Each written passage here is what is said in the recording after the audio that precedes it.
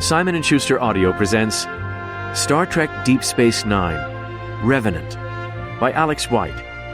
Based on Star Trek and Star Trek The Next Generation, created by Gene Roddenberry, and Star Trek Deep Space Nine, created by Rick Berman and Michael Piller. Read by Robert Petkoff.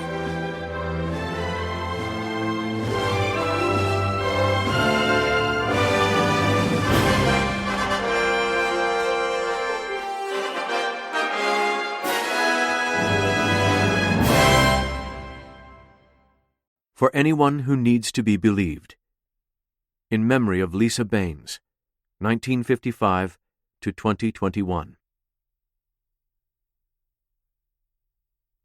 Historian's Note. This story takes place in 2372 after the Klingon assault is repulsed from Deep Space Nine, the Way of the Warrior, and just before Major Kira Nerys leaves to search for crash survivors from the Revenant, Indiscretion. 1. Absence. "What about that guy?" Jadzia Dax asked. Jake Sisko's irrepressible smile boiled over. "Chemosite smuggler." The captain's son was a gawky, dark-skinned teenager, perpetually looking for the next adventure. Maybe that's why Dax always found him on Deep Space Nine's promenade mezzanine, people-watching. Everyone on the station had to pass through there at one point or another, and that meant the diversity of occupants was always on display. The science officer narrowed her eyes. "I'm pretty sure he works in the Replimat." "That's only as a front for his insidious activities," he said. "Pick another." "Okay. Her." Dax surreptitiously pointed to a robed Bajoran woman passing underneath. "She's on a secret mission carrying isolinear rods with—" He paused to search his thoughts, eyes glittering. "The names of Cardassian double agents." Dax couldn't restrain a laugh. "A Bajoran? That's why you wouldn't see it coming." Jake tapped his temple. "Oh, well, I don't know how I missed that." "You've got to think of these things if you want to be a mystery writer." Dax folded her arms and leaned on the handrail, looking for the next interesting target. "I thought you wrote poetry." He demurred. "Sure, but it never hurts to play around with other genres. What if I'm not good at poetry?" "Then you're like most poets." "Don't get me wrong, I like poetry, but I think making up stories is, well, more fun." "Show me what you've got, then." A crowd dispersed into the promenade beneath the pair, a ship unloading its passengers into the ring. They were well dressed, the tailoring reminiscent of Dax's homeworld. Some of the newcomers turned to talk with one another, excited to be able to stretch their legs, and she noted a few spotted necks. These were her people, the Trill. Jake pointed to the fellow in the center of the pack, a silver-haired, pale-skinned Trill dressed in pleated finery. His was a diplomatic style, emblematic of grace and propriety. "Take that guy right there," Jake said. "He's looking for someone important, and I bet it's Etom!" Dax called down to him, and the man turned to find her. "Etom Pritt!" The older fellow's face lit up with a familiar warmth. "Well now, Jadzia Dax, I was hoping to run into you." "I'll be right down." Then to Jake she added, "You were right about him looking for someone important." Jake gave her a cocky shrug. "Call it writer's intuition." "Be good, Jake," Dax said. "I've got to go say hi to an old friend." "Of course. See you around." The shops were just starting to get crowded, and Dax had to fight through a small throng to get to Pritt. When she reached him, she could scarcely believe her eyes. It had been more than 5 years since she'd seen the man, but Pritt hadn't changed a bit. His mahogany irises were still sharp. Kindness and smiles had worn wrinkles around his mouth and eyes.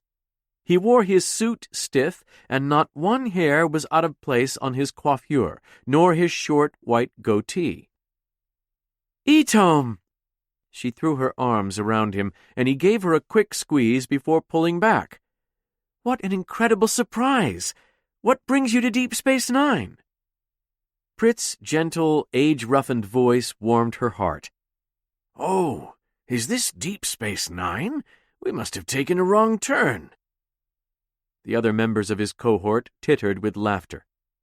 "Can't a fellow pay a visit to his favorite Dax?" he asked. "I'm not sure Curzon would appreciate you saying that." "No, I suppose you're right. He never liked being in second place." He elbowed her. "But he's not here." Then he turned to his small group. "Friends, I'd like you all to meet Lieutenant Commander Jadzia Dax. We go way back. Jadzia, these are the members of the Trill Shipwrights Council. We're here to discuss a mutually beneficial arrangement with the Bajoran government." Officially, Prit was the Commerce Commissioner, charged with overseeing the Trill government's economy. His job was high stress, high pressure, and mostly on the homeworld. It certainly didn't involve sticking his nose into regular trade missions. Dax shook hands with each of the party in turn.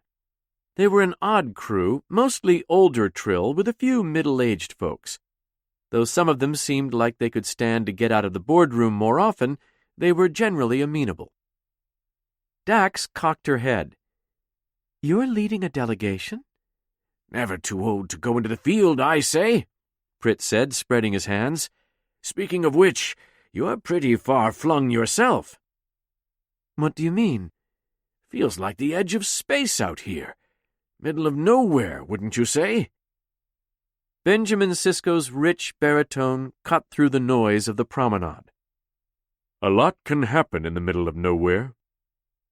Dax turned to find her commanding officer approaching, a wide grin on his face. He was dressed in his usual, a command uniform without a speck of dust on it. He was more hands-on than most captains, appreciated decorum, and always looked his best. "Commissioner Prit," Dax said, "this is Captain Benjamin Sisko. Captain, this is Trill Commerce Commissioner Etom Prit. He's a friend of mine, and Curzon's." The captain shook Etom's hand. "You knew the old man, too?" "It was a mixed blessing." Prit winked, and Dax batted his arm.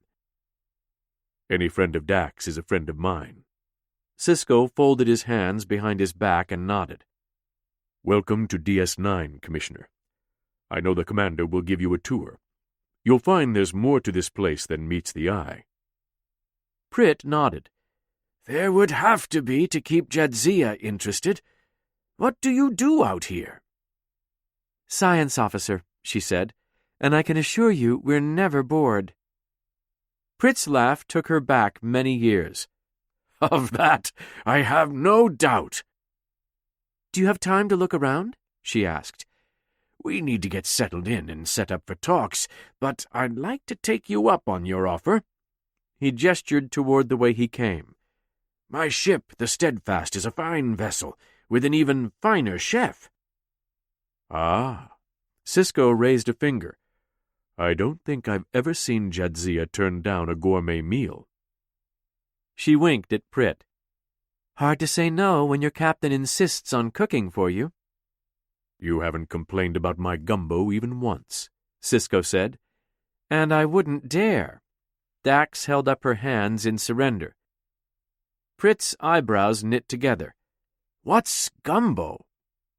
"Unless you want to be here all day, that's the second worst question you can ask Captain Sisko," she said. Sisko's hands fell to his hips. "And the first?" Dax shrugged. "What's baseball?" Prit's delegates began to move, beckoning him to come with them. "I really must be going, but I'd love to hear more about this gumbo. Captain, you're welcome to join us." "You know." Sisko's mischievous smile told Dax she was in for a long evening. "I think I might." That night they ate and drank, discussing philosophy, politics, literature, and, of course, baseball. The Steadfast was just as beautiful as promised, with sleek Trill design at its heart. The meal was a bounty of nostalgic flavors, not only to Jadzia, but her previous hosts. Curzon's favorite dishes were there, along with some of Torias's and Emily's.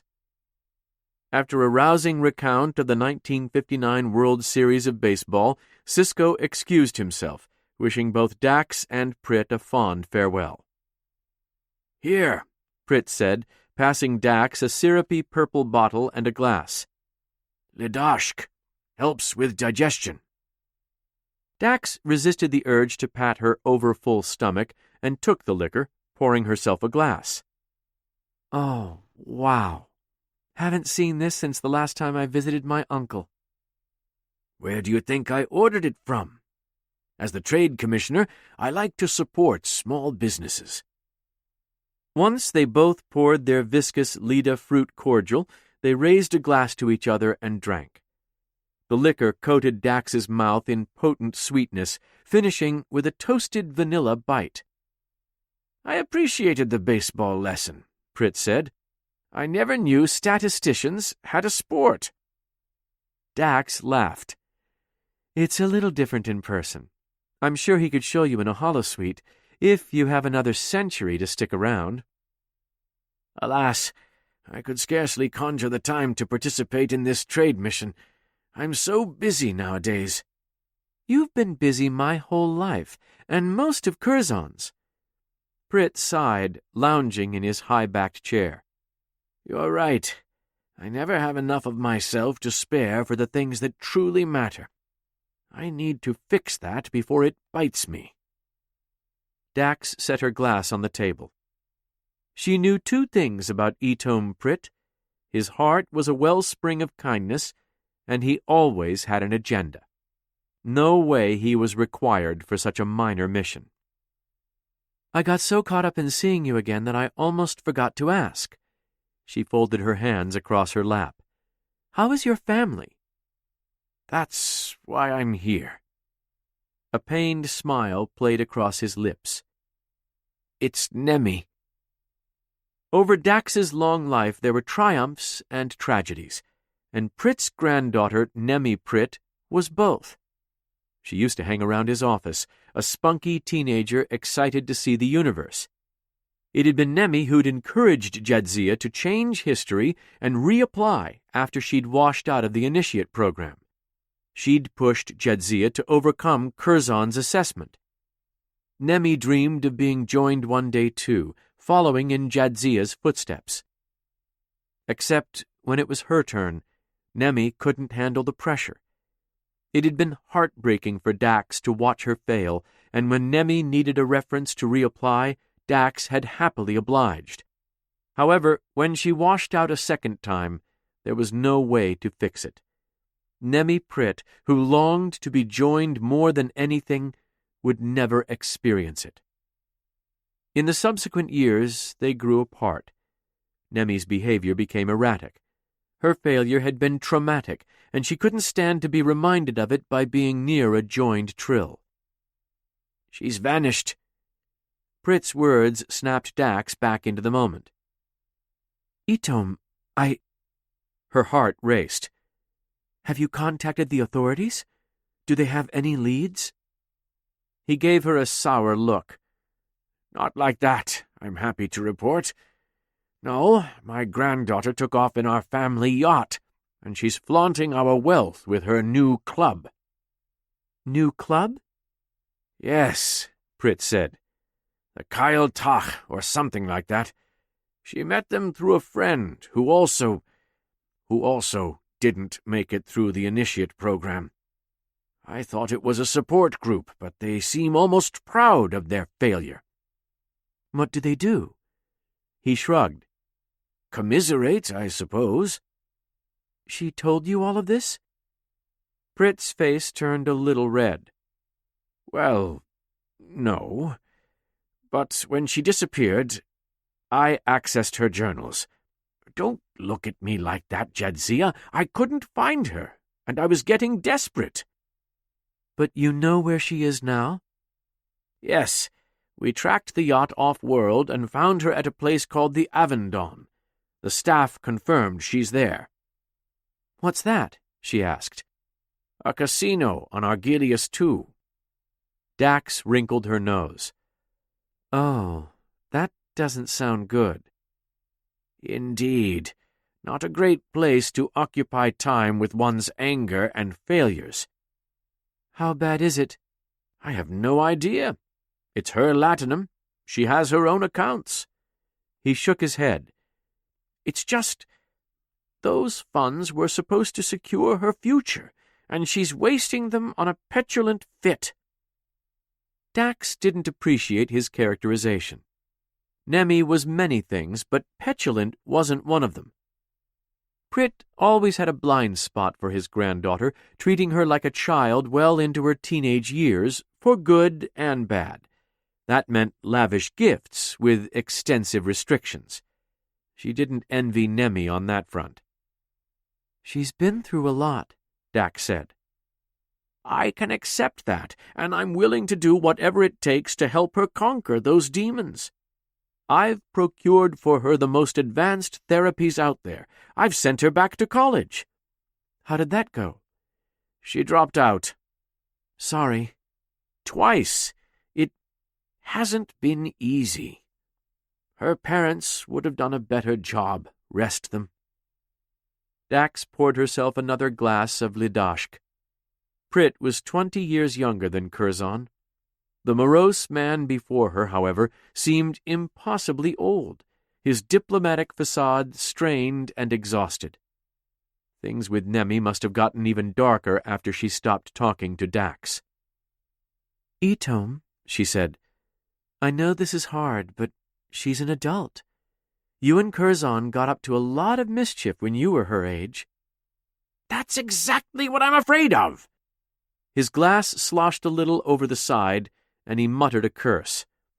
She's been gone for weeks. She won't answer my hails.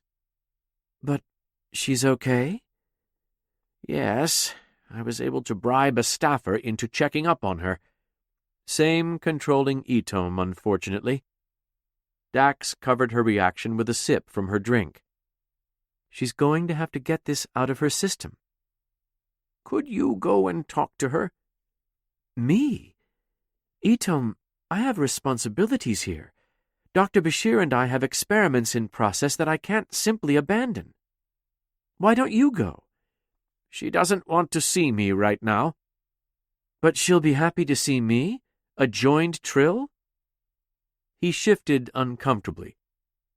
There are other reasons I need to send someone else. The Avendon isn't the sort of place a trade commissioner can visit without scrutiny. The owner is notorious, and we've had to levy sanctions against him. I have my reputation to consider. Even Nemi being seen there is— Ah, reputation. That's his game. So that's why you took this trade mission, isn't it? Dax said. To talk me into fetching Nemi.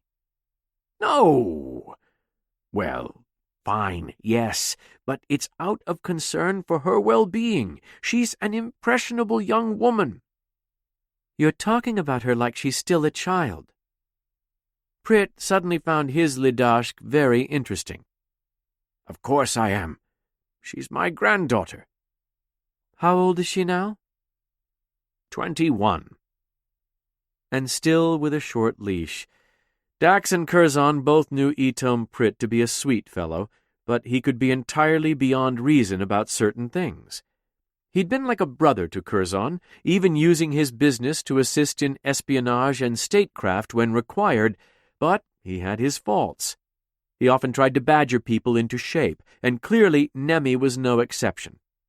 She probably saw an opportunity to get away from him and took it. Dax locked eyes with him, mustering as much sympathy as she could. He was trying so hard, but if he kept using his power to push Nemi around, it wasn't going to work. Dax knew better than anyone that Nemi couldn't be shamed into being responsible. Etome, listen to me. You can't save someone from being 21 years old. So, you won't go? No, I'm sorry. He smiled. I understand how busy you are. I'm sure you're right. Now, let's kill off this bottle of Lidashk in your uncle's honor." "I wish I could help with Nemi." "Think nothing of it. I came all this way to see you. Perhaps we can share lunch tomorrow before I leave." "Of course." Dax left Prit's ship that night with a fuzzy head and the warmth of nostalgia. They'd stayed up talking about the old days until he started to fall asleep. She remembered what it was like to be 80 years young. She didn't miss it. The silent corridors of Deep Space Nine stretched before her, a final challenge before bed. She wasn't stumble-drunk and certainly not Klingon-drunk, but the liquor tugged at her limbs, beckoning her towards soft sheets and utter darkness. She thought of Nemi and sighed. Prit had been so good to Jadzia when she needed him, taking her in after Curzon's rejection during the initiate program. Had it been wrong to refuse? He was just being paranoid, that was all. Nemi would eventually get past this and find her place. She was young and bright, if a little mercurial, and brash, and impetuous. Curzon definitely would have washed her out. To her shame, Dax had known Nemi wouldn't make it when she'd endorsed her for a second run at the initiate program. Nemi wasn't joining material, but Dax hoped she could inspire her. Unfortunately, she'd been wrong. A patter of footsteps interrupted Dax's thoughts, and she cast about for the source, finding no one. Perhaps she'd only imagined it, or the Lidashk was stronger than she thought. Curzon had been a drinker, a vice that occasionally got Jadzia in trouble. Another set of steps went thumping past, and Dax jolted in surprise. Those sounds were in the same corridor, mere centimeters from her own position. It sent a chill up her spine, and she wished she had a phaser, though she was more likely to drunkenly stun someone. She tapped her comm badge. "Dax to security." "Go ahead, Commander," came the officer of the watch's reply. "Are you reading any life forms near my location?" "Negative, sir." That didn't actually make her feel better. Deep Space Nine could get weird. Prophetic visions, subspace disruptions, or time ghosts weren't out of the question. Dax kept her breath steady and her hands relaxed. If something was amiss, she'd be ready to meet it. After a few seconds, nothing came, and she chided herself for being so jumpy. She'd been in plenty of tough scrapes, and hearing footsteps in a corridor wasn't one of them. She continued heading for her quarters while her heart rate returned to a reasonable pace. It'd be nice to get some sleep. Exhaustion could contribute to hearing things. Her schedule was light the next day, so she could stay in, enjoy some tea, and perhaps a book. Jake had made a few recommendations. While considering her next read, she almost ran face first into Nemi Prit. It had been 3 years since Dax saw her, but she hadn't changed much. Her platinum hair was tied in a bun, 2 loose strands falling across a sun-speckled forehead. Her icy blue eyes hadn't changed at all, and her lips were quirked in a knowing smile. She wore a white gown, its seams gently flowing at her sides. "Nemi!" Dax blinked. "What are you... Her friend smiled, but the light was gone. Nemi seemed to stare through Dax, hands clasping and unclasping at her sides. Her right eye began to twitch, and a single teardrop of blood emerged, flowing down her cheek. Nemi listed on her feet, then fell backward, robes billowing like a pale jellyfish. Dax went to grab her, but all she found was air. Nemi was gone, and Dax was left in the corridor, stunned and alone. "You've already lost something precious to you," came a low male voice. Dax turned to find a man bearing down upon her like an ill wind. She'd recognize that swept-back blonde hair, stern brow, and predator's eyes anywhere. Her insides writhed at the very sight of him, and she took a step back. Dax had never wanted anything to do with this man ever again. She didn't even like thinking of him. Joran Dax, the murderer and former host to her symbiont. "What do you want?" she asked. "A memory." His voice echoed throughout the corridors. The lights around her began to flicker, several of them going out. Shadows fell over the hall, distant at first, but coming closer. Raw fear coursed through Dax, but she held fast. Joran wasn't real. He couldn't hurt her. The rumble of the station rose in pitch, becoming a whine, a terrible sound like a drill. Joran smiled as the darkness engulfed them both. Dead whispers carried on the air, unintelligible and longing, reaching for Dax like drowning victims. And then, nothing but an empty corridor. She calmed her quivering breath and swallowed before straightening and smoothing down her uniform. Joran Dax was a part of her, but dead. A bad dream. A memory. There was nothing to be afraid of. While she was awake. 2. Elevated.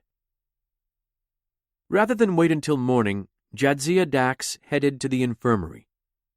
She didn't want to suffer through a night without answers, and hallucinations could be a sign of a serious problem with potentially lethal side effects. "Commander Dax!" blustered the sleepy Bolian nurse as Dax came dragging into the infirmary. "Are you all right? What brings you here?" "I need to check on my isoboramine levels," she replied.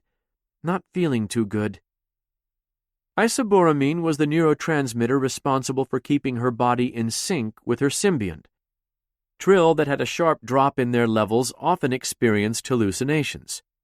Once, her levels got so low they almost had to remove the symbiont, which would have killed her. "All right," said the nurse. "We'll have a look, and I'll let the doctor know you're here." Dax frowned. "We don't have to wake him. I'm sure Julian values his sleep." The vertical ridge of the Bolian's blue face split her smile. "Nonsense. That's his job. We'll make it easy for him by getting your vitals before he gets here." The nurse directed Dax to a biobed, did some prep work, then paged Dr. Julian Bashir. He'd been a close friend of Dax's ever since Starfleet started running Deep Space Nine for the Bajorans, and constantly fussed over her whenever something was wrong. Sometimes he gave her the calm words she needed. Other times, he was outright annoying. At the moment, her hallucinations were relatively minor. She'd had worse ones before her Jantara, when she discovered the existence of Joran. With those isoboramine fluctuations, she experienced violent outbursts and constant visions. She'd only been able to conquer it by accepting the murderer as part of herself, even the parts she hated, like his temper. One vision wasn't the sort of thing to treat as a medical emergency, but Bashir would almost certainly make a big deal out of it. As predicted, he came rushing from his quarters, striding into the infirmary like he was prepping for emergency surgery. Bashir was on the short side for a human male, slim with light olive skin and carefully coiffed hair. He was sharp and maddeningly observant, with a pair of sympathetic brown eyes that caught the light like jewels. "You know, I was having the most incredible dream," he said, coming to her side at the biobed. "Sorry to wake you." Dax sat up, resting her elbows on her knees. He smiled. "Not to worry. I wanted to check on our experiments anyway." "In the middle of the night?" "You're here. I'm here. What's stopping us?" "A hangover pretty soon," she said. "Now that's just a Wednesday for you. So what else is the matter?" Dax recounted the story of her vision, starting with her meal on the Steadfast. Bashir listened intently, occasionally taking notes on his pad. He took an interest in every detail. His interview was exhaustive. "Well," he said, passing a hand scanner over her forehead, Your isoburamine is a little depressed, but not by much. Frankly, it's your blood alcohol content that worries me. Ha ha, Julian. I'm not joking. Given your neurotransmitter dip, the Lidashk could have played a role in your vision. It contains several hallucinogenic compounds that might have built up and interacted. She was already exhausted, and this line of inquiry sounded more exhausting. I've gotten drunk with Klingons. Be that as it may, we're going to keep you a few hours for observation. Don't want to miss something important. He tapped his chin absent-mindedly. And I think we'll give you a dose of benzocytazine to keep things stabilized. She frowned. A few hours? You're already in bed. Perhaps use the time to catch up on sleep? You never get enough, and you're running yourself ragged. I napped too much when I was an old man. He dimmed the lights. Doctor's orders, Jadzia. I'll be by to check on you in a few hours. Call the nurse if you need anything. She nodded, a little disappointed that she had no more answers than she had come in with. Okay. Thank you, Julian. It'll be all right. When he left, she felt no better. She couldn't get the image of Nemi from her mind, nor could she explain the profound darkness she sensed swirling inside. When fatigue finally swept her to unconsciousness, she fell into a deep sleep. It was a lovely day at the Pritt estate for moping over one's failures, bright and clear, with almost nothing on the agenda. Jadzia had spent her morning out on the back patio, sunning and enjoying the processional of fluffy clouds. She'd replicated a swimsuit and sunglasses, along with a large fruit drink. She lounged atop a wavy chair, periodically snoozing. Etom Pritt's mansion had a view that was close to perfect. Before her, a long pool of pristine blue water gave way to rolling hills of grain. Snow-capped mountains crested the horizon, fringed at the base with a beard of dark forest. From the other side of the house, she'd be able to see the lights of the distant capital, inviting her to participate in all the exciting activities she'd denied herself as an initiate. Her past year employed by Etom Pritt's shipping company had gone well, and for all her hard work, he'd invited her to visit his family over vacation. Pritt took a personal interest in Jadzia, unable to resist his paternal instincts. Sometimes his doting and interfering bothered her, but she tried to take it as a compliment that he considered her a second granddaughter. She was highly regarded, impactful, and appreciated, 3 things she'd never felt during her disastrous time in the initiate program. A program that was in the process of passing judgment on her for a second time. She'd been a fool to reapply. There was no point. No one ever got readmitted, and even if she did, would she still want to go back? The first time had been such a grueling ordeal that she couldn't imagine doing it again. But then, she also couldn't imagine giving up on joining. Jads! A young woman called for her, muffled by the walls of the house. She closed her eyes. Jadzia didn't feel like being cheered up, and she wasn't keen for another pep talk from the 15-year-old Nemi. Pritt's granddaughter had become her shadow since Jadzia started working in the office. Nemi's parents had passed a couple of years ago, and she had few friends, so the young woman looked to Jadzia for companionship. They went on camping trips and explored the nearby forest, and Jadzia taught her how to identify fungi and survive in the wild. Nemi became obsessed with her overnight. The same Nemi had pushed her back into the initiate program. At her urging, Jadzia wasted all that time filling out the forms and going to interviews again. Of course, none of those efforts mattered, since the Symbiosis Commission was going to reject her. It was foolish to assume otherwise. Her personalized dismissal by Curzon Dax made clear that Jadzia was nothing special. "Jads!" came Nemi's voice directly behind her lounger. "Yes?" she asked, never opening her eyes. Did you hear me calling? Yes. And you just decided to lie there? Yes. Don't you want to know why I was calling you? Jadzia smiled at Nemi's forming exasperation. Yes. And how were you going to find out? My strategy was to lie here until you came and told me. Mission accomplished. I'm a genius. Get dressed, Nemi said. I just talked to Pawpaw, and we're going out to dinner. Jadzia took a deep breath, savoring the fresh mountain air. Is there any way that you two can go without me? You're moping. I'm fine. You've been moping since you got here. I think I've earned the right to do that. You haven't until they reject you. I did those humiliating admission interviews, then I did your grandfather's quarterly forecasts. Now I'm on vacation. She absently pawed the nearby table for her drink. There's no force on this planet that will get me out of this chair. Nemi hefted the lounger from the back, and Jadzia went sliding into the pool along with the cushions. Frigid water engulfed her, stealing her breath away. Her sun-warmed skin went so cold she nearly leaped out of the pool. She broke the surface, sputtering to the sound of Nemi's wild laughter. You little monster! Jadzia splashed at her, but the teenager ducked out of range. Nemi was wearing shorts and a puffy cream chemise, not exactly pool clothes. Jadzia sloshed out of the water after her, grinning viciously, and Nemi took off with a shriek. She was going to soak this kid. Jadzia chased her through Pritt's statue garden, into the conservatory, past the study. Nemi, wearing shoes, was a lot faster, but Jadzia was determined to get her revenge.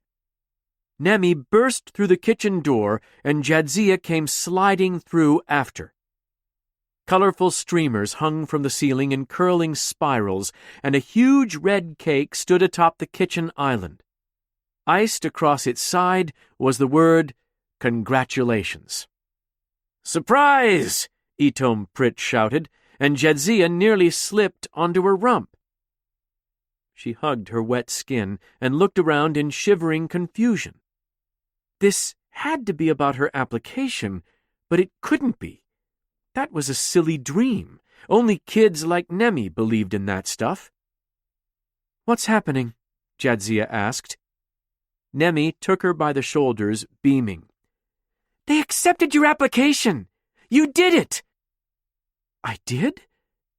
She almost didn't want to believe it. This was too large, too beautiful a truth to exist in her reality. How did you know? I have my ways. Computer, towel, hot. Pritt fetched a fuzzy cloth fresh out of the replicator and draped it around Jadzia. The seeping warmth was almost as surprising as the cold, and it broke down a barrier in her. She'd wanted this for so long. She'd fought, and when Curzon Dax took it away from her, she'd given up. Somehow, Jadzia had gone from the limitless child who dreamed of sharing the ancient wisdom of a symbiont to an office drone. It was a gentle nightmare, and one that could have haunted her until the end of her days. But looking into Nemi's shining eyes, seeing her exuberant smile, she was finally awake again. Her life had been wrenched back into its rightful shape, and Jadzia found herself overwhelmed by the chance she'd been granted. She tried to speak, but the words wouldn't come through trembling lips. She wanted it to be true. As if Nemi read her mind, she said, Yes, really. Pritt patted her back through the towel. Hey there now. No need to cry. Jadzia wanted to tell him that she wasn't crying, but all that came out was a broken sob and a sniffle. Nemi rushed in and hugged her tightly, pressing her cheek to Jadzia's and commingling their tears. I'm so proud of you, she cried. You did it! You made history! Jadzia slowly slipped to the floor in the arms of her friend. Nemi held on to her, whispering encouragements and smiling until she finally realized she was going to make it. No matter what, Jadzia was going to become joined. Jadzia Dax opened her eyes, her first thoughts of Etome and Nemi Pritt. The commissioner was genuinely frightened for his granddaughter. She'd been wrong to turn him down. The bustle of the promenade's morning foot traffic filtered into the treatment room, and she sat up with a start. How long had she been out? It felt as though no time had passed at all. "Rise and shine," Bashir said, fetching his scanner and coming to her side. "I'm looking at the results from the night, and there are no anomalies. Healthy, deep sleep." Dax smacked away her dry mouth, head cottony with a hangover. "I was out cold. What time is it? Close to noon. I let you rest." "Julian!" "You needed it," he said, "and it gave me a chance to tabulate the data from the biomatter matrices we set up." "I thought we were going to go over those together." "Jadzia, you need to relax. You're taking on more responsibilities than you have time for. I called the captain, and he cleared you for leave." "Why wouldn't he? It was my day off." "All I'm saying is that you should let me take care of the matrices for a while. I'm grateful for the collaboration, I am, but I'd like to see you exercise a little self-care." Dr. Bashir was the epitome of the human aphorism, "Kill them with kindness." Once he dug in, he could be unbearable. If she argued with him, she'd be there all day, so she said what she always did when she needed him to stop talking. "All right, you make a good point." "Good." "Were you in here all night?" she asked. "Part of it. I had trouble getting back to sleep, and I hoped some coding would do the trick." He shrugged. "Alas." He may have said he was there to check the experiment, but Dax knew him too well to believe that. He had a soft spot for her, favoring her with all sorts of attention. If she was in a treatment bed, he'd be nearby. "Dr. Bashir," the nurse's voice came over his comm badge. "Go ahead," he replied. "There's a gentleman out here asking if Commander Dax is present. He said his name is Etome Pritt." Dax kicked herself. She hadn't told Pritt that she wouldn't make their lunch date. "Please send him in," she said. Pritt came bustling through the door in his business attire, face overcast with worry. "Jadzia!" "I'm so sorry, Etome," she said. "How did you know where to find me?" He idly wrung his hands as he spoke. "I got worried when you didn't make our appointment. Since our lunch date was nearby, I thought I'd check the infirmary, and here you are! What happened? Are you all right?" She gave him a reassuring smile. "I'm fine. Just exhausted is all." Pritt's eyebrows knit. "I'm so sorry. I never should have added to your burdens with Nemi's nonsense. Surely you're right, and my granddaughter will come to her senses." Joran's voice whispered in her memories, "You've already lost something precious to you." "Etome, Dax began, trying to figure out how to explain her vision to him. Joran was a secret that few knew, and she liked to keep it that way. Worse still, her vision brought with it a feeling of violence, of evil.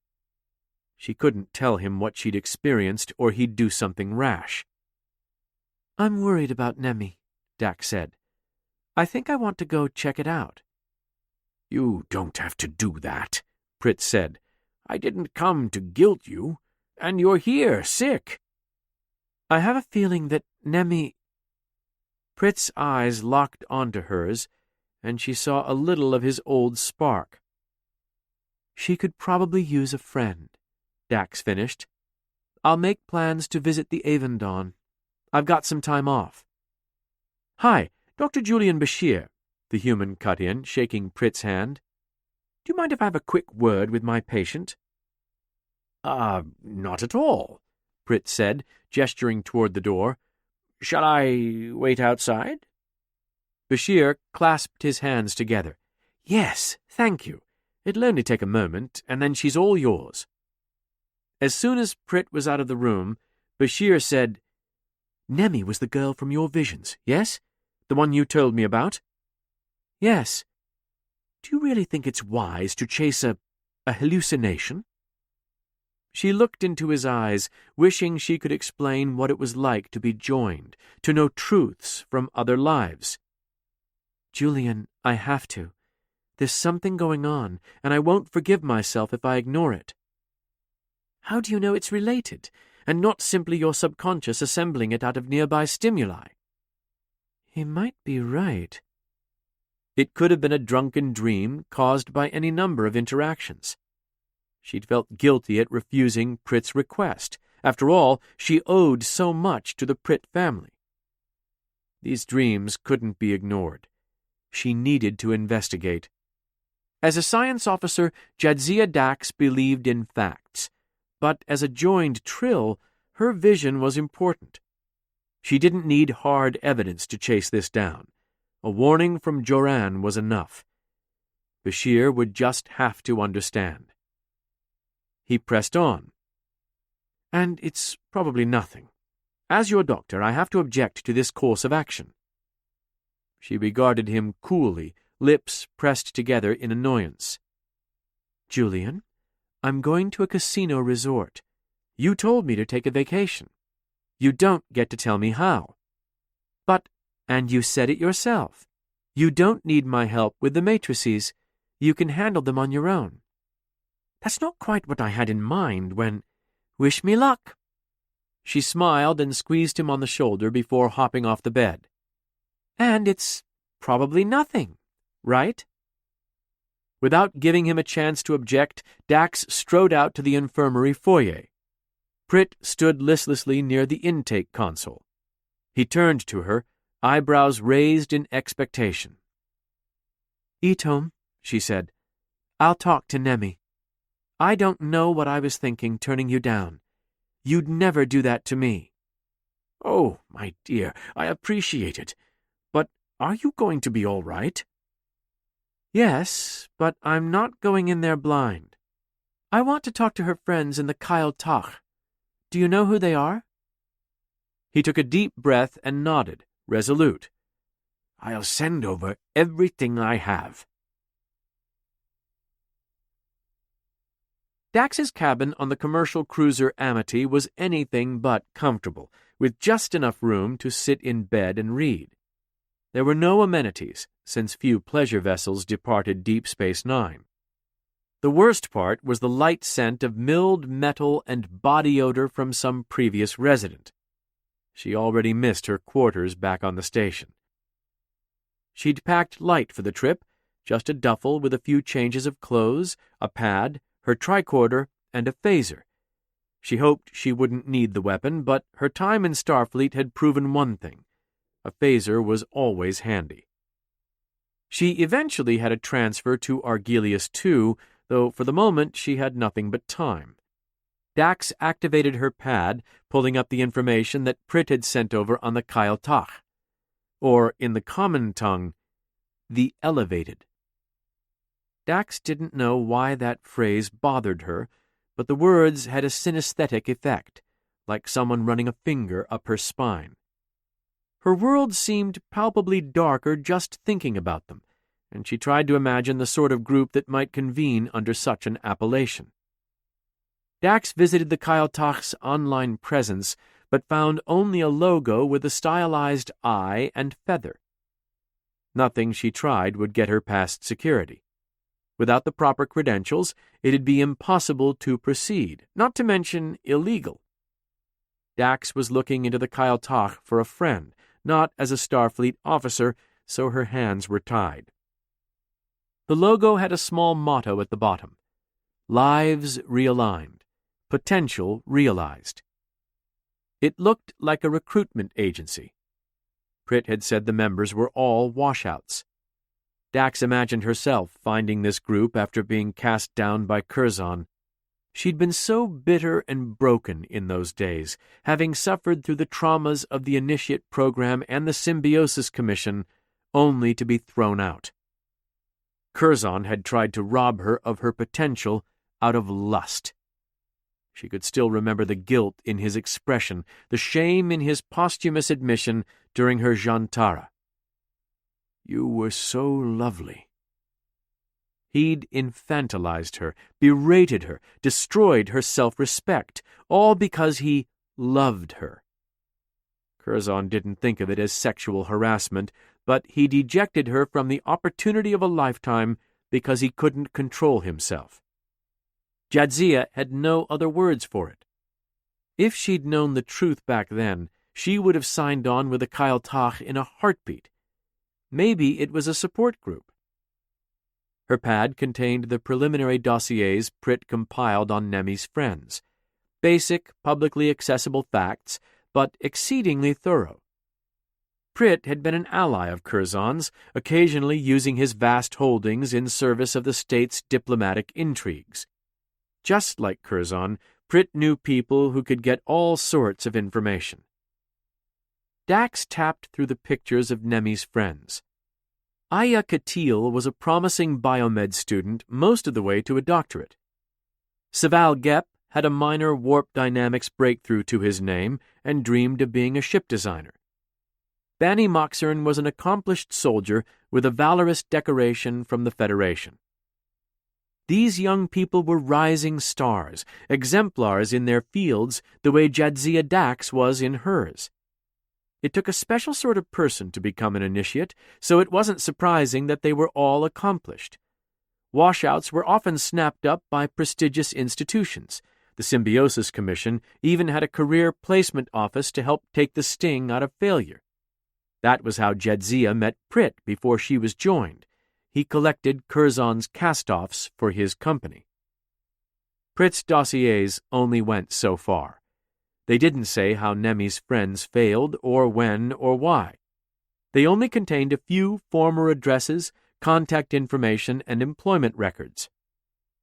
Prit managed to get Aya Katil's transcript somehow, and Dax found that disconcerting, but not out of character.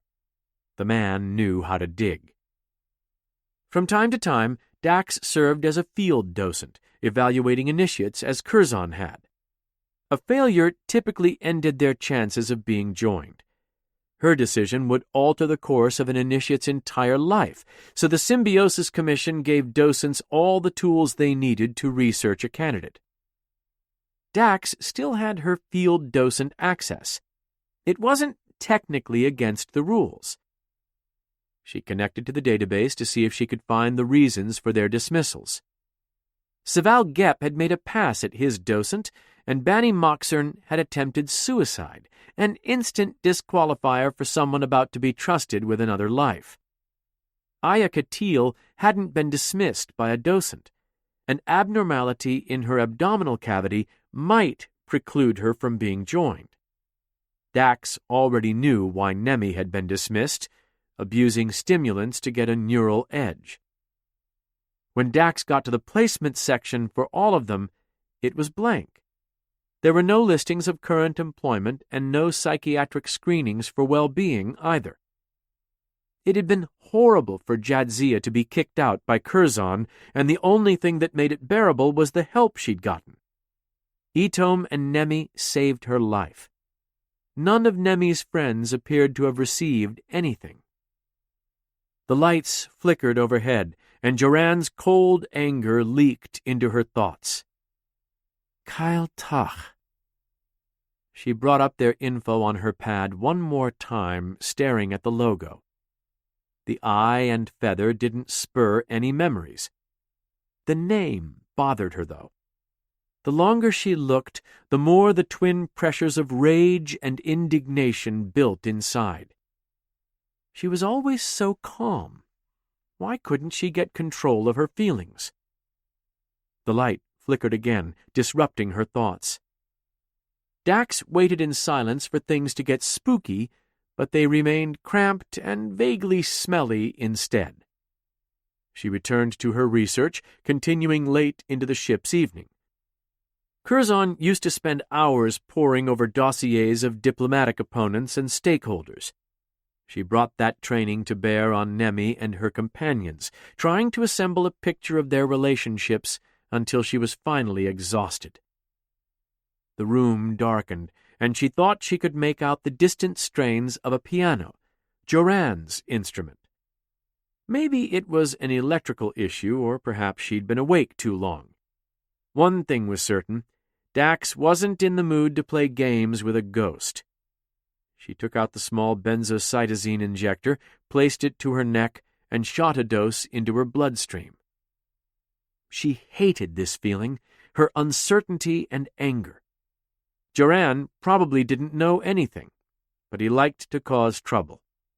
He was a vicious manipulator in life. Dax hadn't known about him before last year, when he'd emerged in her consciousness through hallucinations and fury. That's when she learned that she'd been lied to by the Symbiosis Commission. They'd concealed his existence and installed a memory block in the Dax symbiont to silence him.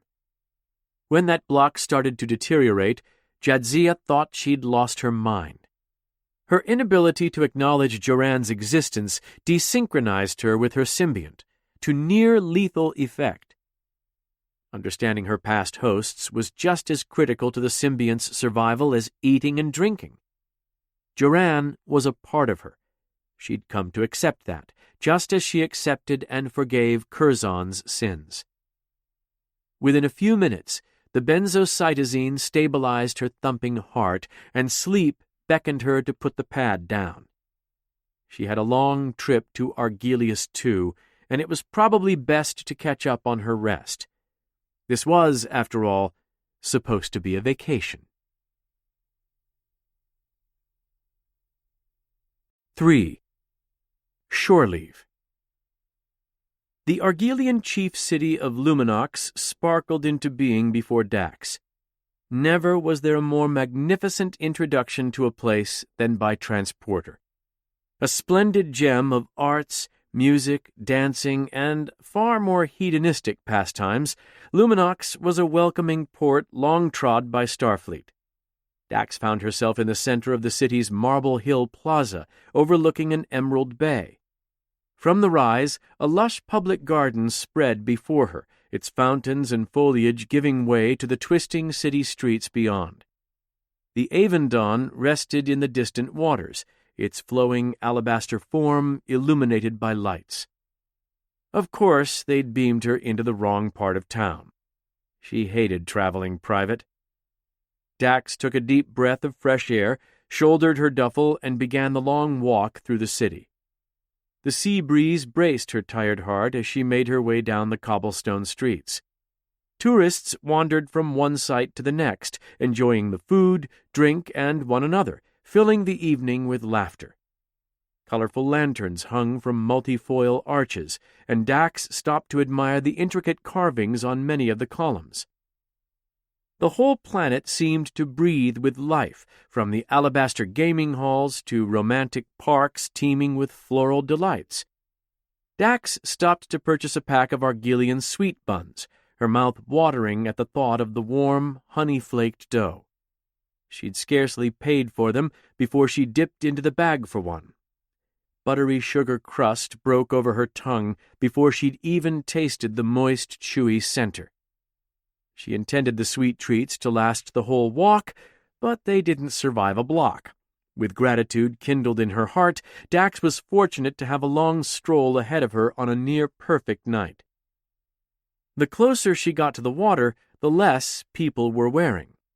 Moonlight bathers packed the beaches by the seaside cafes, frolicking in the temperate streams where they rejoined the ocean. Glamorous bars rose from the rocky shoals, bonfires aglow and spits fully loaded. The scent of grilled meat drifted on the salty breeze, and Dax cursed her stomach for not having more room. Luminoxy cuisine focused on takeout, and their beach breads came highly recommended. She was considering picking something up for later when she arrived before the majesty of the Avendon. Up close, the casino would stun a jaded architect. The gambling den was built from the bones of an old beached star freighter, heavily modified. White sails stretched from its sides like fish fins, underlit with flowing gold. Glimmering stripes ran across its hull in jewel tones, demanding attention. The pier to the ship was equally festooned with flame-lit lamps of all sizes, and shops promising everything from enticing liquors to priceless antiques, priced reasonably, lined the edges. It woke her old soul looking at the place. Late-night hands of Tisang with Klingon friends had been part of Curzon's life. Even now, she could not resist a match. Only a few of Dax's past hosts enjoyed adding currency to the equation, but Jadzia loved it. True risk with real consequences gave the game an edge she could scarcely avoid. Starfleet provided plenty of thrills, but there were long streaks of boredom. Gambling, on the other hand, was never dull. Dax had latinum and leave. She'd make this a fun vacation, and Joran could stuff it. She took in the sights on the pier, noting that many celebrants were dressed in formal attire. Her Starfleet uniform was comfortable, but too functional in the sea of high fashion. It wouldn't stop her from getting into the premises. A Starfleet officer was always welcome on Argelius, but she wanted to be upgraded at the gaming tables. A diaphanous gown fluttered in one of the windows, arresting her gaze. Drapes of pale, waxy fabric faded to violet like the petals of an ankyla flower. An elegant neckline circled to a plunging back, with shoulders adorned by twin crests of iridescent feathers. The right dress could stun a Dax, albeit for different reasons. Emily would come alive thinking of the way it flowed. Curzon would see a woman wearing a garment like that as a rival, a romantic interest, or both. For Jadzia, it was the way the clothes made her feel. Dax went in and chatted with the designer while they fitted and replicated a gown for her. It set her back a bit of latinum, but only a week's winnings at Tongo. After adding on a matching clutch and heels, she thanked the artisan and had the dress sent to the Avendon under her name. Duffel in hand, she walked the rest of the distance to the fabulous casino, passing beneath its coruscating arches into the lobby rotunda. Hanging gardens drooped overhead, vines bursting with pink flowers. Nautical blues intertwined with cream and gold in the floor's spiraling mosaic. A long, swept-wing desk occupied one wall, staffed by smiling Argelians in flashy embroidered uniforms. Jets of water leaped overhead in wide arcs, shot from fountains hidden among statuary.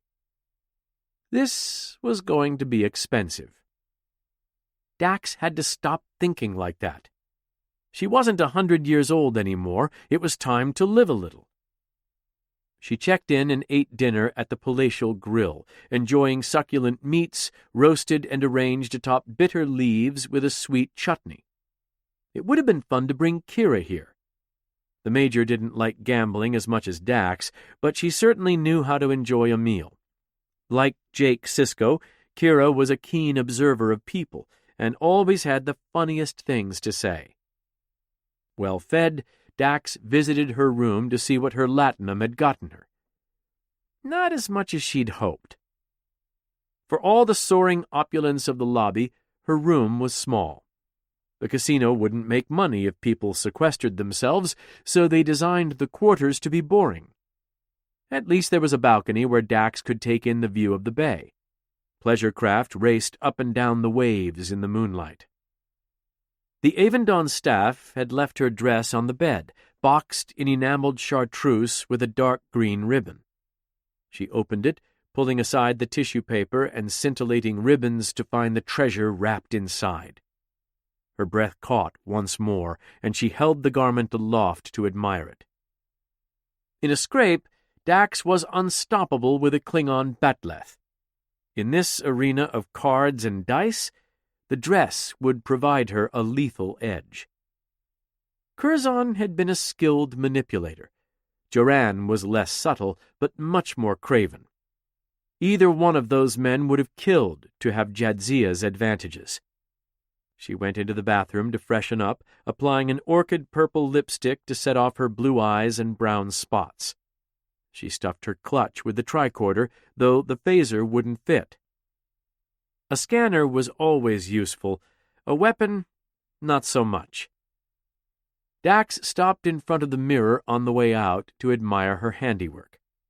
Satisfied, she blew herself a kiss and headed out. The gaming floor was a wide disk of clear material, through which the waters of the bay were visible. Undersea gardens waved in the currents, their enchanting depths lit with a symphony of colors. Machines and tables jingled with the clash of chips and merriment, dreams made and bank accounts broken. Chandeliers dangled from above, long rods of pure light spilling over the scene. Dax headed to the cashier, trading some of her latinum for a decent stack of chips. If she was going to succeed in finding Nemi, she would have to take on the high-stakes tables. Walking through the aisles of games, she quickly learned the limits of her budget. The starting bids at some of the tables were outrageous, but she should have expected that. The daughter of Trade Commissioner Pritt would choose somewhere expensive. Dax was perusing the high-roller territory when she located her quarry. Nemi was transformed from the woman Dax once knew. Wan elegance replaced bubbly exuberance. Dark liner traced her icy eyes, and her platinum hair was cut short. She was sheathed in a knockout black skirt and strapless top, which showed off her long trails of trill spots. Judging from her stack of chips, she was cleaning out the other players at the Tongo table. Dax felt guilty for not knowing Nemi even played Tongo. It had been too long since they'd spoken. Nemi leaned over and whispered something to the Andorian next to her, and he laughed so hard he nearly spilled his drink. She shrugged and smiled with a languid energy Dax had never seen in her friend. As a teenager, Nemi was equal parts silly and melodramatic. The woman before Dax was more like a noble, commanding the world with her magnetic presence. The assembly of players groaned as Nemi tossed down a hand, claiming the pot. The Ferengi running the game gleefully announced her victory, grabbing the house rake. As she reached down to scoop up her winnings, Nemi made eye contact with Dax. It was an acknowledgment. Nothing more. Nemi went on about her business, and if she felt any affinity for Dax, it was lost in translation.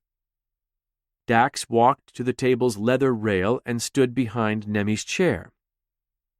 "Hey," Dax said, starting off with a smile. "Long time."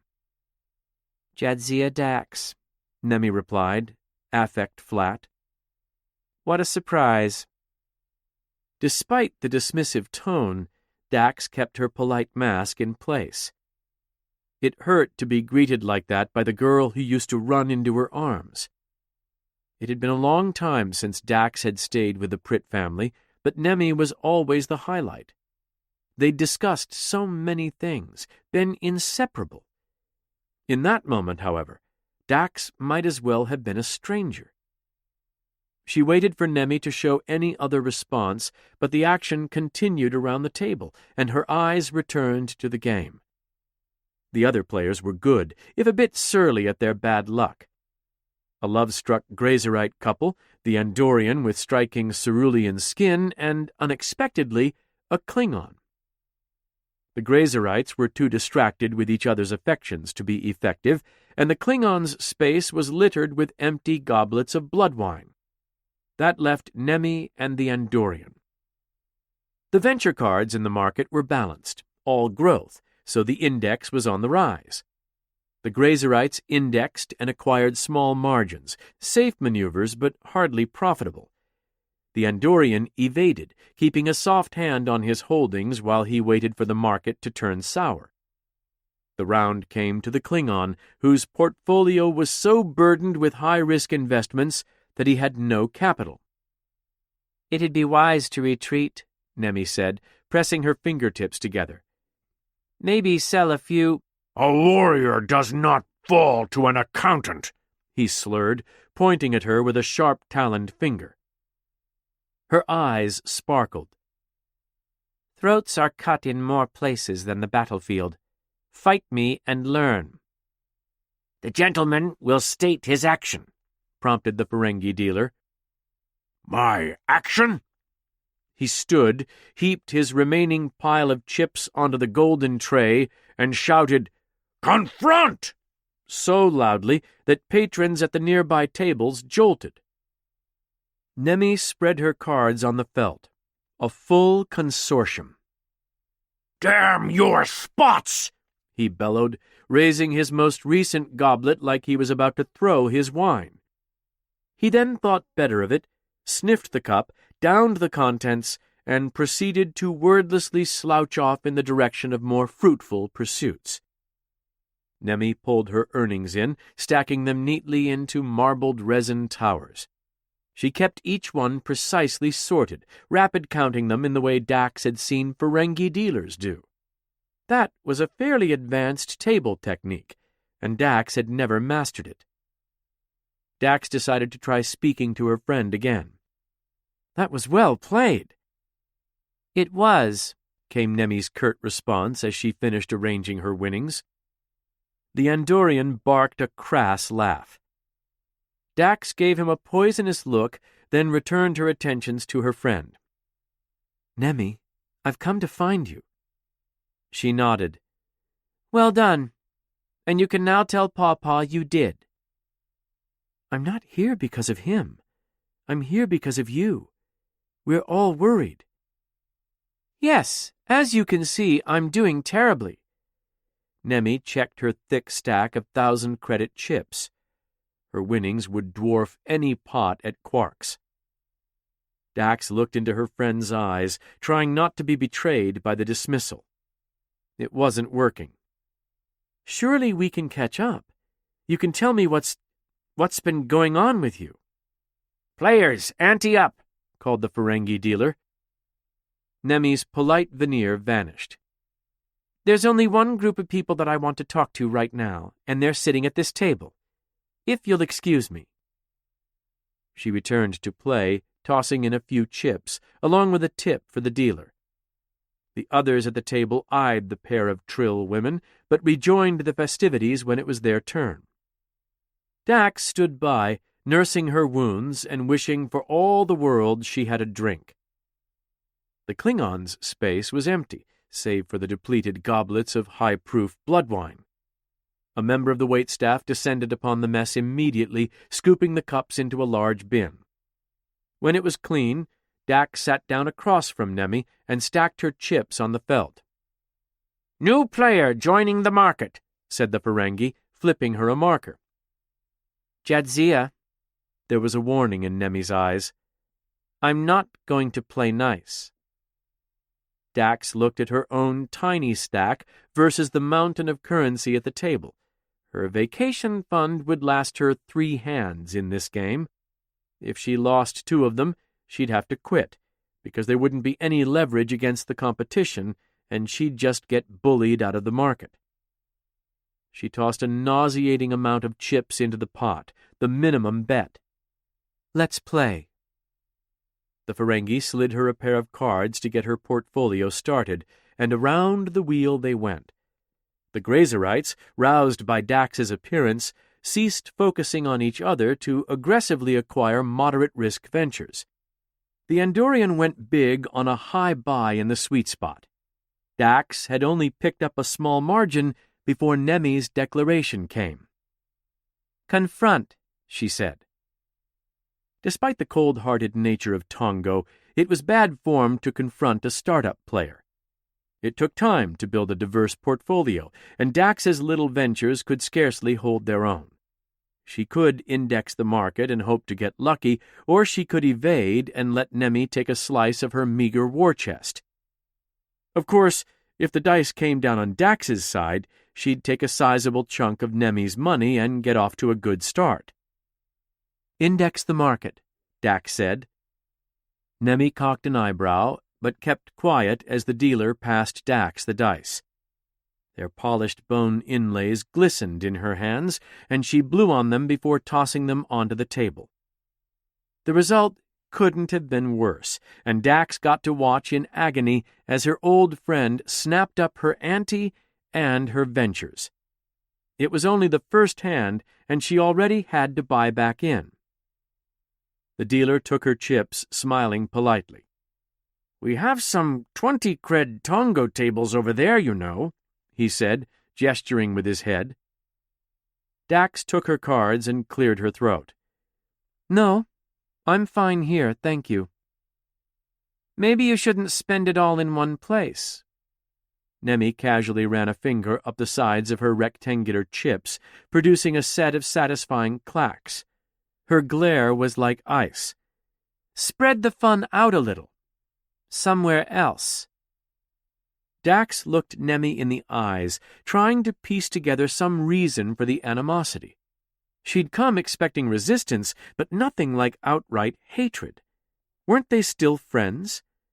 Dax had been looking forward to talking with her, reconnecting after so long. She refused to believe this was the Nemi she once knew. There had to be something wrong here. Which meant Joran was right. Nemi took a sip of her wine. "Seriously, you don't have the latinum to play at the big kids' table. Just looking out for you, Jads." Dax fixed her with a flinty gaze as the other players received their cards. "I have enough to take you on." Nemi blew out a breath, suppressing a laugh. "I'm not even going to notice adding your chips to my pile." Around the wheel again, and this time fortune favored Dax. The Grazerites had taken on too much risk, making them ripe for forced retreats and hostile takeovers.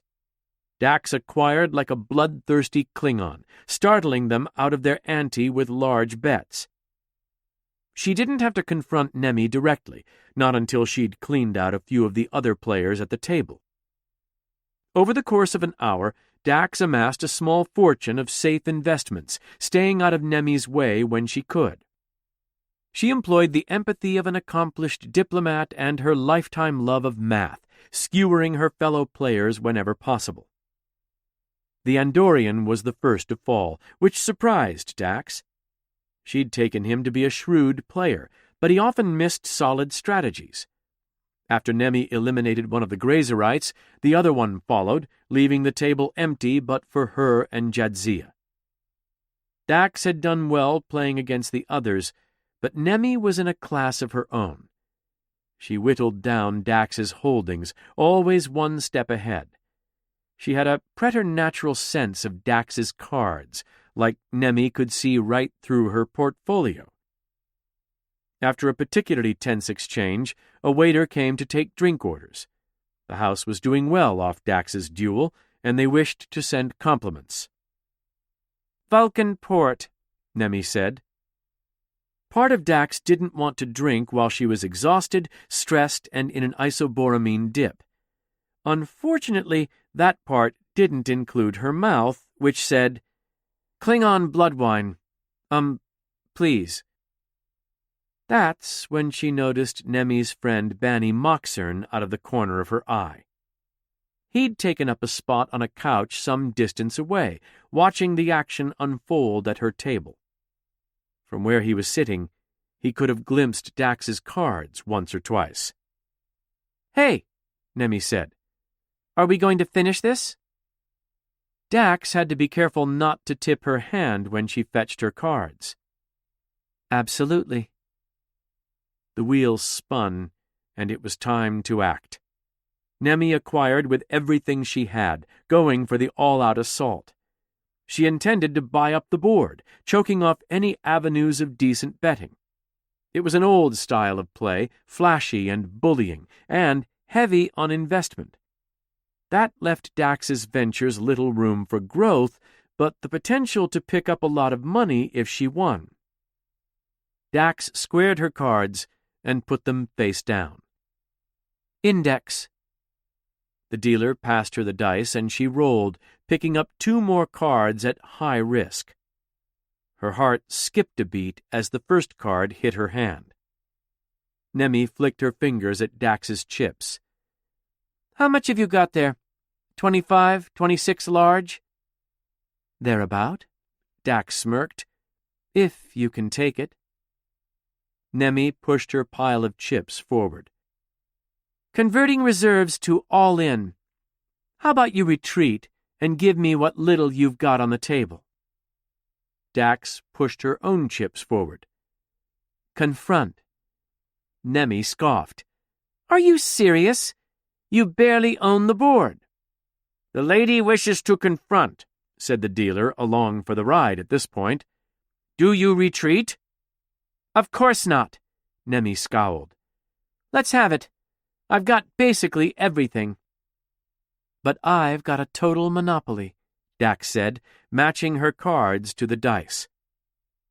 She hadn't realized how many people had been watching her game until the wave of wild shouting bowled her over from behind.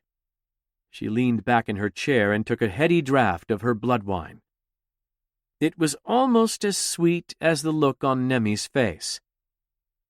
"Okay," Nemi said, reining in her shock and rising from her chair. "I see." "Nothing personal," Dax said, glancing back at a furious Banny Moxern. "Just business, right?" Nemi snapped her finger for a porter to come and get her tray of remaining chips. The fellow was quick-fingered, racking them into formation while Nemi donned a silky shawl. "Have fun playing with yourself." "Listen, can we talk now?" Dax stood, organizing her winnings. She'd withstood the assault, and now she was sitting on a fat stack.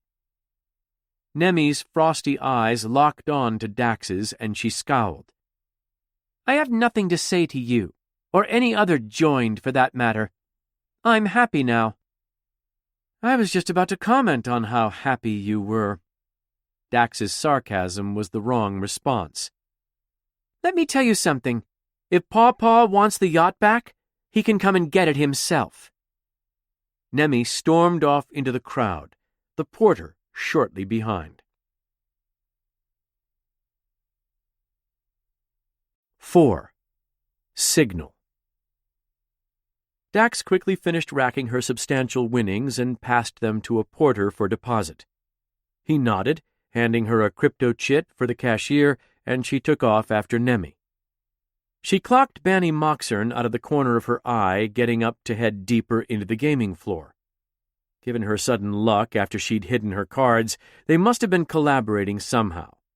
If he was here, there was a good chance that some of the other Kailtach were too. It seemed smart to stay out of his sight. Nemi had fallen a long way from the initiate program if she was running cons in a casino. It wasn't likely to end well, and Dax resolved to get her friend to stop before she ended up languishing in a prison. Love might have been the basis of modern law on Argelius too, but in a former era the Argelians were brutal murderers and torturers. It wasn't wise to test their justice system. Dax ducked down a row of Makra machines, their spinning dials singing in her ears. It wasn't the most inconspicuous activity, skulking around in a dress, but she needed to try to stay concealed. Nemi exited the casino floor by the distant cashier booths, and Dax scurried after her, picking up her skirts as she ran. After the cacophony of the gaming area, the exit corridor was a muted bass boom. Huge gold statues of Pyrithian bats flanked the carpeted walkway. A couple of gamblers made their way toward the main floor, laughing and joking with each other about the entertainments to come. Up ahead, Nemi slowed down, giving Dax just enough time to duck behind one of the statues before she turned. Dax remained hidden, and as the approaching gamblers passed, she took her compact from her clutch and pretended to check her makeup. After they were gone, she used her mirror to peek around the corner and watch Nemi leave. Nemi's trail led Dax out onto a vast wooden dock that stretched along the ship's starboard side. Villas sprouted like mushrooms, wide roofs atop glassy facades. The bay lapped at the western edge of the dock, where dozens of bright wave skimmers bobbed in their slips. Strings of colorful lanterns hung overhead, providing just enough illumination for Dax to see the path and Nemi's silhouette. This section was specifically for the high-stake gamblers, those who could afford to rent an entire house within the casino. Wood smoke called to Dax from every chimney, and she glimpsed the celebrants inside their villas, drinking and partying. It looked like fun, and she missed Kira once again. Julian Bashir could be entertaining too, though he might get the wrong idea from the romantic setting. Several times, Nemi glanced around, and Dax had to duck into the shadows. The formal dress added some difficulty, but she remained undetected. Once she was forced to huddle into a clump of bushes, which snagged on her gossamer skirts. "Really?" she whispered, pulling her dress free to find a jagged rend in the fabric. She'd been so upset about the tear that she almost lost Nemi in the darkness. Dax hustled after the woman nevertheless, stopping when Nemi entered one of the larger villas. The door slid closed behind her, and she disappeared inside. Nemi's lodgings were massive, a multi-level villa overlooking the bay with a majestic view of the nearby mountains. Panoramic windows offered a look into the structure, and Dax saw no sign of activity. She slipped into the garden walkways surrounding the structure, finding plenty of places to hide. Circling the villa, she arrived at a pool with a garden and private dock. The glass walls at the rear of the villa's second floor were open, panes folded to one side to bring in the full sea breeze. Nemi emerged on the balcony, drink in hand, and Dax hunkered down behind a massive planter of reedy bushes. Nemi didn't look happy. Her fingers quivered as she brought the full tumbler to her lips and took a huge swig. Whatever it was stiff, because Nemi coughed upon the liquor hitting her throat. She put the glass down and massaged her hands to steady them. When they wouldn't stop shaking, she went back inside. Dax had to strain to see what happened next, nearly falling out of cover. Nemi took a small device from a table, put it to her neck, and sighed. An injection? The poor kid. What had she gotten herself into? Maybe it was nothing, and Dax was overthinking it. Perhaps she simply hated Dax for being joined, and the shot was a regular prescription. It wouldn't do to stand there guessing in the bushes. Dax could hack the hotel lock in no time flat with her tricorder, but using Starfleet equipment to break into the villa was foolhardy. If she got caught, it was a court-martial offense. 2 days ago she didn't want to come here, and now she was thinking of risking her commission. Nemi came back outside, leaning on the railing of the balcony, and Dax squeezed deeper into the shadows. She forced her breath to remain steady, ignoring her pounding pulse. She was so focused on staying still that she almost didn't see the lights flickering behind Nemi. They seemed to be shorting out, but Nemi took no notice at all. There was movement in the flat, and Joran emerged onto the balcony beside her to glare down at Dax. His thin lips parted, and he mouthed the word, Kyle Tach. The name was like ice in her bones, and she did what she could not to shiver. Nemi had to be in danger. A dark cloud hung over her, and if Dax didn't figure out what it was, she was certain her friend would wind up dead. If breaking and entering was required to get to the bottom of that mystery, so be it. Several Daxes had experience getting into restricted areas, and Jadzia capitalized on that. She searched the balconies for a vulnerability and found it immediately. The easiest way up was a thermocrete trellis near the pool, connecting the garden level to the open second-floor balcony. She probably wouldn't fall and break her neck. Dax waited an hour in the darkness, listening to the slap of the waves against the piers. This wasn't her first time doing this. Curzon had hidden in dark hotel bushes more than once after a narrow escape.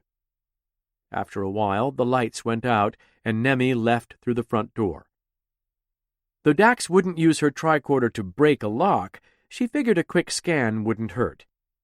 Running a sweep found no life forms present inside the structure, save for a few houseplants. This was probably her best chance to get inside. The tables on the distant casino were in full swing.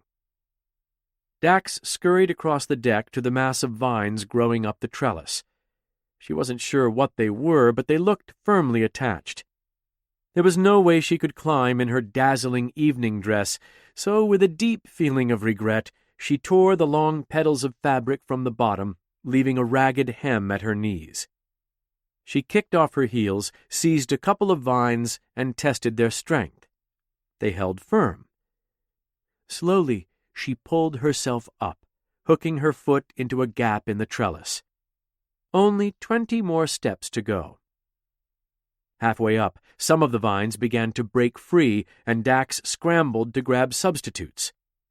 Once she was stable, she frantically tucked plants back into the latticework, lest the break-in be obvious. Finally reaching the balcony, she unceremoniously threw herself over the railing, flopping onto the floor. She sat up with a grunt, rubbing her hip where she'd hit the ground. Going to leave a mark? Dax glanced around, finding a large outdoor entertaining space with a couple of chairs and a table. The living room beyond the balcony was an elegant arrangement of maroon and gold furniture to complement the dark wood of the villa. She spied a serving area with a replicator, flanked by some stylized onyx bats similar to the ones in the main casino. In the center of the room, on a small table, lay Nemi's injector. Dax padded across the darkened room to the table and picked up the hypo, inspecting the readout. 122 doses remaining of hexocyclosporin MK. The prescribing authority was listed as the Path of Sky Institute. She double-checked the screen. The drug was an extremely specific immunosuppressant, only replicated in small batches for one purpose: to reduce symbiont rejection pains.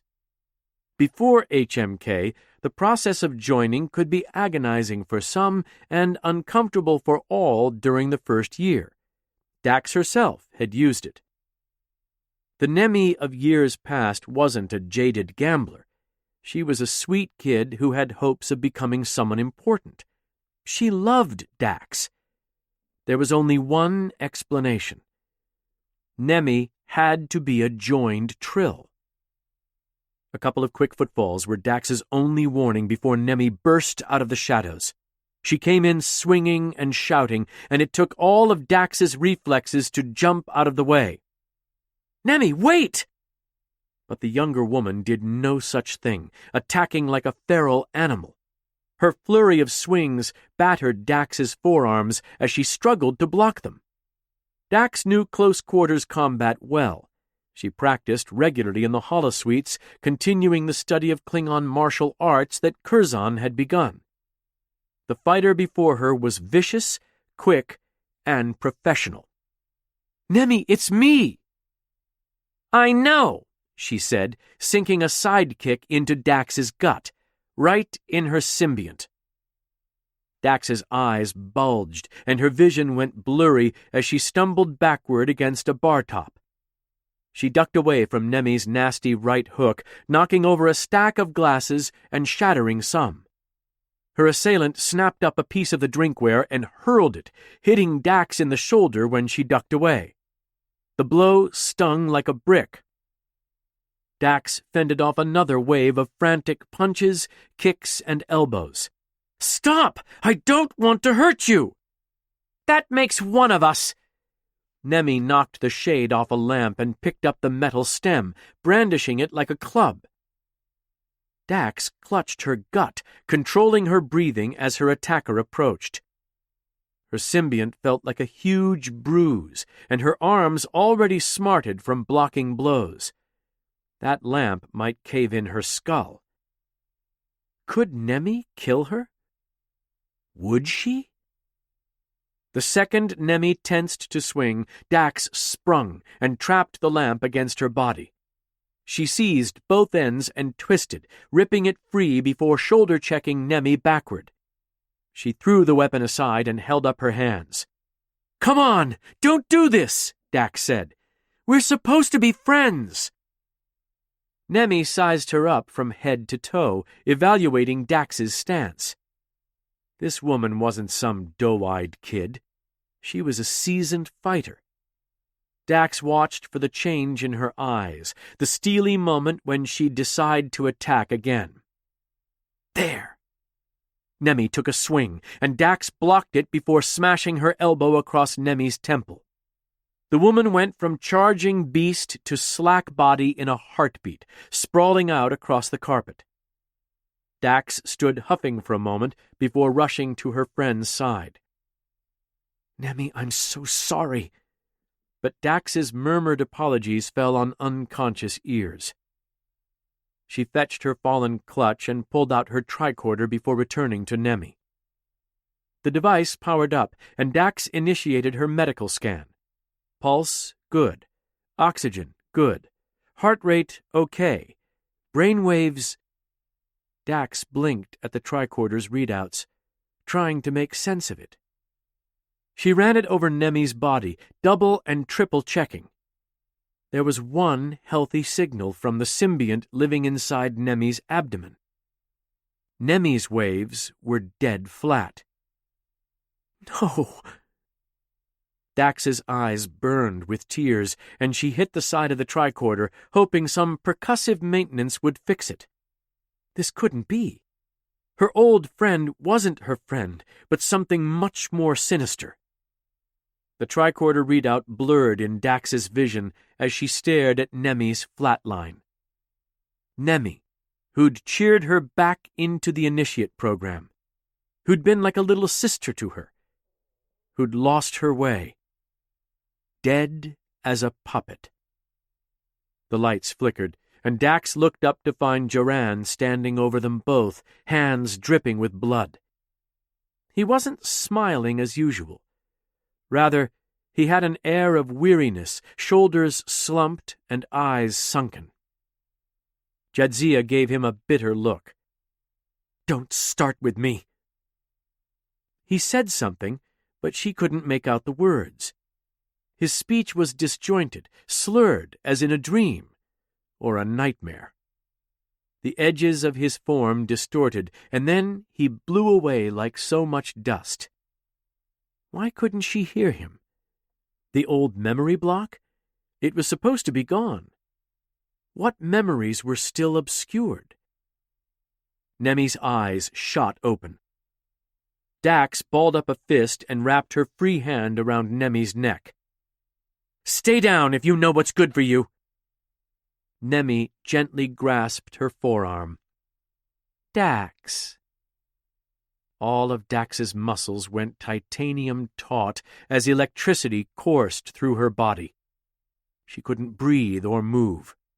Her vision whited out, ears ringing, jaw clenched so hard she thought her teeth would break. The symbiont writhed with pleasure. When the current stopped, Dax's body went slack.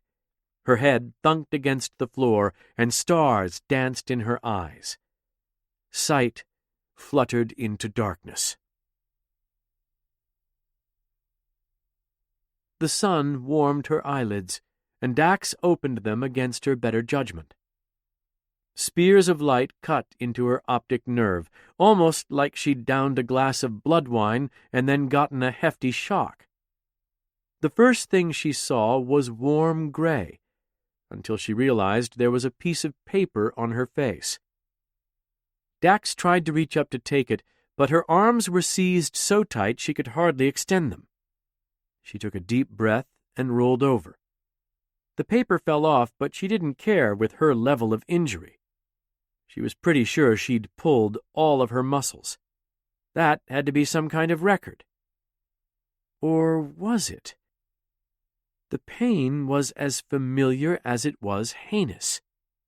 There was something about the particular blend of dry mouth, swollen eyes, and muscular agony that triggered a memory. Someone had done this to her before. In Jadzia's life, she'd gotten blackout drunk, had a concussion, been stunned, punched out, and electrocuted. Nemi's touch felt similar to that last one, but it was off. It was Joran who recognized the feeling. As she ruminated, her muscles slackened enough that she could move, and she got to her knees in agony. Nemi's villa came into focus, with the fight of the night before still writ large. Dax reached down and took the slip of paper that had fallen to the floor. Red ink scratched an elegant hand across a cream-colored sheet. Dax, I was fond of you once. I won't be fond of you twice. 5. Wake. Dax replicated herself a glass of hot tea and sat down at her hotel room desk. She huffed the steam, letting the fine Argelian leaves and spices soothe her senses. After she'd had a moment of peace, she pulled the computer over. She had a lot of unpleasant calls to make, so she might as well get started. First up, the Symbiosis Commission. They were responsible for all joinings, as well as keeping tabs on the symbionts. They had betrayed her once before, so she wasn't keen to talk to them. Hello? Dr. Renhall's angular features appeared on Dax's desk screen. Jadzia, what happened to your face? The doctor had been Dax's attending physician while she was at the Symbiosis Commission. She hadn't changed much from their last contact a year prior. Light skin, brown hair swept back, a subtle shade of mauve on her thin lips to match her uniform. Her brows were perfectly pointed. If it weren't for her trill spots, she could be mistaken for Vulcan. She had to be on the young side of 50, though Dax wasn't sure. Despite her stern appearance, Dr. Renhall had a kind voice and compassionate demeanor, the very picture of a medical professional. Dax forced a smile, trying to ignore the citrus stinging of her split lip. I have something to report to the commission. Oh, okay. I see. Are you all right? No. Renhall recoiled. Tell me what's happened. Dax recounted the whole tale, from the moment she heard Pritt's request to when Nemi stunned her. She included everything, the vision, the gambling and drinking. The doctor listened, taking notes and occasionally interrupting to ask questions. It almost made Dax forget the ease with which Renhall had once lied to her. She'd been part of the cover-up of Joran, an act that had nearly killed Jadzia and Dax. When Dax reached the part of her story about the brainwaves, Renhall grew serious. Are you absolutely certain you were reading it right? She asked. I'm a Starfleet science officer. I know how to read a tricorder. Jadzia, I don't know what to say. What you're describing, it shouldn't even be possible. I work next to a wormhole. I've seen plenty of impossible things on Deep Space Nine. She let out a sigh. Is this something the Commission has seen before? Not in my experience. Dax searched the doctor's eyes for any deception. Renhall could be dangerous. The doctor's first loyalty would always be to the Symbiosis Commission, but she seemed genuine this time. I'm going to need you to brief the Commission. We can set up a conference. I'm coming to Trill, Dax said. I want to go through the Commission archives myself. Oh, I see. Renhall tapped her chin, deep in thought. Very well. I'll have a room prepared for you. Dax loved being a joined Trill, but hated her time in the Commission. Years of invasive testing, grueling studies, and betrayal didn't foster pleasant feelings or a longing to be there. After she'd dedicated her life to being joined, they had abused her trust. Joran hated the place too, though it was probably because he died there. "Thank you," Dax said, "but I'll be staying at the Capitol Arms Hotel. I can be there in 4 days." "All right. I'll make the arrangements for the debrief. Anything else to add?" "No." "Be safe, Jadzia. I'm glad you're okay." She smiled. "I will, Doctor." Dax terminated the call and regarded the blank screen for a long time. She dreaded what came next, but it absolutely had to be done. Despite the early hour of the day, she replicated herself a shot of scotch and downed it in one. Then she retook her seat with her more reasonable mug of tea and calmed Etom Pritt. He answered, eyes bleary and ringed with dark circles. A tuft of white chest hair poked out between the folds of his robe. He'd been asleep, but he was wide awake upon seeing Dax. He took in the state of her face with growing recognition that bad news was on the way. After a painful pause, he asked, "What's happened?" She opened her mouth to speak, but the words died in her throat. "I don't know how to tell you this." It came out a whisper. He looked into her eyes, nodding. He seemed so noble to Dax in that moment, steeled for whatever came next. She wouldn't have wished this on her worst enemy, much less a dear friend. She wanted to linger in the moment before he knew the truth, a time where he wasn't yet heartbroken. Pritt swallowed, slicking back his sleep-wild white hair. "Spare me nothing." It felt like standing at the edge of a vast cliff. All Dax had to do was step forward, and the fall would take care of itself. "I found Nemi, and she has become an abomination? Isn't coming home again?" "She's dead, isn't she?" Pritt's simple question opened a floodgate within Dax, and she explained the whole situation through bitter tears. What had happened to Nemi was sick and cruel, a profoundly unfair turn of fate, the sort of thing that destroys faith and joy. It was evil. Dax needed to tell him, even though it hurt. He was the only man in the galaxy who could understand what she was feeling. In a previous life, he'd been a confidant. In this one, a mentor. She could always count on his kindness and gentle heart. But when she looked at the man on the screen, he was anything but soft. His eyes had gone icy, his jaw set. He wasn't aggrieved yet. He was cold as the grave, a blush of fury lurking beneath. She finished her briefing, and after a long pause he asked, "What else do you know?" The only thing she hadn't told him was about the name on the injector, the Path of Sky Institute. Etom Pritt may have been Nemi's grandfather, but Dax had an obligation to the coming investigation. If she told him where Nemi got the drug, he'd almost certainly act on his own. And Dax knew his darker side. He'd done things for Curzon, carried messages, smuggled spies to and from Federation embassies, engaged in economic manipulation.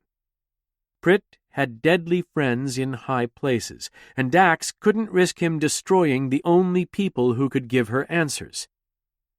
"I'm going back to Trill," she said at last. "This has to be discussed with the Symbiosis Commission." "They ruined Nemi."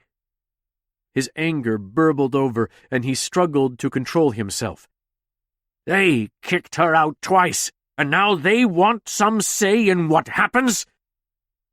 "It's a case involving a symbiont. They have to be the ones to handle it." He closed his eyes. "Do you know which one? Which symbiont?"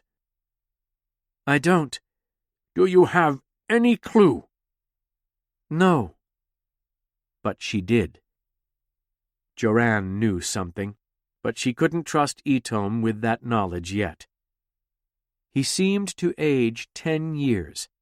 The lines of his wrinkles deepened with his pain, and his skin went sallow. I knew those people from the Kailtach were— He searched for the word. were rotten. I'll make them regret this. Every last one of them. I know who her little friends were. Can start digging there. Etome, I know how you feel, but— I'll see you when you get to Trill. The connection went dead, and Dax deflated in her chair. That hadn't gone well, but she couldn't imagine a reality where it did. Pritt had an unbelievable amount of clout, and he was never going to sit back and let the authorities handle things. Dax closed her eyes and nursed her cooling tea. She still had one last call to make, to DS9. This leave was going to be longer than she anticipated, and she needed the captain's approval. Her transportation would be in system soon, and she'd need to beam up. Perhaps it was best to call him from the ship. She didn't want to waste any more time getting off this planet. With Captain Sisko's permission to continue, Dax pored over her tricorder data in the stateroom of her ship. Luxury liners plied the lanes between Argelius II and Trill, and Dax splurged on the best lodgings she could get. She deserved it after the horrors of the past day, and she had the latinum after her night in the casino. Her stateroom was decked out in emerald and gold with hardwood accents. Traditional Trill design values gave the place a familiar air with just enough decadence to feel pampered. The space was simultaneously extravagant and meditative, a careful balance to achieve. There was also plenty of room to pace, and Dax wore a trail in the carpet as she considered the situation. Nemi's vital signs had been good, but her brain waves were flat. Her body was receiving all of its signals from the symbiont. That also meant that Nemi's persona still existed in that creature, an imprint of a departed soul. Her body had been stolen. Dax pulled out the note and stared numbly at the handwriting. Nemi knew her, but what about the symbiont? The joined could meet endlessly across lifetimes. There was something strange about the way it addressed her. Dax. Nemi had known her before she was joined, so she typically called her Jadzia. It was an odd change to call her by her symbiont's name. And why had the electric shock felt so familiar to Joran? Dax sat down at the computer on the curved desk and used her field docent access to download the roster of joined Trill. It seemed impossible that Nemi could have gotten joined without the Symbiosis Commission's knowledge, but she had to double-check. As expected, they had records of Nemi's failures, but not of her being joined. Just to be sure, Dax looked up Bani Moxern, Aya Katil, and Saval Gep. Nothing. What if they were joined too? What if they were puppets? Was it even possible to be joined outside the confines of the Symbiosis Commission? Starfleet had performed joinings to save the symbiont, but only in dire circumstances. Questions swirled in Dax's mind about the source of these creatures. What had Nemi known going into the procedure? Perhaps she had been kidnapped, coerced, or tricked before she'd been joined and murdered. No. Dax couldn't call it murder yet. She wasn't sure what it was. Before yesterday, she wouldn't have thought it possible for a host to be brain-dead, operated by a symbiont. It was like a ghost story. She wished she'd had more time with Nemi's body. If she could have done more scans or genetic analysis of the symbiont, she'd have some answers. Nemi's sudden revival and electroshock powers had caught her off guard and left her at a disadvantage. The next avenue of inquiry was the Path of Sky Institute, but Dax came up with very little. The organization was a Symbiosis Commission-accredited healthcare provider servicing on-world joined. All of their records appeared to be in order, and they were in good standing with the Federation Medical Association. They were authorized to dispense prescriptions, though the injector might have been stolen. She had no way to access Nemi's medical records, and that seemed like crossing a line anyway. Most joined only needed hexacyclosporin MK for their first year. Symbiont and host could be killed by an overactive immune system, but that was easily managed with medication. No one had died from rejection in 500 years, and even in the worst-case scenarios, hosts only needed an injection once a day. Dax had managed to get off the stuff in her second month. Nemi's joining was almost certainly recent, if she was still using it. The lamp began to flicker. Joran's voice came through, fragmented, like a sound on the breeze. She only caught the word, "Emergence." Dax immediately injected herself with benzocyatazine. No thanks. She wasn't in the mood for spooky visions, regardless of how informative they might be.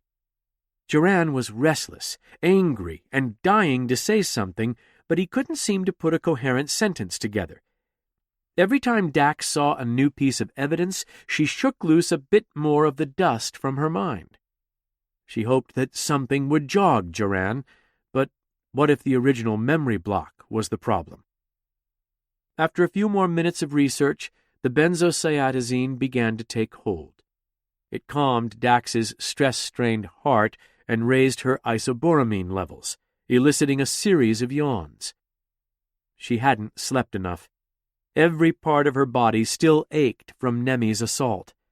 Simply staring at the screen wasn't getting her anywhere, and perhaps it was best to sleep.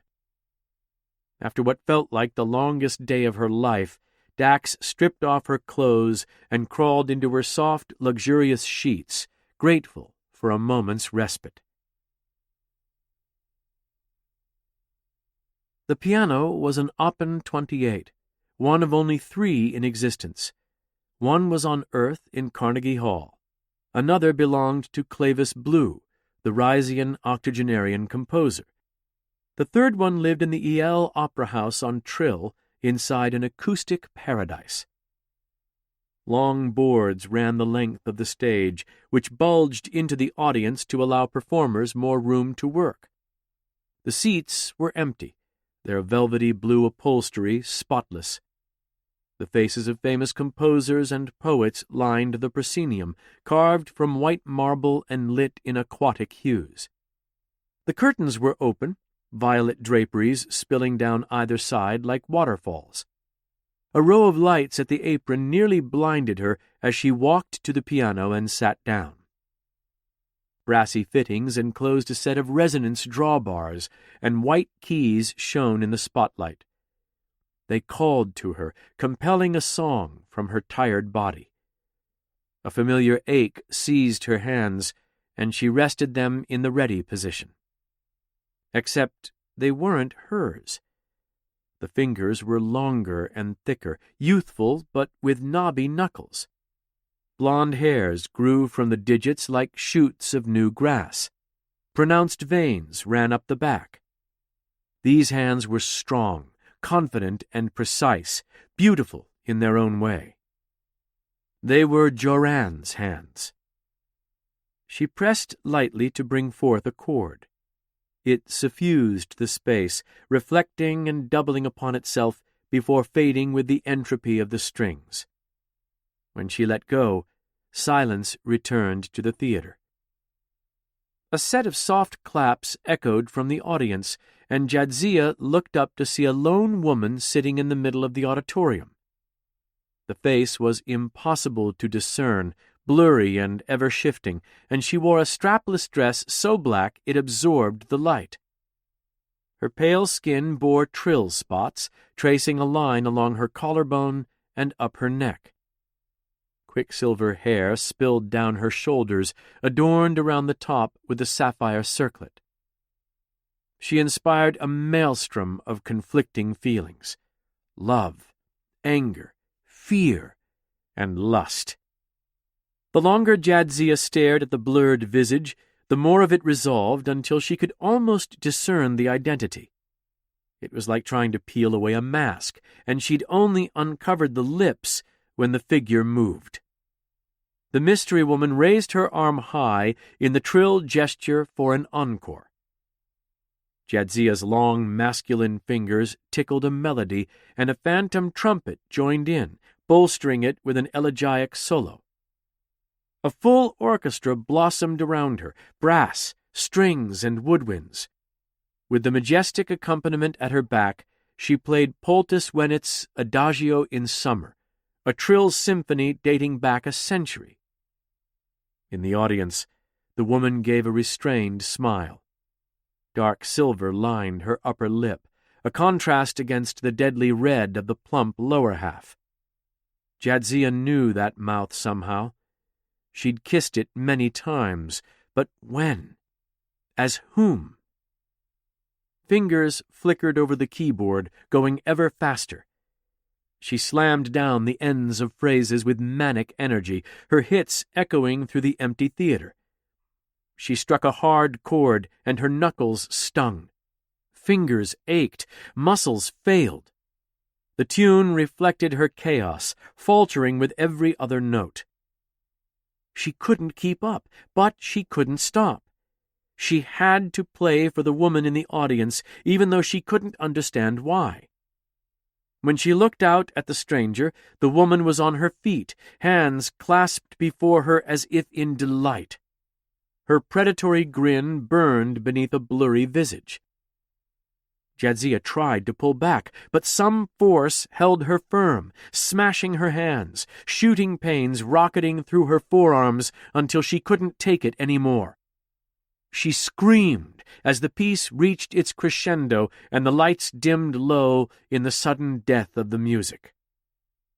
Only Jadzia's ragged, whimpering breaths broke the stillness.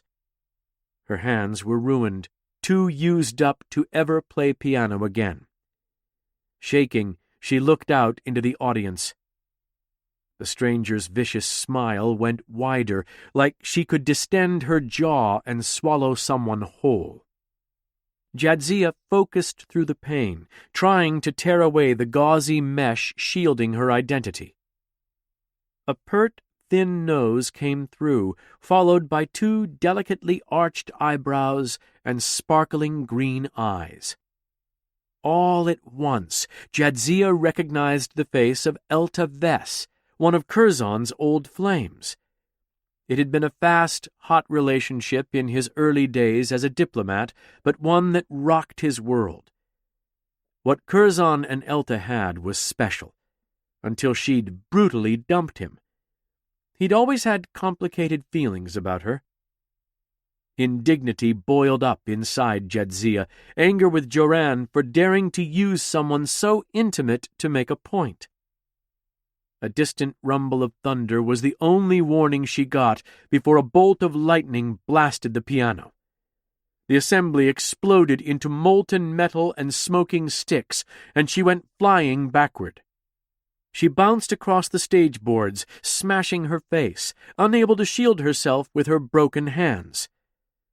The piano lay in flaming splinters a few meters away, and Jadzia regarded it with swimming eyes.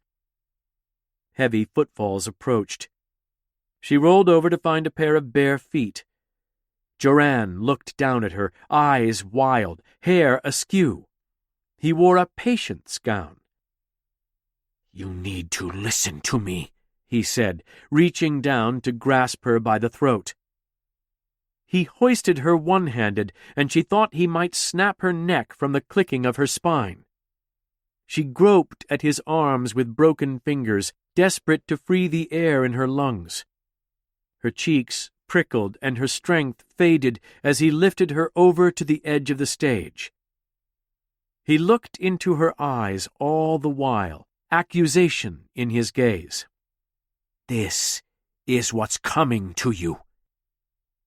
When he released Jadzia, she should have fallen into the orchestra pit.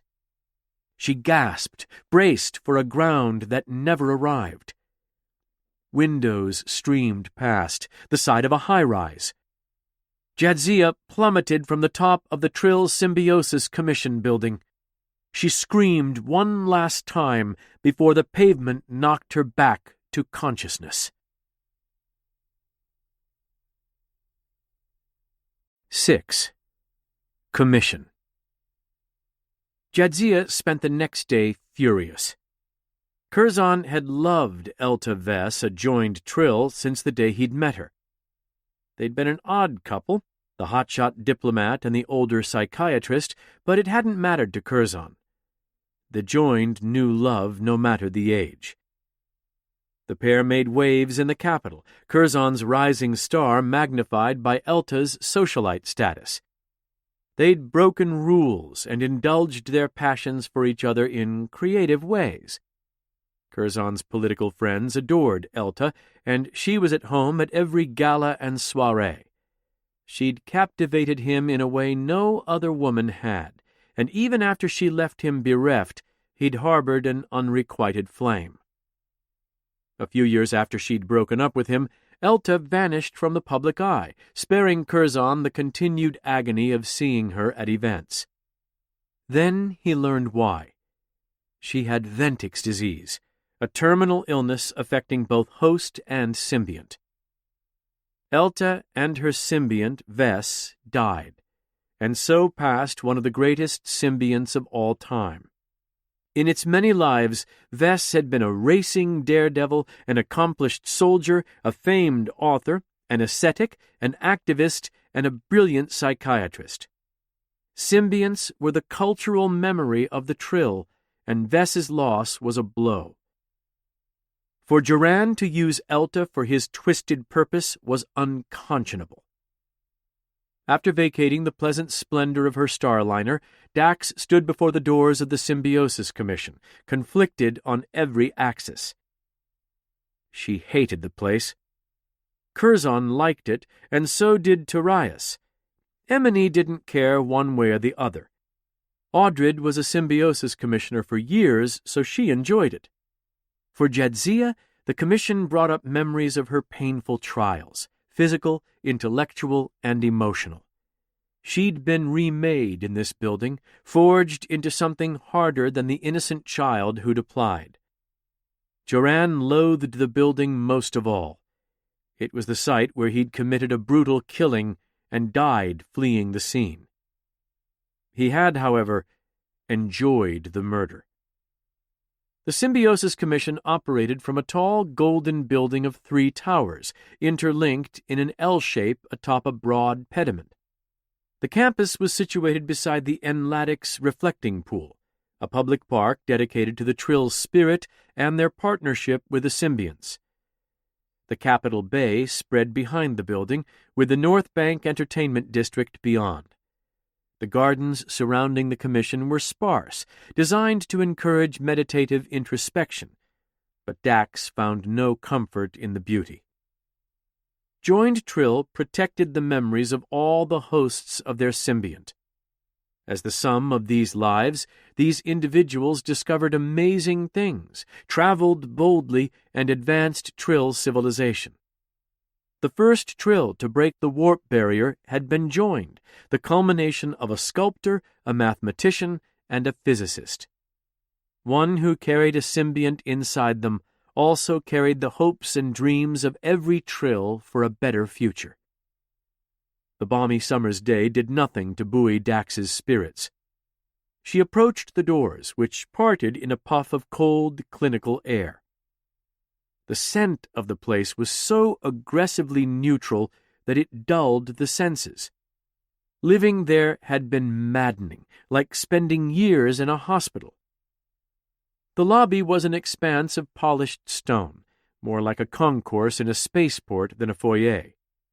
Along every wall, slanted windows spilled daylight across the shiny thermocrete floor. Teachers, mentors, docents, administrative staff, and initiates went about their business, heels clacking endlessly in the cavernous enclosure. Ground level housed the offices that dealt with the Commission's interactions with the general citizenry, such as public relations and career placement services. The underground offices were dedicated to symbiont needs. The first few sub-basements housed laboratories and medical treatment facilities. Beneath that, there was tighter security and the caves of Makala, the birthplace of all symbionts. One level above the lobby was host services, home to the majority of the Commission's medical doctors. Every 2 years, Dax was required to return for routine checkups. Above host services were the initiate levels, forbidden to most outsiders. It was supposed to feel like school, but Dax found it was more like prison. The isolation from her family while in the initiate program had been unbearable. The very top levels contained the transplant facilities where Jadzia would die one day if everything went according to plan. She found it hard to avoid thinking about giving up Dax whenever she visited. The previous hosts had different experiences with death, and Jadzia intended to delay hers as long as possible. She greeted the receptionist at the front desk, a tan young man dressed in a gray commission uniform. "Jadzia Dax here for Dr. Renhall." "It's good to have you back with us," he said. "Welcome home." "Nice to be here," she lied. She waited until Dr. Renhall summoned her, taking the turbolift to host services. There, she was ushered into a room where she found a panel of joined Trill waiting for her behind a long table. Dr. Renhall introduced them as commission investigators and gestured to a chair in the center of the room. Dax was reminded of her thesis defenses. She hoped this wouldn't be as pedantic. When she saw Bentis Brack, she knew that hope was in vain. Counselor Brack was a lanky, light-skinned Trill with droopy cheeks and a thin neck that scarcely filled his high collar. He was a background investigator with the Initiate program, and Dax pitied anyone who had come under his lens. The Brack symbiont was only on its second host. The first one had been a prominent justice. Sophomore symbionts could be prematurely world-weary and judgmental, and Brack comfortably inhabited that stereotype. "Jadzia Dax, thank you for coming to speak with us in person," he said, putting on a pair of glasses to look at his pad. "We understand you've had something of an adventure." "Counselor, I appreciate the opportunity to come and share," she said. "This is very disturbing." "I'm sure. It can't have been easy to deal with Joran's memories and interference." He looked to the others and nodded. "For that reason, this is a sealed debriefing. Commission eyes only." He tapped his pad a few times, and the ring lights around the doors went red. Dax glanced at Dr. Renhall, who shifted uncomfortably in her chair. She'd told the doctor everything because Renhall was still her physician, and she knew about Joran. Her honesty might be used against her. How much about Dax's mental state had been shared with Brack? "Jadzia," Renhall began, "my colleagues are here because of the extremely sensitive nature of your case. For everyone's best interest, I think you should recount what happened in your own words." She'd hoped for a warmer welcome and more collaboration. "Absolutely, Doctor." Yet again, she went through the tale of her friend's tragic demise. It didn't get easier this time, but she'd gotten better at hiding her grief. If the Symbiosis Commission was going to be this icy, Dax had to be in absolute control of herself. To that end, she minimized Joran's involvement. She stuck to the facts of the case, ironclad evidence she had from the scene, things she could easily prove. She finished her story, proud that she hadn't cracked even once in describing the macabre fate of her friend. "Now, Dr. Renhall tells us you've been suffering from hallucinations," Brack said. "Yes, but I'd rather talk about Nemi," Dax replied. "Her situation is—" "Yes, I know." He held up a hand, and her temper flared. "And we'll have time for that later. I'd like you to tell me the nature of these hallucinations. Do they feel prophetic? Are you at the center of them? Is there something you're supposed to do?" She put on a thin smile so she wouldn't scream. "That is irrelevant. We're here to discuss what Nemi has become. I have the recordings on my tricorder." "Well, that's exactly it." Brack leaned on his chair's armrest, propping up his chin on his hand. "I'm trying to establish the mental state of the person conducting the readings." Surely she hadn't heard him right. "My mental state?" Brack idly tapped his cheek with his index finger.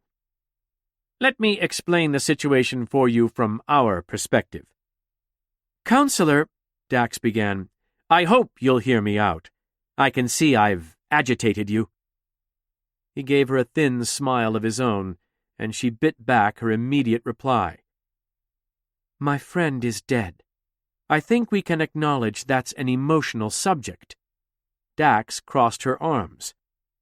"And I wish to proceed with utmost sensitivity. I do." Dax's smile faltered like shields under fire. "I came here for help. I could have reported this to the Argelian authorities as a murder, but I wanted to keep things within the Commission." "Nemi Pritt is a private citizen," Brack said. "We failed this girl out of the initiate program twice. Her psych profile afterward was a nightmare. Now you're asking us to get involved with her again?" "Because she's become a monster." "That's what you've told us." "I have good evidence." "That you recorded one set of brainwaves after drunkenly breaking into her domicile. I'll point out, that happened after you assaulted her while hallucinating." "Stop interrupting me, Counselor. You don't have to believe me, but a tricorder can't lie. An instrument is only as accurate as its wielder, and you were in a compromised state. According to Dr. Renhall's report, you were mixing blood wine and benzocyatazine, was it?" "That was synthahol." "Are you sure?" She wasn't, but that was beside the point. Dax knew exactly what she'd seen. "Counselor, I'm the chief science officer on Deep Space Nine. I don't make the kinds of mistakes you're talking about." He steepled his fingers. "Oh, yes, we know all about Deep Space Nine. Wasn't it your Captain Sisko who extorted the Commission by threatening to leak our most protected secret?" A look of shame passed over Renhall's face. "I had no part in Captain Sisko's actions, but I supported them," Dax said. "I had a right to know about Joran, and the Commission hid it from me." "You are, of course, correct," Brack said, spreading his palms.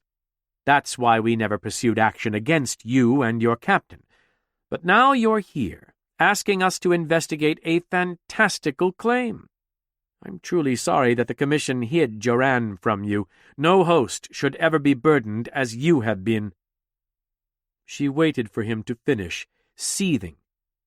"But we also have to recognize your limitations because of it." "Okay, why don't you go—" She caught herself before letting him have it. Joran was a tough serpent to wrestle, and she'd be damned if he made her lose her cool. "We aren't focusing on the most important matter at hand. Who is this other symbiont? How did it get control of Nemi?" Looking across the faces of the panelists, she knew she'd lost them. They were all wondering if Brack was right. It was easier to believe that a host with a fractured personality hallucinated sometimes and tore up a hotel room. If they accepted that a symbiont could kill its host, it'd probably break their heads open. It was too frightful a possibility to consider. "Are you going to find Nemi?" Dax said at last. "That would prove what I'm saying." Brack looked to his fellow panelists, reaching some non-verbal agreement. "We'll contact you regarding this investigation as needed." "Counselor, we do want to speak to Nemi Pritt," Brack said. "We'd like to know how she feels about your entry into her rooms, and if she's willing, we can scan her brainwaves and put the whole matter to rest. Aside from that, you are not to approach Nemi Pritt any more." Dax glared at this vole of a man. 2 lifetimes weren't enough to teach him how to pull his head out of his ass. He wasn't going to take her seriously, and the rest of the panelists would follow his lead. She could see it in their faces. "I think we're adjourned," Brack said. "We'll keep you apprised of any updates." They gathered up their things and filed out. Dax followed them into the hall. "You can't ignore this," she called after them. "It's bigger than your grudge against Captain Sisko." "Jadzia," Dr. Renhall began, holding up a hand. "No!" Dax cut her off. "I'm telling you something really foul is going on, and you're not listening. I cannot be clearer about that." "But I am listening, Commander Dax," Brack said, turning on her with a sigh. "And what I'm hearing is, quite frankly, nonsense. Hosts occasionally die with a symbiont inside, yes, but their bodies don't get up and walk around. They certainly don't go play Tongo."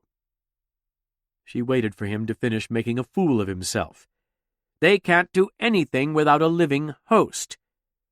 He smacked his lips dryly. "That's why we call them symbionts, you know." "I have a master's in exobiology and could tell you a dozen ways that you're wrong," Dax said. "You need another life or two to get that arrogance out of you." Brack scoffed, but it was a direct hit, insecure about his age. He was so easy to read, and if she couldn't change his mind, she'd push his buttons. "We're trying to handle things the proper way," Brack said. "We can't always send in our commanding officers to blackmail people." "He was trying to save my life. I hope you'll feel free to submit any additional evidence you have to my office. Good day, Dax." He turned and left, mumbling something about lunch. "I'm sorry," Dr. Renhall said. Dax wanted to yell at her, but she needed the doctor too much. She couldn't lose all of her allies in the commission in one day. "Please, just—" She blew her frustration out between parted lips. "Don't be sorry. Help me. You believe me, don't you?" "I'm sure something is wrong with Nemi." Dax stared at her. "I know what I saw. What about the electric shocks?" "I don't know. We have to investigate, it's true." "I need you to believe me." "I'm trying, Jadzia." Ventus Brack didn't want to help, but Dax had other avenues at the Symbiosis Commission she could hit up for information. One of her past hosts, Audrid, had been a Symbiosis Commissioner, so she knew the bureaucracy intimately. Sure, some things might have changed, but her insights would be valuable. She would start her research with herself and summon Audrid with the right of emergence. Before that, however, Dax intended to talk to one of the Guardians of Makala. All the symbionts were born in the caves, and the Guardians tended to their every need. The Trill of that organization were obsessive and vigilant. It fell to them to keep an entire species alive and thriving, and their knowledge of symbionts was encyclopedic. They knew not only the biology, but also the mythology, and that made them her most valuable resource. So when Dax was denied entry to the caves, she was outraged. I'm sorry," the gate operator, a non-binary Trill with a dark complexion, stammered. "Your security file says, escort required." The official gate to the caves of Makala was an array of scanners and guard stations. Those who wished to enter had to submit to all manner of imaging and decontamination, and access was carefully controlled. The ecosystem it shielded was delicate, and any infections could prove catastrophic. Crossing her arms, she said, "I'm Dax. Since when is an escort required for a joined Trill?" "Again, I'm sorry," they replied. "That's just what your access says. I can't change that from here." "That makes no sense." "I wish I could help you, but no, I understand." She didn't mean to get snippy with some random security guard, but she didn't want an escort listening to her conversations. The commission was acting cagey, keeping her at arm's length. They might try to interfere with her interviews or censor them. "If I did want to get an escort," she began, and the guard tapped their interface a few times. "Certainly. The next appointment is in 8 days." 8? "Apologies again," they said, and they looked like they genuinely meant it. "My supervisors have scaled back the number of visitor slots, and it's fine. I get it." She shook her head in disgust. "Well, let me sign up for the appointment in a week." "Okay, I've got you down for 30 minutes next Tuesday." 30 minutes? She grimaced, and they looked like they were going to melt under her gaze. "Fine." Dax left the Symbiosis Commission stymied and angry. She'd come there hoping for answers, but found disappointment instead. She made her way across town toward the Capitol Arms Hotel as storm clouds gathered over the skyline. Warm summer rain fell in sheets, and she ducked inside a restaurant to take shelter. The scents of fresh vegetables, crusty breads, sauces, and meats won her over. She paused to have a peaceful lunch at a window counter. The food wasn't special, but it was serviceable, and that was what mattered most. She stared morosely out at the cityscape, haloed by the daytime downpour. There was no way to help Nemi now. She was dead, and only Dax's sense of justice remained. She considered her next action while she ate. How could she investigate Nemi's condition? She needed to talk to the Guardians, but they were inaccessible for 8 days. As long as the Commission controlled the entrance, she'd never be free to get the answers she wanted. But Dax knew someone who excelled in getting past checkpoints. With this person at her side, the Commission didn't stand a chance. It was time to call in Major Kira Nerys. 7. Houseguests. Dax slouched into another hotel room, slinging her duffel to the bed. She'd already enjoyed luxury and suffered economy this trip, and found the room at the Capitol Arms Hotel blessedly average. The place was owned by a retired Starfleet officer, and her uniform guaranteed she'd be well cared for. And all the interfaces were LCARs, so she already knew how to use the replicator and personal appliances. Hotels varied a lot from world to world. After freshening up, she unpacked her bags and tested the replicator with Raktajino. She'd only taken a single sip before imagining Dr. Bashir chiding her for drinking an honorable amount of caffeine. Caffeine creates anxiety, and that's bad for isoburamine. She didn't want to give up her Klingon coffee, so she took a blood scan with her tricorder. Curzon had to do the same thing 3 times a day toward the end. He hadn't enjoyed getting old, and Jadzia felt annoyed at having to test her levels just to have her treat. She checked the time, waiting for the 3rd watch on Deep Space Nine to be over. A few hours to kill. While she sat, she studied any publicly available article she could find about symbiosis and brain death in the Federation. Unfortunately, there was little info, and her motivation waned alongside the Raktajino's effects, until neither remained in Dax. It was 1 a.m. on Trill when she finally caved. "Computer," she said, and the system chirped. "Contact Major Kira Nerys on Deep Space Nine." "Warning," the computer replied. "You are at the local time of 0500. "That's fine," she yawned. "Connect me." The screen against the far wall flickered on with an animated icon. "Hailing," the computer said. Kira Nerys appeared on screen, eyes shining. Her auburn hair was already swept aside and in place, her makeup done. Her nose had a row of Bajoran ridges, and when she smiled, it was like she had a secret. When she sneered, she could strike fear into anyone. "Wow, you're chipper," Dax said. I was worried I was calling too early. Kira raised a cup of steaming hot tea to her already painted lips. I always look like this. Really? I get up at 04:30 to keep a tight schedule. On the surface, the two women had little in common. Dax loved to party, but Kira wasn't much of a drinker or gambler. Dax regularly visited Quark's holosuites, but Kira would only participate if they were fighting something. Dax had loved her childhood on Trill, while whole parts of Kira's had been spent in a Cardassian camp.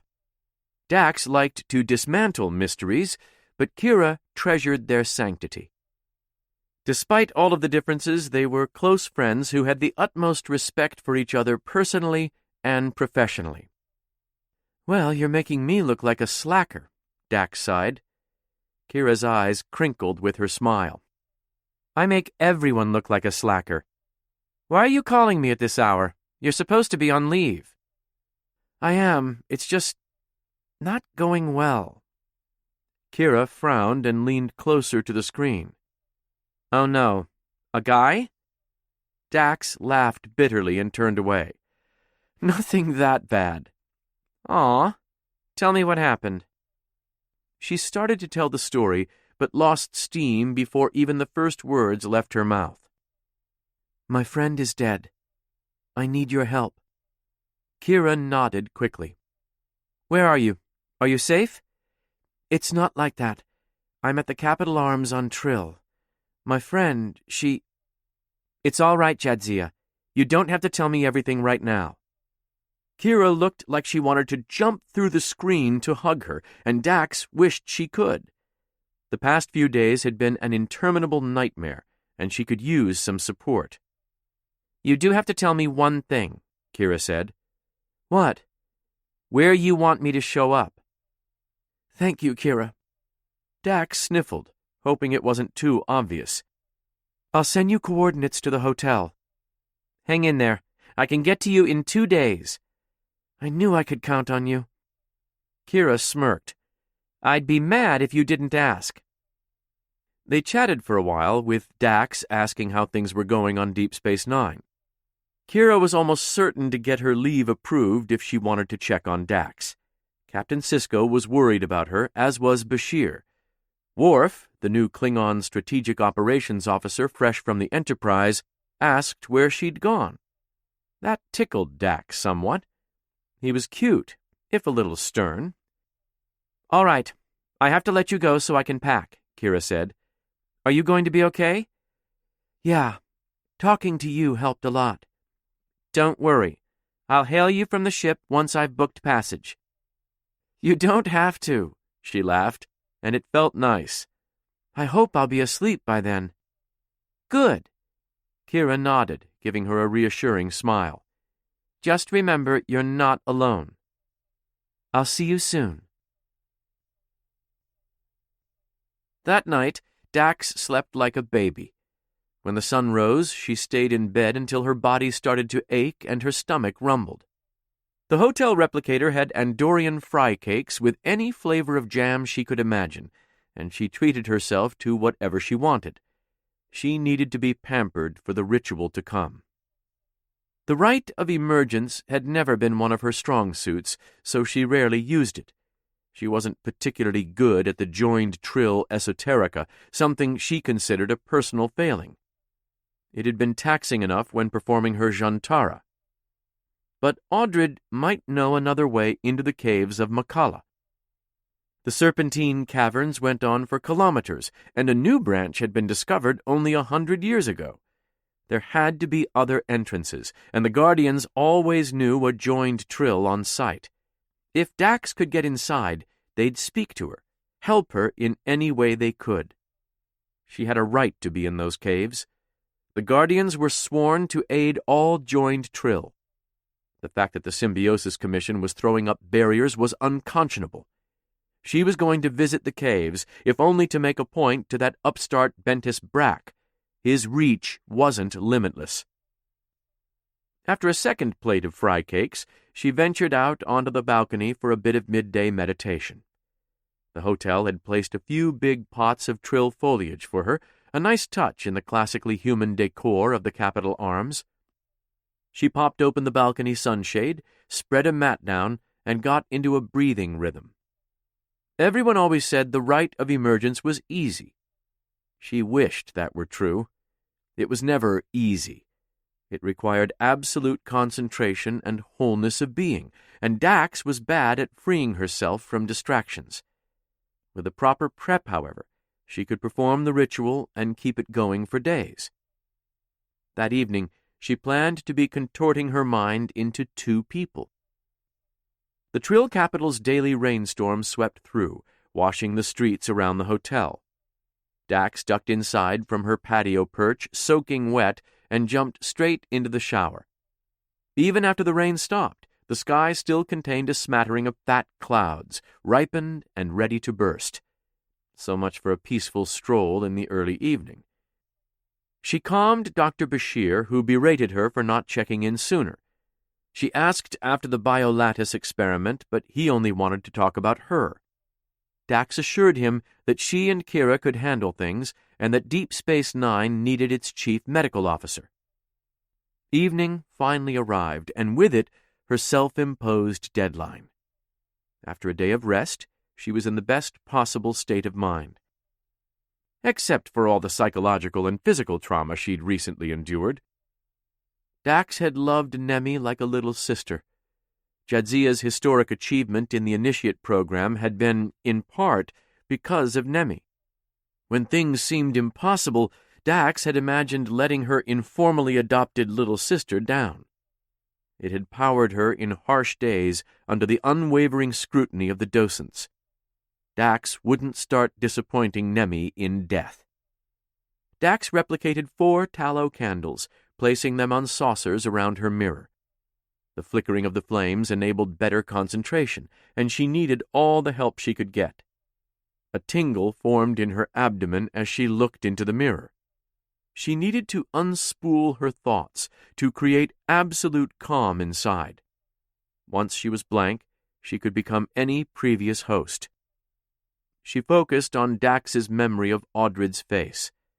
Ginger, with wavy hair in her prime, she had a bright smile and boisterous laugh. She was built thick, with pale skin that showed an easy blush, as it did when she celebrated. In her later years, she struggled with drink a bit, buckling under the weight of being on the Symbiosis Commission.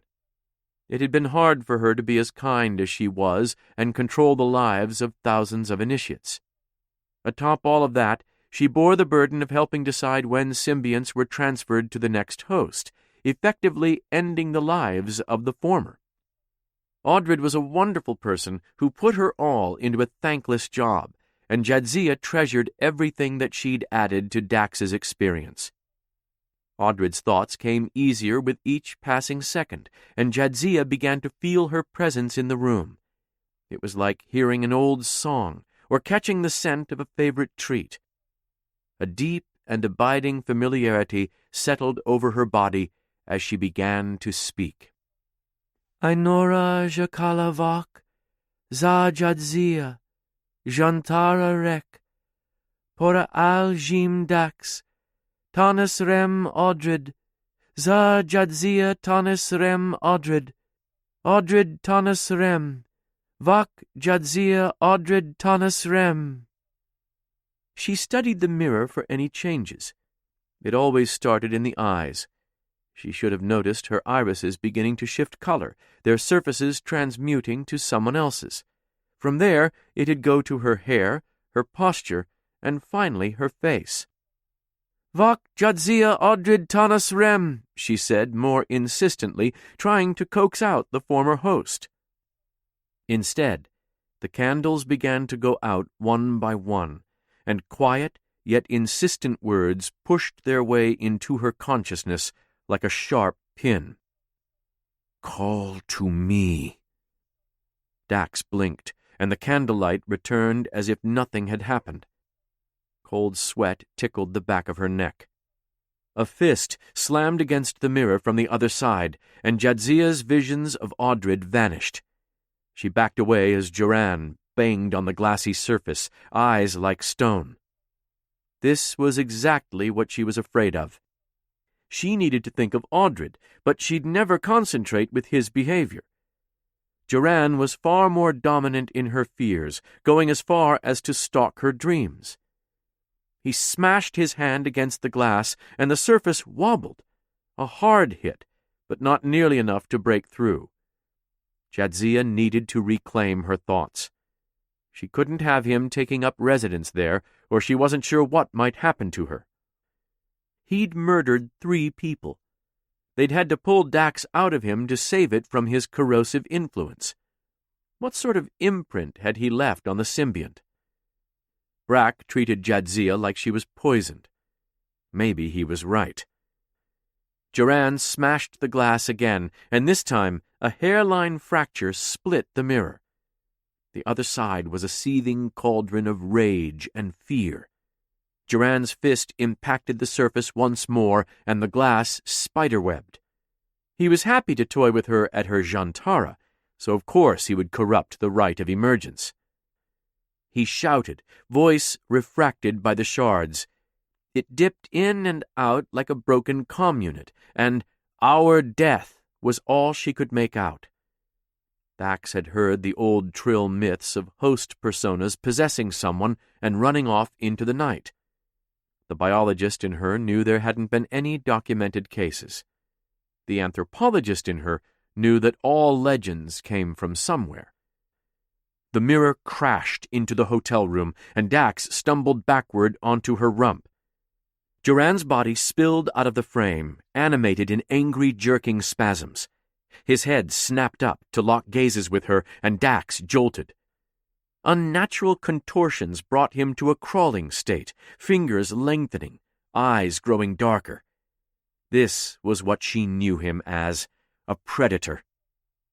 Dax's breath caught in her throat as he crept toward her, head swaying with each lumbering motion.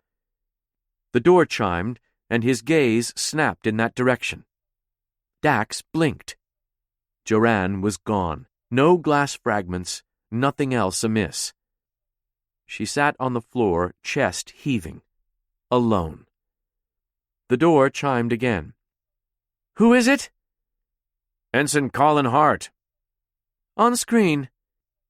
Her desk screen lit up with a light-skinned human male in a Starfleet security uniform. She crossed the room to get a closer look. He had to be in his early 20s, with a mop of dusty orange hair and high, hollow cheekbones. He stood at ease, with his hands folded behind his back, clearly expecting to greet a lieutenant commander. Dax shook her head and climbed to her feet. A professional call at this hour had to be important. Maybe she was being recalled to the station. No. They would send a message. A secret mission? More bad news? "One moment," Dax replied. She checked her reflection in the unshattered mirror to make sure she looked like an officer and not a sweaty, hallucinating Trill. She was about halfway there. Oh, well.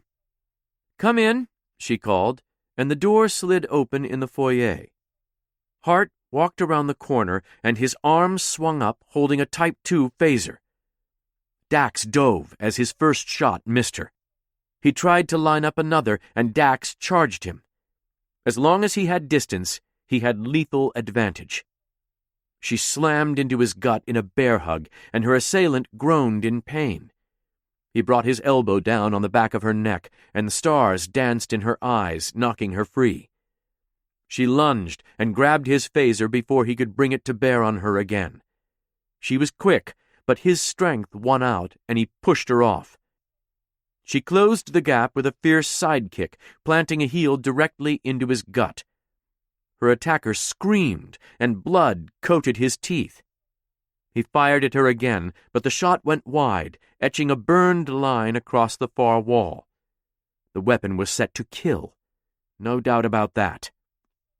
He wheezed and grimaced as a small red stain began to spread on his abdomen. She hadn't stabbed him, just rushed him. It seemed like he had a pre-existing wound, so she kicked him again in the same spot. Dax took apart her assailant, swapping between body blows and trying to tear away his weapon.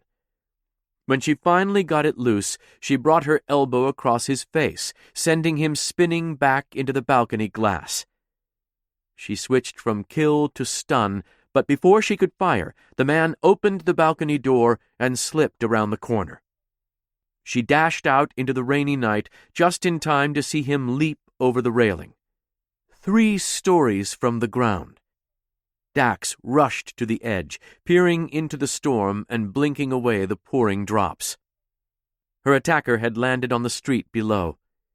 He clambered upright and limped along the road toward the urban sprawl. She aimed the phaser, but she didn't shoot.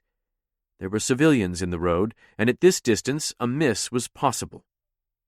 She bolted out the door, weapon in hand. He was badly wounded in 2 places, legs and torso. If she could run him down, stunning him would be child's play. Then she could get some answers. Down she went, rushing through stairwells as fast as her legs would carry her. She burst into the lobby where the hotel bar was packed. She scanned the crowd for anyone who might help her, and her eyes fell on a dark-skinned woman with short, natural hair in a Starfleet security uniform. She'd probably just come off duty. "Ensign!" Dax shouted. "With me!"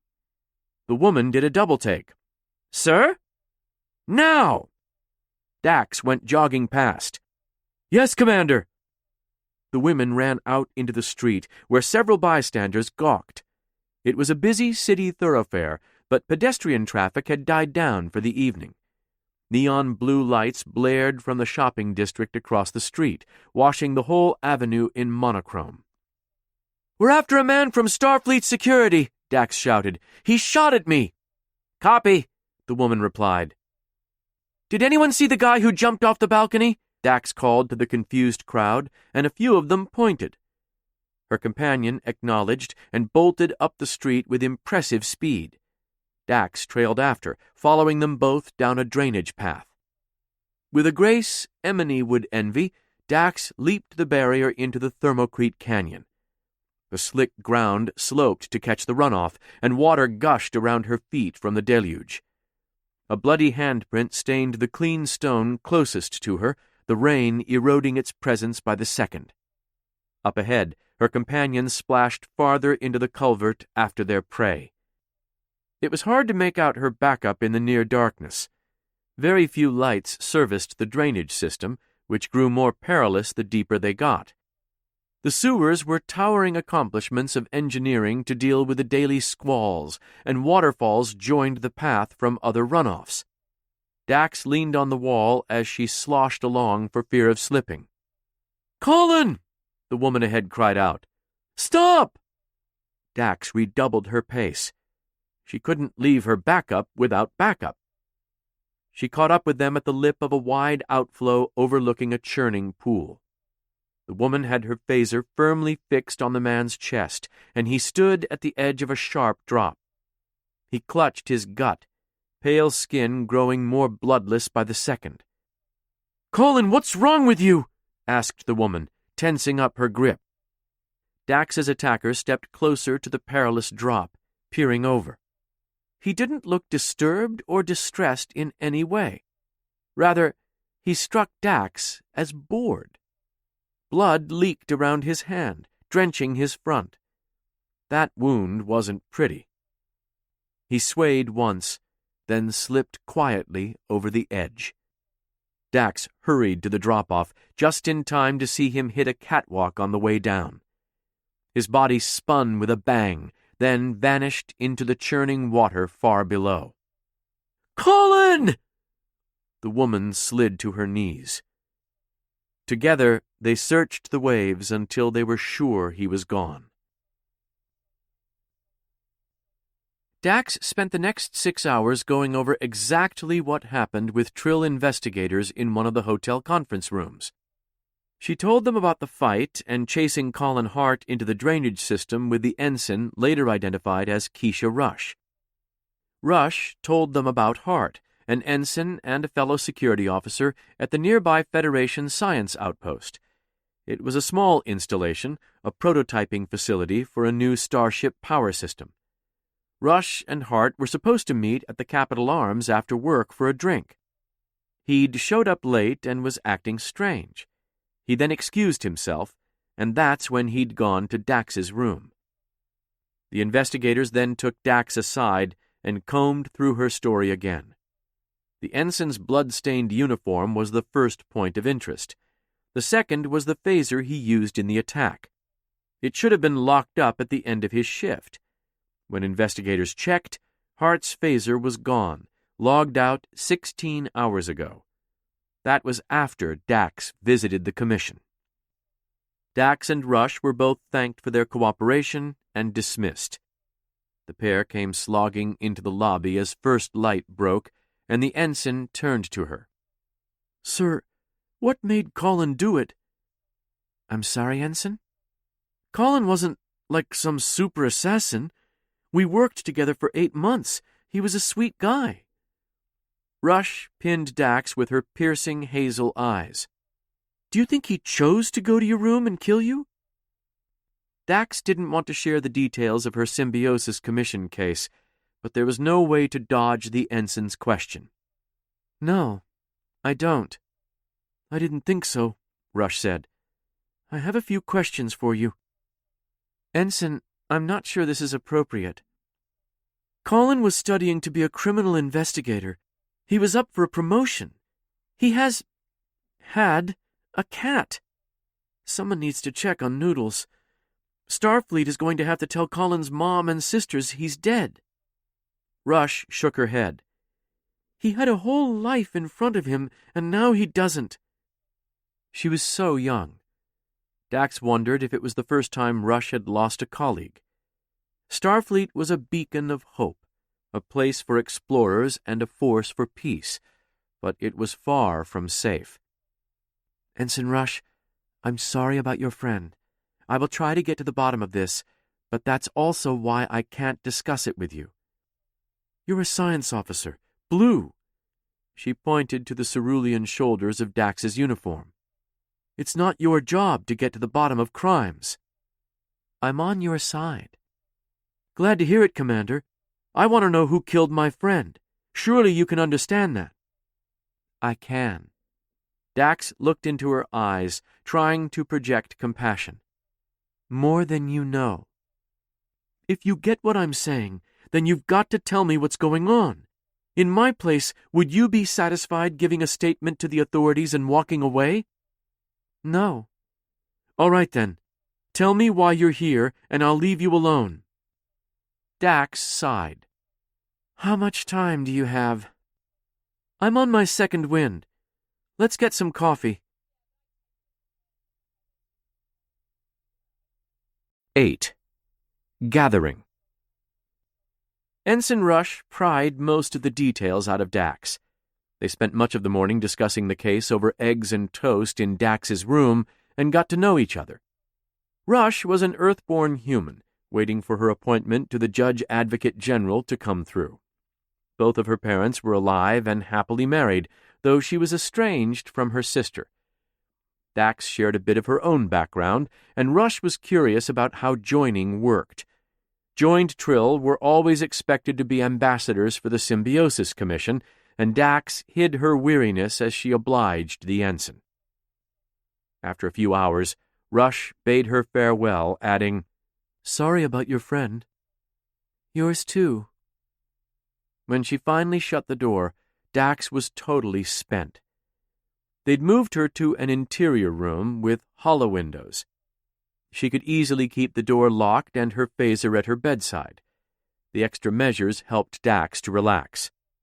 Just a standard phaser at the bedside vacation. Her voice was gravelly. Her clothes felt like she'd jumped in a lake.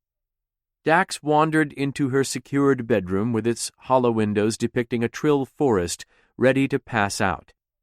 The images of the outside world faded to orange sunset, then purplish evening as woods became Capitol skyline. She stripped off her uniform and climbed into bed, greedily snuggling into the blankets. Her alarm seemed to go off immediately. Groaning, Dax rolled over and slid out of bed. Computer. She rubbed her eyes and shambled into the bathroom. End alarm.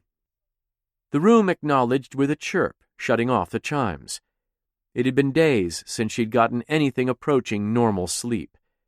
Her body was still smarting from her encounters with Nemi and Ensign Hart, but there was no way she was willing to get medical care at the Commission, not until she knew who'd attacked her. After freshening up, she descended to the picturesque lobby to wait for Kira. The Major was supposed to be arriving any moment, and Dax eagerly watched the transporter zone through the front windows.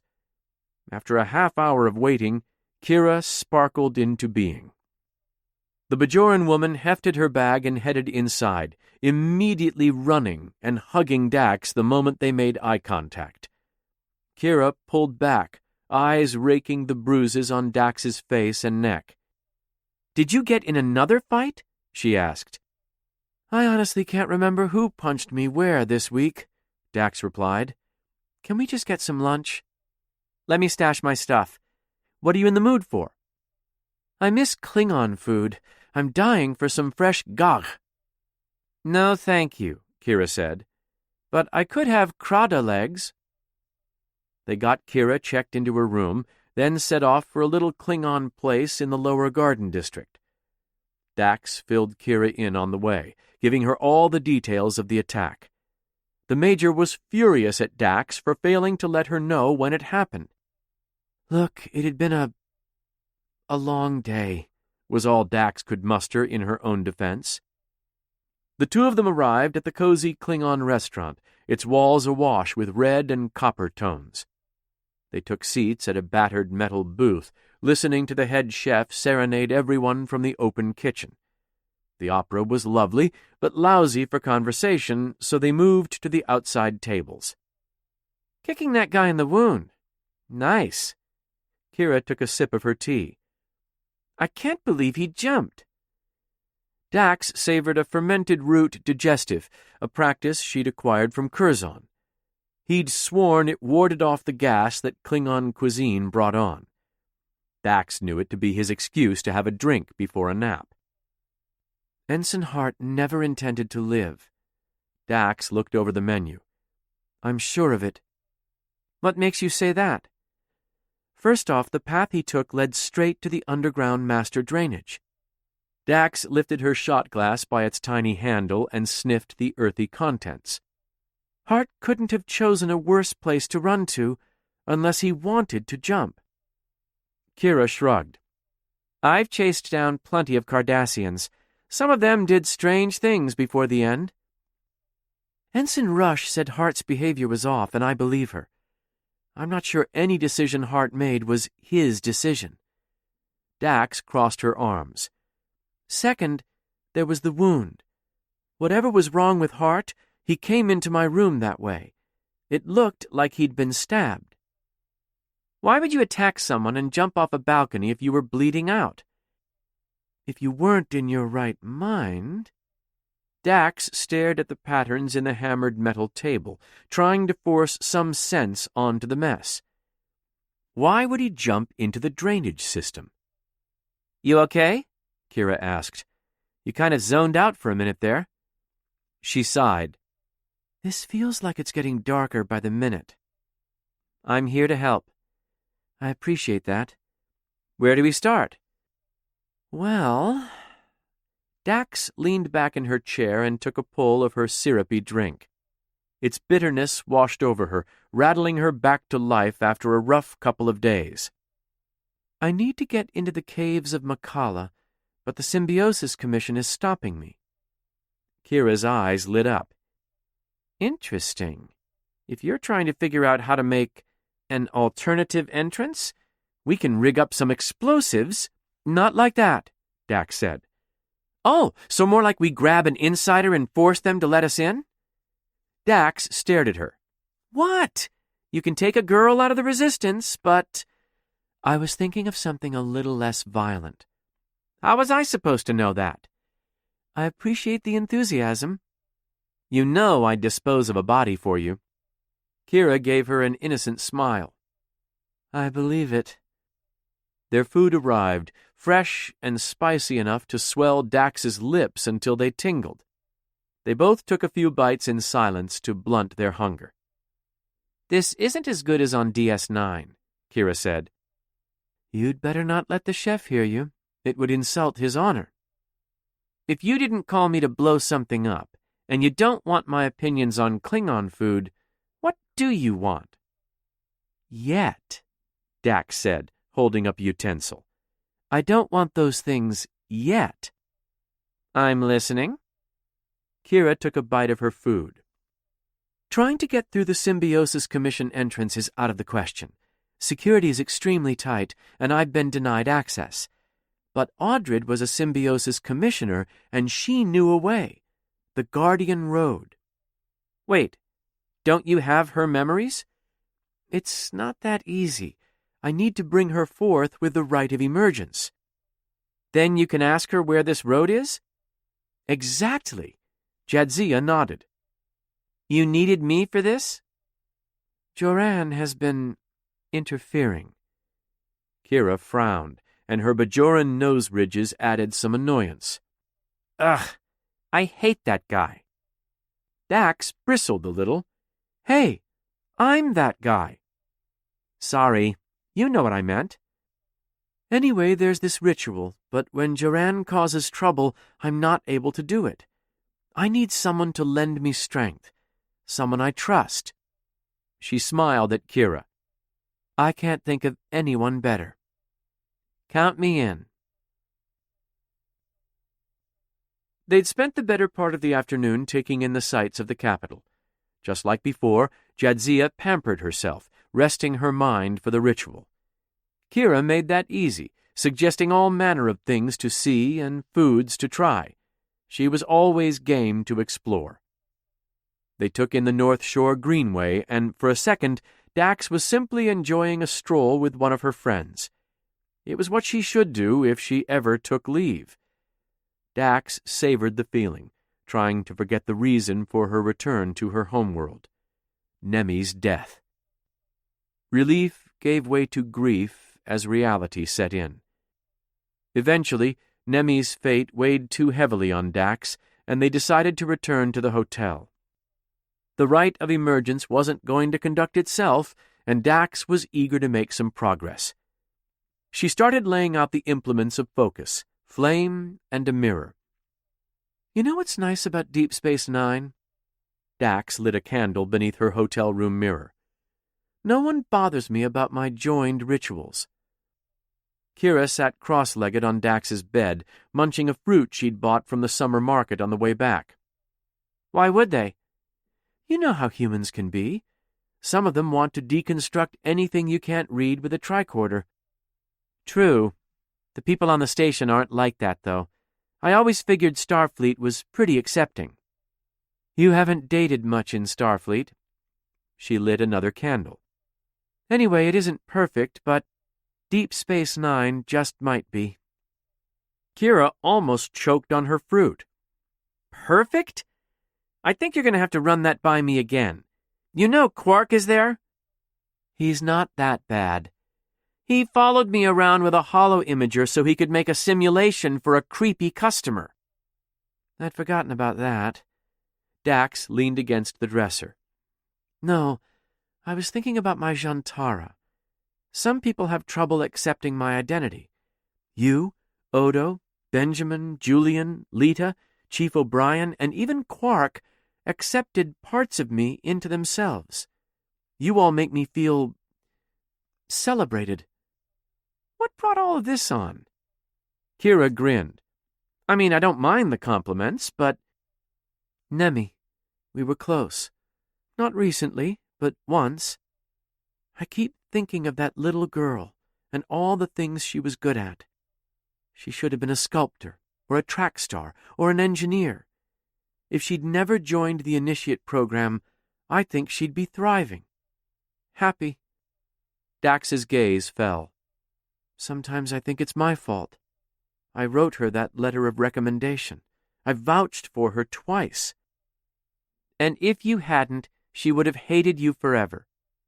"She'd still be alive." "Listen to me. I chose to join the Bajoran resistance. It could have gotten me killed. Prophets know I had too many friends that didn't make it."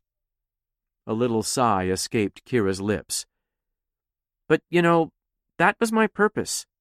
And I would have done anything to be there, defending my people, fighting to free them. From what you've told me, Nemi thought she found her purpose in becoming joined. Nothing could keep her from that." Dax nodded. "Yeah, not everyone is born ready to meet their fate. Nemi had to try, and you had to support her." "I know. Let's summon Audred and get some answers." Kira hopped off the bed and came to Dax's side. "What am I doing here? Do I need to light a candle too?" Dax laughed.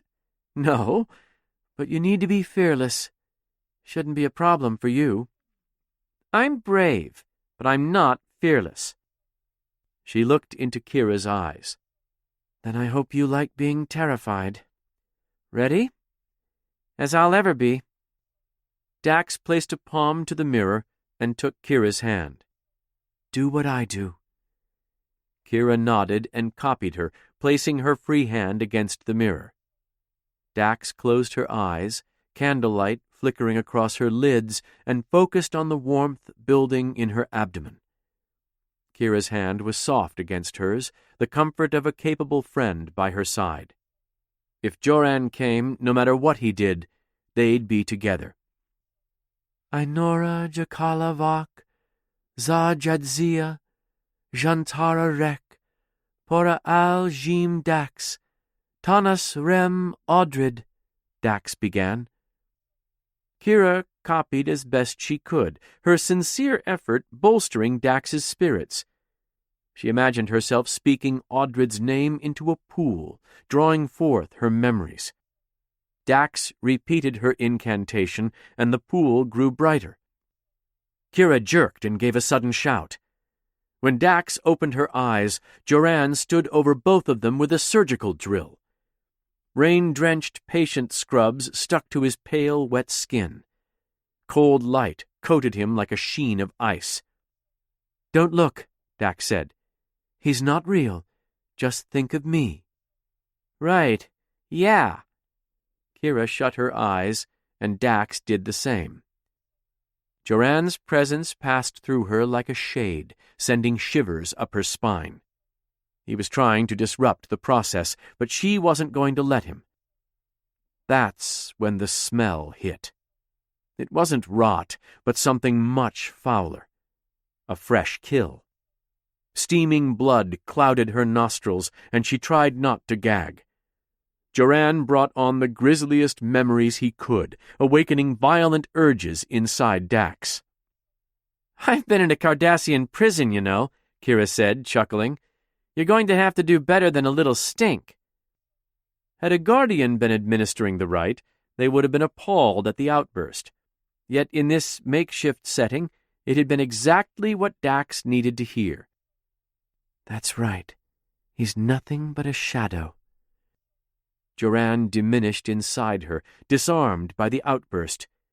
This had been the sort of thing Audred would find funny, and she did.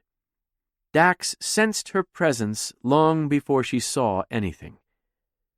Audred's floaty, ringing laugh came to mind first. She found the humor in everything. She loved long walks through the parks around the Symbiosis Commission campus, especially in the fall. She was a passionate spouse, and she'd loved her husband dearly. At least, the first one. She'd had 2 children, but one had died and the other was estranged. She couldn't bear to have more, but loved all children for the rest of her days. She'd tried to make the Symbiosis Commission more humane, to make the initiate program less grueling so that future generations might enjoy participating. Those reforms took a lot out of her and tore her family apart. When Audred finally passed on, she hadn't been surrounded by friends and family, but commission staff who'd served with her for years. As Audred blossomed inside Jadzia, Joran wilted. Dax took solace in Kira's friendship, and her fear receded like the tide. It would be okay. Nothing could harm her in this place. "Hello." The voice was strained, older and female. Jadzia opened her eyes to see Audred standing behind her in the mirror. When she turned around, it was as though the woman was in the room with them. "Hi," Dax said, dropping Kira's hand. "Did it work?" Kira asked. "I thought I saw an old lady." It did. Dax looked her honored guest over. Audred was shorter than her, with puffy cheeks and a round chin. Silver strands dominated her dusty red hair, which hung in ringlets around her head. Audred's nose had swollen in old age, with a blush tip at the bottom like she'd been drinking, which she often had. The life of a commissioner involved making a lot of uncomfortable decisions about others, and she suffered from a nightmarish case of empathy. Every night, Audred had taken her failures to bed with her, only to wake thoroughly tangled in them. "Well, you called?" Audred said with a smile. "Yes," Dax replied. "Sorry, I'm so glad it worked. Joran has been a problem." "I know." Audred frowned. "You must be careful of that one." Dax shook her head. "He can't hurt me." "Don't underestimate him," Audred said. "When he was joined to Dax, he kept us repressed." "Should I be doing something or hearing something?" Kira asked. "Oh, sorry. You can't see Audred, but I can talk to her as though she's in the room with us." "Tell her I said hi," Audred said. Dax gestured to where Audred stood in the middle of the room. "She says hi." "Hey." Kira waved at the empty air. "I've got to say, this is one of the strangest introductions I've had." "Audred," Dax said, "I've called upon you because I need to find the Guardian Road." The older woman straightened. "The Guardian Road." "Yes, I want to get into the caves of Makala so I can speak to a guardian. I need to know where the path is, and you can tell me." Audred stared at her, eventually breaking into a tired smile. "Oh, dear." Dax blinked. "What?" "The Guardian Road isn't like a secret walkway with sidewalks and cordons. It's a set of twisting caverns with hundreds of branching choices, deadfalls, and unstable tunnels."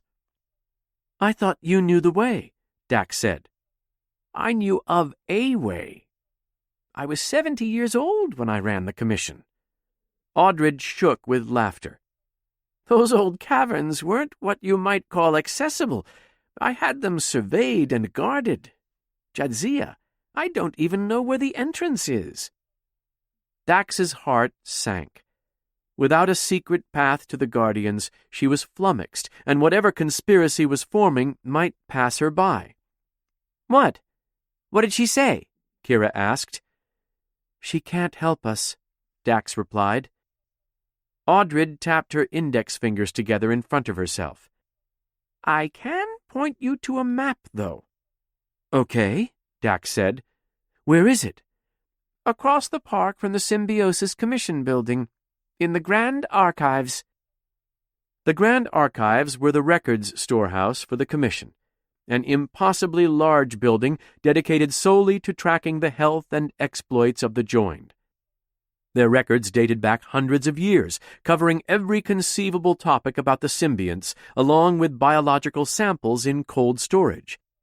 Dax had done some research there for her exobiology degree. The classically stylish building wasn't nearly as impenetrable as the Commission. "If my Commission access is limited at the main building, it'll be limited there too," Dax said. "How are we supposed to get in?" Kira cleared her throat and raised a hand. "We could, break in." Despite the copious replicator offerings available in their rooms, Kira and Dax ordered a delivery of kesht balls. They were oat dough stuffed with flaky red fish and pan-seared with an oil-salt crust. The dish was popular in the capital, but Dax never saw it offered anywhere but Trill. Okay. Kira bit off a hunk of stretchy dough, revealing a steaming pink core. This is good. I like the sweet note. I know. Dax sat at the hotel room table and unwrapped the paper from her own kesht. I could eat this every day. Oh, thank you for having this. Audred greedily watched Jadzia take a bite. The thin, crispy exterior gave way to chewy dough. An herbal brine infused the cakes, drawing Dax's mind to a life on the shore. She let out a happy sigh, which Audred copied in turn. You really should get them more often, the older woman added.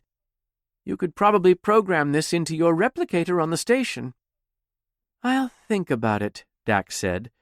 But it wouldn't be wise to have such a delicacy within easy reach. It might become mundane.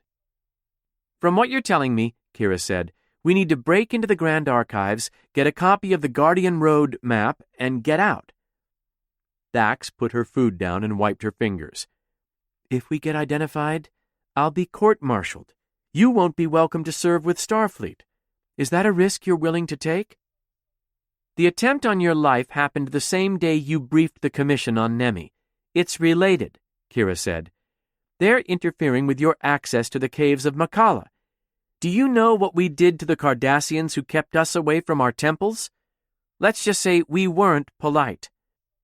Dax grabbed some savory vinegar sauce and poured it into her kesht's core, staining it brown. I knew you'd understand. We can't trust the Commission to do the right thing just yet. If we break in correctly, no one will ever know. Solid plan, but... Kira shoveled some blanched greens from the takeout containers onto her plate.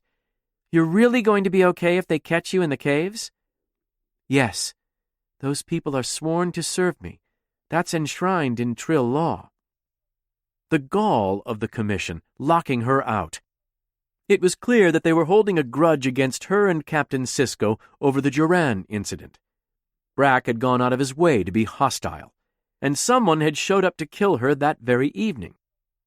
Was he in on the assassination attempt, or just a bad person? Whoever's feathers she was ruffling, she needed to figure it out before they caught her off guard. Dax fetched the computer and brought it to the table, looking up the Grand Archives in a local database. It had historical information, a rough approximation of blueprints, operating hours, and more, but nothing they could use to break in. See, the thing about these old buildings, Kira said, is that they all have structural weaknesses, easy breaching points. Structural weaknesses? That young woman over there needs to slow down. Audred laughed. There are plenty of ways to get into the Grand Archives without blowing it up. Kira, we're trying to avoid property damage, Dax said, especially anything traceable. Kira rolled her eyes. I didn't mean it like that. Audred raised a finger. If I may? Dax held up a hand for Kira to pause. Sorry, she's telling me something. This is an old water maintenance hatch. Audred pointed to the blueprint. We had a terrible fight about it one year on the Utility Appropriations Committee. That whole area was prone to flooding, so we had to install pumps to drain the tunnels. The locks on the substations are all manual because it was cheaper. Dax shifted in her seat. Do you know if they're still there? How much do you want to learn about Appropriations Committee politics? Is there a short version? My colleagues, as a compromise, got locks that were rated for 1,000 years. They said that should make even someone like Audred happy.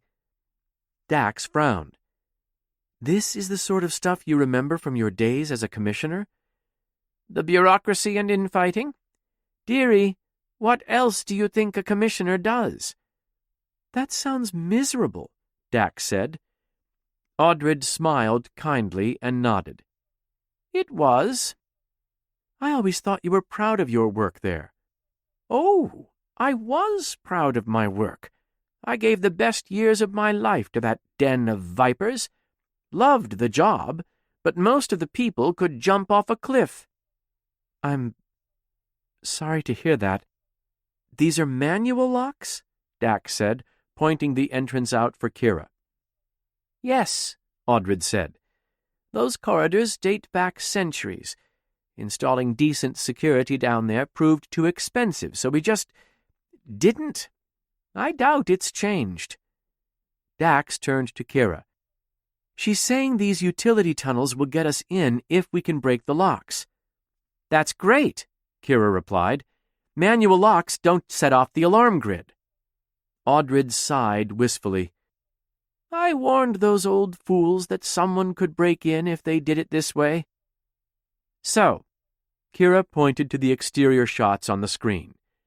"We go in through the utility tunnels, come up alongside the mains, get into the database, and get out the same way?" "And all we have to do is melt one lock," Dax said. "And get past any guards," Kira added. "Archivists," Dax interrupted. "Without being spotted. And we can't stun anyone because that would be assault. You need to leave your weapon here. If we're caught breaking and entering, I don't want to be doing it armed." "Could have used someone with her brains on the Appropriations Committee," Audred said. "If we get attacked," Dax said, "we'll be defenseless." Picking at her dinner, Kira said, "Let me worry about what to do with security." Kira had more tactical experience, so Dax decided not to pursue the question further. "Is there a day of rest coming up?" Audred asked. "Tomorrow night," Dax said. Kira almost spit out her food. "What about tomorrow night?" "I was telling Audred that's the day of rest," Dax said. Kira nodded. "I see. And no one wants to be stuck in a library on their leisure time." Dax frowned. "I love libraries." "Of course you do," Kira said. "This is good. Fewer people means less risk." Audred piped up. "Actually, it should be closed except to staff." Dax gestured to the empty air where she stood. "Audred thinks it'll be closed." "There we go," Kira said. "I've broken out of a Cardassian prison camp. We can handle a library on a day of rest." 9. Retrieval. The next night, the three of them made their way through the streets of the capital toward the Grand Archives. Dax and Kira wore dark, comfortable clothes, waiting to flip up their hoods until they got to their destination. Audred wore her favorite flower print dress and a flashy hat, since she was invisible and it didn't matter. Housed at the site of the original Symbiosis Commission, the Grand Archives was much older than the surrounding buildings. Classical Trill statuary adorned the columns, figures carved in white marble reaching for the heavens. Curling inlays of twisting vines and flowers ran across the ground in bright mosaics. "This place is impossible to maintain," Audred said as they passed into the shadowed colonnade. "Honestly, I argued that we should sell it off. Old is not the same thing as significant." "Would you mind keeping it down?" Dax whispered. "I'm only in your head, dear," Audred said. "But you're distracting me." They circled around the Grand Archives complex toward the maintenance entrance. A service ramp took them into a basement level before they cut across to the utilities tunnels. So far, everything perfectly matched up with the maps and Audred's intel. When they reached their intended point of entry, however, they found it had been sealed. Age streaks painted the thermocrete surface. It had to be decades old. "That's one way to fix the flooding issues," Kira said. "Audred," Dax rubbed the bridge of her nose. "It's not my fault. I've been dead for nearly a century." Dax bit her lip. "I thought you said the locks were rated for 1,000 years." "Yes, but they'll last longer encased in thermocrete," Audred said. "I have to say we didn't even discuss doing this. It's a smarter choice." Dax nodded. "I'm sure it is. Kira, we're not getting in this way." Kira stood with her hands on her hips, inspecting the sealed entrance. I can see that. Got any other ideas? Dax asked. Should we regroup and come up with something else? Kira shook her head. There'll be another way in, and security here is a joke. Audred raised a finger. It's a library, not a fortress. What are you thinking? Break a lock? Dax asked. Kira laughed. No, you want a structural weakness. Kira, we can't blow up. Not what I meant, Kira said. This is a centuries-old building with a storied history. It's going to have old windows and doors everywhere. There are probably sections of the roof that are open to the elements. We need ancient hinges, weak joints, that sort of thing. Dax knew very little about the building's exterior structure. Her time in the archives had been focused on databases and historical records, not security gaps. There's an office on the top with a cupola. Audred got a wistful look. I used it for a while when the Symbiosis Commission was evacuated for some minor contamination. That Grand Archives office was spectacular. You could open the cupola with a lever, and the breeze would sort of swirl down through the space, just what the doctor ordered on difficult days. There's a cupola on the roof we can get into, Dax said. We just have to get up there. Kira rubbed her hands together. Now we're talking. They wound around the exterior looking for any way to get to the building. Too bad they couldn't just beam up to the roof. Even if they could find a transporter, that would leave a log. There, Kira said, pointing out a renovation scaffold. The skeletal metal construction stretched up the side of the building, black gauzy material surrounding it to protect people below from dropped tools. Ladders crisscrossed its interior, barely visible behind the gently swaying fabric. Dax traced the path they'd have to take from the ground all the way to the top. It looked safe enough. If we get up there and that cupola won't open, we need to scrub the mission. We're already off script, and if anything goes wrong, we'll get in and out before you know it, Kira said. Audred knows where to find the map of the Guardian Road, right? If nothing has changed in the past century, Dax said, and Audred shot her an annoyed glance. Let's go. They approached the scaffold and found a basic lock on the door to the workers' area. Kira flipped out a blade and cut a person-sized slit through the nearby mesh, opening a path around the barrier. She slipped through, holding the flap open for Dax to follow. One floor at a time, they made their way up the side of the Grand Archives. Inside the scaffolding, they found a half-dozen restoration sites, statues in various states of repair. A pang of nostalgia struck Dax. She'd seen these statues in many lives, and it was odd to see them so degraded. I always liked that one. Audred pointed to a plump fellow with a face like a satisfied house cat. Who is it? Dax whispered as they passed, and Kira shushed her. Haven't the faintest, Audred replied. Doesn't he look silly? Dax kept her voice as low as she could. A little. Kira wheeled on her. I'm going to need you to stop talking to Audred while we're committing a crime. Sorry, Dax mouthed, but Kira just shook her head and kept climbing. After too many flights of steep, shaky stairs, they reached the roof. The women had to clamber over the parapet, the edge of which was filthy with decades of urban dust.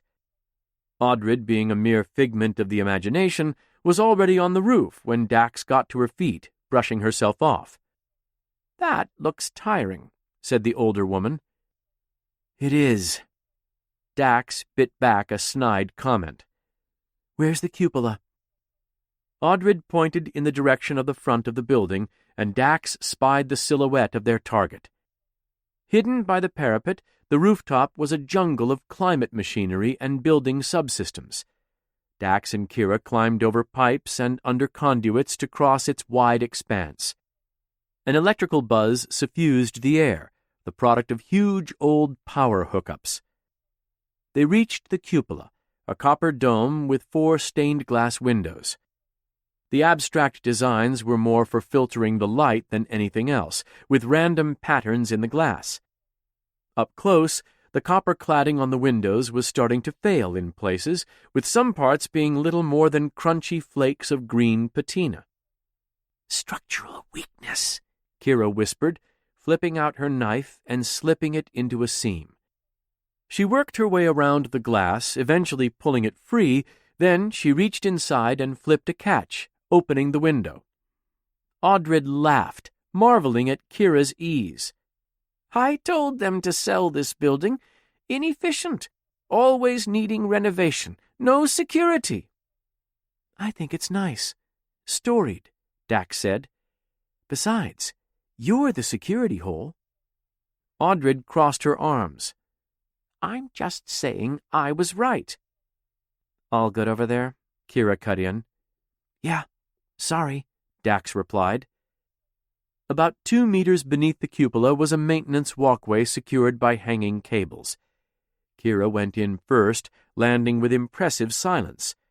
She hunkered low and dashed into the darkness like a cat. Dax hung her legs over the edge of the window and gauged the jump. It wasn't a difficult maneuver, but there were consequences for failure. The cupola sat atop the main office, which was at least 10 meters down. A fall from that height onto the marble floor would certainly shatter something, if not everything.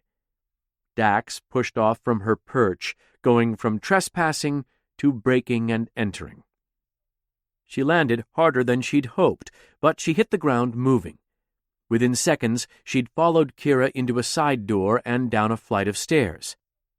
"Right." Kira checked up and down the stairwell. "Which way to the map?" "I don't know. We need to look around," Audred replied. Dax's eyes went wide. "What do you mean you don't know?" Kira threw up her hands. "She doesn't know?" "I'm trying to remember." Audred frowned. "We're in a stairwell, and it's been a while since I've been here. If I could look around a little bit more—" "She needs to look around," Dax whispered. "Yeah, by all means. Let's sign up for the tour." Kira shook her head, tonguing the inside of her cheek. "Please tell your friend I'm sorry," Audred said. Dax gave Kira a contrite expression. "She's sorry." Kira sighed. "Where does she need to go?" "I just need to look, around," Audred said. "It'll come back to me." Dax said, "Anywhere we can go safely." "Fine." Kira opened the door a crack to peer out, and a shaft of light spilled across her eyes. "Let's move. Stay with me." The pair crept into a wide corridor, supported by flying buttresses of ivory material. Every few meters, some piece of brilliant Trill artwork stood on display, a reminder of the talent produced by joined Trill. Dax wished she could stop and look at a few of them. She'd never paid attention when she'd studied here, wrapped in her ambitions. "Oh!" Audred said, and Dax's heart jumped a beat. "It's this way! This way!" Dax made a quiet hiss to get Kira's attention, then bade her follow. They turned and headed the other way down the corridors, delving deeper into the complex. Every shadow seemed darker, every noise they made louder, and Dax jumped at any movement, real or not. She prayed Joran wouldn't decide to make an appearance, because she wasn't sure she could handle him.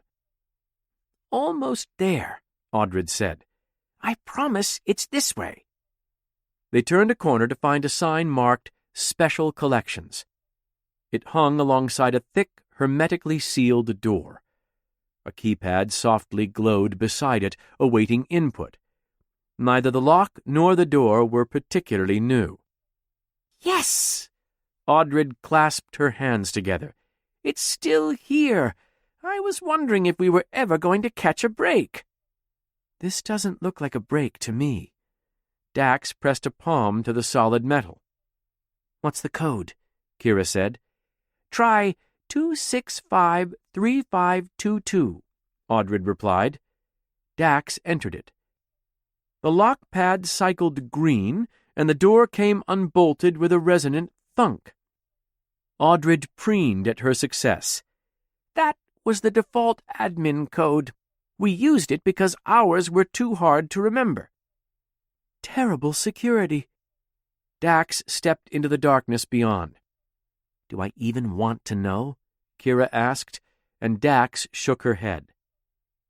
The room on the other side of the door came to life, a wide white hall with hundreds of smooth, lacquered drawers lining the sides.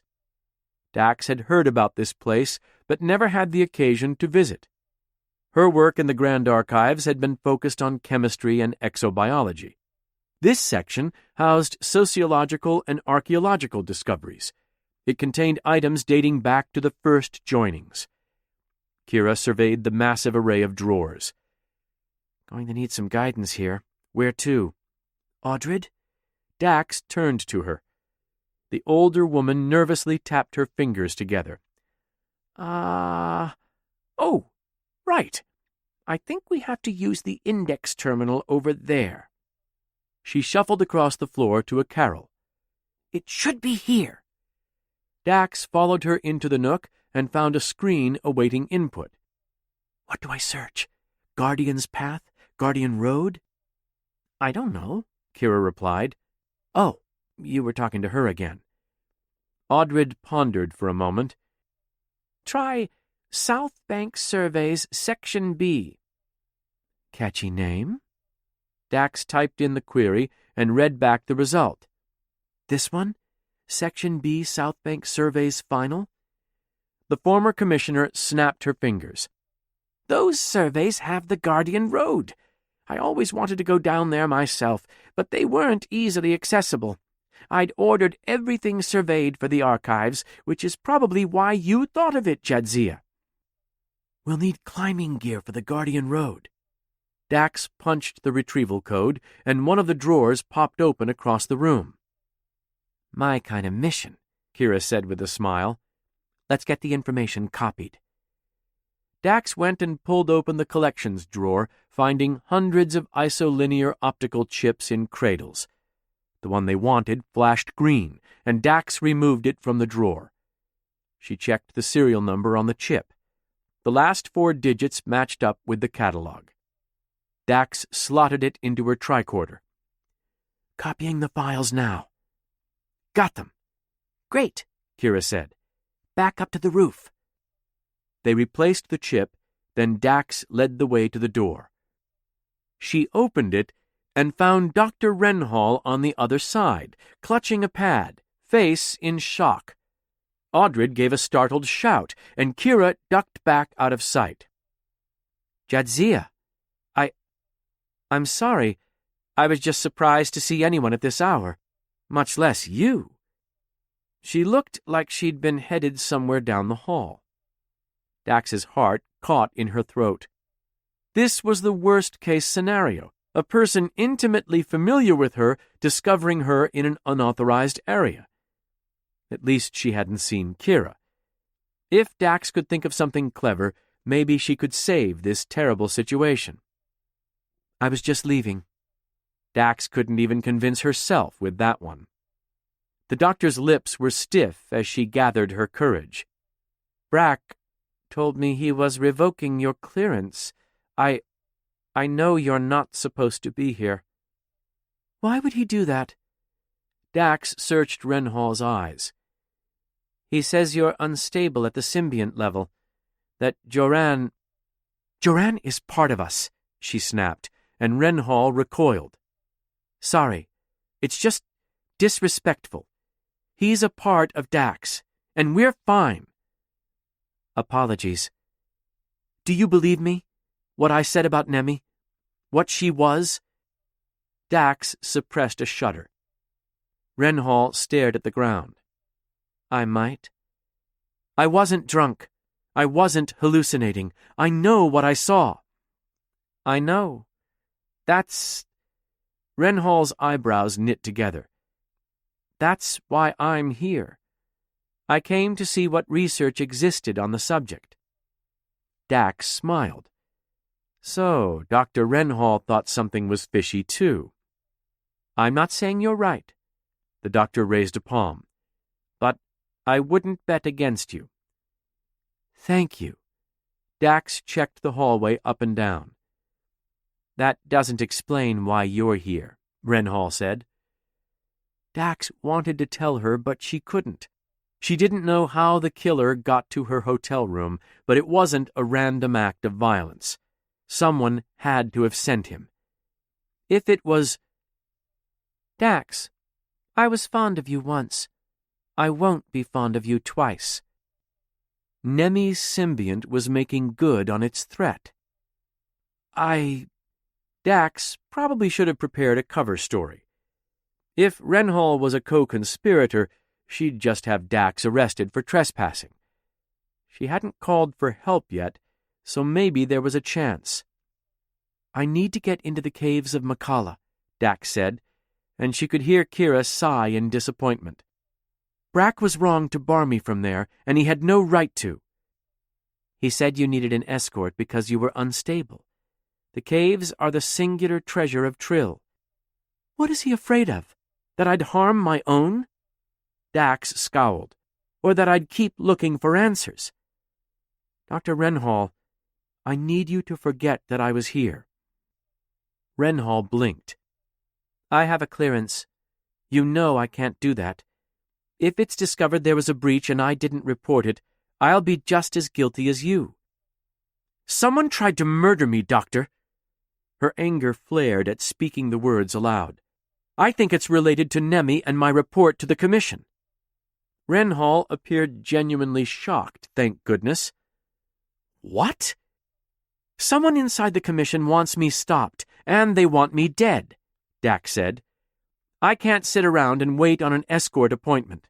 I need to talk to the Guardians. Dax took Dr. Renhall's hand. An arrest would be catastrophic for me. It could end my career. Doctor, please, forget you saw me. I believe you. Renhall sighed. I've always felt terribly for what happened.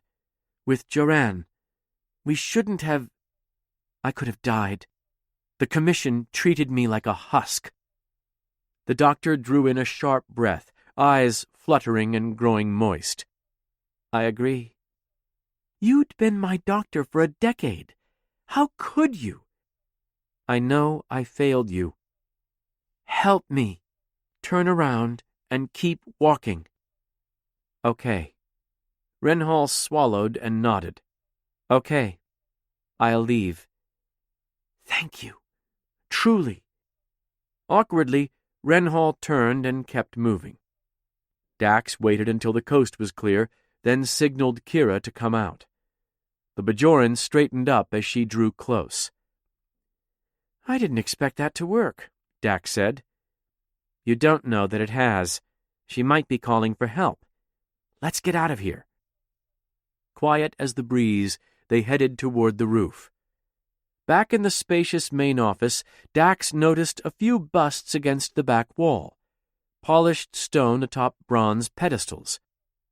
She approached, finding them all to be noteworthy figures in Commission history.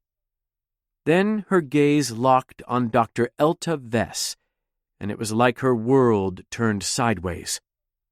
The nightmare came sweeping back, broken fingers bashing piano keys, as cold nausea overtook Dax. She shuddered and stumbled to her knees, her vision blurring at the edges. What's happening? Audred asked, but her voice came out broken and drifting. The rite of emergence was faltering.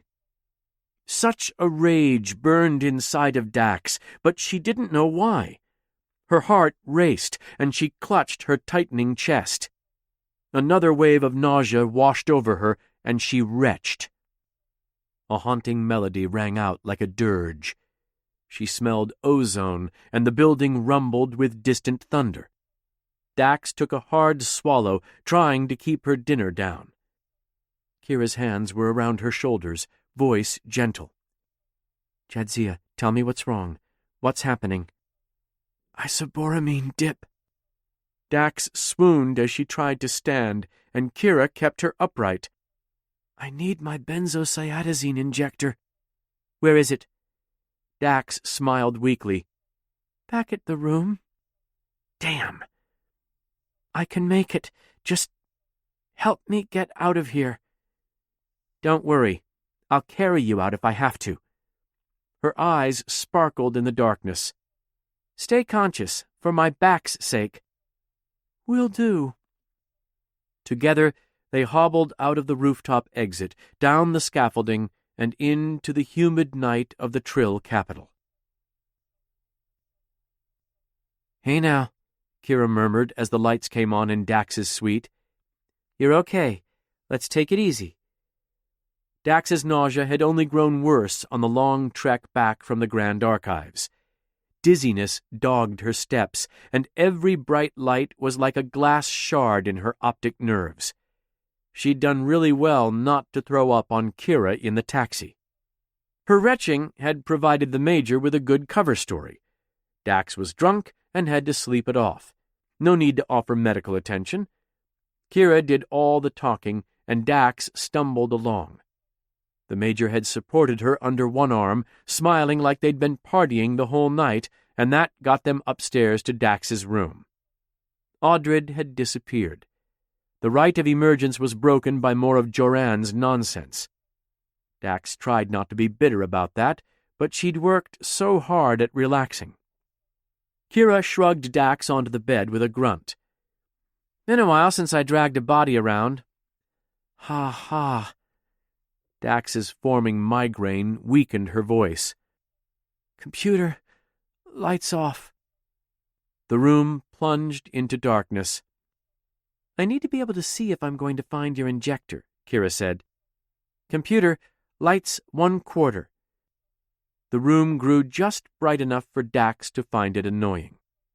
Photosensitivity could come with an isoboramine drop, and she wanted nothing more than to hide in the darkness and sleep. Kira tossed the room, looking for the injector and making frustrated grunts the whole time. She was trying to act tough, but it didn't fool Dax.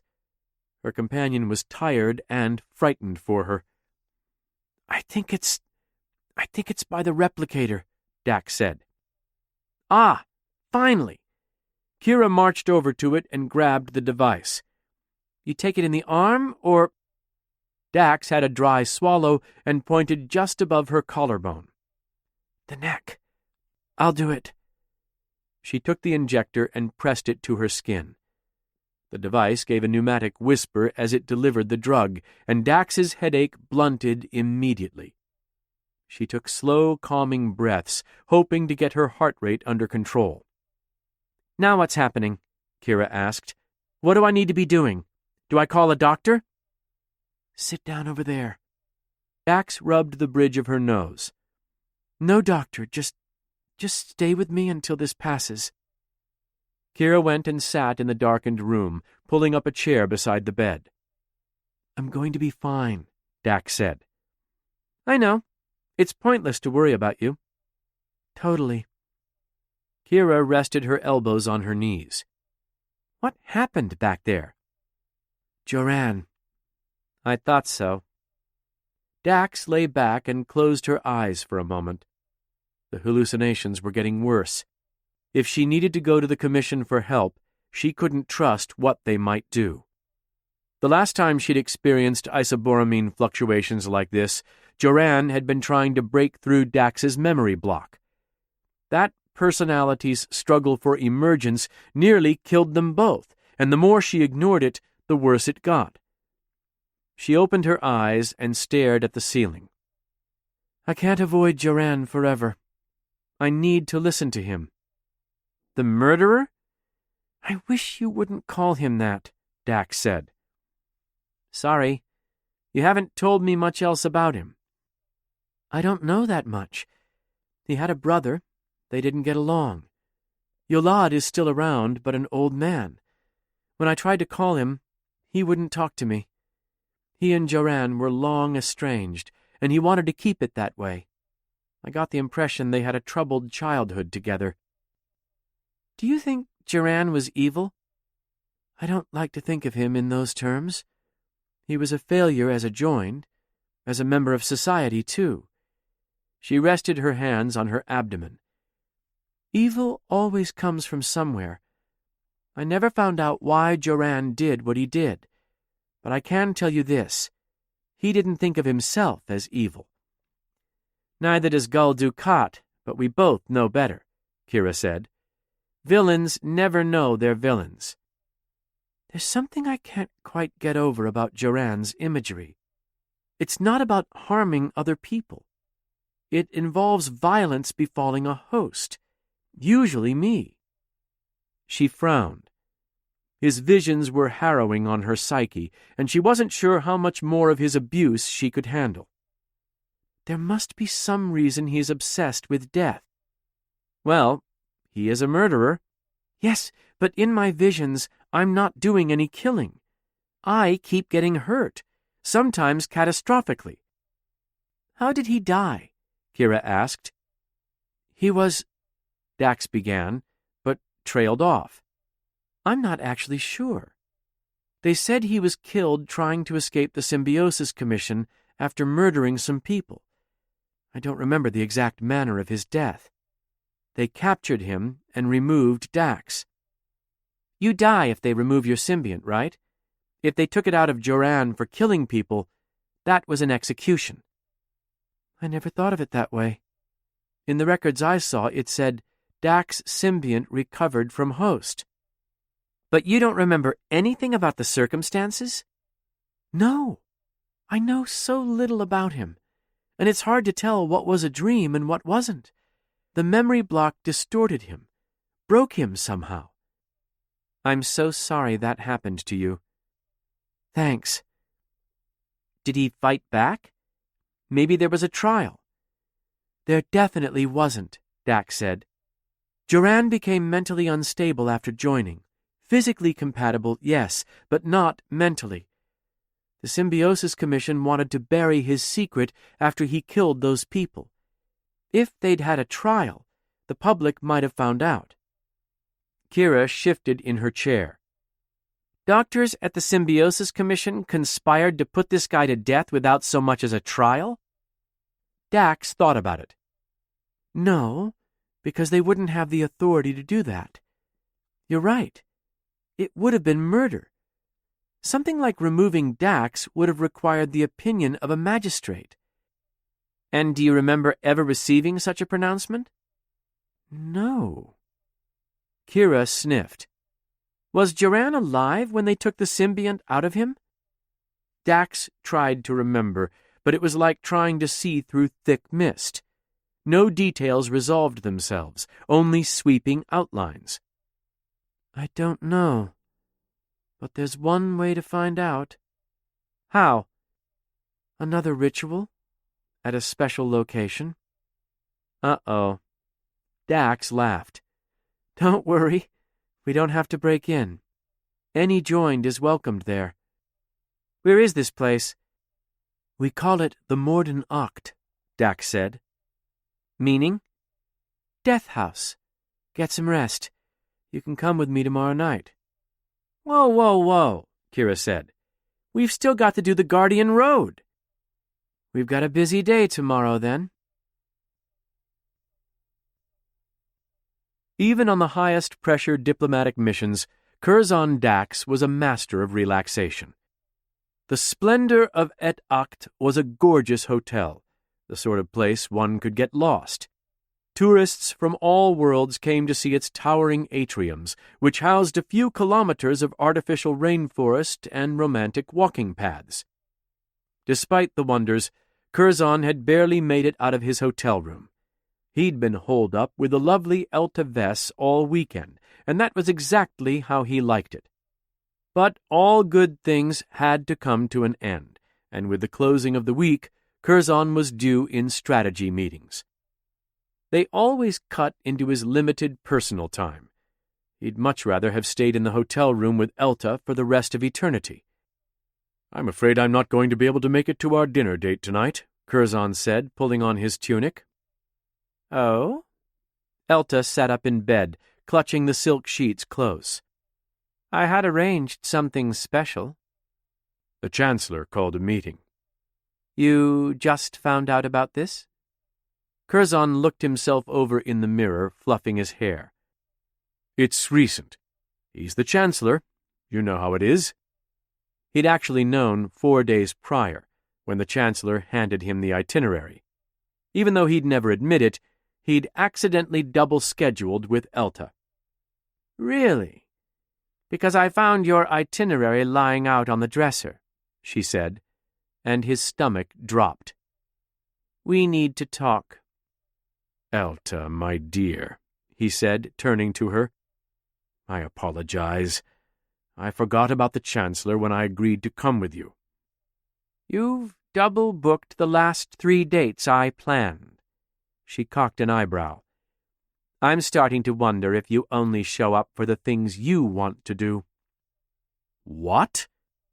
He came and sat beside her on the bed. I did no such. But he had. He took her hands and ran a thumb over her knuckles. That was where she showed her age the most, and he traced the roots of her veins. Time had only made her more beautiful, and he already regretted disappointing her. I'm sorry, darling, he said. I didn't mean anything by it. You know it's okay. She patted his hand. The life of a diplomat requires a lot of selfishness. Elta. You lied to me, then you automatically tried to deny it. Curzon, I love you. She stroked his cheek. But you are a bastard. He drew up short as she took her hands away, smiling kindly. Don't be upset. You need to be selfish. She looked out the window at the snow-capped mountain. It's your job, and a major part of your psychology. It's who you are. Curzon gaped, heart racing. He hadn't realized she harbored these feelings, and it looked like the situation was spiraling out of control. Hold on a minute, he said. I'm not all that bad. Curzon, can you not understand? You don't have time for me. How good or bad you are in a relationship doesn't matter if you're never here. She got a distant look, hugging herself. When you're with me, truly with me, you make me feel like I'm not alone for the first time in forever. The way you carry yourself, the way you look at me, touch me. He couldn't stop his eyes wandering at those words. Then she locked him down with a stare, and it was like being caught in a tractor beam. You make me feel like my old self again, Curzon. Alive. He'd always treated their relationship as a casual fling, expecting her to end it at any moment. They'd agreed it was only physical attraction, no strings attached. That was why he hadn't taken it seriously before. But now he saw. She'd fallen in love with him. She was something precious and special in his hands, something no man could ever have possessed, and he should have paid more attention. But he watched the candle burn low, then go out in her expression. Which just makes me your fool. She slipped from the bed, padding over to a robe and donning it. I don't know how much I want this anymore. His mouth went dry at the words. Elta was perfect for him. She was the sort of woman he needed, beautiful and confident, capable of captivating galactic dignitaries for hours on end. With her at his side and the accords under his belt, he was unstoppable. Oh, no, he said. Let's not do anything rash. We could discuss this over a romantic meal. Sure, she said. How about dinner tonight? Curzon gave her a wounded look. That was unfair. I'm not trying to bring you down. I'm simply stating a fact. Your star is on the rise. You don't have time for us. And I'm okay with that. I regret making you feel that way. Oh, so they're just feelings? I'm imagining it, and you do have time for me? This behavior right here, using an apology to distort reality, is one of the reasons I can't be with you, Curzon. When it comes down to it, you have a pattern of not respecting my intellect. I'm sorry. He shook his head, spreading his arms for a hug. You're right. I know. That's why I'm leaving you. He'd thought things were going so well. He'd become quite smitten with Elta over the past months, even telling her he loved her. The prospect of losing her eyes, her smile, her soft lips, her scent, it was almost too much to bear. Elta, please. Reconsider. No. You treat me like an accessory, and if it weren't for your substantial talents, I would have left you weeks ago. He tried to raise a point in his defense and take credit for the compliment at the same time, and his brain shorted out. You're more than that to me, he stammered. It came off weak and melodramatic, and she winced. Search your heart, Curzon. You don't think of me as a peer. He followed her to the dressing room. I absolutely do. You're as important as any ambassador. The groundbreaking work that you've done on... Would you cancel an appointment with the Klingon ambassador at the last minute and then lie about it? No, because that could start a war. So you keep your engagements with him. You have no choice. Exactly. But you have a choice with me. So you cancel. She walked to the closet replicator. Computer, Lorenzo Vital dress, red, matching heels. The garment it spat out was painfully gorgeous, twisting Curzon with longing. I'm sorry. You're absolutely right. He tried again, working his charming smile as hard as he could. Let's start over. We've already done that once before, but you've apparently forgotten. She pulled the dress up over her body, securing the magnetic straps into place. She pointed a thumb at her back. Fasten me? What? Oh, sure. He tapped the fasteners at the rear of her dress. Was he never going to get to hold her again? Elta, please. I promise I truly am sorry. You're everything I've ever wanted in a woman. She turned to him with a sad smile. So true. And you're about 60% of what I've ever wanted in a man. Please, don't take it personally. Don't take it. You're criticizing my personality. And there are plenty of people who love you. She brushed off the shoulders of his tunic, resting her fingers on his collarbone. Even in that moment, her touch was enough to set him humming with delight. When her eyes locked onto his heart skipped a beat. Just not me. Goodbye, Curzon. 10. Makala. Dax had been awake only for a few minutes when the call came in. Captain Sisko's angry face filled the screen. What were you thinking? To fail to report an attack like this to me is unlike you, old man. Dax and Kira sat helplessly in Dax's hotel room, absorbing a tirade from their commanding officer. He knew of the attempt on Dax's life because local Starfleet personnel reported it to him as a matter of procedure. It could have been worse. If Sisko found out what they'd done in the Grand Archives, they'd be ordered back to DS9, and Dax would be facing a disciplinary hearing. She could only hope Renhall would keep her secret. I cannot believe you left me in the dark, Sisko said. I'm sorry, sir, Kira interjected. I also knew, and I didn't report it immediately. She was obviously trying to take off a little of Dax's heat, but she knew Sisko better. He could burn hotter than a star. His eyebrows shot up. I know. Don't think you're out of the woods on this one either, Major. You may have gone to Trill to deal with a personal affair, Dax, but now that you've been targeted, it's my business. Dax nodded. Benjamin, this is important to me. And a member of Starfleet was killed, he interrupted. We have a method of doing things, and you know that. We're going to deal with your case, but we're going to do it the right way. No more risks. Dax exchanged glances with Kira, who asked, "What do you mean, sir?" Jadzia, your health is fluctuating, and I understand you've set the commission against you. I'm sending Dr. Bashir. That was bad. Bashir would get in the way, and he wasn't the felonious sort. And because your life is under threat, Sisko continued, I'm sending Lieutenant Commander Worf. He will oversee the remainder of this off-the-books operation, while ensuring your safety and survival. Kira brightened. That's great, Captain.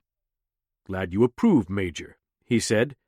Then you understand why I'm cutting short your leave and recalling you. Kira balked. What? He gave her a thin smile, his eyes widening with restrained furor. I have deployed my Chief Science Officer, my Chief Medical Officer, my Strategic Operations Officer, and you, my Bajoran liaison. I have almost no command staff. You need to come back, or I'll be running the station with Odo. Sir, you want me to just leave Jadzia alone? Kira asked. Not until Lieutenant Commander Worf and Dr. Bashir arrive, but then you will depart immediately. Sisko leaned back. Your capable seconds have already been pulling double duty for days. Deep Space Nine is on the edge of a war zone. Strangely, I find the station is more important than a personal vendetta. Dax frowned.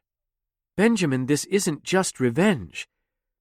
If I were in your shoes, Sisko replied, it would be. Dax shifted in her seat. I appreciate your support. I've done what I can, he said. Be careful, and see that you return in one piece, Commander. I will, Dax said. His frightful smile returned, polite, with a threat just beneath the surface. Don't make me regret my magnanimous nature. Sisko out. The captain disappeared from the screen, and Dax exhaled. Kira said, I should have reported in. Me too. So, what do we do? Dax said, we go to the caves of Makala, and then the Mordennocht. You don't think he'll object? Benjamin? If he'd wanted us to stay here, he would have said so. Duty required him to chew me out, and he did it. I guess. What do we do first? Caves. The Mordennocht is only open at night. Can we get dinner in between? Oh, definitely. Dax smiled. Can't confront my own mortality hungry. Dax and Kira trudged through the streets of the capital, heavy packs weighing them down. The morning sun warmed the pavement beneath them, turning the dewy rains into a cloying steam. They wore civilian clothes, looking more like tourists than Starfleet officers. Kira pushed up her sunglasses and checked her tricorder. The entrance is supposed to be near an old citadel. That's the old citadel. It's a major landmark, Dax said. It was a fortress that stood on the site of the capital in ancient times. Where?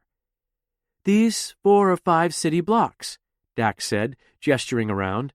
It was huge, but it's long gone. Kira smacked her lips. How can it be a major landmark if it's gone? Dax pointed to a low stone wall that ran beside the sidewalk. Every few meters there was a brass plaque inscribed with the symbol of the old citadel.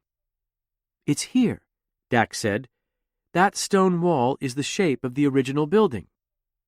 So, according to the map, Kira pointed to her tricorder, the entrance is next to this corner here.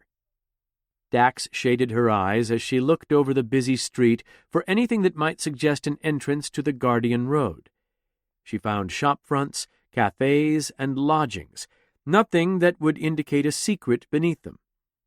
They wandered along the symbolic wall, trying to get a better sense of the fortress's shape. Past the shops was an old Trill municipal station, a traditional washing house and toilet dating back a few centuries. The buildings weren't commonly used for anything except their sewage functions, but were maintained as historical curiosities.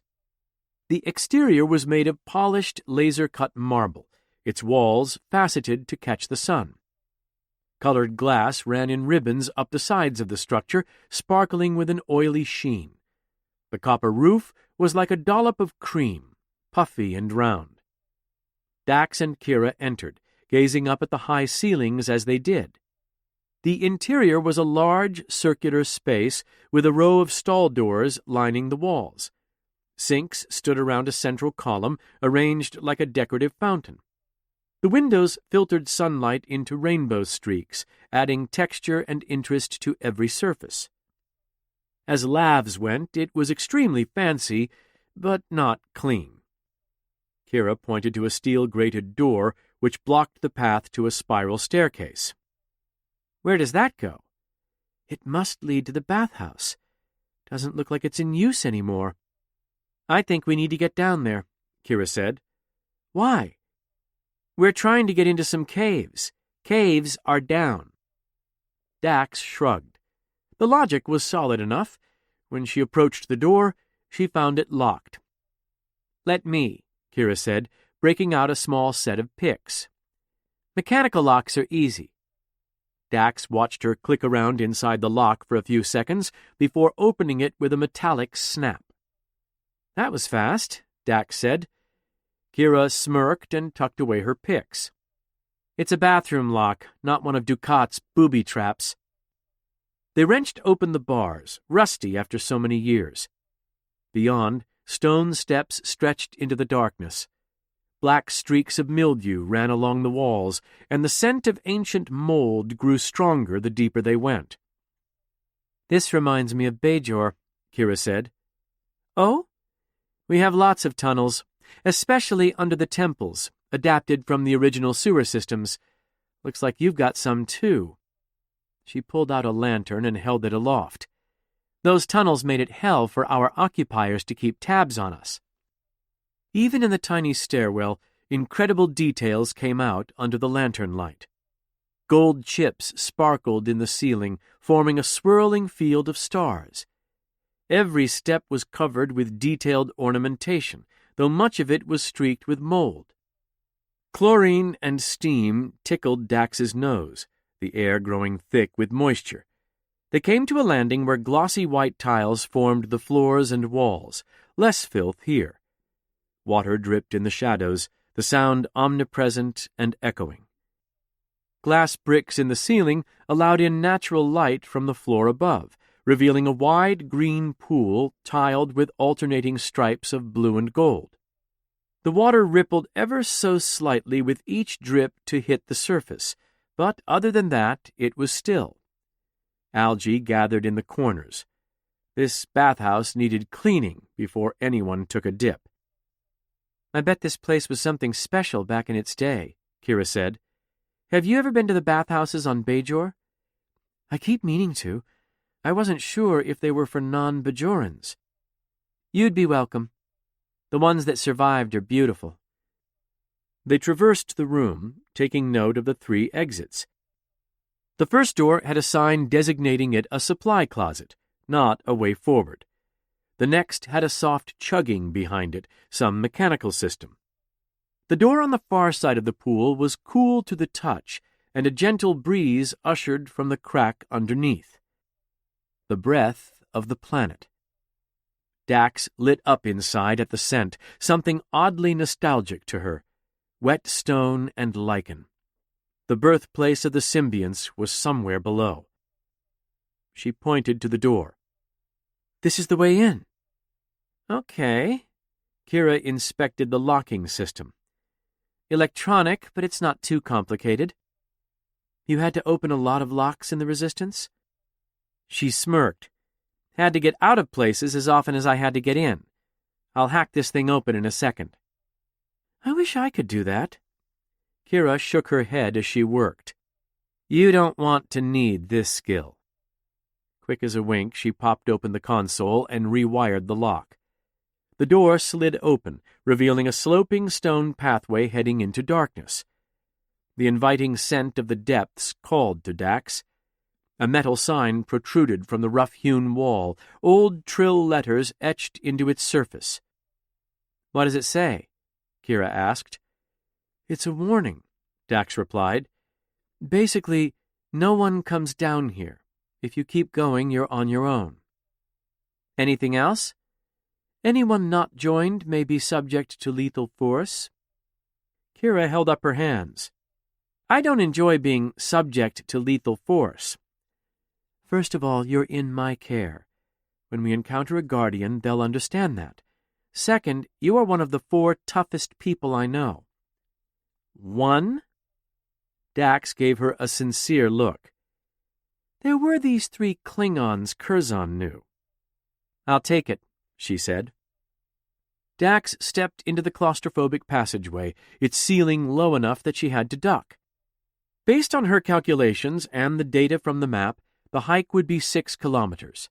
She hoped it would open some so she could stand up straight. They came to a branch and pulled out their tricorders. It was easy to reconcile their location. "We go right," Kira said. "See?" Dax huffed. "It's not so bad." "I've seen the map. We both know the worst is yet to come." "Not the worst, the most challenging," Dax corrected. "You should take up politics." "Been there. Rewarding, but draining. Not in this life." The first few forks weren't so bad, but as time went on, the pathways became more complex. The caves weren't just left and right turns. Dax and Kira had to rappel down jagged cliffs, through treacherous chutes, along precipices, and above underground rivers. The caves branched like a nervous system with tons of cramped splits. The pair hiked through most of the day, stopping only to admire an underground lake while snacking. When Dax spotted the mottled stones of the inner chambers of Makala, she put a hand on Kira's shoulder. "Put out your light," she said, and Kira did. In the absence of the lantern, azure clusters of glowing lichen came to life, shedding their cool luminance over the cavern. Dax stood in the darkness, reverent. "Exquisite," Kira said. A warm glow filled the tunnel ahead along with approaching footfalls. Dax crouched reflexively, though she wasn't in danger. She had every right to be here. A tall, thin man came ambling around the bend, staff in hand. The top section glowed like a lamp, shedding light across his path. He was a tan-skinned fellow in middle age, with a strong nose and pronounced brow. He had shaggy, short hair, with a wild bit at the top like the stalk of an onion. His uniform was a creamy brown dress with simple patterns sewn into the piping. He regarded Dax with coppery eyes. "Who are you?" "Jadzia Dax." "Dax. Welcome home. I am Guardian Olame." He gestured to Kira. "Is this your guest?" Dax nodded. "She is, Guardian." He clicked a button on his staff, and it emitted a descending whine. A weapon powering down? "Welcome to you as well," Olame said. "I didn't expect to be answering a call to the Guardian Road today." He waved for them to follow and turned to walk away. "Answering a call?" Dax fell in behind him as he shuffled up the tunnel. "You knew we were coming ahead of time?" "No," he laughed. "We have motion detectors all through here. You couldn't have picked a longer path in." "Your sensors are well hidden," Kira said. "I normally spot that kind of stuff." "Thank you," he said. "I'd pass your compliments to the man who did it, but he died a long time ago. No one uses this road anymore." "I can see why," Dax said. She was filthy after a long day of slogging through dangerous, muddy caves. It had been fun, but she hoped it'd be a once-in-a-lifetime experience. They wound around the corner and found the greatest wonder of Trill yawning before them, the caves of Makala. Luminous pools of milky fluid hummed with electricity, and little bolts of static crackled out every time a symbiont broke the surface. More of the glowing lichens carpeted the roof with velvety luminance. This was the place symbionts were born, where they returned if they needed to await a host, where they could be nursed if ill, and where they sought respite if the grief of losing their host was too much to bear. "It's beautiful," Kira breathed. "This is where you're from?" "Part of me," Dax replied, smiling. "What's that?" Kira pointed to one of the discharges across the surface of the water. "That's how the symbionts communicate," Dax said, "when not in a host body." "Through electric shocks?" "Yes." Dax watched one of the symbionts emit a jolting flash before submerging again. "And they can be quite powerful." Olamé nodded and grinned. "Young symbionts occasionally express their displeasure with us with enough power to give us a good shock. It's an informal rite of passage for a guardian." He dipped his staff into pools as they passed, watching the light along the top turn green, blue, or yellow. When it went yellow, he pulled out a little pad and jotted down some thoughts. "What brings you to us, Jadzia Dax?" He searched his notes, muttering to himself about salinity. "Well, my friend died recently." "Oh." He frowned. "I'm so sorry to hear it. Is that what has you so conflicted?"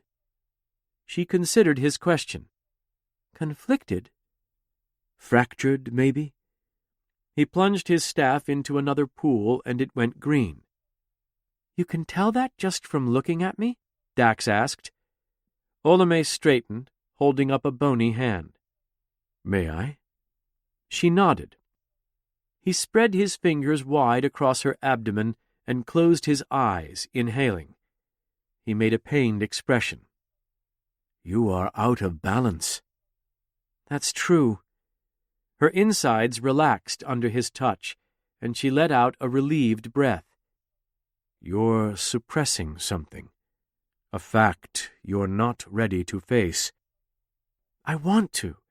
It's honestly getting frustrating." She rubbed her temple. I think it has something to do with the way Joran died." His face went grave. "You should free those memories." "I will. Tonight." She glanced at Kira for strength before continuing. "My friend who died, she was joined." He narrowed his eyes. "Has this death been recorded?" "No," Dax said. "And neither has the joining." He took a sudden breath, growing deadly serious. "I need to know." She proceeded to tell Olamé the story of meeting Nemi, of how different she was, about the Tongo game. He listened, rapt, never doubting a word coming out of her mouth. She hadn't realized how good it would feel to be believed. This was a man who knew everything there was to know about the symbionts, and he took her word as the absolute truth. When Dax got to the part where Nemi shocked her into unconsciousness, Olamé breathed, "Lorinor." Dax leaned closer. "What?" "Lorinor. The Lost Lights." The name tickled something in the back of her memory. She'd been dealing with that sensation too much recently. "Hillian Kila," Olamé began, "was a joined Trill who lived centuries ago, when our species first took to the stars. He fell one day while hiking alone in the mountains, suffering a diffuse axonal injury. The man, known as Hillian Kila, died instantly, but his heart still beat, and his lungs still drew breath. Kila, his symbiont, was able to continue the functions of the host for its own survival." Dax swallowed. "It's true. I was right." Any symbionts who suffer such a fate should return to the caves for trauma assistance and rehosting. But sometimes that doesn't happen. Occasionally, a symbiont becomes trapped inside of a dead body. The ones who embrace their host's fate are called Lorinor, or lost lights. Often, they don't want to return. Dax's eyes grew wide with the revelation. That's horrible. Kila spent 6 months stranded in the wilderness. The man that emerged was different. He had all of the memories, but none of the compassion. He was aggressive, manipulative, and dangerous. Dax tried not to despair, but every sentence out of Olame's mouth confirmed her suspicions about Nemi. His family eventually had him examined, where the truth was uncovered. Olame sighed. That was when he attacked, killing the doctor, his wife, and son. Kila expressed abilities. The symbiont's electrical discharges were magnified through a dead host, giving him a powerful weapon. He disappeared after the attacks, killing 3 of his pursuers from the commission. It took 5 years to catch him. "What did the authorities do?" Kira asked. The symbiont was removed and placed into stasis, along with others of its kind in the archives. We keep them there in the hopes that we can one day rescue them. "In the Grand Archives?" Kira asked. Olame nodded. "That place needs some security upgrades." Olame peered past Dax at the Major. "What does she mean?" "I'm sure it's nothing," Dax said. "Guardian Olame, how often do these lost lights happen?" "Thankfully, they're few and far between. The precise nature of the injury must kill off specific parts of the host. Only an ill turn of fate can create a Lorinor." Nausea swept through Dax, and she doubled over. Olame gently placed his palm on her abdomen, pushing her back from the nearest pool. He closed his eyes and took a deep breath. "Dax, you're struggling." His voice was gentle as rain. "I can feel something trying to come loose, like a snarl in your fabric." She heaved breaths, hanging on to his arm. "Oh, something feels like it's coming loose." He tensed, clearly ready to drag her out of there for the sake of the symbionts if she started vomiting. "I'm good," she said. "I'm good." "Tonight," Olame said, "you will address this snarl. Please, you must, for your health." "Yeah." She swallowed before blowing out a breath. The nausea receded, and her heart slowed. "Tonight, I promise. Thank you, Guardian." "Thank you, Jadzia Dax. Take care of yourself." He supported her while she straightened. "Why did you come via the Guardian Road?" "Someone in the commission cut off my access. Said I was dangerous because I was having hallucinations." A ridge of concern appeared between his thick eyebrows. "But that means you need care, not contempt." "I thought so too," Dax said. "I'll speak to the other Guardians.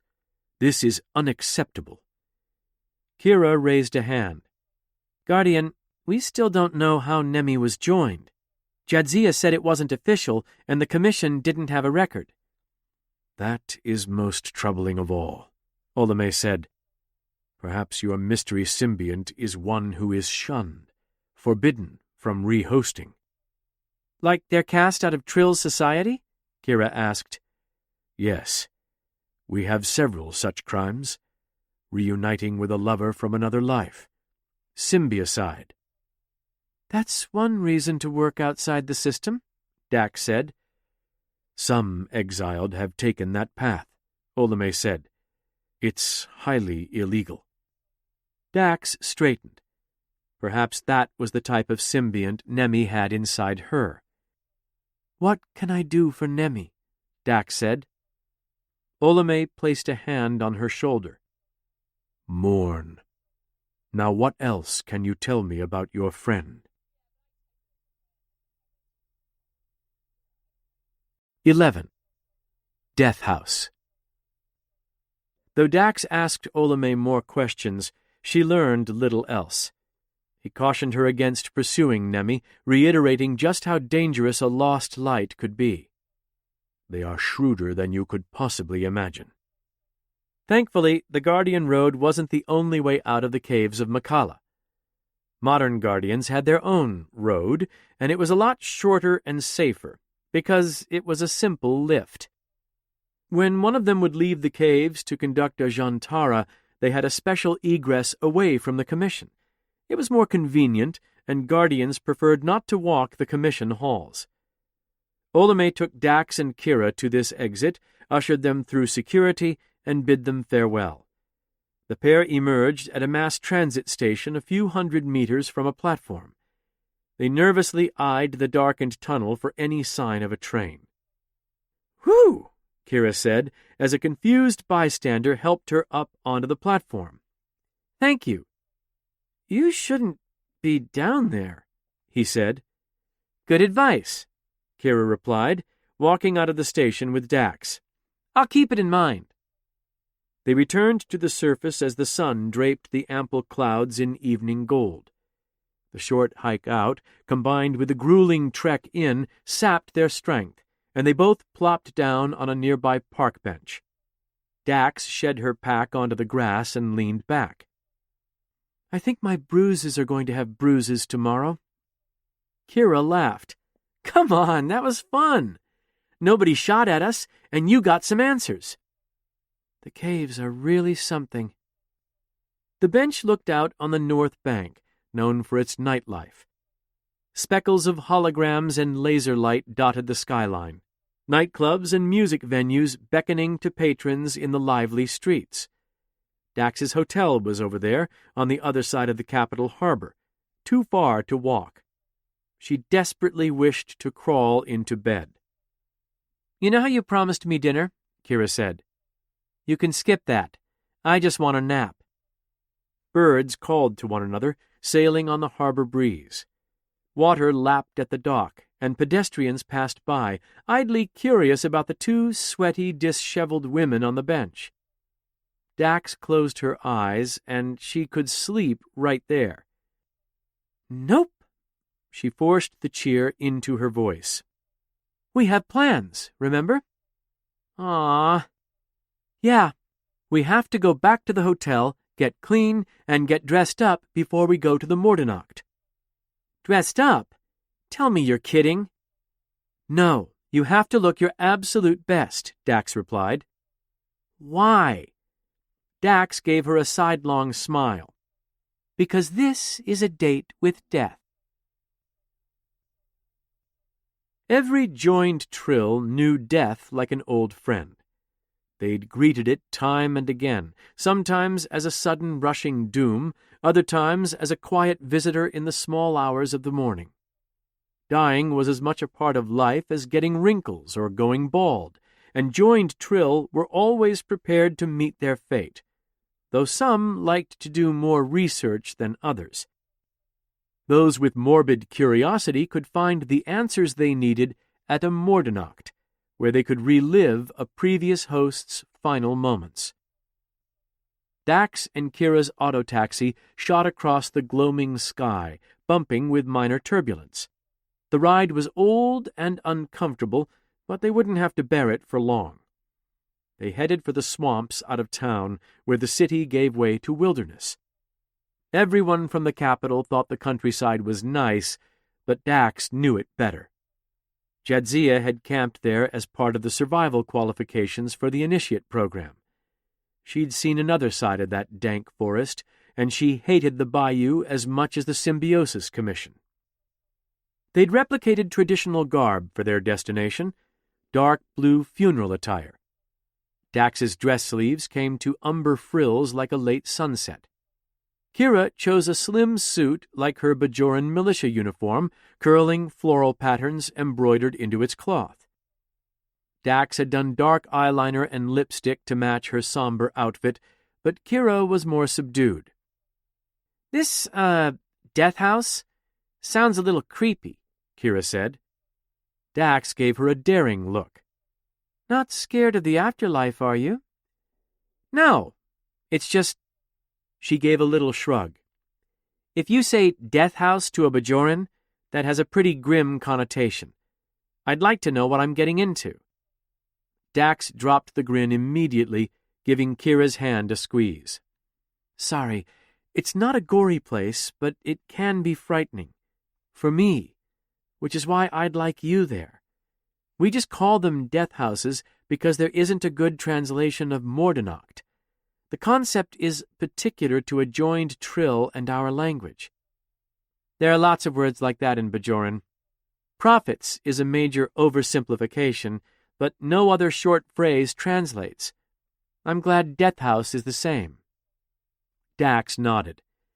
Absolutely. The connotations of the original word are a little dark, but beautiful. We joined have a different relationship with mortality. Symbiosis is an embrace, but every host will have to let go one day.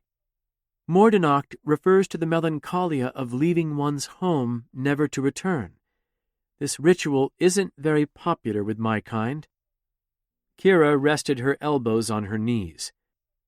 Most of us don't like thinking about death, much less our own. The symbionts shield newly joined from the immediate knowledge of all former deaths. It's harmful to feel the grief of so many hosts at the same time. Dax looked out the window at the passing trees. Being joined gives me glimpses of Dax's other hosts when I need them. Sometimes those are nightmares like Joran. I'm sorry. He sounds terrifying. And I'm about to become him. Dax's shoulders fell, and she let out a long breath. I don't want to do this. Then we can go back. No, I need to see what he wants me to. It's literally killing me. Killing you? It's not that bad yet, Dax said. But the farther out of sync I get, the lower my isoboramine goes. If I can't resolve this, the Symbiosis Commission will remove Dax. I have to do this. Okay. Kira took her hand. I'm here for you. The auto-taxi settled down onto the landing pad of the Mordennacht, engines washing the nearby trees. Kira climbed out first, then held the door for Dax. The Major looked their destination up and down, rocking on her heels. This is some place. An obelisk of black glass rose among the ferns and tall swamp trees like a gateway. The edifice stretched at least 3 stories high, crystalline surface glittering gold with 1,000 cuts in the evening sun.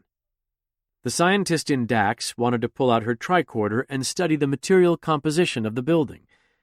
But where she was going, perhaps it was best to preserve the mystery. The existence of the death houses was an open secret. They arose from an old tradition, one that made many people in the Symbiosis Commission nervous. There had always been tension between the Commission and the Mordennachts. The medical establishment cautioned against older Trill indulging the service because there had been fatalities. Sometimes, very rarely, a young joined Trill would succumb to shock at a Mordennacht, restarting the evergreen debate at the Commission over whether they should be allowed to operate. For the time, though, Mordennachts were sacred cultural institutions, and any joined Trill who wished to chance their own demise could see someone else's. The courtyard that housed the landing pad was a restrained affair of laser-cut hedgerows and viridescent grass. A flat, circular fountain housed a barrage of jets, which suspended a mirrored ball atop a bed of water. Lamps came to life in the nearby woods like glowing toadstools, casting pools of light across walking paths. Dax spotted a lone Trill in the forest, clad in dark blue robes, sitting on a memorial bench. "Shall we?" Dax asked, offering Kira an arm and a smile. "Why not?" They made their way up the steps to the obelisk, and its doors parted for them. The foyer was frigid, a crystalline palace housing a spectacular chandelier. Warm light seemed to rain from the ceiling, running down long strings terminating just above the circular reception desk. Seated behind the counter was a grinning trill woman, aged like a tree, hard-weathered yet upright. Dark gray hair fell around her pale face in webs, and she regarded Dax with unblinking, icy eyes. She wore the traditional trill blue, but an extravagant, layered outfit of velvet and lace that gave her a ghostly air. Silhouettes of trees intertwined across a high collar of clear material like candlelit stained glass. Her plunging neckline showed her trill spots, leading to a gold-boned bodice. A cascade of glittering scales flashed along the length of her gown, and the train slid like molten metal. Gold chains stenciled her tight, deep blue sleeves, broken only at her bare shoulders, and intricate nets of jewelry encrusted her hands. Though Dax drew closer, the woman never moved. Hello? Greetings. She bowed her head slowly. What's your name, traveler? Jadzia Dax. And why have you come? Jadzia uttered the phrase she'd been taught as an initiate so long ago. To see beyond life. She'd always considered visiting a Mordennacht. The thought of exploring death was no different in the abstract than exploring a wormhole, probably safer even. Now that she had the very real need to experience death, every muscle in her body was steeped in dread. Welcome, Dax, the woman said through stained teeth. She tapped a few buttons on a hidden console. We've been expecting you. Dax glanced at Kira, then back to the woman. Glad to hear it. Thank you for making time. Anything for the joined. Follow me. The mysterious greeter turned and exited her desk, retreating to the far wall. Its smooth surface parted before her, revealing a corridor into inky darkness. She passed inside, stopping at the entrance to wait for Dax. I need my friend with me, Dax said. Yes, said the woman. You will. Their host seemed to glide into the shadows, vanishing. Dax and Kira followed her, crossing under the crystal archway into the dim beyond. The walls in the corridor were the same dark cut glass, layered so many times that their lines created infinite strands in the reflections. The only tones were black and honey gold, and the million facets shivered with the group's passage. The illusion was imposing. The space seemed to go on forever, reacting to their presence, drawing them inside. It was easy to imagine eternity in this beauty. They moved through the entrance corridor slowly, enabling Dax and Kira to take in every detail of its fractal complexity. Kira openly gawked at its magnificence, eyes darting to each new spectacle. Dax wondered how big the corridor was. So much of it seemed an illusion.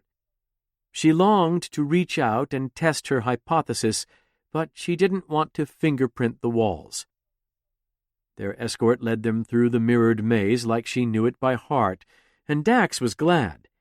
It was entirely too easy to imagine walking into a sharp wall, and the only thing worse than a fingerprint on the pretty crystal would have been her blood.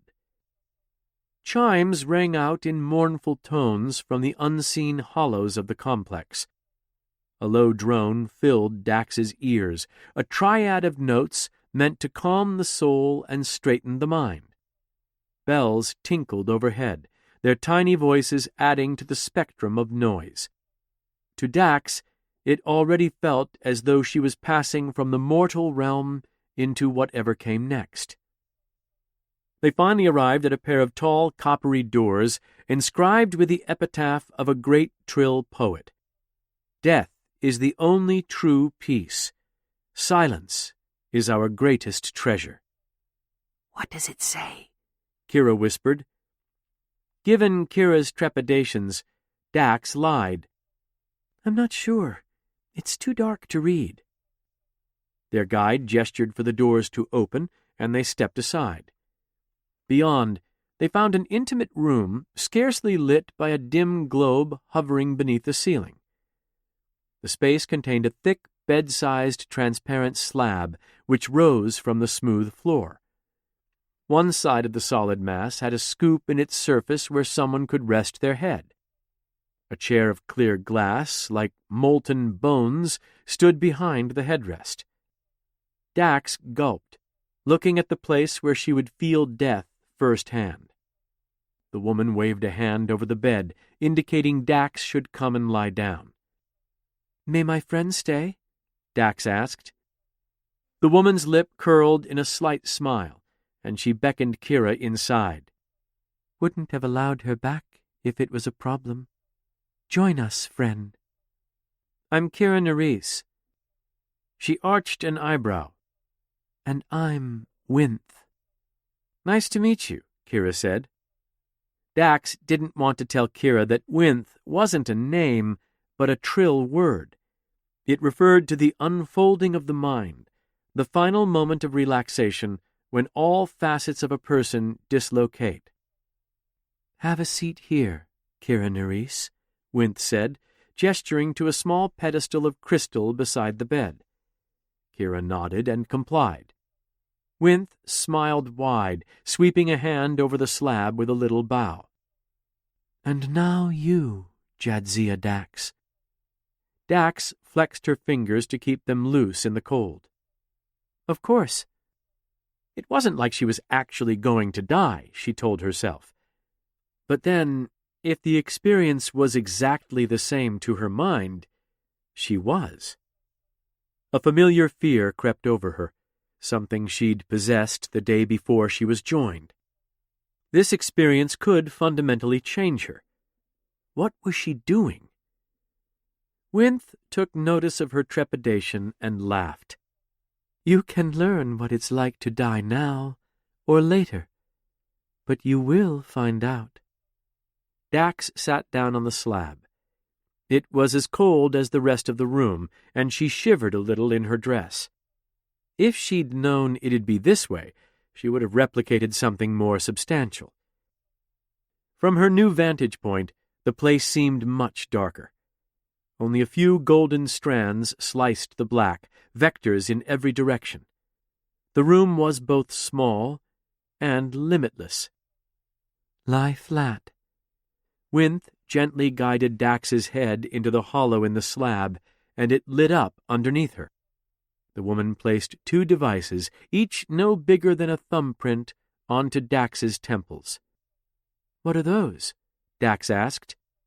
"Monitors," Winth replied, "in case I need to pull you out."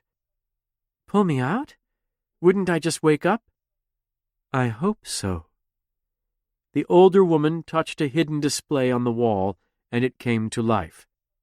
"Are you ready?" "What will I see?" Dax asked. "Only what you must to understand your fate," Winth said. "Dax knows." Kira wound her fingers into Dax's, leaning over her with a kind smile. It was nice to have a trusted friend so close by. Was this what Curzon had felt before they took the symbiont from him? "I'm here," Kira whispered. "I'm grateful." Dax shut her eyes and took a deep breath. "And I'm ready, Winth." The older woman nodded, tapping a few buttons on the console, and a new wave of shivers swept over Dax. Was the room getting colder? "Which of your past lives do we wish to recall?" Winth asked. "Joran," Dax answered. Winth raised her arms and her gaze. "Vesti Cathul Joran Jean Vac." Dax winced, waiting for the ceremony to begin, but nothing happened. Not wanting to be rude, she remained still and quiet. And so cold. The whole room was like a freezing storage unit, though Dax's breath didn't fog up. The shivers got worse, and Kira squeezed her hand. "It's really cold in here." Dax tried to keep her teeth from chattering as she spoke. "Are you not cold?" Kira grew concerned. No, I'm fine, but is that supposed to happen? Winth? Vesti keth u Joran Jean Vac, the older woman repeated. Estul ket Joran. The temperature inside Dax plummeted, and her shaking became uncontrollable. This new sensation was underscored by a creeping numbness, like she would never get warm again. She looked into Kira's eyes on the verge of panic, and Kira stood up halfway. "Winth," she said, "I'm not sure—" Vesti keth ul Joran Jean Vac. The shakes penetrated every part of Dax, and Kira had to pin her shoulders to the slab. Dax's eyes went wide, and panic took over. What had she been thinking? She needed to get up and run. This ritual was going to kill her. Kira's fear did nothing to comfort her. The Bajoran was helpless to stop whatever was happening, and she glanced from Dax to Winth in rising terror. Winth leaned over Dax, intense eyes boring into her. The first lesson you must learn, Jadzia Dax, even with your friend beside you. She reached over and tapped another button on the console. Everyone dies alone. Dax's temperature fell through the floor, and her muscles shut off all at once. It was like falling backward off a cliff. Her mind unfolded, and darkness swallowed her whole. 12. Last Witness. Joran's hotel room was dark, save for the glow from his screen. His brother's face appeared, blinking and bleary. "Joran, are you okay?"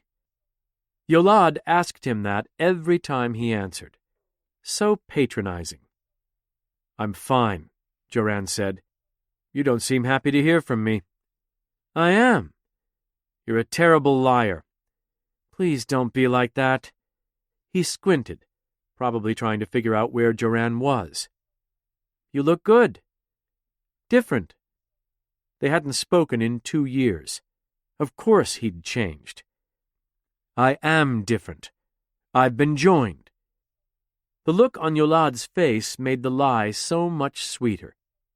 In truth, Joran wasn't to be joined until the next day, but he was eager to put a down payment on his gloating. After his joining, he could cut his family out of his life for good.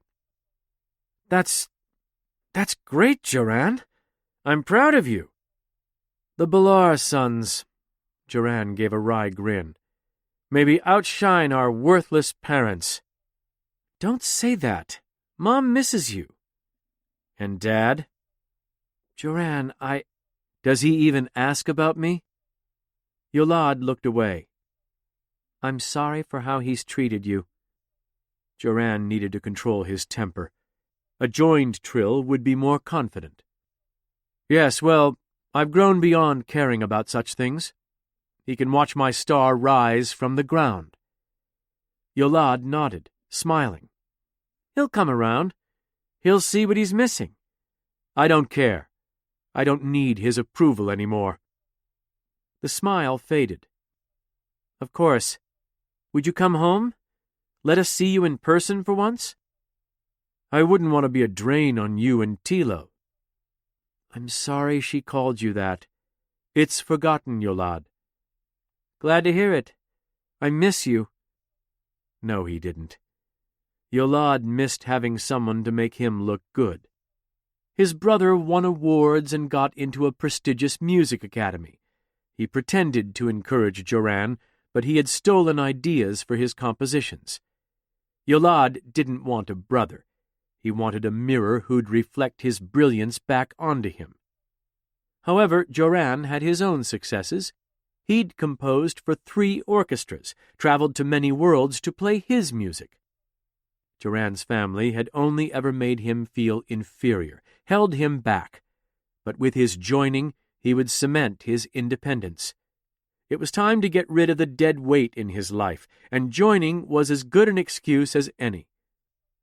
"Now that I'm joined, I have a lot to sort out," Joran said. You might not hear from me for a while." "Oh, okay. I need to be on my own, to process." "Of course, Will you check in with us from time to time?" "Be well, Yolande. I don't think we'll meet again." The words felt great leaving his mouth, so perfect and true. And tomorrow he'd have his symbiont, and his haughty attitude would be fully justified with a superior intelligence. "Who is the symbiont?" Yolande asked. "Excuse me? What's your new name?" Joran didn't know. He only possessed two facts. The former host had died suddenly in an accident, and the symbiont was being prepped for implantation tomorrow. As an initiate, it was Joran's duty to be there for the symbiont, a host whose legacy would carry on for generations to come. If he didn't accept that fact, they might cull him from the initiate program. "Take care, Yolande," he said with a smile, and closed the connection. Then Joran went to bed, knowing that on the morrow his life would change forever. Joran Billar's death truly began at the moment of his rebirth. The surgeons slipped the Dax symbiont into him, filling him up. His eyes widened as it pushed deeper into his belly, feeling out his spinal column. It probed around his organs, attaching nerves and rewiring him. He'd studied the biology enough to know the mechanics of the act, but experiencing it was another thing entirely. With this, he could finally become what he was meant to be. The strength of the past hosts would be added to him, and he would secure his place in history as one of the greatest pianists of the modern age. His parents, his brother, everyone who doubted him would be proven wrong with this achievement. The first Billar to be joined. The operating theater at the Symbiosis Commission was clean and bright white, with high ceilings. The medical staff were top-notch, entrusted with taking care of the geniuses and superachievers of Trill. Now Joran would be recognized in that same rarefied air. "Joran Dax, can you hear me?" one of the doctors asked, and he nodded. The first tendrils of connection were a static shock, rippling across his entire being. The doctors worked diligently on him, closing his abdominal cavity. They glanced at him with reassuring smiles. The symbiont wriggled into place, and more static jolts rocked Joran's body. The creature was attaching to the most critical nerve endings, intertwining with him. Electrical pops sparkled through Joran's form inside to out, and his breath quickened. Then came the voices.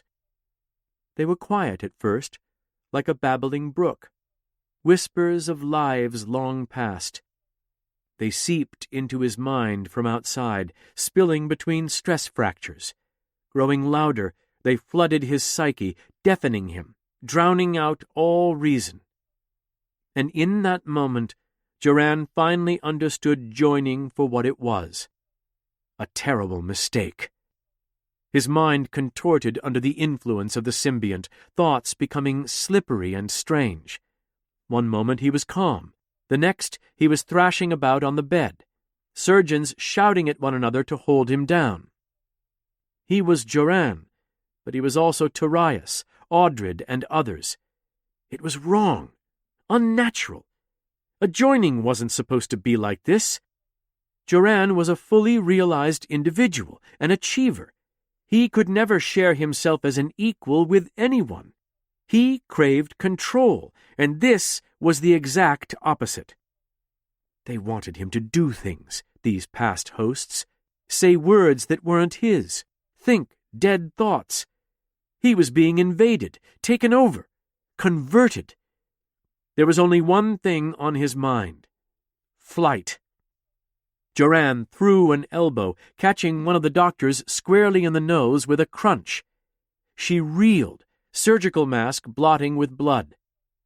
He sat up, squirming free of the other medical staff and tearing the surgical tent off. "Get him! Get him!" shouted one of the nurses, reaching for his arm. Joran pinwheeled his wrist, easily breaking free as adrenaline surged in his veins. Doctors groped for him, and he stood atop the bed. Mustering his panicked strength, he leaped over them, his feet coming down on a short-wheeled cart. The cart went forward, his head went backward. With a wet thunk, the lights dimmed out. A shaft of dusty sunlight split the dull gray of the music room. Piano keys drifted in and out of focus, their sheen tarnished by dozens of hands over years. In his time, Joran had played some of the finest instruments ever crafted in the Federation and was accustomed to only the best. This pathetic specimen was the property of the Symbiosis Commission, a part of their music therapy program, and it was out of tune and filthy. A tendril of sticky drool fell from Joran's mouth, and he numbly watched it adhere to the keyboard. He was on so many drugs that he couldn't remember any of them. His head swam, and in merciful moments he was exhausted enough to sleep. The first 4 weeks of his joining had been spent in a medically induced coma. They said he was lucky he didn't have brain damage. The doctors saved his life, rebuilt his fractured skull, but they'd left the Dax symbiont inside of him. They'd assumed he wanted it. He did not. When he'd imagined his joining, Joran thought of the performances he would give.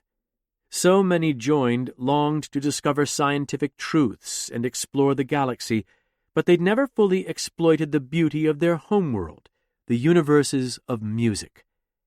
There were still songs to compose, paintings to paint, stories to write. There was a whole spectrum of creativity that the Symbiosis Commission often ignored in their pursuit of excellence.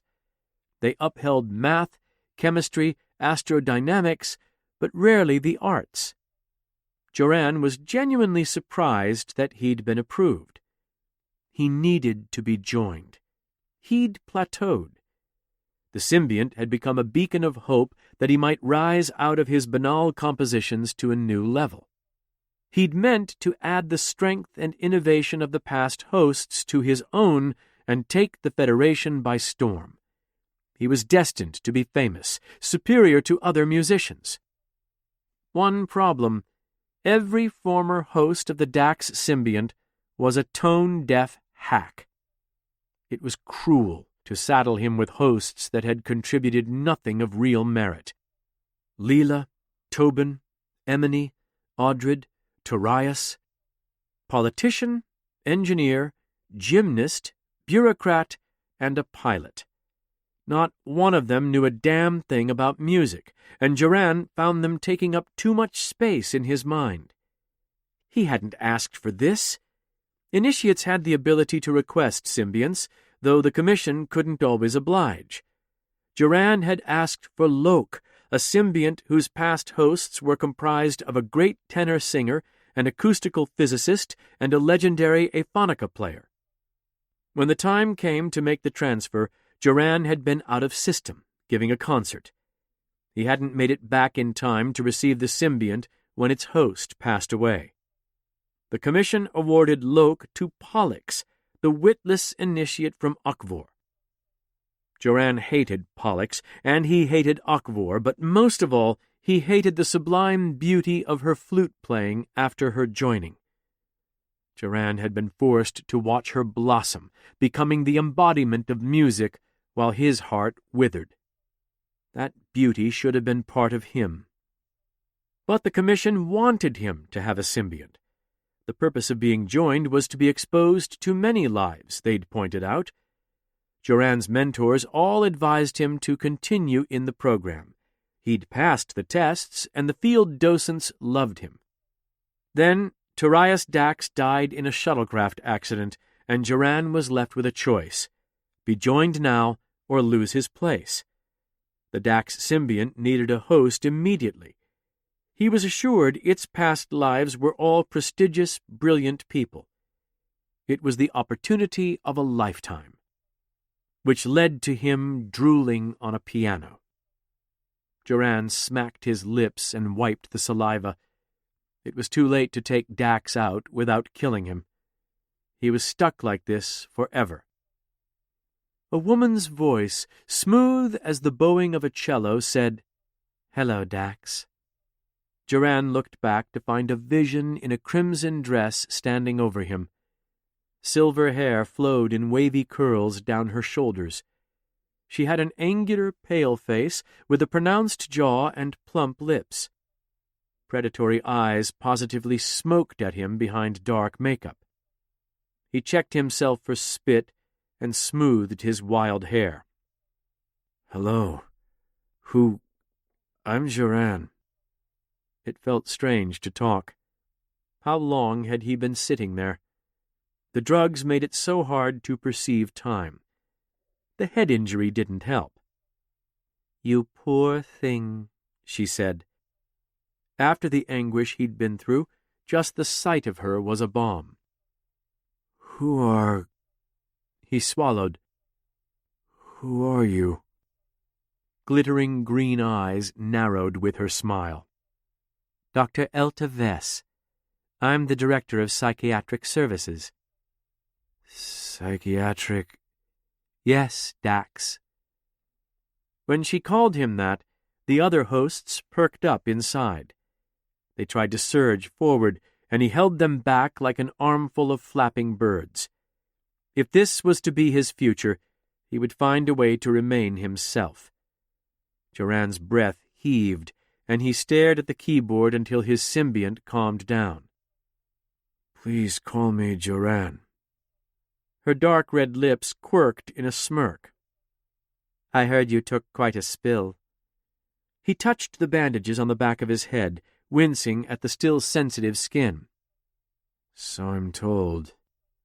The doctor said I had a bad hit. There's a name for the injury." "But you pulled through. You're a tough host, aren't you?" She almost sounded like she was talking to a pet, and Joran wasn't sure he liked it. "It was some kind of, axonal injury." "Not the right kind, I'm afraid." He stared at her. "And what is the right kind of brain injury?" She leaned against the piano and considered him, tapping an index finger to her painted lips. "Are you happy, Dax?" Voices whispered into him like a rainstorm. "My friends call me Joran." "You don't have any friends." She leaned down and placed a hand on his shoulder. She was so close he could smell her Tilka lily perfume. He gasped as she draped herself across his back and slid her hand lower onto his abdomen. Her breath came hot on his ear, and he was suddenly quite awake. Joran was accustomed to women wanting him. He'd always had good luck, especially after a concert, but he was disgusting at the moment. His eyes were no doubt sunken, and he caught the scent of body odor when he raised his arms. Yet he murmured, "And this doesn't make us friends, Dr. Vess?" She laughed. "How well do you remember our original language, Dax? Shall I remind you?" An electric shock snapped between her palm and his skin. His whole body clenched up tight, fingers curling like a dying insect. The storm of voices became a gale-force torrent, drowning out any conscious thought. The other hosts burbled up through Joran, a greater metaconsciousness arising inside. It was Dax. The two symbionts touched across the current, and it was like distilled bliss. Joran was, in that moment, nothing more than the contact surface through which they spoke. Their conversations and thoughts were myriad, far beyond his reckoning, unless he chose to open himself up to it. He could relent, let his personality be changed by the joining, and understand them. But then Joran Belar would be washed away forever. The electrical current receded, along with Vess's warmth. Joran found himself drooling at a piano for the second time that day. Incredible. She leaned against the instrument. I always wondered if I'd meet someone like you. How did you get through the psychiatric evaluations? Through chattering teeth, he forced out, What? Truly incompatible. She bent down and looked into him with serpent's eyes. The initiate program. Did you lie to them on your 1A tests? Joran remembered those evaluations. They'd scanned him with machines able to discover if he was truthful, but they'd underestimated his experience with deceit. To Joran, lying could be a game, a dare to see if the other person was more cunning than him. The practice came as naturally as breath, and it was easy to tell the doctors what they wanted to hear. What mattered was that he secured his place as a joined trill. She tapped his cheek. Hey, think back to the battery of questions, the ones about childhood. Let's talk sharing first. You were never any good at it. No. Do you remember the questions about how you treated the other kids? You lied, Joran. You were a nightmare. I did a little digging on you. I know why you don't speak to your father anymore. How dare you? Her gaze was ravenous. He showed me the scar. You were a selfish, nasty child. Vindictive. Unable to compromise. Call me what you want. I'm suffering. The words were like rotting fruit in his mouth. Oh, I'm sorry. Those aren't my comments. I was quoting your school reports. Had them unsealed for medical reasons. You really punched your music teacher? Who was she to judge him? Everyone had done things they weren't proud of, and bringing it up did nothing. Here he was, ailing, and his care professional chose to play with him like some kind of vermin. He spat the vilest slur he had at her. It rolled off like she hadn't heard him. She straightened up so she could resume looking down on him. You were never fit for joining Joran Bilar. You just knew how to pretend to be one of us. No, he wasn't a liar. He deserved to be joined to the right symbiont. Sure, he'd broken a few rules, but the initiate program was a competition. He had to win before he could sort out the spoils. A controlling, manipulative person like you could never share space with another soul, much less several. It wouldn't matter if you wanted to open up. You can't. Your body will continuously fall out of sync with Dax until we have to take it out of you. We both know what happens at that point, right? Vess had assaulted him. She'd humiliated him. Worst of all, she'd exposed him for what he was. He wanted to slap her so badly his palms itched. What stopped him? Cowardice? Probably the electric shocks. Liar, liar, liar, Joran. That's my diagnosis. And I'm sorry to say, your condition is terminal. Who did she think she was to damn him? Was she going to cut off his meds? What if they stopped giving them to him? Would she let him fall into a coma? Each question hit him harder than the last. His heart hammered in his chest as he considered the power she might have over him. He could hardly stand it. Joran stood up, fists clenched. He was still bigger than her by a fair margin, with strong fingers. He could throttle her. He could break her. If you think you can just... No. She pressed a hand to his face, and his thoughts went white with another electric shock. The next thing he knew, his forehead smacked the cold tiles. Blackness crept at the edge of his vision. Oh, no. Her quiet laughter raked his thoughts. And with your head injury. Everything was so heavy, swirling beneath him. Ah, she said. Fall risk. We should have restrained you. Her fingers pressed to his neck, checking his pulse. He couldn't speak or muster the strength to rise. There came the chirp of a comm badge somewhere in the blurry distance. Vess to security. Joran just attacked me. No, I'm fine. He was nothing.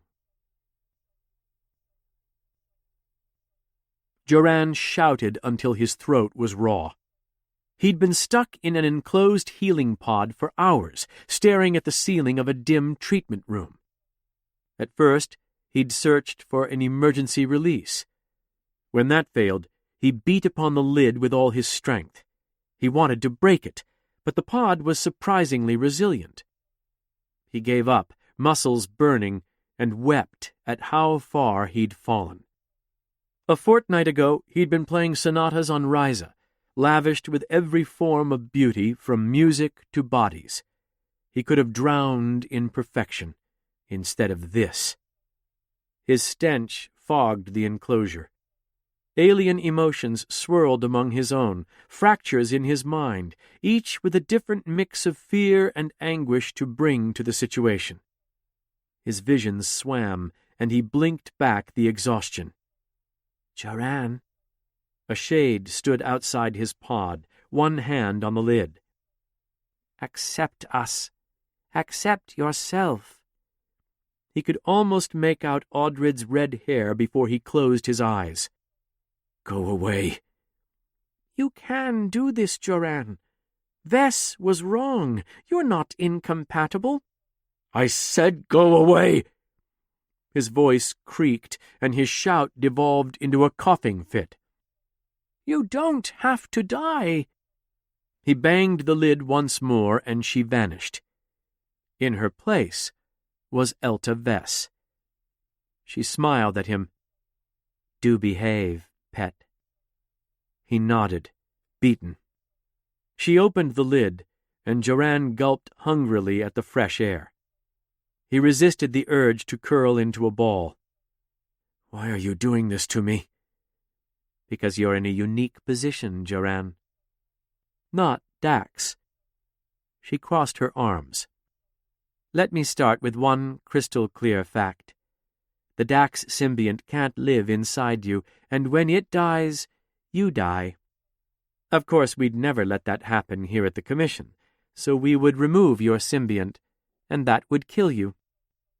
His voice was pathetic. There are plenty of records of dominant hosts. I'm just showing the symbiont which of us is in charge. Did your own research, did you? What did you study again? She thought she was so smart, but she'd clearly never heard of dominant hosts. While in the initiate program, Joran had combed the Grand Archives and found evidence, a peer-reviewed scientific report from the Symbiosis Commission, that host dominance was possible. In fact, the report posited, this condition might be more common than anyone previously suspected. My research came from the Grand Archives, and you know what's funny, she said. I know the exact study you're talking about. Men at dinner parties like to tell me about it. Joran started to open his mouth, but feared she was right. He wasn't about to keep handing her fodder to make fun of him. He might be restrained in a pod, soaking in his own sweat while someone gloated about his death, but he had his dignity to consider. The study had what we call selective attention. They only picked hosts that fit the result they wanted. So-called dominant hosts are exceptionally rare. She grinned like it was her first time tasting candy. Joran, that study was from 40 years ago. You have to read the science that was done since then. You can't just grab whatever agrees with your point of view. Photon torpedoes pierced his self-esteem.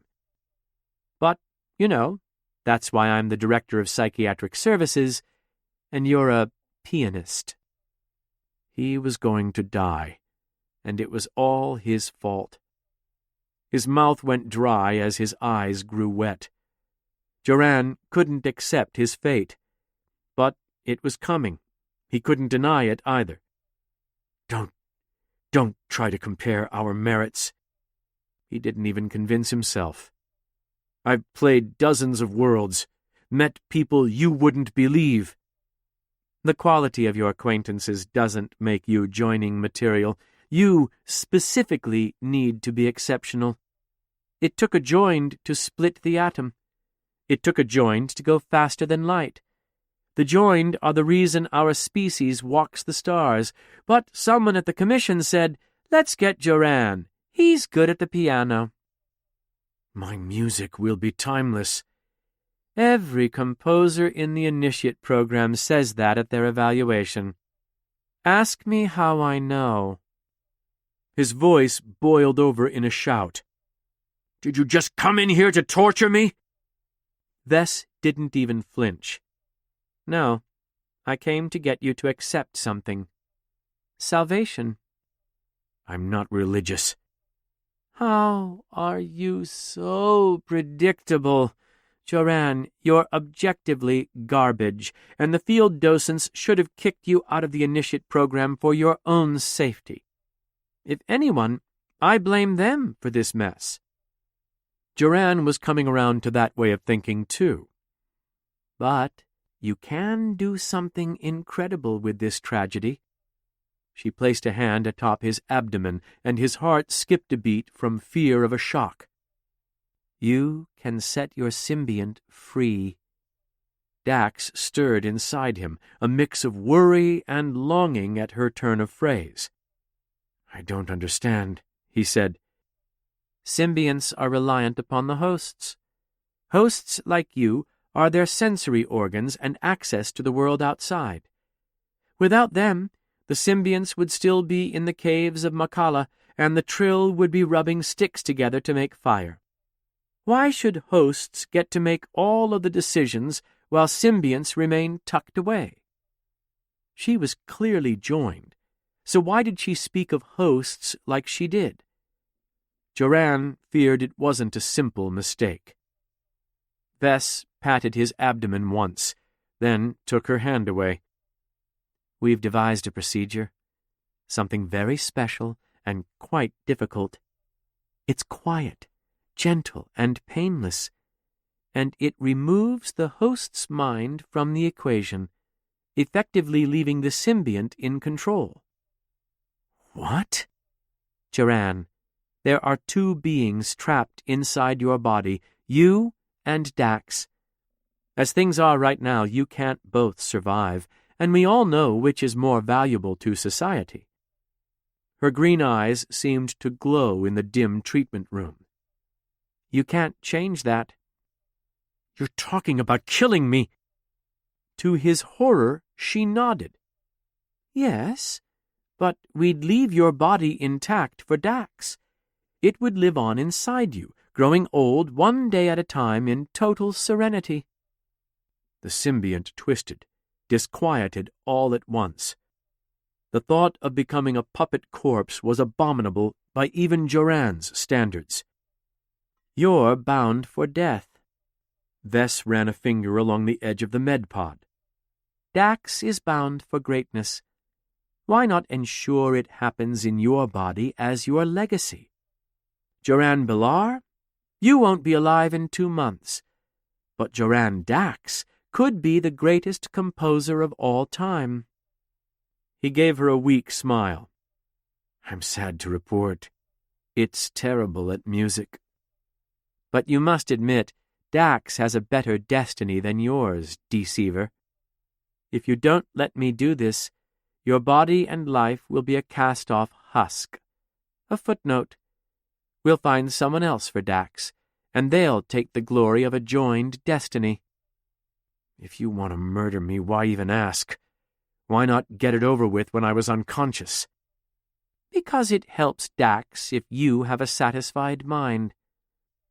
Joran had wanted everyone to know who he was so that he would never disappear in a crowd again. But he'd planned to experience his fame, not be promised a legacy of greatness after his demise. He needed to live through the musical era he hoped to define. But Dax was intrigued.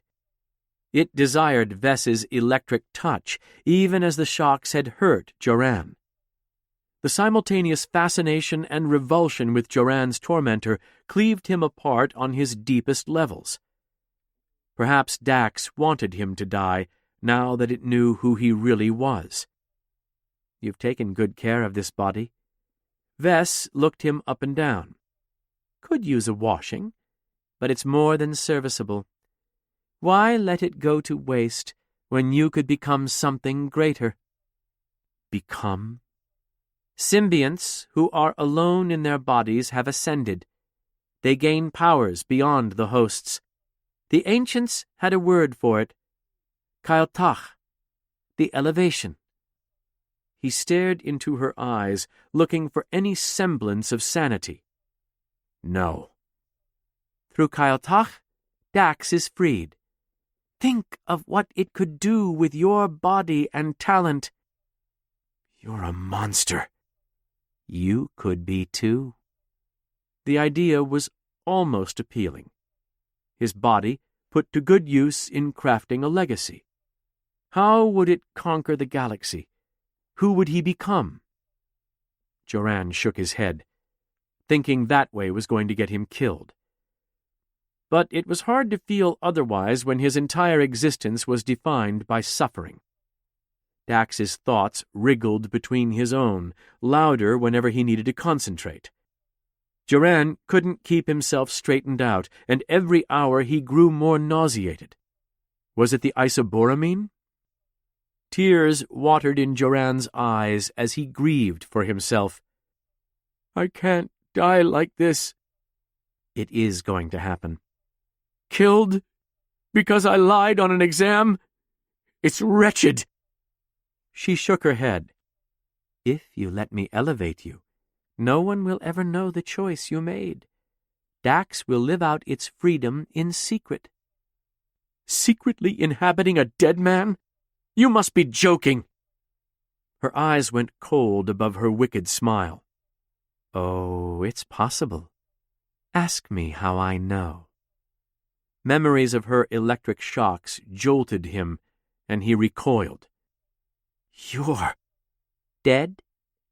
She leaned down over him. "Yes, it's not as bad as you think." This had to be a nightmare. He willed himself to blink, to wake up and be the joined composer he was supposed to be. He had no room for a reality in which he was powerless. Vess crossed over to the medpod controls and tapped a button.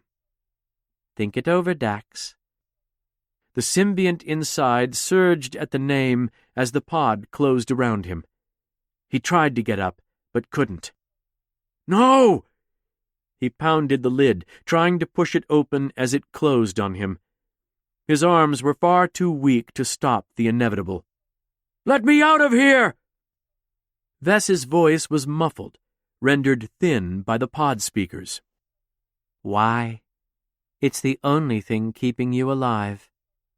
She held a portable display up to the glass so he could see his adjusted neurotransmitter levels, fatally low.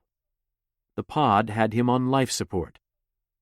"But I feel fine." "That's the med pod.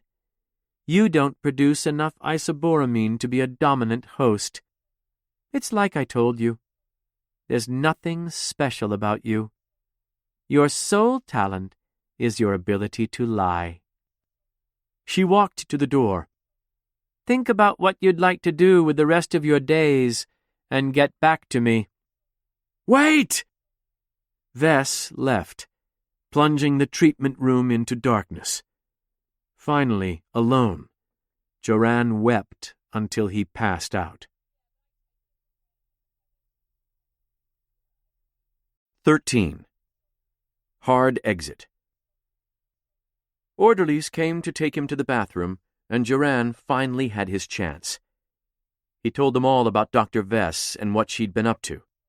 He gave them detailed timelines and made sure they knew she was actually a dead woman being operated by an evil symbiont. They'd have to look into it, They could see how important it was to him. Could he explain some things further? Joran thought they were listening until they led him back to the pod. He tried to go for the door, but his balance was still shaky. Within seconds, he was back in the bed, trapped under the lid. They left him with nothing save his clothes and his time. He'd done some bad things in his life, but didn't deserve this. What was the point in learning from his mistakes if they were terminal? It was hard to know if hours or days passed. He lost consciousness at odd intervals, only able to tell the time from the changing color of the sky against the treatment room's windows. He wished he could stand at those panes, banging for someone outside to hear him. A trill man peered down through the pod's clear canopy. He was pale, mid-30s, with an attractive, though plain face. A few of his slicked-back chestnut hairs slipped loose, falling across glacial blue eyes. "There's a trick to these med pods," he said, bemused. Joran narrowed his eyes. "What?" "To getting them open. It's fiddly, but it can be done. I was a test pilot. Spent a lot of time in med pods." "Okay, right, yes. How do I get out?" "By accepting yourself." Joran screwed his eyes shut, chasing away his rage. In this powerless state, all anger melted into depression. "This isn't the time for jokes," he said. "I'm not joking. I'm trying to save your life." "Then tell me how to get out." "Why?" the man said. "Even if I freed you, you'd still die. Not enough neurotransmitters, remember?" He wanted to punch this guy, but there was a canopy in the way. "You're Torias Dax, aren't you?" "At your service." "What do you want with me?" Torias walked around the bed. "You might not believe this, but we've got your best interests at heart." "You want to make me submit." Torias shook his head, chuckling. "How did you graduate the initiate program?" "No, Joran. We want to make you whole and help you survive." Dr. Vess was right about me. I am a liar. I hurt people. You've barely lived. There's time to right some wrongs along with those songs." Torias frowned. "No? She really got into your head." "She also said I was incompatible." "I'm the one inside you, so I'm better equipped to make that call."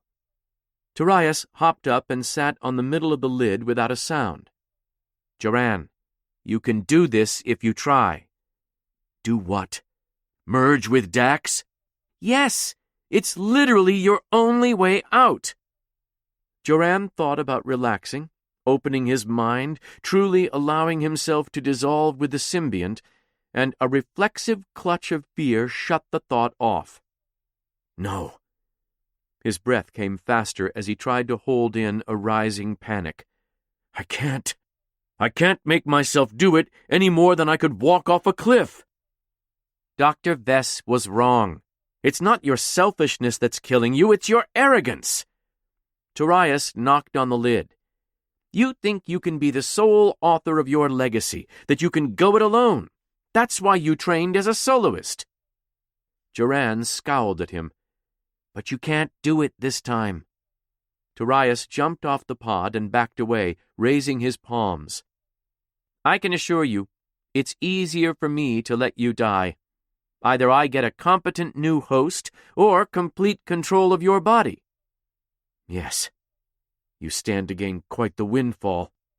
Problem is, I got to know you. We're joined. I see all the damage you've done, and I see the things you need to fix. You can't die before you do that. You can fix them in my body after I'm gone. Torias groaned. How lazy can you possibly be? You'd rather be dead than put in the work? Joran punched the canopy. Can't someone just be nice to me? Not until... Get out! Leave me with a shred of peace, damn you! Joran heaved with a sob, gritting his teeth. You don't have to die, but you must let go. A shaft of light spilled across the ceiling as the door opened. Dr. Elta Vess appeared podside, along with another Trill Joran had never seen before. He was an aging male with pasty skin and parted gray hair, peering down at Joran with a butcher's eyes. His high-pitched, gurgling voice broke the disquieting silence. "You look good." Joran gave him a hesitant smile. "Thank you." "Healthy, save for the isoboramine drop," the man observed. "Excuse me, who are you?" Joran asked. The man glanced at Vess. "This is Dr. Hawk," Vess said, "creator of the Kyle-Toch procedure. He would be the one to perform it on you." "The surgery is most effective," Hawk folded his hands behind his back, "when the subject understands and accepts his fate. A mind at peace is better captured by the symbiont. Don't you want that?" "Don't listen to him," Torias said, stepping out from behind Hawk. "You have to try to unify with us." "No," Joran replied, somehow to both of them. He couldn't die, but he couldn't imagine living either. "How much of yourself do you want to survive, young man?" Hawk asked. "You're a fool, not a doctor. A professional would never suggest this."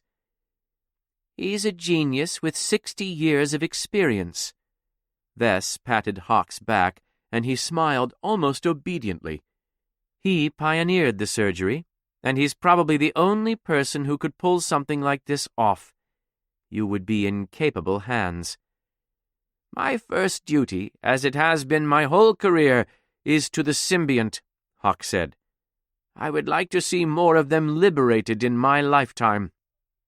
"Over my dead body, apparently," Joran said. "Don't be so arrogant," Vess said. "It's why you were almost dropped from the program.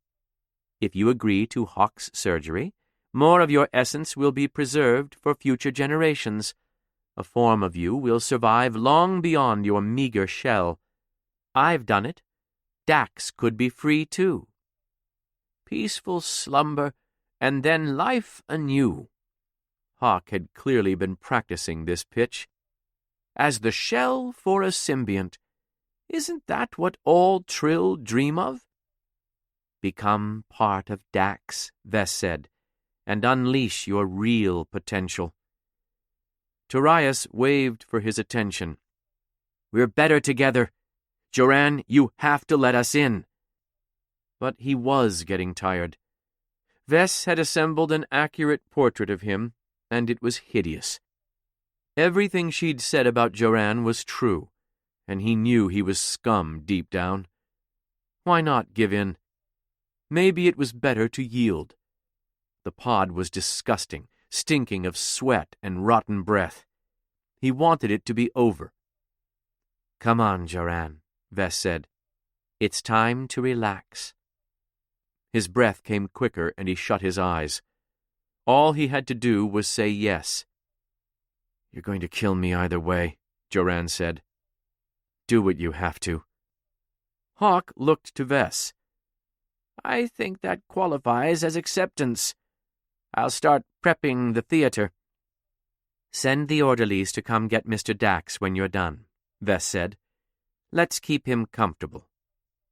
Hawk exited, and she turned to follow.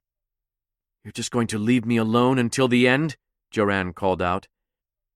"I expect you need to get more acquainted with your symbiont," she replied, "while you have time." Then she left.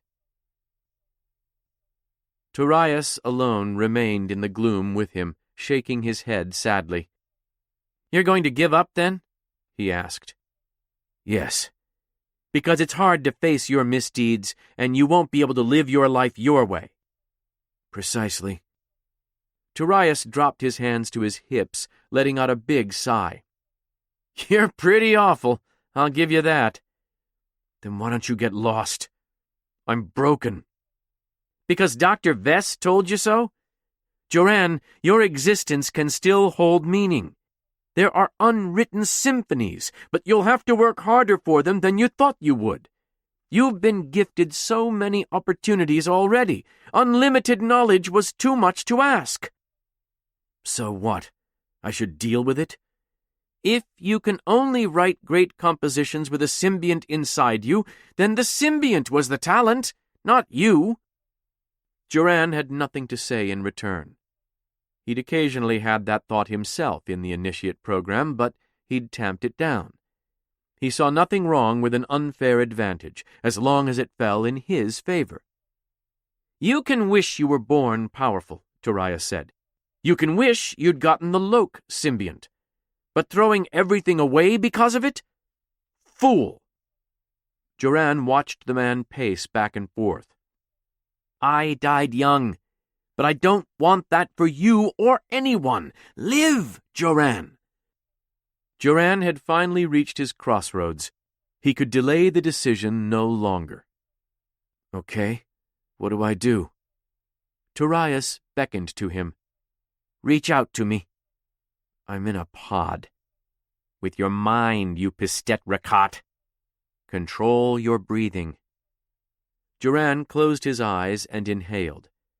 It wasn't hard to find the part of himself that needed to open up to Dax. The barrier between them was sore and irritated, like a wound. Turias's voice came through crystal clear, like he was whispering into Joran's ear. "Relax your defenses." Joran began to drift in his solitude, searching for the peace only deprivation could provide. Perhaps if he eased himself into this partnership with Dax, it might work. Maybe there was a world in which he could share himself. Light washed his eyelids, and Joran opened them to find a pair of burly orderlies coming into the treatment room. A man and a woman in brown Symbiosis Commission uniforms. "Relax faster," Turias said. "These people are here to kill you." That did anything but calm Joran's heart, and his mind clamped shut again. What? Oh, no." The male orderly was massive, like a wall of meat, and he tapped a few buttons on the console to release the medpod hood and cut off the force field. Joran was no longer keen on getting free of the pod. "Wait!" The fellow pushed back his sleeves, and the woman grabbed Joran under his arms. He screamed and bucked, struggling against their inexorable grip, but couldn't get loose, and got cuffed on the side of the head for his trouble. "Let me go!" he cried. "Please! They're going to kill me!" "Get a hold of yourself," the woman said. "The first duty is to the symbiont."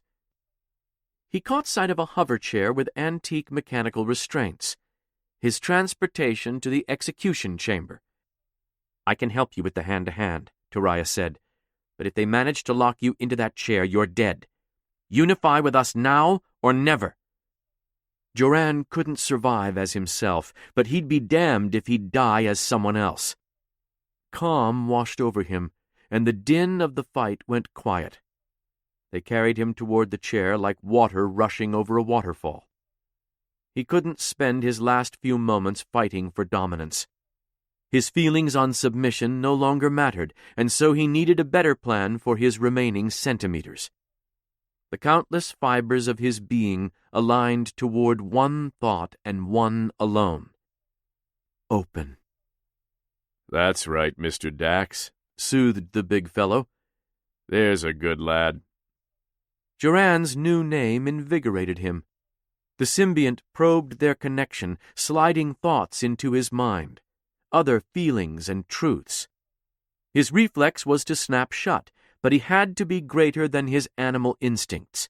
He had to be vulnerable, and that terrified him. Open. The orderlies slammed him down into the metal chair with a clank, immediately moving to secure his wrists. The louder the thoughts became, the harder Joran listened. Euphoria seized his synapses, and he experienced a sudden fullness of being. He shared all of himself, augmented by the successes and failures of those who'd come before. The borders between Dax and Joran vanished, their essences coalescing like a droplet of water. He needed to attack a superior opponent from a seated position. Torias knew how to do that. Joran kicked the man in the knee, twisting it aside with his heel. Then he surged up out of the chair, head-butting the woman's nose. Pressing his advantage, he smashed his palm across the side of the man's face and kicked him backward. The man swore, drawing out a stun baton and spreading his stance. Despite his tough posturing, he limped a little, and there was clear pain on his face. Joran threw a feinting jab, shouting to try to startle his opponent. It worked, and the man shifted his weight to his bad leg. Joran stepped in and kicked out the side of his knee again, and this time he heard something snap. Screaming filled the room as the man fell backward in shock. Joran closed the gap and twisted the stun baton from his grasp. He brought it across the man's temple with a deadly strike, and the orderly went stiff. He collapsed against the hard tile, spasming. "No!" The woman came barreling into Joran, knocking him out into the hallway. "I'll kill you!" They tumbled and grabbed, punched and kicked. She managed to pin his baton, so he shoved an elbow into her gut. At last he knocked her loose, rolling away and scrambling upright. A rainstorm hammered against the long row of high-rise windows, light filtering in from the surrounding capital. Joran's opponent drew back to swing at him, and he stepped in, grabbing her arm with Torias's knowledge and Emily's grace. With a hip check, Joran threw the orderly over his shoulder, guiding her head toward the stone floor. With a sickening crunch, skull struck tile, and her body began to shake. Joran stumbled backward, peeling off her grasping fingers, and watched her die with rising amazement. Torias had non-lethal ways of dealing with people, but he hadn't been trapped in a med pod for days, isolated in madness. In the end, Joran's decision to kill had been instinctual. Watching his opponent slacken, twitching her last, provided Joran with a visceral satisfaction he'd never expected. His former lovers had occasionally earned his ire, and a few of them suffered the consequences, but he'd never killed anyone. It was almost majestic, the final shudder of a dying body. His symbiont spoke in storms just like those. Joran felt silly for being afraid of surrendering to Dax. He was mostly in control, though he had a few more opinions on everything. For example, Torias, Audrid, Emily, Tobin, and Leela thought Joran should run to the nearby landing pad, steal a shuttlecraft, and escape to tell the authorities what was happening at the Symbiosis Commission. It was a good plan, solidly conceived between Audrid's knowledge of the Symbiosis Commission and Torias's knowledge of spacecraft. However, the plan lacked a feature Joran desperately needed: revenge. Audrid knew the Commission top floor well. Joran was in the West Wing, in the recovery section. Glancing around, he saw that much of it was empty. Vess and Hawk had housed him in an area under renovation, where they could do as they pleased with little interference. The orderlies were obviously committed to the cause. Who else inside the Commission was in on the conspiracy? Hawk said he was prepping the operating theater, which meant he might be alone. That was good, because Vess had let slip one critical detail about him. Hawk was the only man capable of performing his procedure. Joran had witnessed what an elevated Trill could do. Vess's power was undeniable. She must have been looking for some kind of acolyte in Joran. He'd be glad to disappoint her, but he wanted to take it a step farther. Hawk wouldn't live to perform his procedure on anyone ever. Every one of Dax's former hosts disagreed with that decision for their own civilized reasons. They wanted Joran to live within the common bounds of the Trill social compact. The consequences of outright murder, the hosts warned, would be too grave. Vess and Hawk had left Joran in a pod for days, only taking him out to use the toilet or eat. He stunk, and his skin itched with forming blisters. He would be able to plead that he was justified. Joran rounded the corner to the operating theater entrance and peered in through the glass. He saw no one inside, but a ready assortment of tools and probes laid out on sanitary trays. He waved the door open and slipped into the room, trying not to jump at every shadow. Tobin Dax knew a couple of the tools on the tray. He was a consummate engineer who loved all gadgets. Joran recognized a fuser, a couple of probes, and a cauterization pick. This pick was long and silvery, easily capable of vaporizing flesh at full temperature. Joran wasn't sure how Hawk was planning to use it on him, but the thought made his blood boil. He snatched it up from the tray, and the instrument fit into his hand like destiny. Now he just had to find Hawk. In Audrid's time, the lead surgeon maintained a lavish office on the West Wing with a splendid view of the harbor. Hawk seemed like the sort of man to take up residence there, imperious and cruel, though perhaps Joran was projecting. No other Dax would have taken the risk or killed in cold blood. But Joran had nothing left to lose. He'd seen the lowest his life could go. He was filthy and twitchy, fueled by utter hatred, roving around a government facility. They'd reduced him to this pathetic state. They'd strapped him down to be slaughtered like prey. He was willing to pay whatever legal price befell him. However, he didn't have to be a fool. If he could conceal his identity, that might complicate any search, giving him time to get out of the city.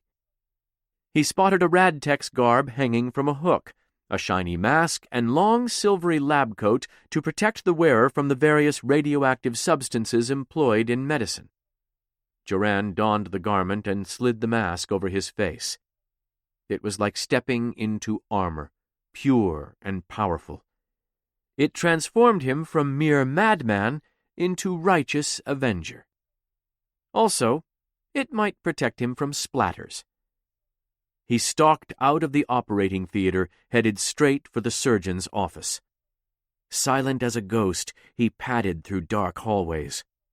The capital's ever-present summer storms spit against the windows, further masking his passage. It was a bad squall outside. Getting away in the shuttlecraft was going to be tricky, but Torias could easily handle that challenge. The head surgeon's office was just around the corner, so Joran slowed his pace. Light spilled from an open door, along with the stray melody of Hawk's tuneless humming. Joran cringed. Not only had this man attempted to kill him, but he also couldn't remain on key. Joran took a chance and peered into the room, finding the doctor hunched over a stack of pads. At this distance, the old man could have been mistaken for any other doddering fool. It was easy to imagine him sitting in the park or bouncing a grandchild on his knee. Maybe Hawk did those things, but he owed Joran a blood debt. The spacious office contained plenty of hiding spots, with an abundance of plant life for concealment. Dr. Hawk was a single-minded man, absorbed in his preparation for the coming murder and never looking up. It was almost admirable, his devotion. Joran drew close behind the doctor, near enough to read over his shoulder, and readied his weapon. His heart raced in anticipation of a righteous kill, and his senses grew keen as razors. With one stroke, he would end a nemesis and destroy Vess's future. He flipped the thumb switch on the cauterizer, and the metal vibrated in his hand. The silver surface grew white-hot in an instant, and Joran saw the doctor's hackles rise. Hawk sensed danger. It was time to strike. Joran grabbed his victim's head from behind and plunged the pick up through the base of his skull, searching out his brain. Sparks and steam came hissing out of the wound, but Hawk didn't scream. He couldn't. All of the nerve structures used for screaming had been cooked in an instant. Noxious smoke filled the room, stinking of hair and meat, and Joran stumbled backward, coughing. He left the pick inside, where it continued to sizzle. In the aftermath, Hawk was nothing but a spent matchhead, smoke rising into the darkness. Joran collected himself and rushed from the office, almost afraid of what he'd done. This killing had felt different than the guards. Dirtier. More intentional. More satisfying. Hawk would never get the better of Joran now. If Joran could kill Vess while he was here, he'd be freer to control the narrative of the crime. It'd be the story of slaying his kidnappers and saving himself. He'd be lauded for his valiant act. So where was Vess? Doubt nagged Joran as he searched high and low for the errant psychiatrist. He knew he shouldn't continue, that it increased his danger by the second. Dax's other hosts would have holed up somewhere safe and gotten legal representation. It wasn't too late for Joran to live a life inside the law. The courts might understand the killings, 2 in self-defense and 1 out of insanity. Vess and Hawk had tortured him. Joran could throw himself at the mercy of the justice system. His quick tongue and latinum smile could probably get him out of it. Eventually he relented, diverting for the shuttlecraft landing pad on the roof. If he wanted to live, he needed to flee, and he was ready to admit that. He bolted down the hallway toward the rooftop access, arriving at the landing pad to find a shuttlecraft there, ready and waiting. He dashed into the deluge, cool puddles splashing between his toes with every step. He'd have to hack the shuttlecraft door, but Tarius knew a few tricks. "Joran!" Vess shouted behind him, and he stopped in his tracks. So much for his disguise. He turned to see her standing in the doorway, fury on her face. "What have you done?" she called. He looked down at his hands, dripping with Hawk's blood. "I showed Dr. Hawk my own surgical skills." Joran took the mask from his face and tossed it to the ground. If he was caught, he wanted her to see how happy he was. He wanted her to know it was personal. "Alas, I'm a bit of an amateur." He crossed his arms and tapped his chin the way Emily once did. "Oh, do you know what I've just realized? You were probably counting on him to deliver you into your next host, weren't you?" Vess glared at him. "What are you going to do at the end of your life?" "They'll find out you're just a monster," Joran said. "And then—" Lightning snapped from her fingers to the wet ground, shooting into Joran's bare feet. He went flying, landing on the center of his back, knocking the daylights out of him. With a trembling hand, he touched the base of his skull and found blood. Vess came for him like death itself, taking slow, sure steps toward his now disabled body. There was no way he could muster the coordination to stand, much less run. She loomed over him, reaching down to wrap a hand around his throat. Given her somewhat dainty physique, he'd not expected Vess to be particularly strong. Joran had been in physical altercations with women and thought very little of them as a consequence. As Vess's fingers clamped down and cut off his oxygen, he realized he'd made an erroneous assumption. He tried to bat her off, but it was like fighting a mechanical claw. "You have ruined something magnificent. You know that."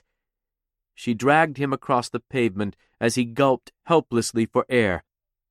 "I tried to give you a better life, Dax, and you just spat on it." Tendrils of darkness crept into the edge of his vision, and Joran grew dizzy. "This host has to go, Dax. He's rotten. I'd never kill a symbiont, but you have tested me, my friend." Roof grit scraped Joran's back as she dragged him. He struck the side of Vess's knee with an elbow, and she let him go long enough to bloody his nose. Joran's head smacked the hard landing pad again, and lights danced before his eyes. He laughed, and she squatted next to him. "What's so funny? You're about to die." He smiled despite his split lip.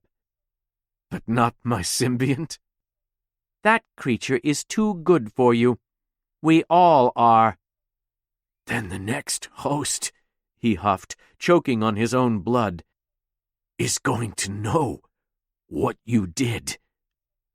Vess electrocuted him once more, and his mind went blank. No. She snatched his throat and hoisted him into the air. His whole spine was aflame. Joran's body was not meant to move like that. Because I'm going to erase you. Full memory block. She squeezed and gave him a hard shake, wrenching his body to and fro. His neck crackled before the snap severed everything. Arms and legs vanished into pain, the burning shape of things that should have been there. Perks of being the director. It was the strangest feeling, losing everything in a split second. Joran's mind raced for ways to make it untrue, even as death's cold fog crept into his thoughts. This couldn't be happening. He'd only wanted to take music to its distant frontiers. Vess smiled into his failing eyes, hoisting his body over the edge of the landing pad. To Dax, it'll be like you never lived. Then she let go, and for a few seconds, he became the rain. After that, he became the ground. 14. Shift change. Dax came gasping out of her slumber, jolting upright to find Kira at her side. She caught Dax's arms and held her gaze. Jadzia, Kira soothed. Look at me. I'm here. Nerys. The warmth of life re-entered Dax's veins, drop by drop. What is it? What did you see? Dax stared off into the glittering infinity while she put her thoughts into focus. I think my ex-girlfriend might be evil. A gurgling cough sounded out behind Dax, and she turned to find Winth choking on a mug of tea. She had a pained smile and held up a hand to say she didn't need help. She pulled out a rag and wiped her face clean. I've been doing this for lifetimes. Winth let out a hoarse chuckle. First time I've heard that one. Broke your heart that badly, huh? No. Dax shook her head. I mean, actually evil. Kira patted her hand. All right. First, are you okay? Dax nodded, taking a grateful breath. Yeah, She looked around to find dirty dishes and cups of hot tea. How long was I out? Had to be, what? Kira looked to Winth. 4 hours? Winth waved her long fingers back and forth. Give or take. It's hungry business holding vigil. We've just been waiting while you've been, Kira gave a little shrug. Dead. Not much to do but eat and chat. Hungry? Dax laughed and threw her legs over the side of the slab. Starving. That bad, huh? Kira handed her a box of treats. I think it's safe to say we got what I came for. When Dax awoke the next morning, she felt better than she had in days, maybe even years. Some joined swore by the Mordonocts, and after the release of so much stress, Dax could understand why. Her head was clearer, her senses keener. Everything seemed so much more colorful. The nausea had vanished, too. Dax pulled out her tricorder to check her isoboramine levels. Almost normal. She could sense why. Joran was at peace. He'd said what he needed to and shattered the last traces of the memory block. She was deeply fulfilled in a way that she'd never been. Dax wished she could bottle this renewal and keep an extra dose for a hard day. Kira joined her at her lodgings, and together they replicated a plentiful, diverse brunch with all of Dax's favorites. She ate like she'd just discovered food, sampling everything with glee. A colossal appetite was a well-known side effect of the Mordennacht, often nicknamed the first meal. She washed it all down with Bajoran herbal tea, courtesy of Kira. Dax spent the morning telling Kira all about Joran's demise. She spared no detail, recounting the torturous days in the med pod. When she finished, Kira stared at her in disbelief. "Why didn't Curzon Dax report this?" Kira asked. "Because of Joran's murders, they installed a memory block. He gave them the excuse they needed. I couldn't recall Joran at all, and when I was Curzon, Vess seduced—" The bile rose in Dax's throat, and she fought to keep it down. "She used Curzon." "Who ordered the memory block?" Kira asked. "What?" She'd never checked. Her records had been sealed or altered at the highest levels, and it was only after Joran's existence was revealed that the Commission put them right. Jadzia went to the bar top and fetched her pad, accessing the Commission's records on her. An error message popped up right away. "My access is still throttled." Kira frowned. "Check the Starfleet medical database. Dr. Bashir probably mirrored all of your medical records to Deep Space Nine when they were unsealed." She could always count on the good doctor to save the day with protocol. "Got it," Dax said, pulling up the record. "Let's see who ordered the block."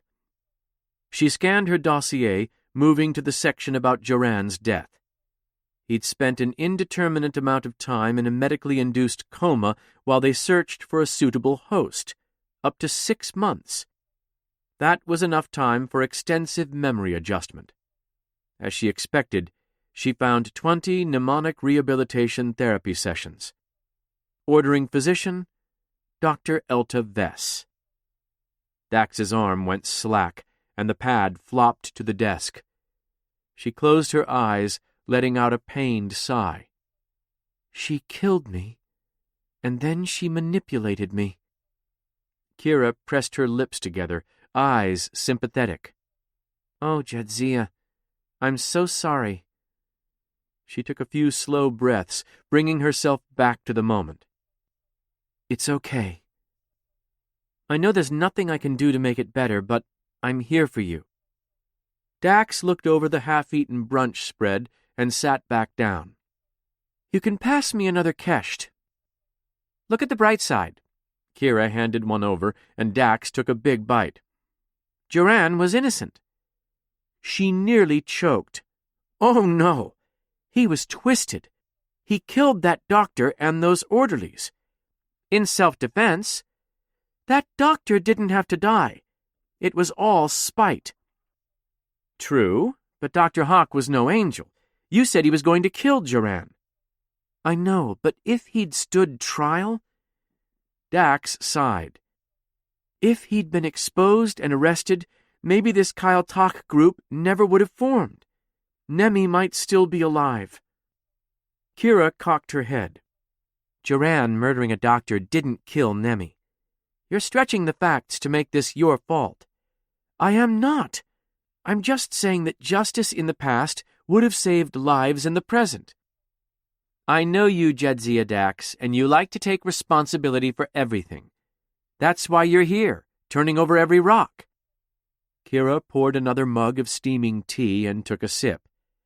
"I think it's the scientist in you. It's called investigating. Joran was malicious, and that had deadly consequences for other people." Kira smirked. "Agreed.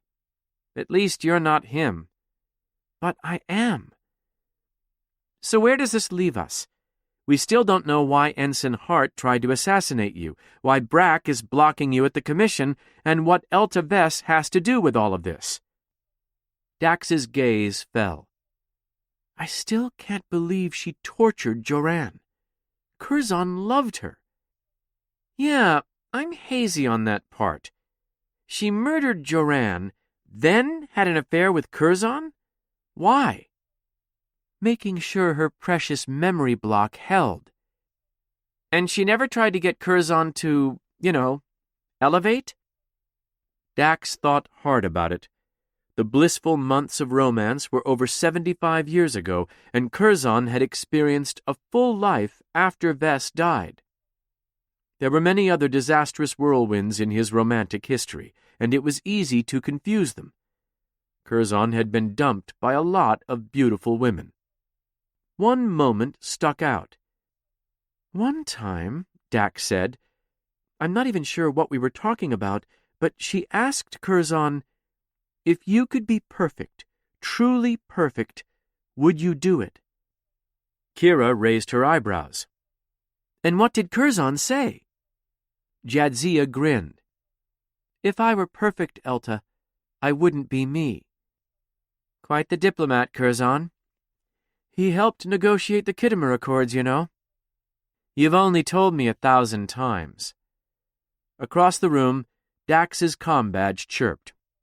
"Bashir to Dax." Dax got up, grabbed the badge, and clipped it to her shirt. "Dax here. We've just arrived in orbit," he said. "How are things going?" "No more midnight assassins, thank goodness." "Excellent. Here's hoping things stay dull. We're beaming to the Capital Arms Hotel, correct?" "See you downstairs in 5. "Perfect. Bashir out." Kira went and got her duffel by the door. Per the captain's orders, the Major was to return in the Rio Grande after it dropped off Lieutenant Commander Worf and Dr. Bashir. Then, in 1 week, Dax and her companions were to return to Deep Space Nine aboard the Sandpiper, a Federation science vessel. The captain had been explicit that all of his officers would be returning on the Sandpiper. In other words, "Finish this in a week, old man." Dax and Kira made their way down to the lobby. A few Starfleet officers ate lunch in the little cafe, a motley crew of engineers from the science outpost. They looked hungover, and Dax felt a pang of jealousy. Her recent nights had been exciting, but they hadn't been a party. Worf and Bashir sparkled into being outside the lobby doors, glancing around to orient themselves. Dax waved to them until Bashir finally noticed her. They were a mismatched pair. Bashir was shorter, with a kind face. He held himself with a natural ease as he strode across the lobby, cutting a dashing figure in his uniform. The man seemed born to be a medical officer. By contrast, Worf was broad-shouldered and imposing, with deep brown skin, warrior's ridges, and full lips. Dax had heard stories about the strategic operations officer, but had had little personal interaction with him. He struck her as taciturn and rigid. "Everything good?" Dax asked. "Dr. Bashir and I are ill-suited to be confined together in such small quarters," Worf rumbled in a baritone voice. "But that's fine," Bashir said with a thin smile, "because we're no longer crammed into a runabout together. Plenty of space here." Kira looked between the two men. "I'm not going to beam up and find a line painted down the center of the Rio Grande, am I?" "You will find it in excellent condition," Worf said. "Despite our differences, we are good stewards of Starfleet property." "Well, that's nice," Kira said. "I'll have a comfortable ride back, at least." "Rest while you can." Bashir put down his duffel. "Captain Sisko didn't sound too happy with the both of you." "No need to rub it in," Kira said. Bashir tipped his chin. "I'm only giving you the same warning I'd want in your shoes." "The desk is over there, if you want to get checked in." Dax pointed out the attendant. "I'm going to say goodbye to Kira." "All right," Bashir said. "See you in a few." Dax walked the Major out to the transporter zone, carrying her luggage for her. "Thank you." Dax set down her duffel and took her shoulders. "For everything. With a friend like you by my side, I could face death itself." "You did." Kira gave her a grin. "Can you face the captain for me?" Dax snorted. "My time is coming. Hang in there." "You know he's not going to yell at you. He'll just act disappointed, which is worse. Benjamin can put on a guilt trip like no one else. Take care, okay?" Her smile faded. I know you've got those too, but watch your back. I will. I don't like the way this is shaping up, Kira said. There's too much in play, and we don't even know— Dax gave her a quick hug and stepped back. Stop worrying. I'll keep you updated. Kira's trepidation was writ large on her face, but she relented. Okay. Be safe. The Major hit her comm badge. Rio Grande, Major Kira Nerys. 1 to beam up. Acknowledged, came the computer's reply as Kira grabbed her stuff. Dax waved, and Kira disappeared from the planet, beaming up to the shuttlecraft awaiting her in orbit. Kira to Dax, came the voice over Dax's comm badge. I'm safely aboard. Tell Julian he left his teacup on the console. Absolutely. Enjoy your trip. Will do. Kira out.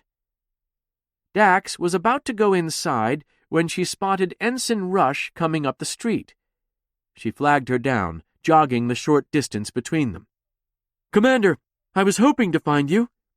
Ensign Rush, what's up? Rush's expression darkened. It's Colin. Ensign Hart, I mean. They found him. Ensign Rush led Dax, Worf, and Bashir down through the drainage tunnels of the capital. They arrived at a tall archway over an outflow culvert, its interior dipping into shadow mere meters from the exit. Law enforcement barricades flashed all around as the capital sunset painted the scene orange. Ensign Hart's body lay face down in a centimeter of water, uniform tattered. His pale white fingers curled into claws, and Dax tried not to stare. She'd seen plenty of corpses in her day. DS9 had just repelled a Klingon attack, and the unfortunate dead from that onslaught were accorded their due. This, however, was foul play, cold and heartless. A trio of Trill investigators in long coats stood over the corpse like blackbirds, recording with holo-imagers.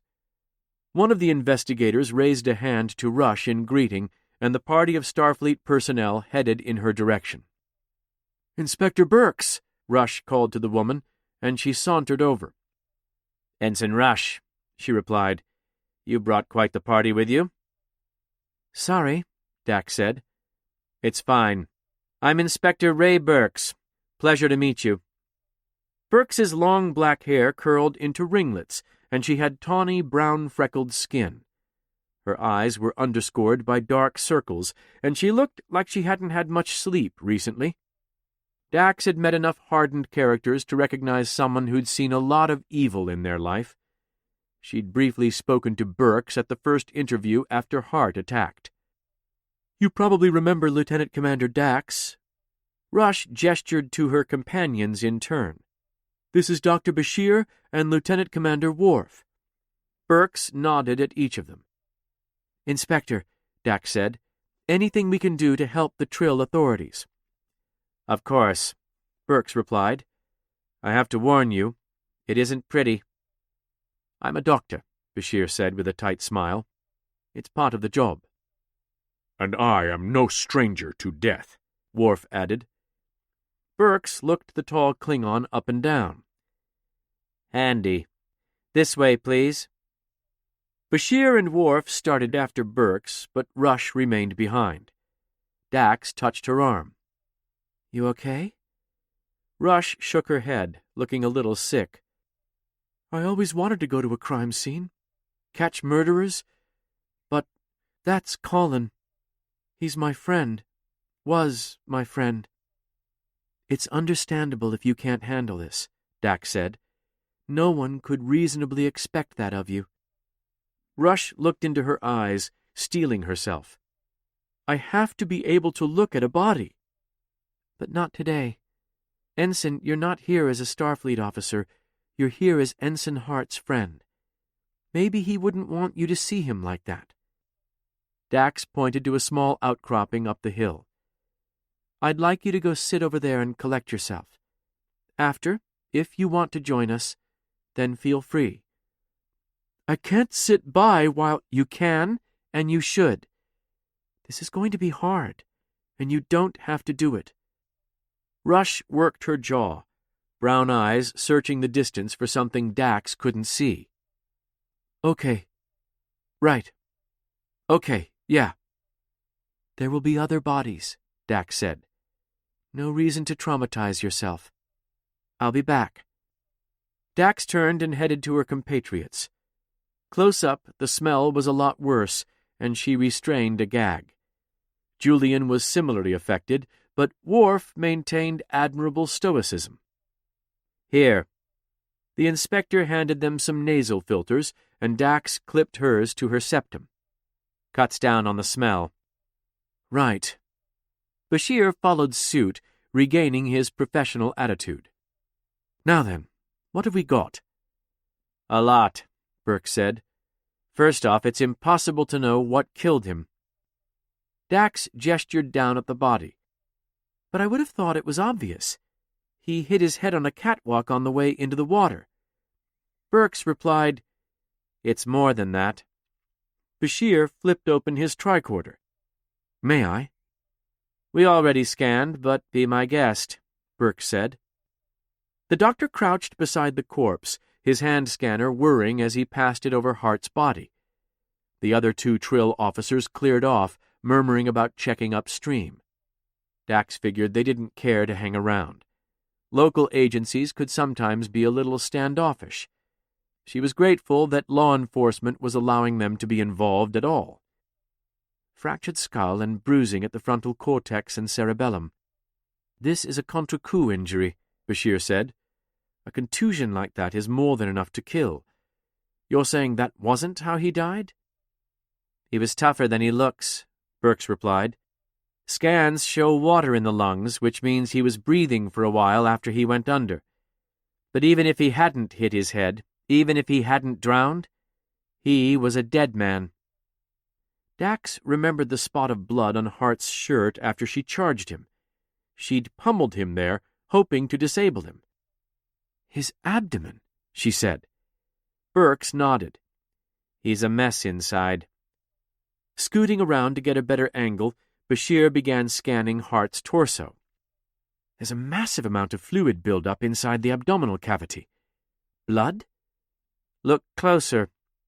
Burks tongued the inside of her lip. Bashir blanched, horror distorting his features.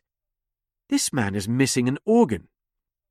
A few meters of small intestine and his spleen, to be precise. He was never going to live for more than a couple of days without major medical intervention, Burke said, pulling out her own tricorder and pointing to the screen. Someone performed surgery on him, and not well. You can see healing here and here. The strangest part is that some of the young cells are attached to freshly ruptured tissue. Meaning? Dax asked, afraid she might already know. After they closed him up, Burke said, something burrowed through the incision in his abdomen. Dax's breath quickened, and she stared at the corpse.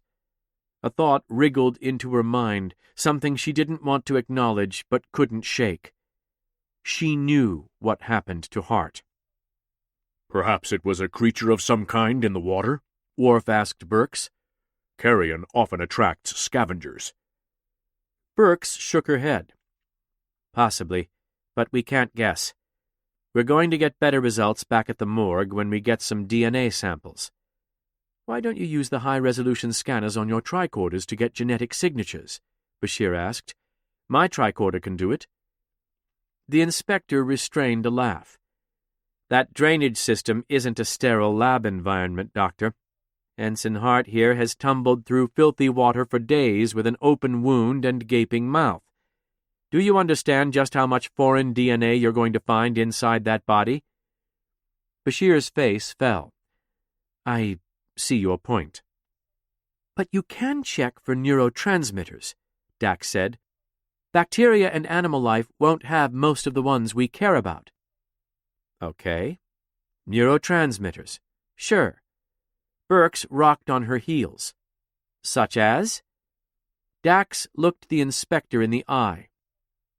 Isoboramine. Burks snorted. You're kidding.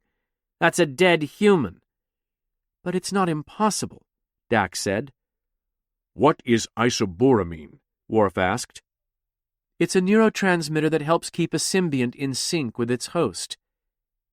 Dax's heart twisted in her chest as she watched Bashir switch modes on his hand scanner and begin his pass. It's not present unless... Bashir looked up at Dax, eyes widening. This man was joined. Sorry, but I have to check your work, Burke said, reactivating her tricorder. Be my guest. Bashir stood aside. What if Hart smashing his head on that catwalk during his escape hadn't been an accident? What if it had been to cover up a Kyle-Tach surgery? Dax took Worf and Bashir a few steps away while Burks continued her examination. Given the severe look on her face, the doctor had been right. Julian, Dax began, voice low, is there any way to know if this man suffered a diffuse axonal injury? Not with a hit like that, he said. Ascertaining nearly anything about the brain structures at this point would be impossible. Why do you ask? I think he's Kyle-Tach. Dax glanced back at the corpse, whispering, Elevated. The doctor narrowed his eyes. I don't understand. Hey, you were right, Burks called to them, standing. I need to ask why you thought that. What? Dax asked. The inspector pointed to the corpse. You went straight to joined? I don't think so. This is a major problem with national security ramifications, and now I have to involve the Symbiosis Commission. Dax wanted to tell Burks exactly what she knew, but how could she? Hart had attacked her after she spoke to the Commission. Her database access had been cut off. Could Burks be in on the conspiracy too? Would one of her superiors be? Given the location of his wound, Dax said, it was obvious he was joined. That could have been any human abdominal surgical procedure, Burke said. Don't tell me you just guessed. No. I'm already working with the Symbiosis Commission on a case. Counselor Brack's office is handling it. Sounds like you need to brief me, Burke said. Make some time for me after I'm done here. I want to cooperate, I assure you, Inspector. Burks regarded the Starfleet officers with narrowed eyes, considering Dax's statements. Since this is a symbiont-related crime, this location is sealed. I'm going to have to ask you to leave. Bashir barked.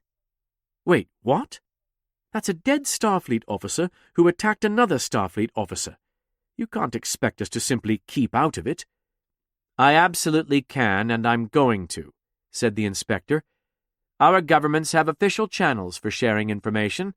I think we'd best stick to those. Please, we need to know what's going on, Dax said. I was attacked. You seem nice, Commander, and I appreciate that, Burke said. But this is out of my hands. You need to take your friends and go. Dax started to leave. Commander Dax, Burks added. Yes? Stay handy. I might have questions. Of course, Inspector. Dax, Worf, and Bashir walked back to Rush, disappointed. The ensign was resting on her perch. What did you learn? Rush's eyes were hopeful. Not enough, Dax sighed. They're kicking us out. Hart was... The ensign was joined, so it's a matter of national security now. Rush stood up. They can't stonewall us like that. I'll file information requests to the Federation ambassador. Dax said, given the sensitivity of the topic, it might be some time before they're in a sharing mood. What can we do while we wait? I have read your report to Captain Sisko, Worf said, and I believe it would be most prudent to follow your latest lead. Dax raised an eyebrow. Which is? The Path of Sky Institute. It is time we paid them a visit. I'm listening. What do you suggest? Worf inclined his head. A tour. They know what I look like, Dax said. If I go in there, it needs to be with a Federation detail, not on a tour. Bashir gave her a scoundrel's wink. Oh, we've got a solution for that, too. She searched his expression for some clue. I'm not going to like this, am I? There's an old Earth expression, he said with a grin. I'm going to rearrange your face. 15. Path of Sky. Jadzia's ears itched. Bashir had said they wouldn't before she altered them. Bashir had said they wouldn't before he'd altered them, but he was wrong. And she couldn't stop rubbing her eyebrows, feeling the rising lines he'd sculpted. She tapped the side of her nose, which had been thickened slightly with an alien curve to it. Whenever she saw her reflection in the window, she was still surprised at her missing trill spots and how judgmental she looked. She'd always thought Vulcans could be a little elitist, but maybe she'd just been misinterpreting their facial geometry. Whenever she tried to smile at her reflection, it looked a bit off. Had she ever written off any Vulcans she knew as rude? She tried to think of all the Vulcan friends and colleagues she'd ever had, wondering if she'd misjudged them. The hypertrain shot across the countryside, swampy marshlands giving way to green hills. Dozens of houses flickered past in the blink of an eye, and Dax wondered what it might be like to live there. The people were probably happy, going about their days with blissful certainty. She could have chosen that life.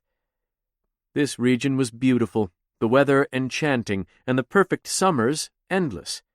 She loved the familiar architecture, low, smooth homes built to complement the hillsides. She had friends in the area, too. It was where the Pritts were from. Nothing, however, could compare to the thrills of Starfleet. Dax spent her days on Deep Space Nine, living and working beside a stable wormhole inhabited by trans-dimensional beings. Some of her shifts had more adventures than most people got in a lifetime, and that was only her most recent life. Turias dared death over and over again as a test pilot. Curzon had fought alongside Kor and was involved with the Khitomer Accords, which had recently collapsed with Gowron's attack on Deep Space Nine. None of Curzon's legacy, it seemed, could last in perpetuity. Dax had spent the last hour filling in Dr. Bashir and Worf on her investigation. She held nothing back, sharing the details of her hallucinations. Julian already knew everything about Joran. He'd helped solve that mystery the first time, but Worf didn't. As Dax detailed the dishonorable story of Joran's killings and death, she flushed with shame. Thankfully, Worf didn't judge her. She found him a stoic and intent listener, and that made it easy to tell him everything that had happened. "The man who tried to kill you," Worf began. "You had no warning?" Oh, no." She shook her head. He looked like a regular Starfleet officer. Worf's eyes widened a bit, and he inclined his chin. "I see. A move to exploit your trust. That you survived the assassin's gambit is most impressive." In flawless Klingon, she responded, "Preparation is the thread of life, and the warrior weaves it into rope." "As you say," came his deep voice. "Well done." Even after all these years, there was nothing better than a battle compliment from a Klingon, especially a master like Worf. The lieutenant commander was lauded in many Starfleet reports, virtually a legend. She smiled at Worf, giving a slight bow. "You're already well acquainted with my skill, Commander." "Indeed. You fight much better than most." Worf leaned back in his seat. Bashir perked up, setting his pad aside. "Wait, you fought Worf?" "Yes," Dax replied, "and I can't wait to do so again." "I'm impressed." Bashir gave an incredulous laugh. "She did not win," Worf said. "I'd like to think we were—" She looked into his brown eyes. "Close." Worf drew a sharp breath and looked away. Was he blushing? Bashir looked between the two of them, then cleared his throat. Yes, well, interesting. Shall we review our preparations? Yeah, she said. How did you get us a tour of the facilities? I signed us up for a conference, Bashir explained. A conference? Dax asked. He cocked his head. If they're going to open their doors, we may as well have a look. Yes, but what could we possibly learn when they're expecting visitors? Dax frowned. Quite a lot, I'd imagine. He handed her his pad, which contained a news article about an upcoming event. They're presenting a symposium on the pathologies associated with advanced symbiont age. There will be a few dozen medical personnel in attendance, including us. We're going to just walk in? She asked. I've been researching the Path of Sky since you told me about what happened on Argelius, Bashir said. As a licensed medical provider to Joined, the Institute is required to be at the forefront in their treatment. Hosting symposiums is a foregone conclusion. Worf nodded. Our plan is to visit this conference for investigation and reconnaissance, nothing more. While our time is limited, I believe a careful approach will yield superior results. Let us learn what they're up to and return with more directed action. Okay, she said. The Path of Sky might not be related to the Kyle-Tach. We need evidence. So these people, Bashir scratched his lower lip. Have they all had this Kyle-Tach surgery? Possibly, but that might be oversimplifying things, Dax said. Ensign Hart might have had it too, but there was no way to know. And it enables a symbiont exclusive control of the host? Bashir rested his elbows on his knees. Yes, but that's not what frightens me, Dax said. It's the way Ensign Hart jumped into the drainage pipes like he didn't care. A symbiont should be, afraid of dying. It could have easily been killed in those drainage channels. In fact, it probably was, and it never should have treated a host like a disposable husk. A symbiont could never betray its host? Worf asked. She thought about it. I've never heard of it happening, but nothing is impossible. What I'd like to know is, what is Vess's part in this? Is she really dead? She could still remember where Curzon had been standing the day he learned of Vess's demise. Ventic's disease could take many miserable years, but the last few had gone predictably. The news of her passing was supposed to be a relief, but it still... Dax wasn't actually sure how it hurt anymore. There was a grim satisfaction in Vess's suffering last days after what she had done to Joran. The thing that tortured her, that died of Ventic's, it was a lost light, not Elta. Dax, Bashir said, if we go in there and find something, you have to promise to remain calm. She warned him with a look. Excuse me? Nemi was your friend, he said. You'd be totally within reason to lose your temper if you discovered something difficult. If you do, you'll be tipping our hand. Dax rolled her eyes. You don't have to worry about me. I'm not a vengeful person. That was absolutely a lie. She'd had a godson, and she'd helped murder the man responsible for his death. That vendetta had passed from Curzon to Jadzia. Her hands had helped carry out the sentence, because not even death could clear a Klingon blood oath. All right, well, we're getting close. Dr. Bashir took a deep breath. You'll want to get into character. I cannot believe you're making me be a Vulcan. Bashir laughed. Imagine being logical. Imagine living through the next 6 hours, she muttered. What was that? Huh? She said, and noted Worf was using all his Klingon discipline to restrain a laugh. The taxicraft took them from the train station, settling down on the wide-open lawn of the Path of Sky Institute. The grounds were nestled in the middle of a quaint village, a picturesque garden at the apex of a hilltop. Flat roof houses and pedestrian streets encrusted the landscape, tapering to farmland after a kilometer or two. From above, the town looked like a thumbprint, with the path of sky at the dead center. The taxi dinged for them to exit, the door sliding open. Bashir stepped down first, offering his hand to Dax, and she waved him off. She wished he'd quit treating her like a fall risk, even if she was recently prone to hallucinations. She stepped down onto the pristine lawn, and Worf followed. The central campus of the Institute was a series of interlinked vertical cylinders, each sliced at an angle like a pipe organ. These basic shapes formed a bundle which rose from a thermocrete base to gleam in the daylight. Their metal skins caught the sun, splashing it onto interlocking flower beds of multicolored lilies. The plants were positioned to catch the light like a sundial, washing their surroundings with a spectrum. Water features rocketed skyward, droplets glittering in synchronized performance. "Nice place," Bashir said, slinging his shoulder bag. "The groundskeeping here is incredible." "Agreed," Worf remarked. "The flowers are beautiful."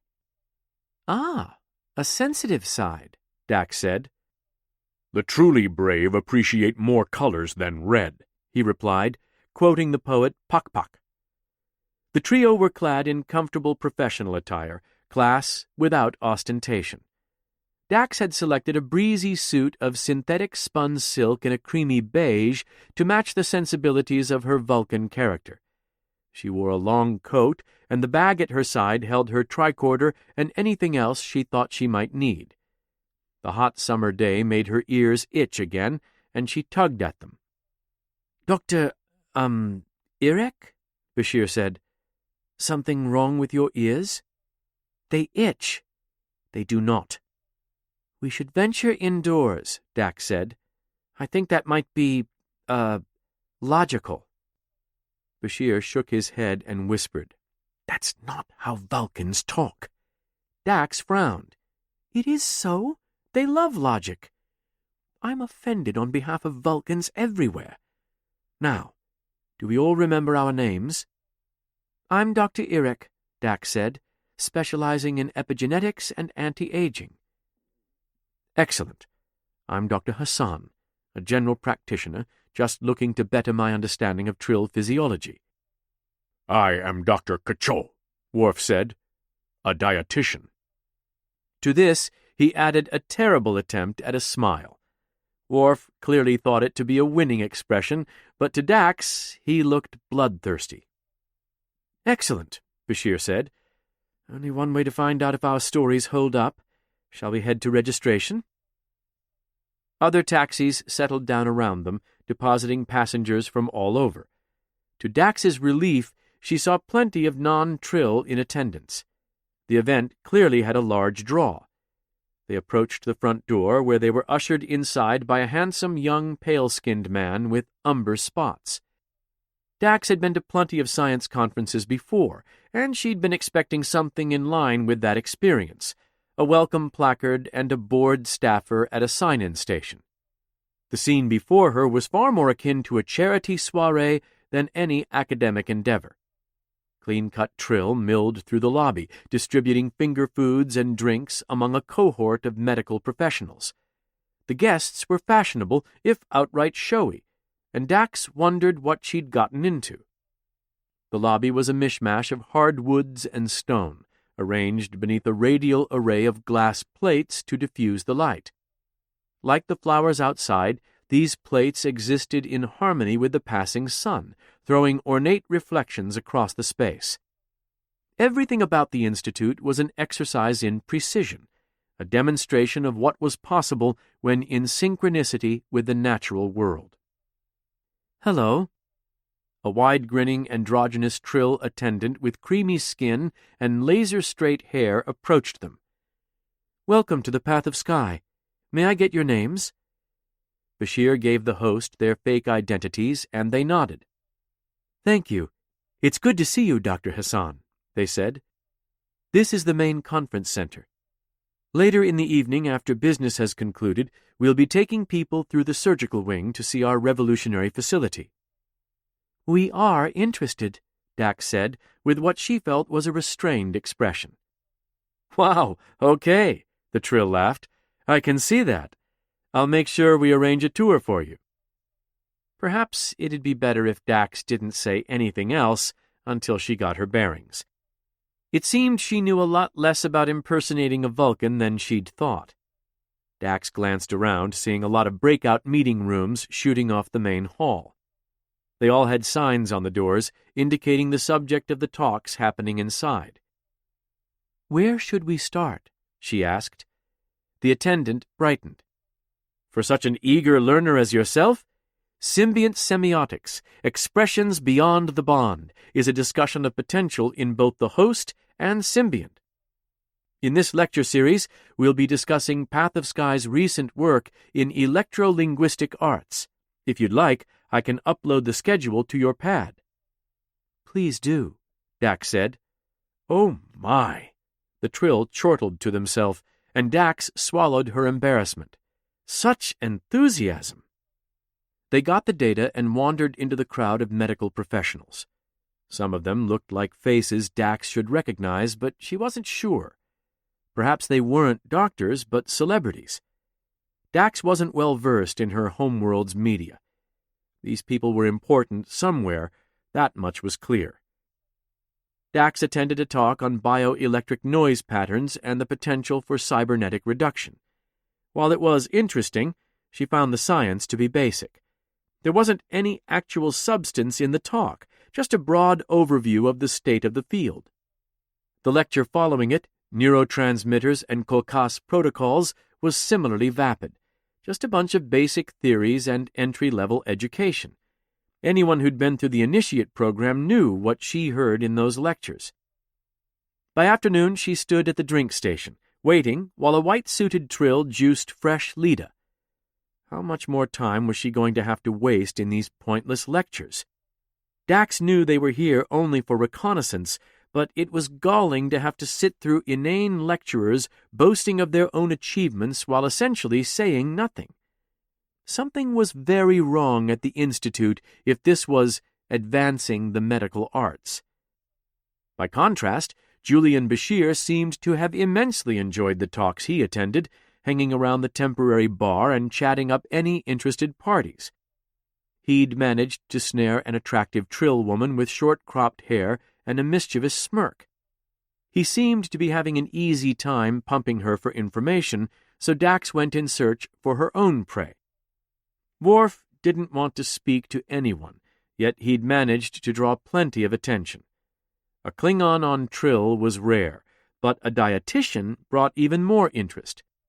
The less he said, the more people seemed to believe he knew, and before long his table bubbled with excited discussion. He sat in uncomfortable silence as debates unfolded around him. Dax stood amid the gaggle of lunching professionals and tried to pick out any patterns. Humans and Trill were the most abundant attendees, which made sense. Of the Federation worlds, Earth was Trill's closest ally. The humans present struck Dax as academics, given their eclectic fashion and penchant for midday cocktails.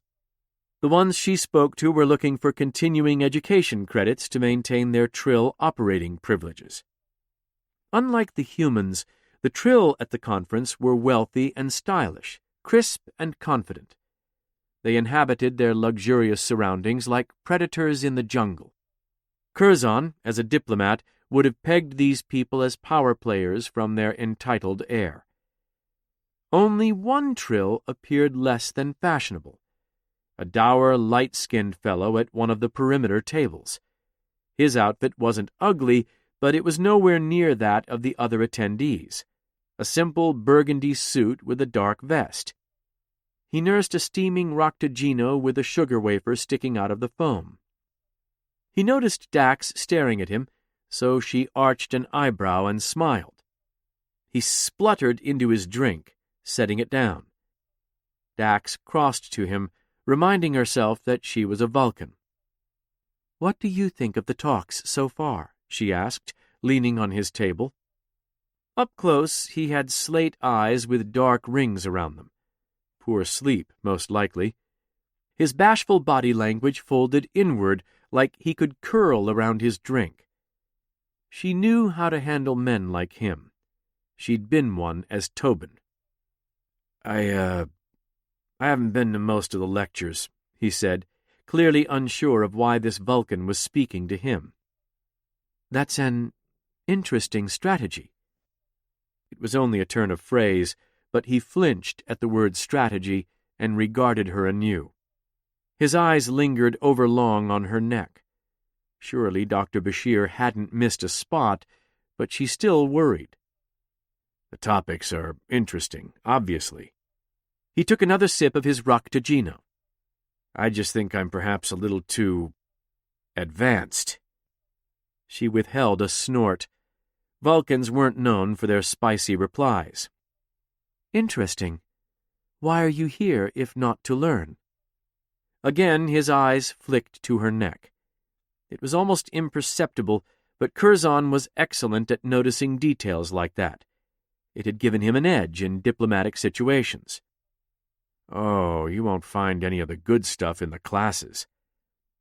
So there was more to the conference than just the talks. But what? Do you know where to find it? She said, pinning him with a stare. The good stuff? I didn't catch your name. Dr. Irek. Yonit Ruxol. He smirked, turning to face her more fully. So, what about you? Enjoying the talks? Dax tried to conjure some Vulcan honesty with a flat, No, they are beneath me. People say it gives you an edge if you go to them, but I doubt it. What gives you your edge, Yonit Ruxol? Going through the initiate program. Oh? She appraised him. Are you joined? Not yet. How was the initiate program involved? There had to be a thread she could pull to unravel his secret. An initiate? She asked, trying to nail down a proper Vulcan cadence. You must tell me about your experience with the program. He raised his drink in mock salute. It's the worst place in the galaxy. If she hadn't been undercover, Dax would have toasted him. I have heard only good things. That'll change if you talk to anyone with a mind of their own, he said with a bitter smile. He had to be a washout. A man his age would have already been joined if he was going to make it. Her mind raced for an open-ended comment to make. He seemed to be assuming something about her, and she intended to make the most of that. But you still want to be joined, she said. I think there needs to be another way. The Symbiosis Commission alone shouldn't get to control who is part of our great Trill legacy or whatever. He rolled his eyes at the last part before stirring the sugar wafer in his cup. If they determine who gets to be joined, they choose which members of society are immortal. More importantly, they choose whose values survive across generations. Do you really think the field docents are impartial? Of course not. They perpetuate their own biases. Dax controlled her breathing, though her heart hammered in her chest. She was on to something. Is that why you weren't chosen? Bias? He considered his answer for a long moment. I mean, not me. But others have probably dealt with it. I was an exceptional candidate. Just unlucky. Dax snatched a few plump grapes from the tray of a passing server and popped one in her mouth. How so? He tilted his chin. I wasn't chosen because my field docent died, and the new one didn't like me. I had top marks in everything at the start. My first year was excellent. Just like Nemi. And I brought a lot of other great qualities to the table, he said. Oh? Yes, I'm very observant. Like, for example, you're not a Vulcan. You're a Trill all dressed up to look like one. She didn't react with shock or dismay, since he wasn't going to out her. He stated the fact with no rancor. You stood there for 10 minutes and spoke to nobody. Then you zeroed in on me and came over to talk. Could have chosen a more Vulcan name, like Dr. T-something. He took another sip. I know a test when I see one. A test? Every sentence out of his mouth brought her a step closer to something big. She had to keep him talking. She looked over the crowd. And do you think you passed? He gave her a short nod. You tell me. She'd gotten lucky before, pawning off non-answers long enough to get context. Now he expected her to give a verdict on his test, but she wasn't sure what it was. I'm not the one who makes those decisions. She gave him a disarming smile. But I like your odds. He looked like he bought it. Whatever nefarious activity he was involved in, it was based at the Path of Sky Institute. If he wasn't attending the talks, he was waiting for something. Did we give you an appointment? She asked. It seemed non-committal, unlikely to conflict with anything his contacts would have said. Yes, finally, just after tea time, he replied. And you're ready? To be joined? Born ready. And there it was. This man had come to the Path of Sky not to attend the talks, but to become joined. While there were medical providers like the Institute across the galaxy, only the Symbiosis Commission had the authority to grant someone a symbiont. Perhaps the Path of Sky was performing the Kyle-Tach procedure. If she was right, Ruxol would be going to his death. But where were the symbionts sourced from? Vess had been a willing lost light, and there were surely others. The Guardian had talked about the phenomenon like it was rare, but what if there were more than anyone imagined? A lost light was still mortal. Its host body would grow old and need to be replaced. If it didn't want to go back to sharing, it'd need a reliable way to get a new dead host. Why not recruit them from the Initiate program? This is why you chose me, he said. If I can spot agents like you, think of what I can do for the Path of Sky. Indeed. Now, if you'll excuse me, I'm going to take a walk. I need to clear my head for the interview. Good luck, Dax said. He set his mug aside, gave her a polite nod, and headed in the direction of the gardens. She let out a breath as he left. If she didn't do anything and he had a successful interview, was he going to die? There were too many coincidences, and Dax felt a sickening certainty that Ruxol was about to become a skin sack. His Roctogino lay cooling on the table, sugar wafer half eaten. She couldn't allow another elevation to be performed. 16. Duplicate. For the remainder of the lunch break, Dax tried to free Worf.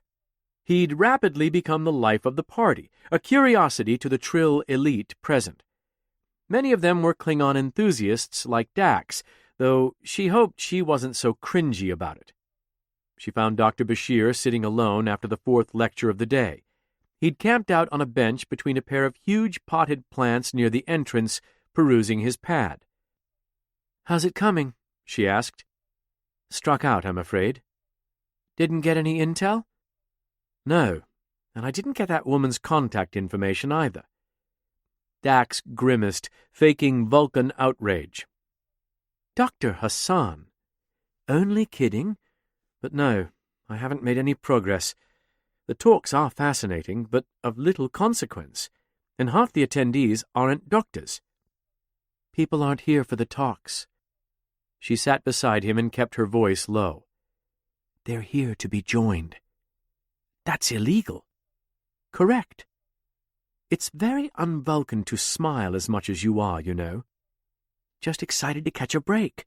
Did you see that gloomy guy I was talking to a while ago?" "Afraid not." "He's right over there." Dax surreptitiously indicated one of the entrance archways where Ruxol leaned against a column. "Dark red suit, floppy hair." Bashir gave a quick glance about the room, then rested his elbows on his knees. I see him. He has an appointment in 5 minutes. We need to follow him. What about Worf? She shrugged. If you can figure out how to get him away from his fan club, I'm all ears. Vulcan jokes. Poor taste, Jadzia. I'm going to follow him, and I need the backup. Bashir crossed his legs, leaning against the wall. Well, that's exciting. You know, I've tailed a lot of henchmen in the holosuites. One of my favorite holonovels is a spy story. I know. Why are you saying it like that? Like what? You think it's silly? Julian, you told me the name of your love interest is Honey Bear. I don't care what you do in your off hours, but let's not pretend that's literature. It's postmodernist, Dax. Honey has more complicated motivations than you might think. Across the main conference hall, a young woman approached Ruxall, and Dax immediately recognized her. Aya Katil, one of Nemi's associates in the Kyle Tach. Who was she really? Another lost light, perhaps? They spoke for a few moments, then she led Ruxall away. Let's go, Dax said, rising to follow. We are not done talking about honey, he muttered. They tailed Katil and Ruxall out of the main building, where their targets wound through the gardens. Sun-sprayed lilies wavered as they passed, and Dax wished she hadn't been there for such grim reasons. It was a peaceful campus, full of serene places to sit and enjoy the day. Their quarry approached a smaller side building where a door slid open for them. She and Bashir hurried after, and they slipped inside before the door could close. They waited a moment to let Katil and Ruxall get ahead of them before following. This part of the complex was decidedly more sterile in appearance, with stark white walls and floors. There was a lift in the back, a set of numbers descending on its status panel. The 2 Trill must have been on their way down. Dax waited until the lift numbers stopped before calling it back. It arrived, doors parting, to reveal an empty car, spacious enough to easily house a gurney. After you, Dax said, and Bashir stepped on. The car descended, the doors parted at the bottom, and she peeked out. Light blue walls extended in either direction, corridors leading deeper into the complex. This looks like a hospital level, Bashir said. Are we allowed to be here? A Trill woman in nurse's attire came walking around the distant corner. Only one way to find out. Dax confidently stepped off the elevator and into the hallway. Follow me, please, Dr. Hassan. The nurse seemed a little surprised by their presence, but didn't stop them. When Dax passed her, they nodded to each other. She'd gotten a few steps beyond when the nurse asked, "Excuse me, can I help you find something?" "We're looking for the administrator's office," Bashir said. "I'm mostly sure I know the way, but I could use a reminder." "Of course." She pointed down the hall the way she'd come. "Over there, take a left, then your second right. There are signs. Can't miss it." They thanked her for the help and set off in that direction. After the first turn, they found an info panel on the wall with a directory of locations. "Here we go," Dax said, scanning down the list. "Let's see what we've got." All the typical amenities of a hospital, along with a few choice extras, holosuites and spas. "What's selection?" Bashir asked, pointing to the list item. She'd almost missed it, a mundane word in a sea of medical jargon, and scrolled back. She tapped it, and the hospital map showed a large room at the end of the complex. The lift chimed in the distance, and Dax's heart skipped a beat. A gaggle of stylish Trill stepped out of the car, led by a member of the medical staff. They laughed and joked as they walked, like they were going to a party. "Come on." Bashir took a few hesitant steps. "This way." He and Dax took off to the selection room. They dove down circuitous corridors, looking in any windows as they went. The facility appeared to be cutting edge, if a little underutilized. Dax kept expecting to see more staff, but they never appeared. "Where are all of the patients?" Bashir asked. "None of these rooms have their occupancy indicators on. Is anybody even using this place?" "Probably," she replied, "just not for any of the reasons they claim." They passed a laboratory full of exotic gear: gravity stacks, nanoreplicators, tunneling microscopes, and more. It had all the capabilities of a lab in a major Federation hospital, just smaller. "If you're going to run a false operation, there are easier ways to go about it," Bashir said. "Some of this equipment is extremely hard to come by." "Perhaps it's not in use yet." She peered inside the dim room, looking for some running tests, centrifuges, something, but the equipment was all powered down.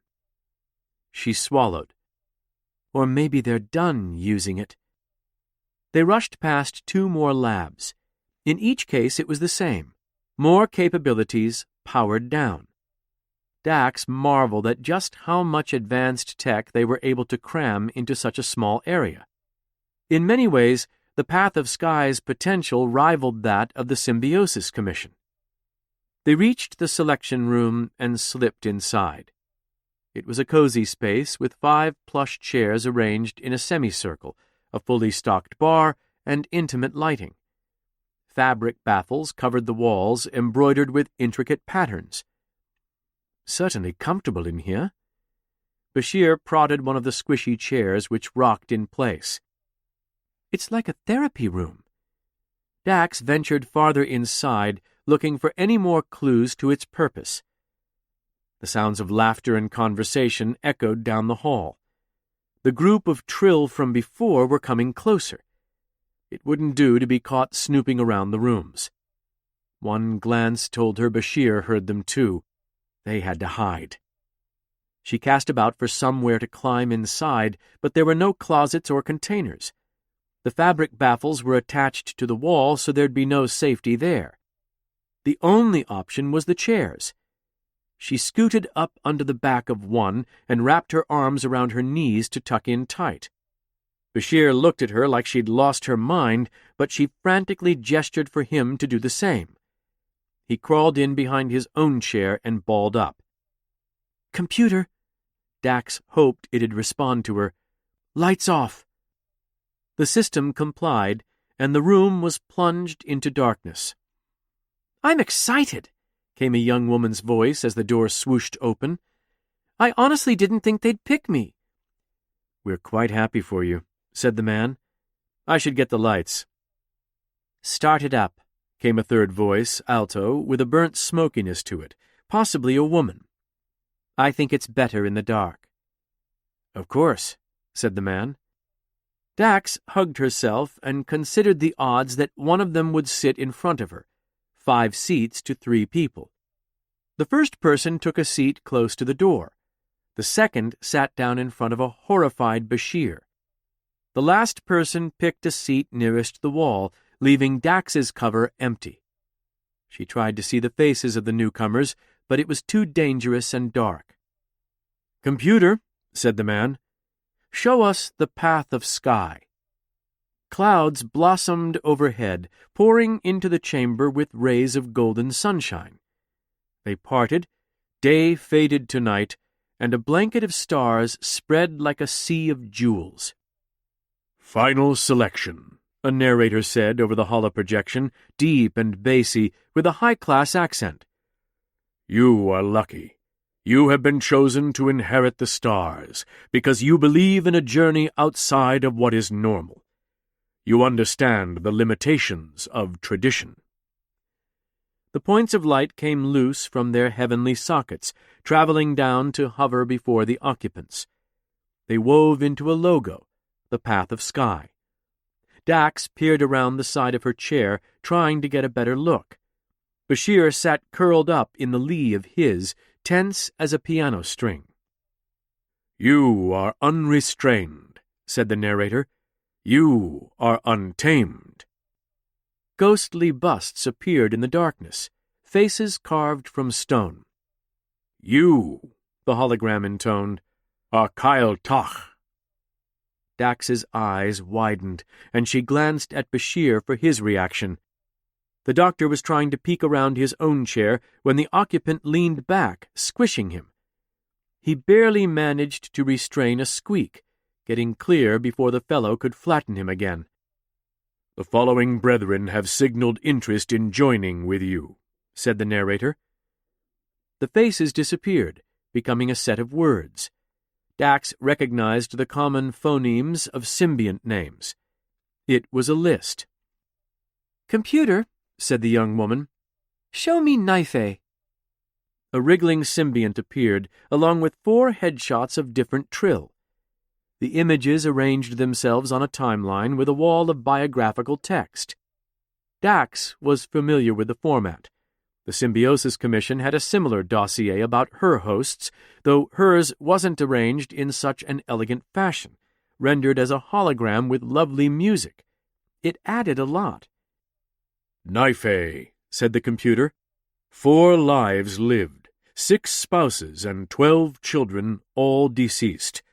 The most recent host was Ansandella Naife, deceased 2278. "Ah, poor Ansandella," said the smoky voice. "What a tragedy." "I know." The woman sounded almost dreamy. "I read all about her, cast out for returning to the love of a former life. It seems like a long time ago, 2278. Nearly a century." "I'm sensing a question," they replied. "It's not that I'm ungrateful, and I really am very excited, but—" "If you're not able to fully commit," Smoky Voice began. "It's not that. I'm sorry, I didn't mean to offend." "Tell me your misgivings.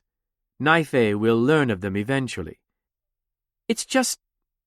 well, The woman went from ebullient to cringing in a matter of seconds. "It's been in cryo for almost 100 years. Most of Naife's hosts were scientists, and the field moves at an alarming rate. What if its skills are no longer relevant?" "What is the expiration date of a kiss?" The voice grew cold. "Or the knowledge of death? In the future, will anyone care about creativity or drive? Is empathy still relevant? Naife has experienced more than you could possibly imagine, and you're summing it up like it was a resume." "I'm sorry, you're right," she said. "Please, I think it's beautiful. We could do amazing things together. I shouldn't have doubted." There was a long silence. "So you're decided on Naife, despite your misgivings?" the voice asked. "It's the opportunity of a lifetime," the young woman said. "Very good," the man cut in. "Naife has been thawed and is reviewing the final applicants. We'll tell you if it's a match." "Wait, what? I thought I would be getting a symbiont today," said the young woman.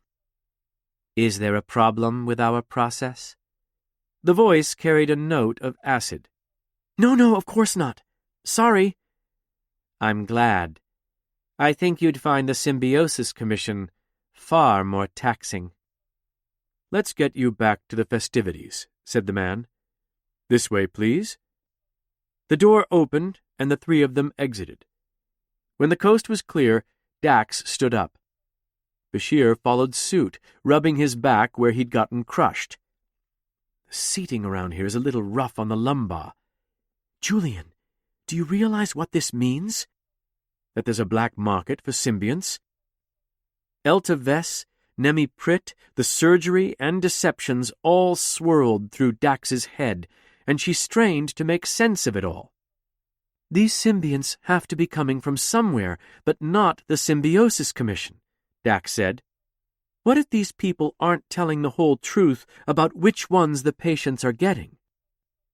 So candidates go in, thinking they have a chance at getting joined, and become a lost light instead.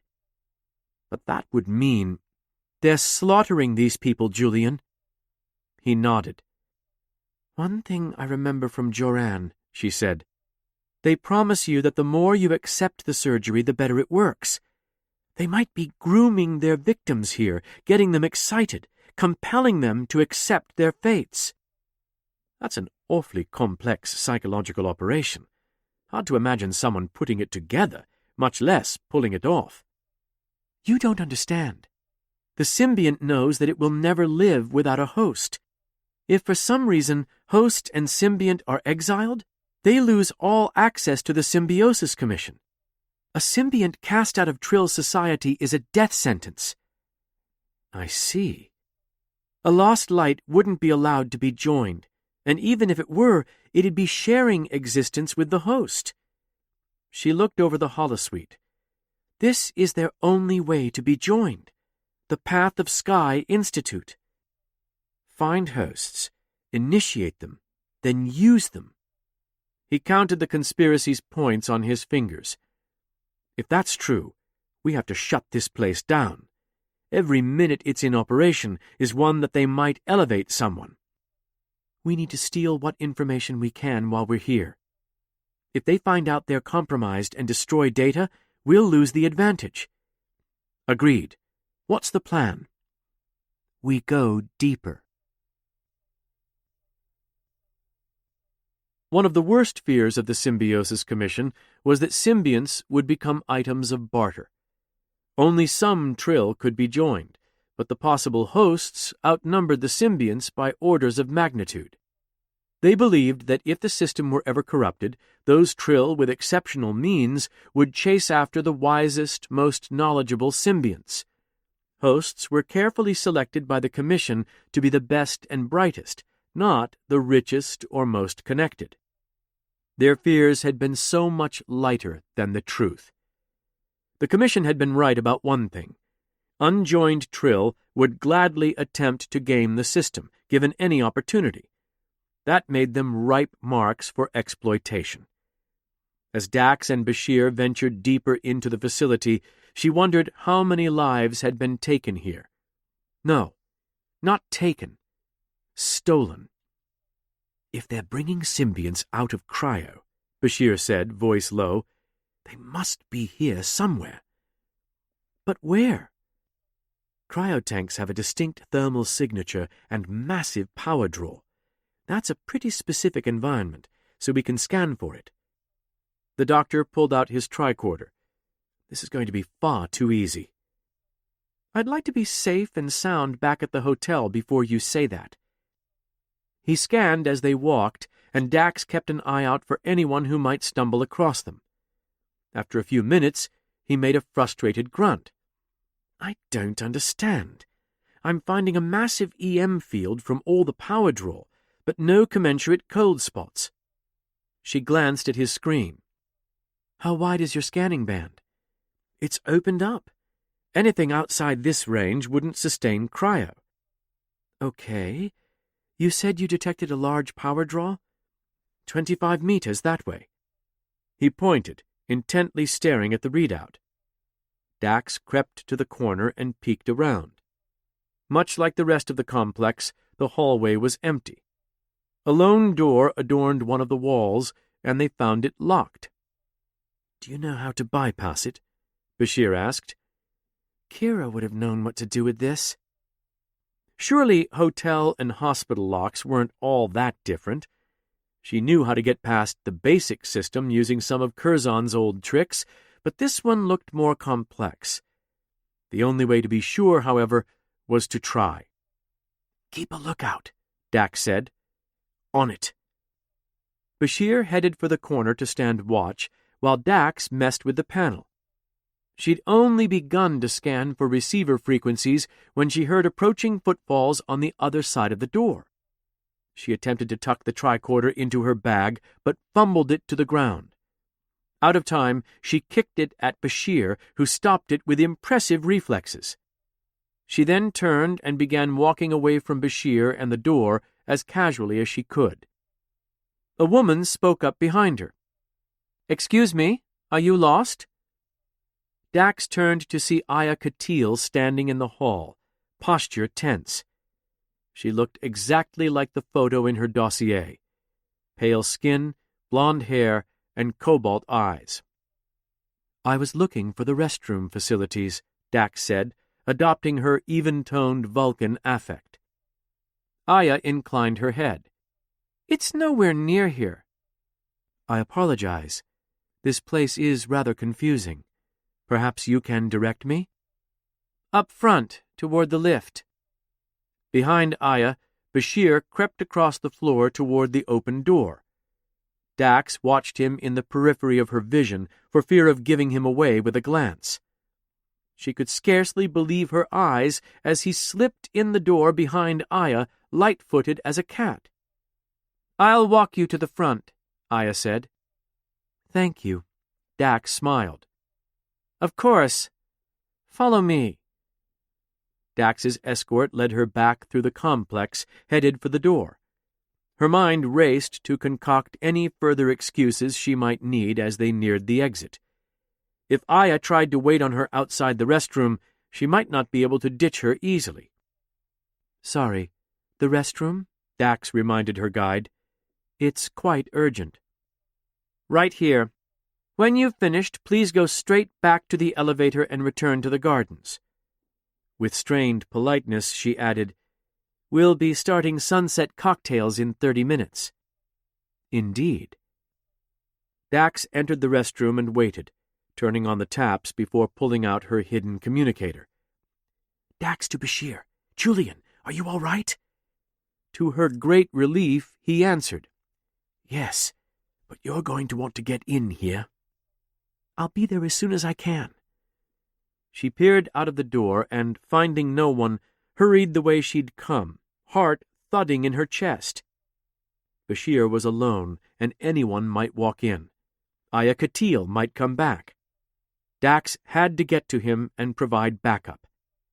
With each turn, she expected to encounter someone. Thankfully, the halls were empty, and she made it to the lab unmolested. The door slid aside, revealing a small alcove just across the threshold with cleanroom gear and bottled gases. Opposite her was another hatch, cracked halfway open, spilling a stormy blue light across the floor. Julian, she whispered.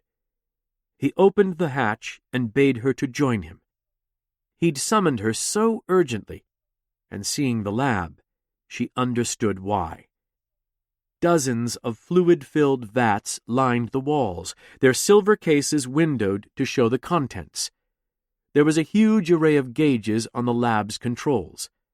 Cloudy liquid filled the chamber windows with a cerulean glow, and Dax marveled at the contents.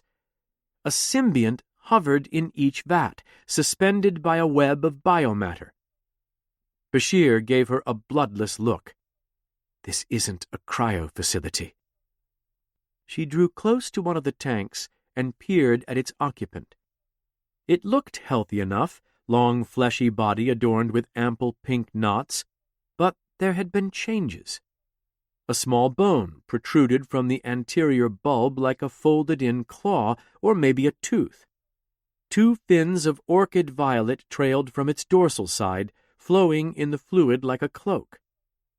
Horror raked icy claws through her gut, and she put a hand to her abdomen to steady herself.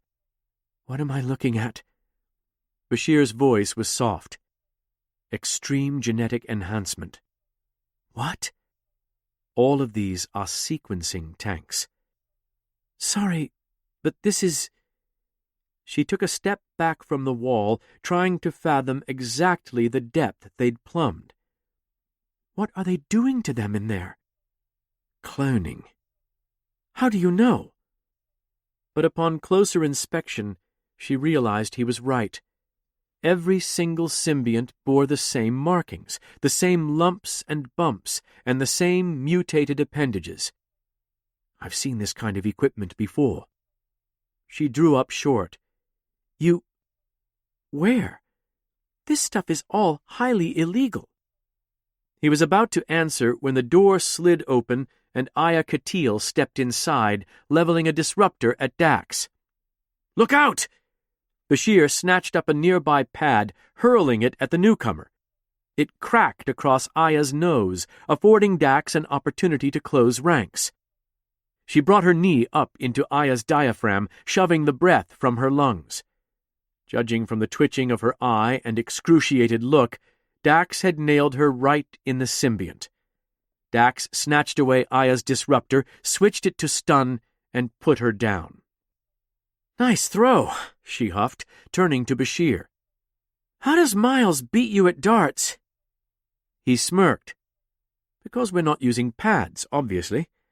Let's get out of here. We've got to bring back some kind of evidence. What do you suggest?" She drew out an isolinear chip from her bag. "Copy the project files. Any medical files you can find, too. Especially patients. Dax, that's protected information. Any patient of this place either has been murdered or is about to be murdered. Getting this information to the authorities will save lives." He went to the computer, hesitating. You're right. I'll get everything I can." Dax checked the disruptor. Full charge. She didn't want to shoot her way out, but this plot went way deeper than she'd realized.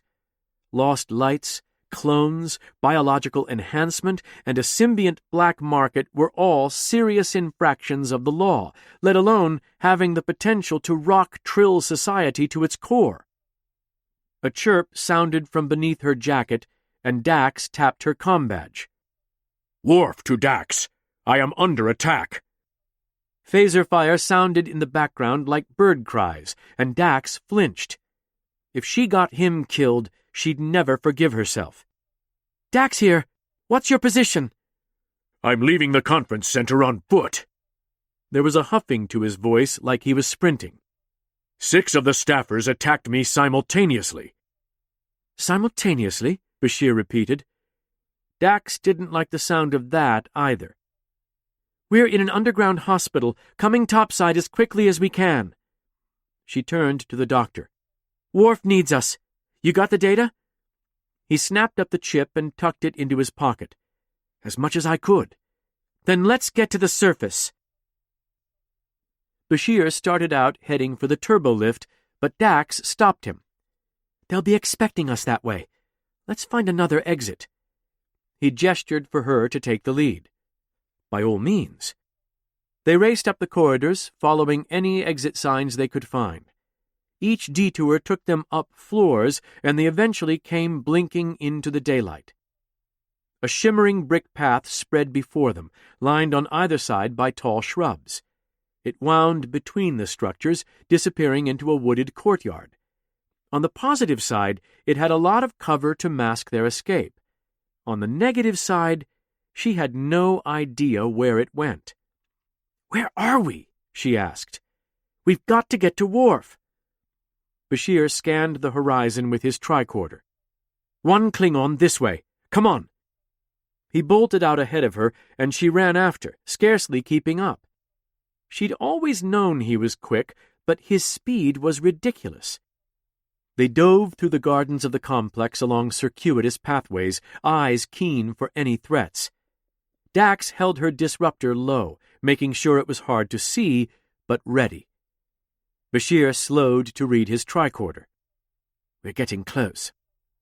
"Please be okay." They rounded the corner and stopped dead. Assembled before bursting rose bushes was a firing line of 10 Trill, half of whom had disruptors aimed right at Dax's chest.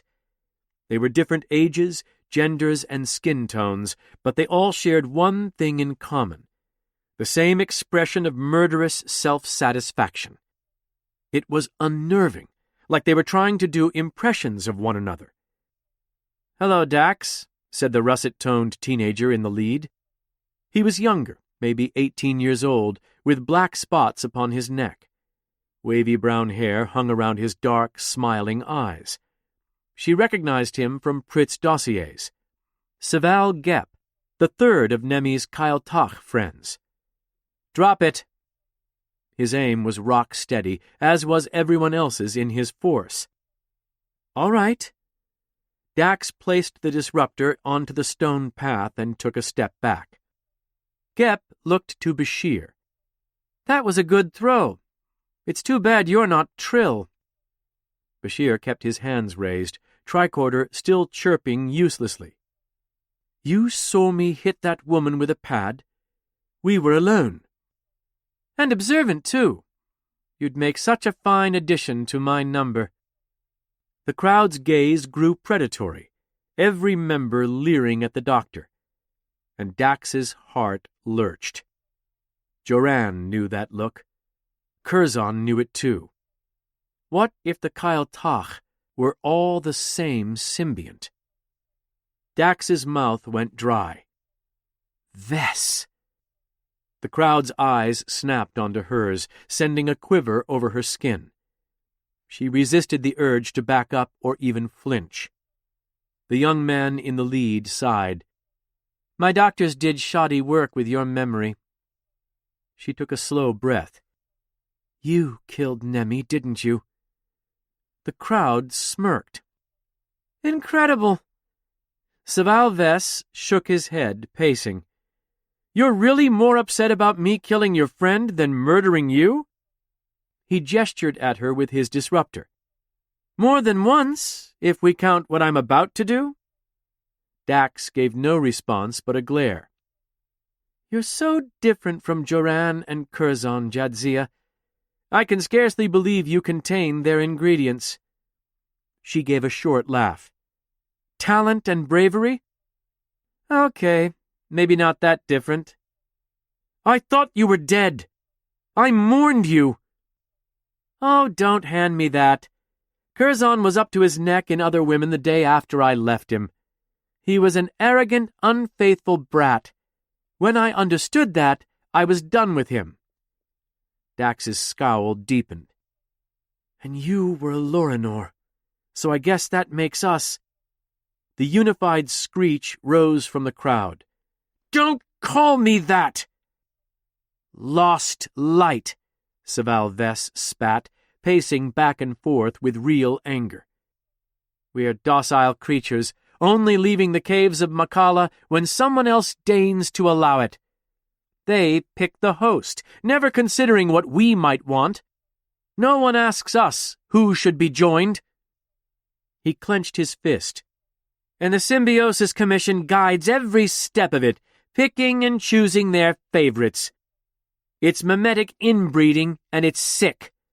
With the Path of Sky, I choose the ideas I want to absorb. I make my own way through life without... The Symbiosis Commission isn't murdering people. Dax regarded him with something like pity. Saval Vess's eyes sparkled in the sun, pupils thinning to pinpricks as he raised his chin. No, I'm taking the freshest cast-offs and preserving them in their most perfect state. Cast-offs like you, as I seem to recall. Oh, what was it my ex-boyfriend failed you out for, Jadzia? Cast-offs. The words nauseated Dax. Nemi wasn't just a body. He smiled. I know. Better than you ever will. I gave this host a purpose. Like all of us, I loved the Commission, trusted them. The Path of Sky was there to give Nemi what they wouldn't. I tried to offer that same mercy to Joran. The others spoke like mirror reflections. They alternated bits of words and sentences into a storm of words, malignant and rumbling. Why drag Curzon into it? Dax asked. The umber discs of his irises transfixed her. No one wants to be alone. I've seen things no other symbiont would understand, unless they were like me. You wanted an acolyte. Yes, well, I couldn't stand Curzon for 2 months, much less eternity. Honestly, I don't know how you do it. I'm not here to defend Curzon or the Commission. And why are you here? For Nemi? Dax set her feet. For me. Saval Vess nodded and took careful aim at her chest. Jadzia, you really are more entertaining than your predecessors. I wish I didn't have to kill you. Then don't, Nemi. You were a sister to me. The crowd flinched, and their eyes grew a little shiny and red. Saval wrinkled his nose, clearly fighting something within himself. Eventually the conflict vanished from his features, and his eyes went dead. "Nice try."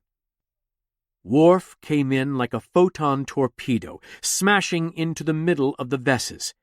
His mek'leth flashed in his hand, his form exquisite as he sliced through adversaries in a silver whirlwind. He used it to inflict painful wounds, nothing mortal, but terrible nonetheless. His powerful muscles controlled the battle against a perfectly coordinated foe, throwing bodies to the ground, bowing them to his might. Dax closed the gap, searching for a shot with her disruptor and picking off anyone she could. The closer she got, the more Dax could appreciate his master blade work, the precise movements of his feet, his stalwart heart. Worf met his victims with unflinching decisiveness, ending the fight with a warrior's ease. He was magnificent. At last, Dax and Worf stood among a pile of unconscious or bleeding Vesses, huffing at one another. Blood splashed his features, and Dax marveled at the fire in his dark eyes. The quiet ones were always the most captivating when set loose. "I'm glad you're okay," she said. "I'm so sorry for mixing you up in all this." He shook his head, breath coming hot. "Never apologize for bringing me to a battle." A disruptor beam struck the shrub near Dax, and it burst into flame. "We should leave." Bashir headed toward an open pathway.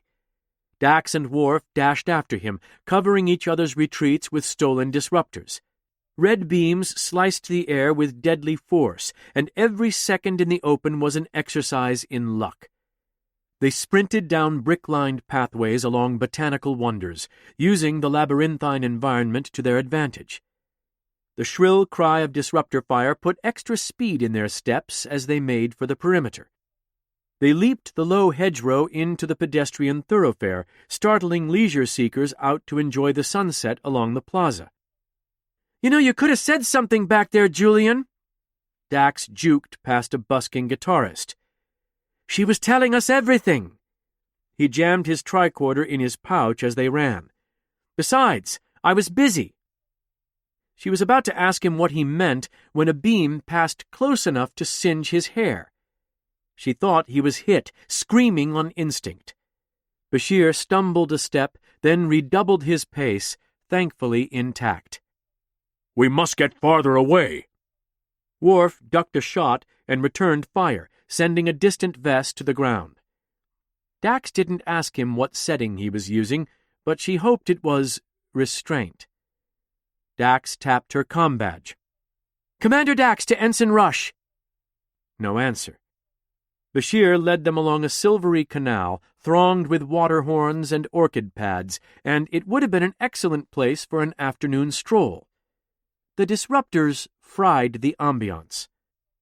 "Ensign Rush, come in," she said. "What are you doing?" Bashir asked. "Getting us out of here." "This is Rush. Go ahead, Commander." "Ensign, do you have access to a transporter?" Dax jumped a low wall, ducking disruptor fire as she turned down a side street. "I do," Rush said. "What's happening?" "We're being shot at." They tried to stay away from civilians as they ran. "Can you beam us out of here?" "The pad is on the other side of the facility. Just wait for me." "We're not waiting anywhere." Dax took long, bounding strides, maintaining a record pace. The basin of the city sloped away from them, twisting through unknown streets. Rooftops spread down the hill, and Dax leaped over the guardrail with her compatriots. Jumping from roof to roof, they were able to clear a few blocks before the Vesses managed to find them. The trio clambered down into an alley, darting along the back pathways. "They're persistent, I'll give them that," Bashir grunted as another beam sliced past him. "How much longer?" Worf turned and stunned two of the Vess husks, and they crumpled to the ground. Dax asked, "Rush, ETA?" "Powering up. 2 minutes, Commander." They used the winding footpaths of the village to lead their pursuers over a more difficult terrain. They dashed across an open patio, through a dinner party, and out the back side. Revelers erupted with shouts of surprise or anger, but no one stopped them. "Get down! Get out of the way!" she cried. "Take cover!" Confusion turned to screaming as the Vesses arrived, blasting into the crowd. It was exactly the situation Dax was trying to avoid. Casualties. "We must lead them away from the civilians." Worf returned fire. "Then we can't stay and fight." She nearly slipped down as she took a hard corner. "Keep them moving." "Follow me." Worf led them on a loop around a small block of buildings. Their pursuers came into view, and Worf and Dax fired, nailing 2 of them in the chest. Still more came, pulling up in vehicles, emerging from houses, chasing after them on foot. The enemy wielded disruptors, stun batons, landscaping equipment, sharp kitchen implements, and a diverse array of other weapons. Dax was impressed with the creativity of their lethality. "Hello, Dax." A little man stepped in front of them with a cruel smile on his face, and Worf plowed through him with no change in momentum. "There are so many!" Dax said, skidding to a halt as the Vesses moved to cut off their escape. "Where are you going?" they laughed. Others emerged, swiping at them, one nearly taking Bashir's head off with a fire poker. Dax had trouble keeping count. It could have been dozens. It could have been hundreds. She wasn't sure. She could only run and hope no disruptors put an end to their lives. "Rush! Beam us up!" Dax shouted. "Locking onto your comm badges. 3 of you?" came Rush's reply. "Yes, 3 to beam up." "I'm getting interference." A disruptor shot passed close enough to warm the back of Dax's neck. She spotted a house with a long open window, its screens drawn aside for the summer breeze. "Let's go!" They clambered over the short fence, scrambling across the lawn to get inside the house. Dax tripped on the smooth tiles of the foyer, and Worf pulled her upright with stony hands. "Stairs!" She took the steps 2 at a time, her companions close on her heels. The Vesses piled inside the fence, firing up at them, missed shots charring the walls. The Starfleet officers stole into a spacious master bedroom, its environs made of polished stone with deep blue accents. "That's got to be 2/3 of the bloody planet out there," Bashir huffed. Dax tapped the door panel and it closed, but she couldn't get it to lock. Footsteps pounded up the stairs outside. "Computer, lock the door," she ordered. "Unauthorized user," it responded. Channeling her inner Kira Nerys, she pointed her disruptor at the panel and fired. Sparks shot forth from the controls, melted metal housing, swelling outward.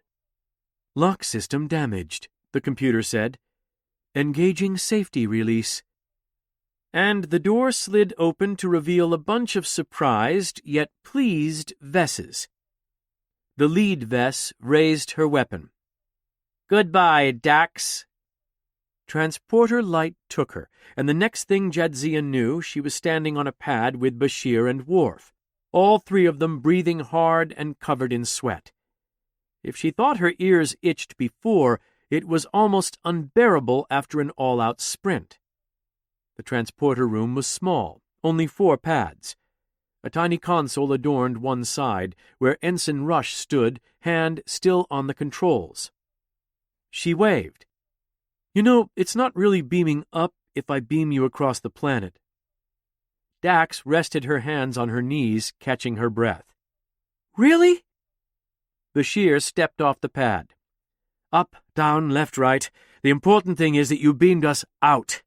Much obliged, Ensign." "The number of attackers was alarming," Worf rumbled.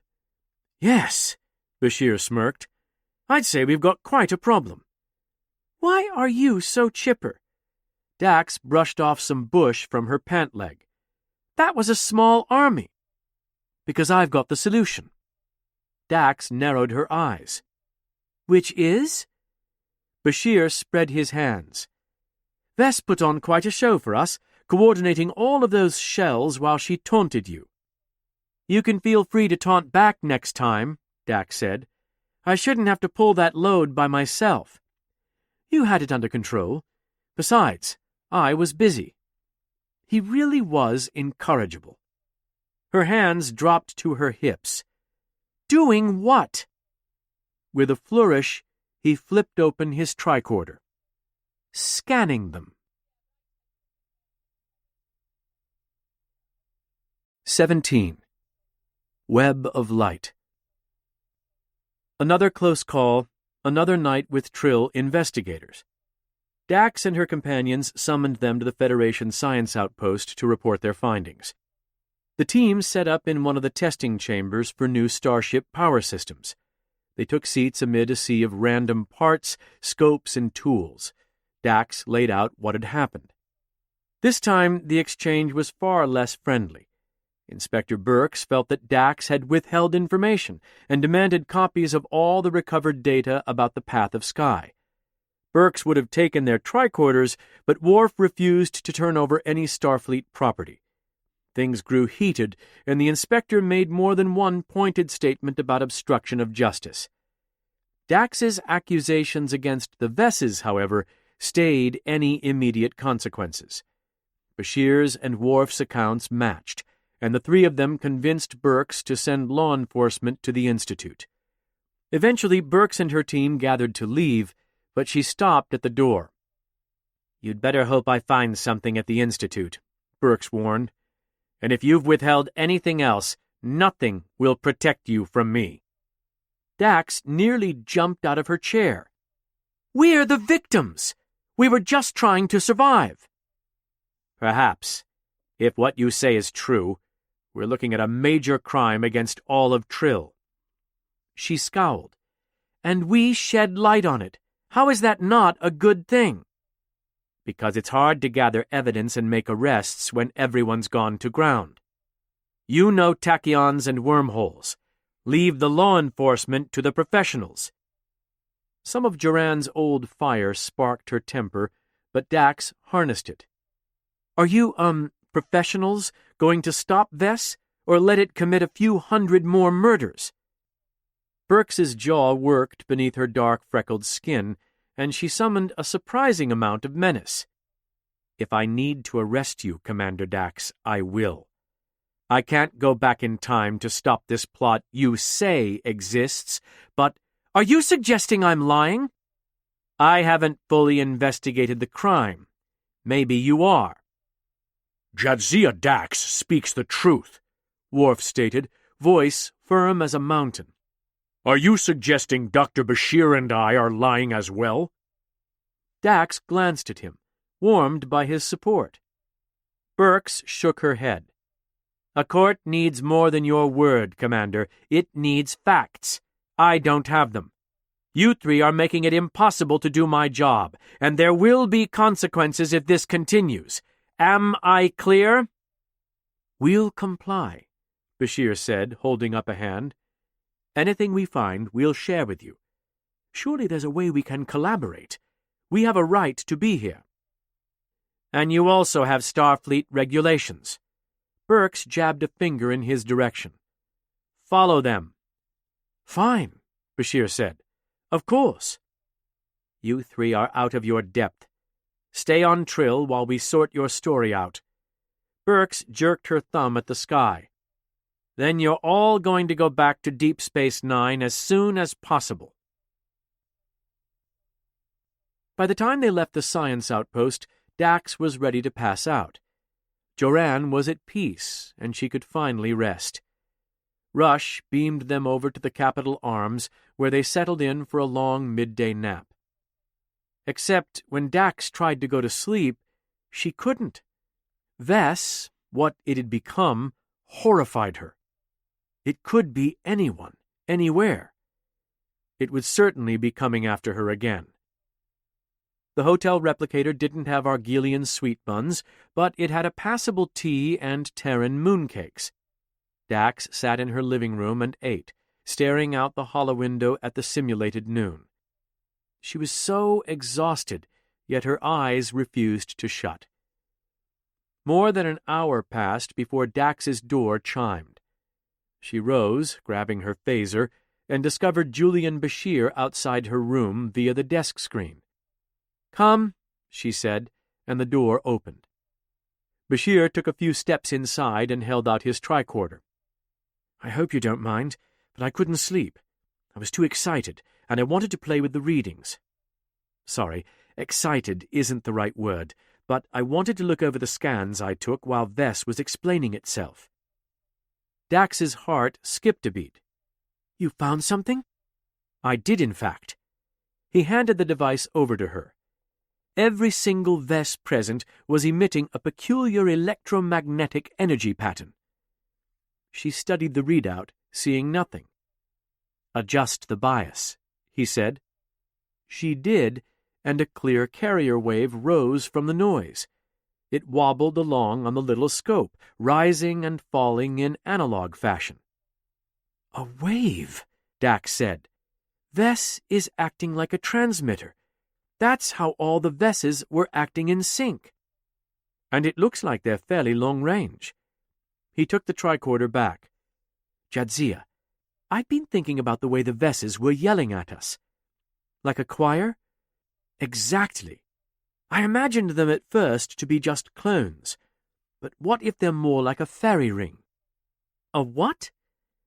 His head bobbled a little as he tried to sort the words. "I'm not talking about mythological creatures. I'm talking about a fungus. Above ground, it looks like individual sporocarps, but beneath the surface, it's one organism. What if Vess isn't individual clones, but a single creature?" Her heart thumped. "Julian, if we can figure out how it's projecting—" He arched an eyebrow and grinned.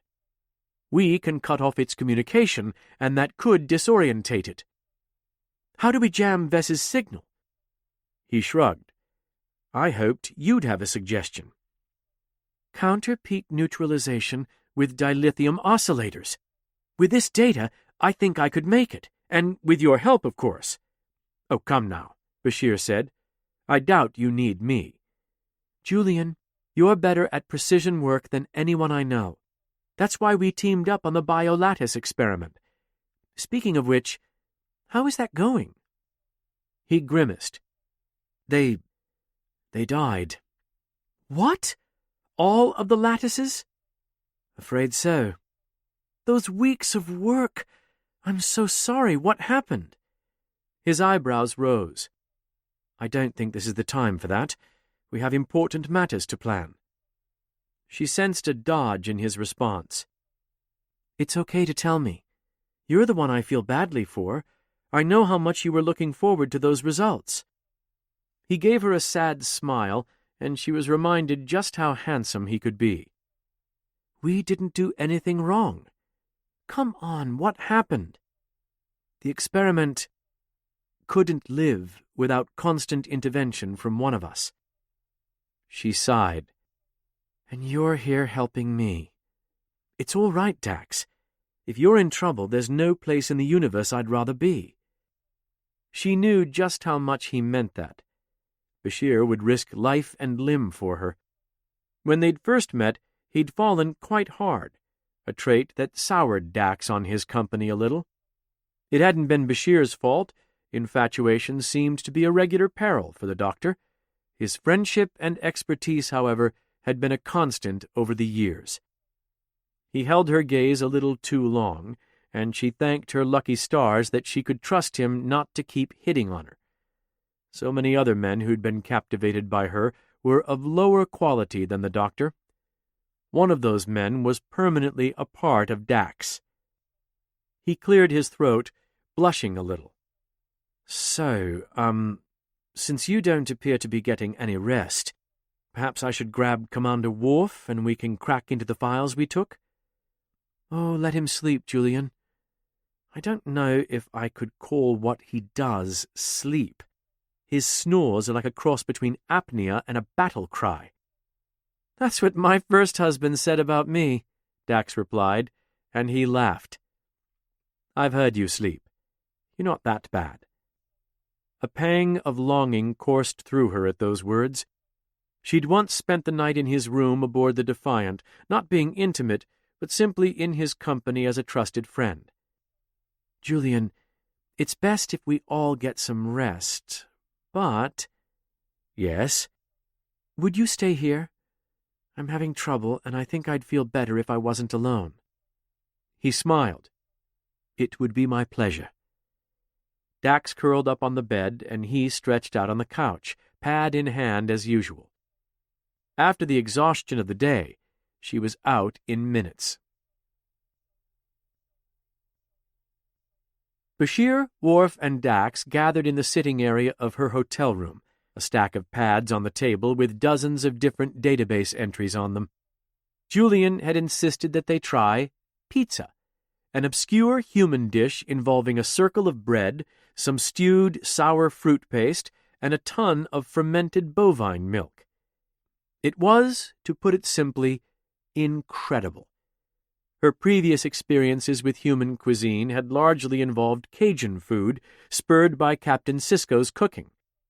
Bashir's culinary curiosity was crispy on the edges, then gooey and chewy in the middle, with a burst of wet salt and oil from the fresh cheese. Appetites sated, they settled into the couch to start dissecting the files they'd found. The first order of business was to decrypt the contents of their isolinear chip, a task made infinitely easier by Worf.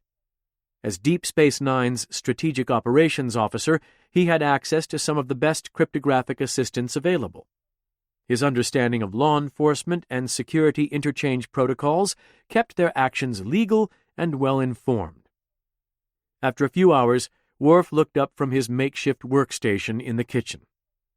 "Command has finished decrypting the files. They've placed them into a database for our examination, as well as evidence." "Evidence?" Dax asked. "I'm a little concerned about going so official." "Commander Dax, I gave the captain my word that we would not act as rogue agents. Dr. Bashir and I are here to investigate the multiple assaults on your person." He gave her a shields-up look. "We will do this the right way, with transparency to our superiors." She raised her palms. "No, of course, you're right." "I want justice for you." He glanced at Dr. Bashir. "We both do." "Lead on, then," Dax said. "Where do we start?" "The medical records have been returned to us redacted." Worf picked up a pad from the coffee table and handed it to Bashir. "Doctor, you will take those and analyze what you can." "Sounds easy enough. If it's all right, I'm going to get these back to my room where it's quiet." He rose. "I'll raise you on the comm badge if I find anything." "Thank you, Doctor." He left, and Worf turned his deep brown eyes on Dax. "I would like you to analyze the project documentation. As an exobiologist, you are best suited to understand what you are seeing." She smirked. "I never told you about my degree." "I read your dossier as part of the protection detail." Worf handed her a pair of pads. "These are the personal log files we found, as well as all of the project data. I'm looking forward to your analysis of the contents." "And what'll you be doing?" "Searching through shipping manifests for any procurement patterns that might indicate intent. Many times, the intelligence leads we need can be found in enemy logistics." "Sounds fascinating."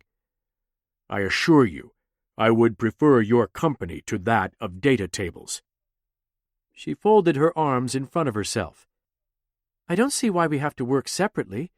Julian likes the quiet, but I don't need it unless I'm trying to play the piano." "I do not think I should stay. I like to listen to music while I work."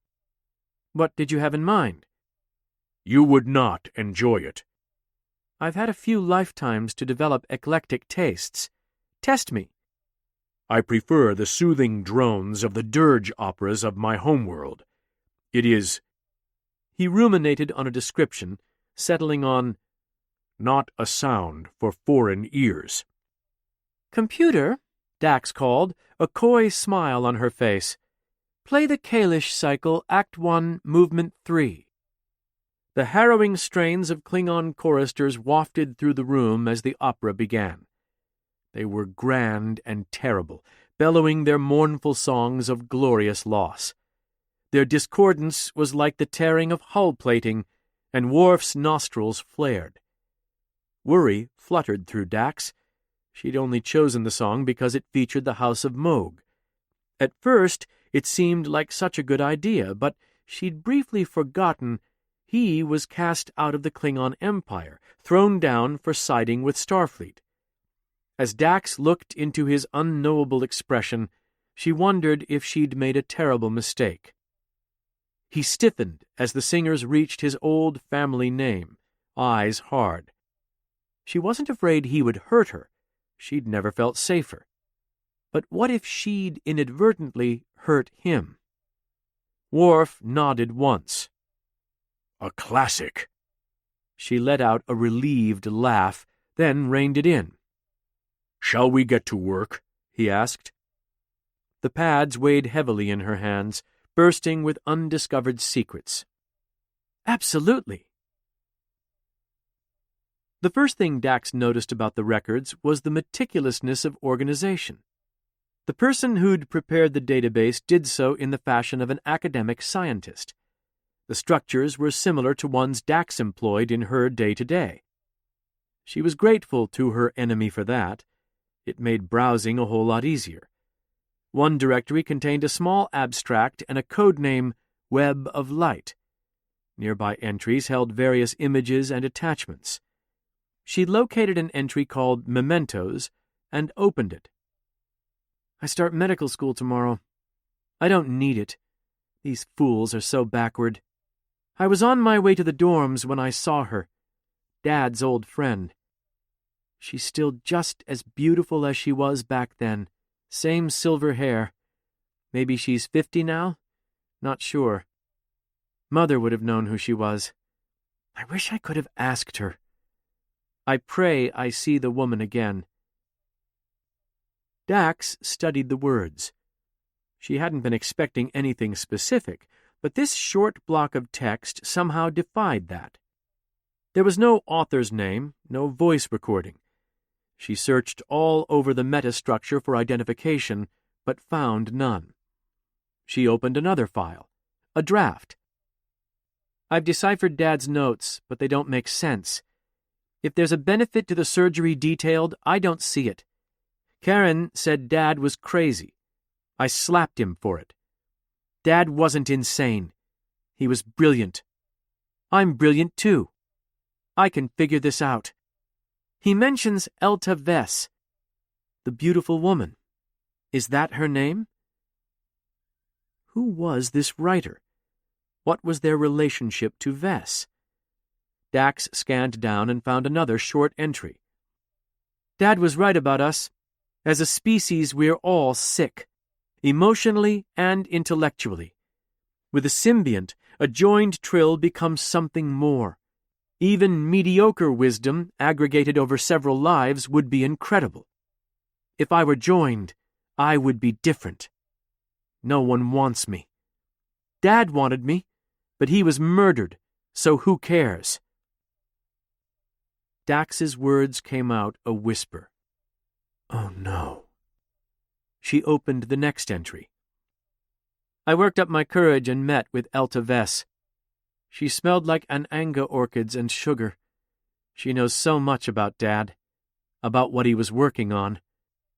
She said that in order to understand the surgery, I needed to understand my father. He dreamed of a world where symbionts were free to explore the galaxy unfettered. He understood that the glory of our species rested in their potential, and that no one should seek to control them. When I pressed Elta for more, she said I needed time with her to comprehend. But I didn't tell her that I've read Dad's journals. I know what she is. She's pure. Dax swallowed and moved on. I followed her home and watched her.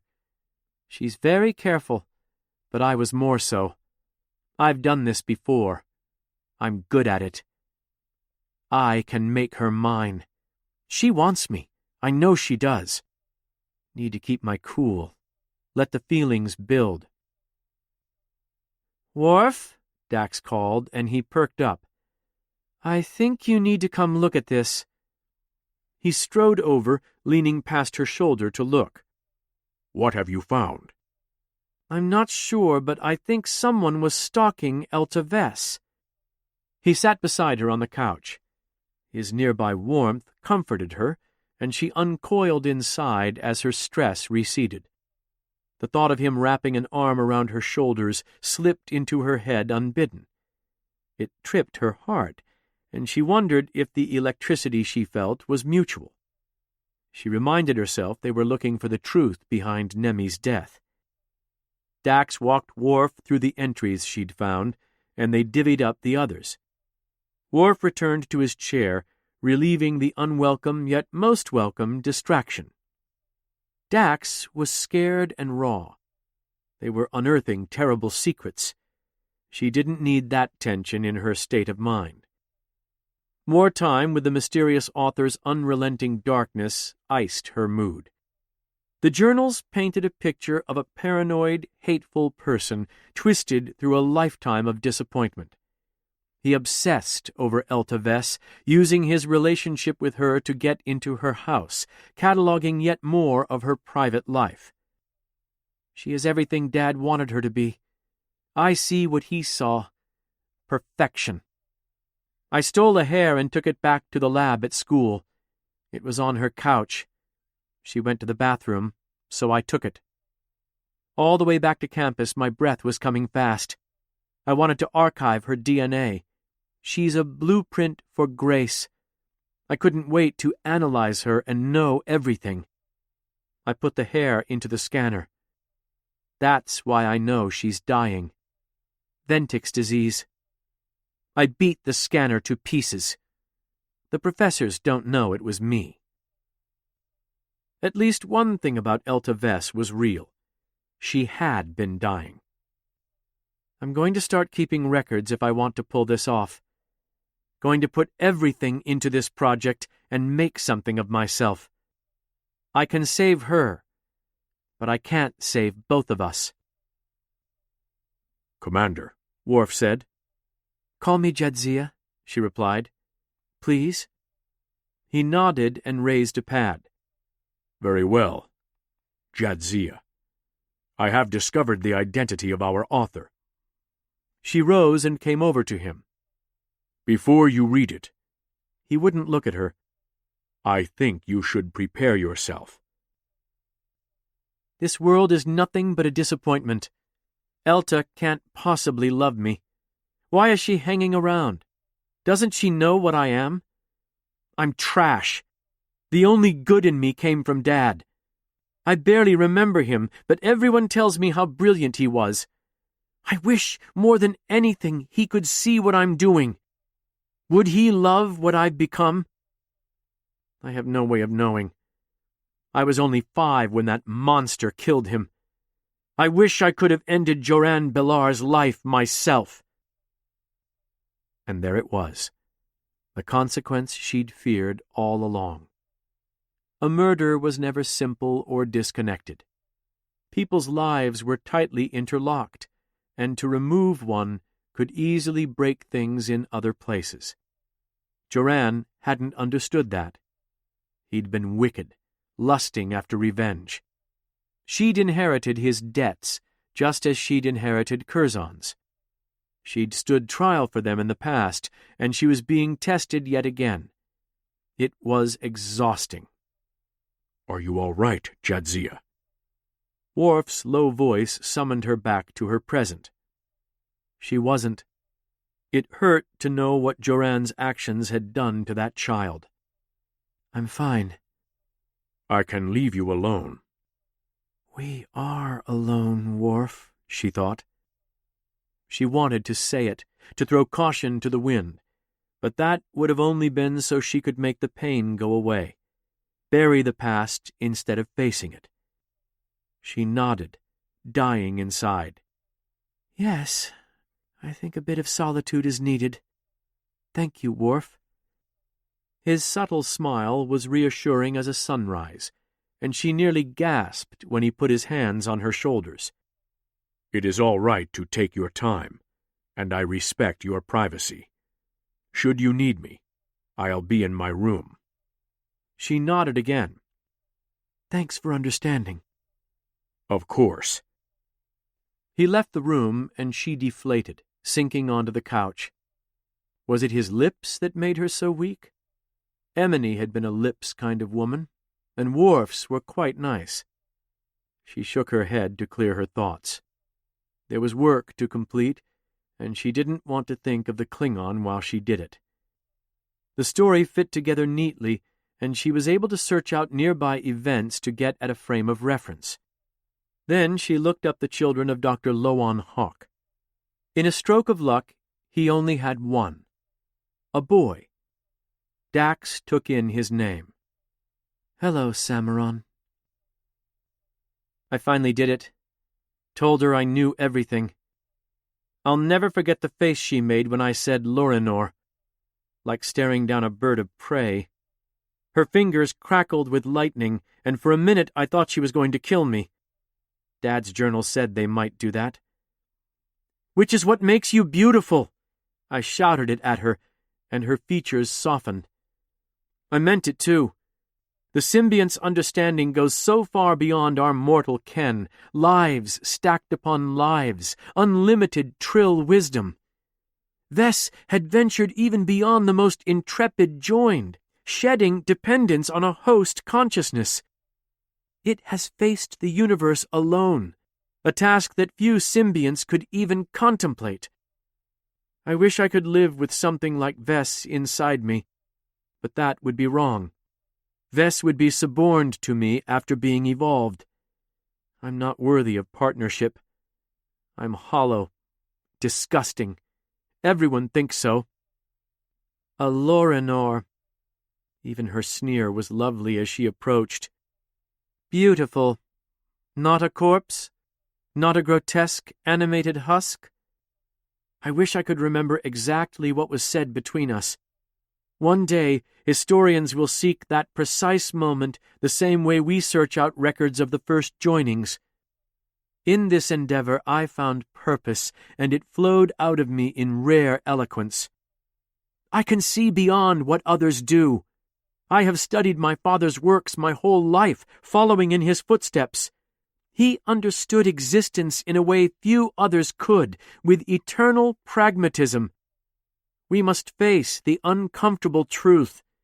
You are a superior life form. Courage is in your very makeup, the courage to be alone. Is courage why I hide my true nature? You hide because of the bigotry of the lowing masses, but that cannot be allowed. Vess, you are the best of us, the most evolved.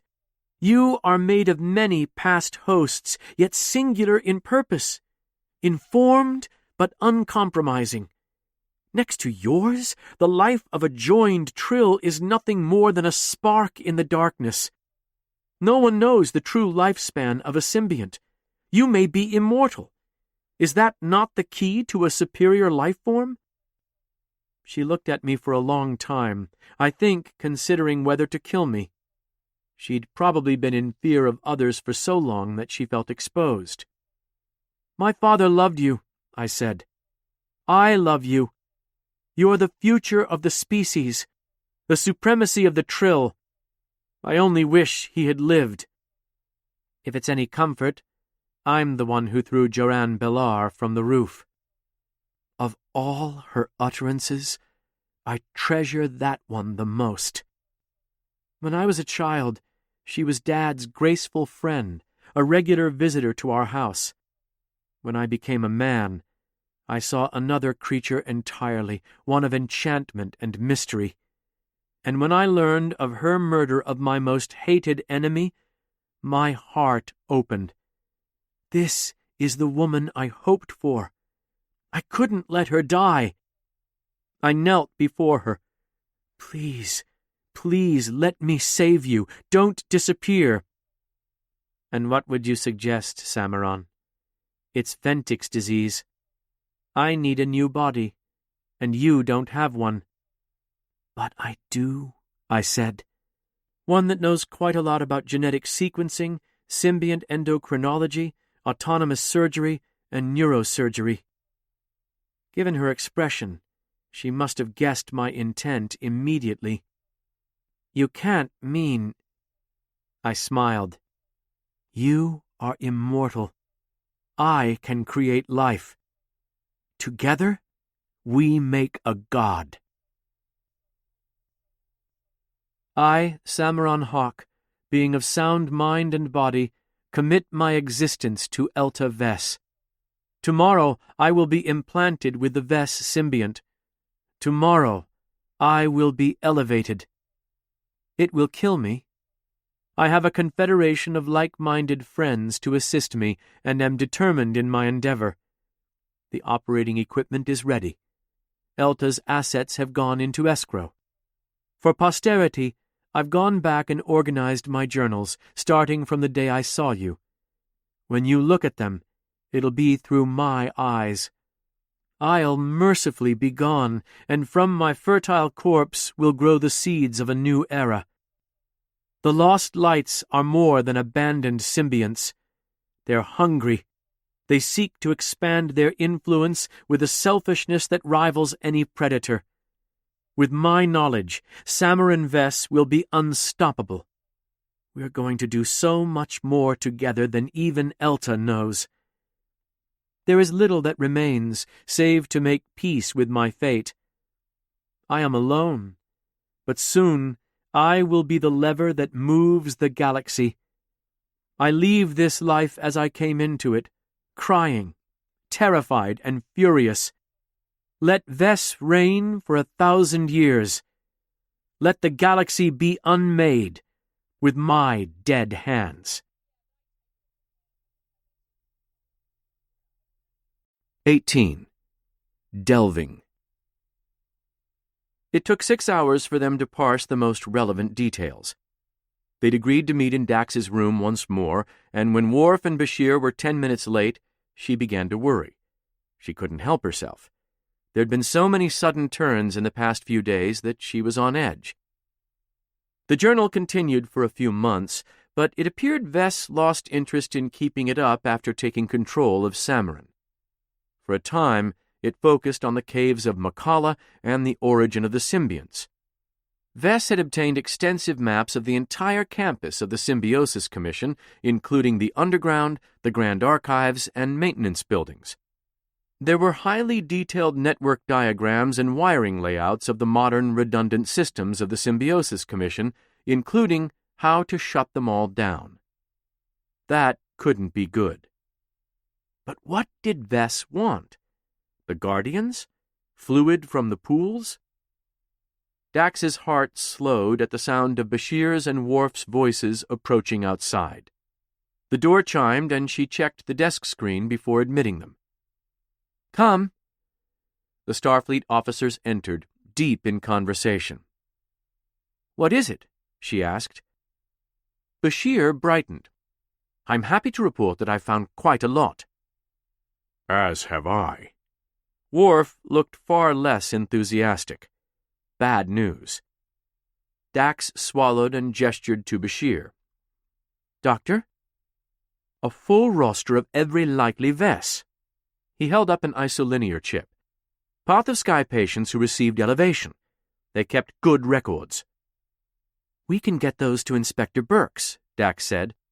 "Vess can't hide from a brain scan." Bashir nodded. "Exactly. If the authorities scan even one of the people on this list, it'll be proof. But, Jadzia, I have to tell you, some of these people are well placed." "Who?" Dax winced as her first guess came to mind. "Counselor Brack?" "No, but someone on his staff. Ilya Sobel, who handles most of his day-to-day affairs," Bashir said. "I think it's likely Brack doesn't even know you were banned." "And with the Commission stonewalling me, there's no way I can contact and tell him." Dax slowly shook her head. "Who else?" "Kita Linketta, the Director of Career Placement Services." Odd, Dax said. When I looked up the records of Nemi's Kyle Toch friends, they hadn't gotten placement services. What's Vess's angle? Worf interjected, "Consider who the placement office is designed to help." Her eyes widened as she made the connection. Washouts.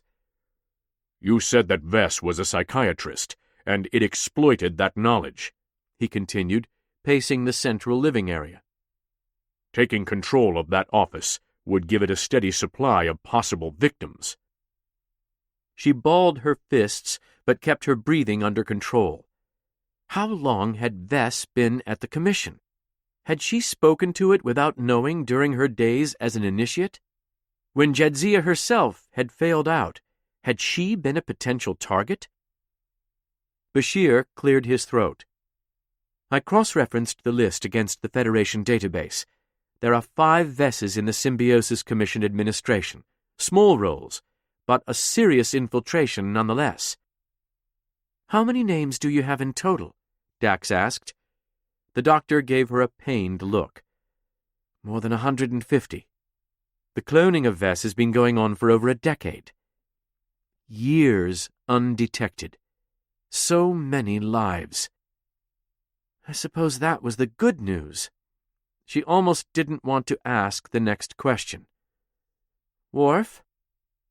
I was able to analyze their logistics and security posture. Their records were extensive, Worf said. Entries numbered hundreds a day, and many are recent. The requests are eclectic. Dax thought he was talking about the wide array of chemical requirements. Every project has countless unique requirements. Are we sure this isn't normal laboratory supply? Worf countered, Most laboratories don't replicate more than 100 disruptor rifles, explosives, and infiltration gear in a single month. However, that is not the most disturbing thing I found. The logs also indicate a synthesis of a compound known as Seraxin Sigma.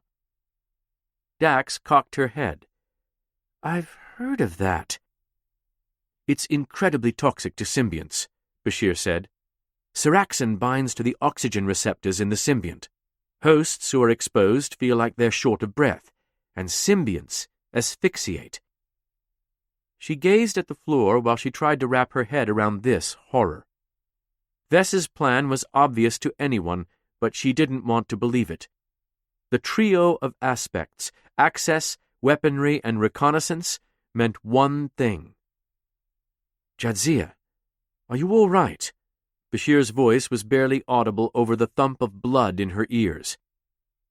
She had to say it out loud. I think Vess is going to destroy the caves of Makala and all the symbionts. What? Bashir composed himself, then said, Jadzia, we know it doesn't care about hosts, but you're talking about genocide. If it poisoned the caves, how does it benefit? It's obsessed with godhood and evolution. Dax worked her jaw. Think about how arrogant you would have to be to play with your own DNA, to clone yourself. It boggles the mind, Bashir said, almost too quietly to hear. Maybe it's trying to eliminate any competition. Dax looked to her fellow officers, hoping they'd tell her she was wrong, but they were silent. Worf clasped his hands behind his back, inclining his head. If that is true, then we have entered the most dangerous phase. How so? Bashir asked, but Dax knew the answer. Worf's eyes carried a fire as they drilled into her. You have exposed your enemy's weakness. Biding its time is not an option now, so it has a choice for a response. Either kill us, Dax began, or proceed with its plan, he finished. Bashir raised a finger. Or both. It can be in 2 places at once. She blew out a sigh. This can't be happening. We have to contact Burks. She needs to know immediately. Worf said, I ordered Dr. Bashir to forward the list of names to Burks. Her office said she would respond soon. How long ago? Dax looked out the hollow windows at the sunset. 2 hours, Worf said. And? Dax hadn't meant to take such a demanding tone, but she was afraid they might lose their advantage. That's more than enough time to mobilize and arrest some of the Vesses. They said they were looking into it. Bashir crooked an eyebrow. They assured me they took us seriously, but wouldn't answer any of my questions. I don't think they're overly fond of us. The feeling is mutual. She crossed her arms. We've got to get to work on our countermeasure against Vess. I want it in Burks's hands by the time she believes me. Do you think they'll accept our help? Worf asked. We have to try, Dax said. The fate of the symbionts is at stake. Bashir nodded. All right, commanders. What next? We wanted to jam Vess's swarm coordination with counter-peak neutralization. This hotel doesn't have what we need to fabricate a jammer, or those dilithium oscillators. But the science outpost does, Dax said. Benjamin could ask them to let us use their facilities, although I feel like I'm already on thin ice with him. I will contact the director myself, Worf said. My name may not be welcome in the Empire, but within Starfleet is another matter. And Ensign Rush has been helping us, Bashir said. Surely her colleagues would like to see justice for their fallen comrade. Agreed, Worf said. Give me 1 hour to make the arrangements. They were given a disused room in the science outpost. The equipment hadn't been powered on in a while, but everything was in perfect order. They immediately set to work on their plans. Bashir for medical, Worf for tactical, and Dax on science. Although Dax never quite felt romantic chemistry with Julian, their partnership as professionals was among the best she'd ever experienced in any life. The doctor was calm, patient, and respectful, and she entertained his ideas in kind. She wished they had more time to involve Worf, but he was working on his own plans. The Klingon settled into a quiet corner of the room, combing more of Vess's journals, studying a foe. Dax and Bashir were building a basic electromagnetic jammer, which operated on simple wave cancellation principles. The difficulty came in the complex random modulations of Vess's signal. They acted as a sort of natural encryption and resilience, and proved annoying to crack. Equipment of all types spread across the room as they replicated more supplies, and soon the place looked like every other Starfleet lab Dax had fallen in love with. The director of the facility assigned several junior staff to assist, and Ensign Rush went from helping a little to being a full-blown operations coordinator at Worf's disposal. Dax felt a bit bad for the staff of the science outpost. She sensed Worf would be giving them an unofficial inspection. He was a stickler for the rules, something Constable Odo had complained to her about once in private. Work continued through the night and all into the next day, with the only interruption being a communication from Burks. "We got your list, and we checked it out," Burks said, her image concerned. "There's something strange about everyone on it." "And?" Dax asked. "They're all missing." "Your office should have listened." The words slipped out of her mouth before she could stop herself. Burks scowled. "We did. Units were dispatched within an hour of getting your notification, but scrambling them to handle even 10 arrests takes time." "Too much time." Dax could almost hear Joran. "Vess killed Joran. It's taken over dozens of others. The situation is out of control, and the worst fears of the Symbiosis Commission are being realized." "First of all, I do not personally run the tactical division. Secondly, I did put in for a warrant when I got your list.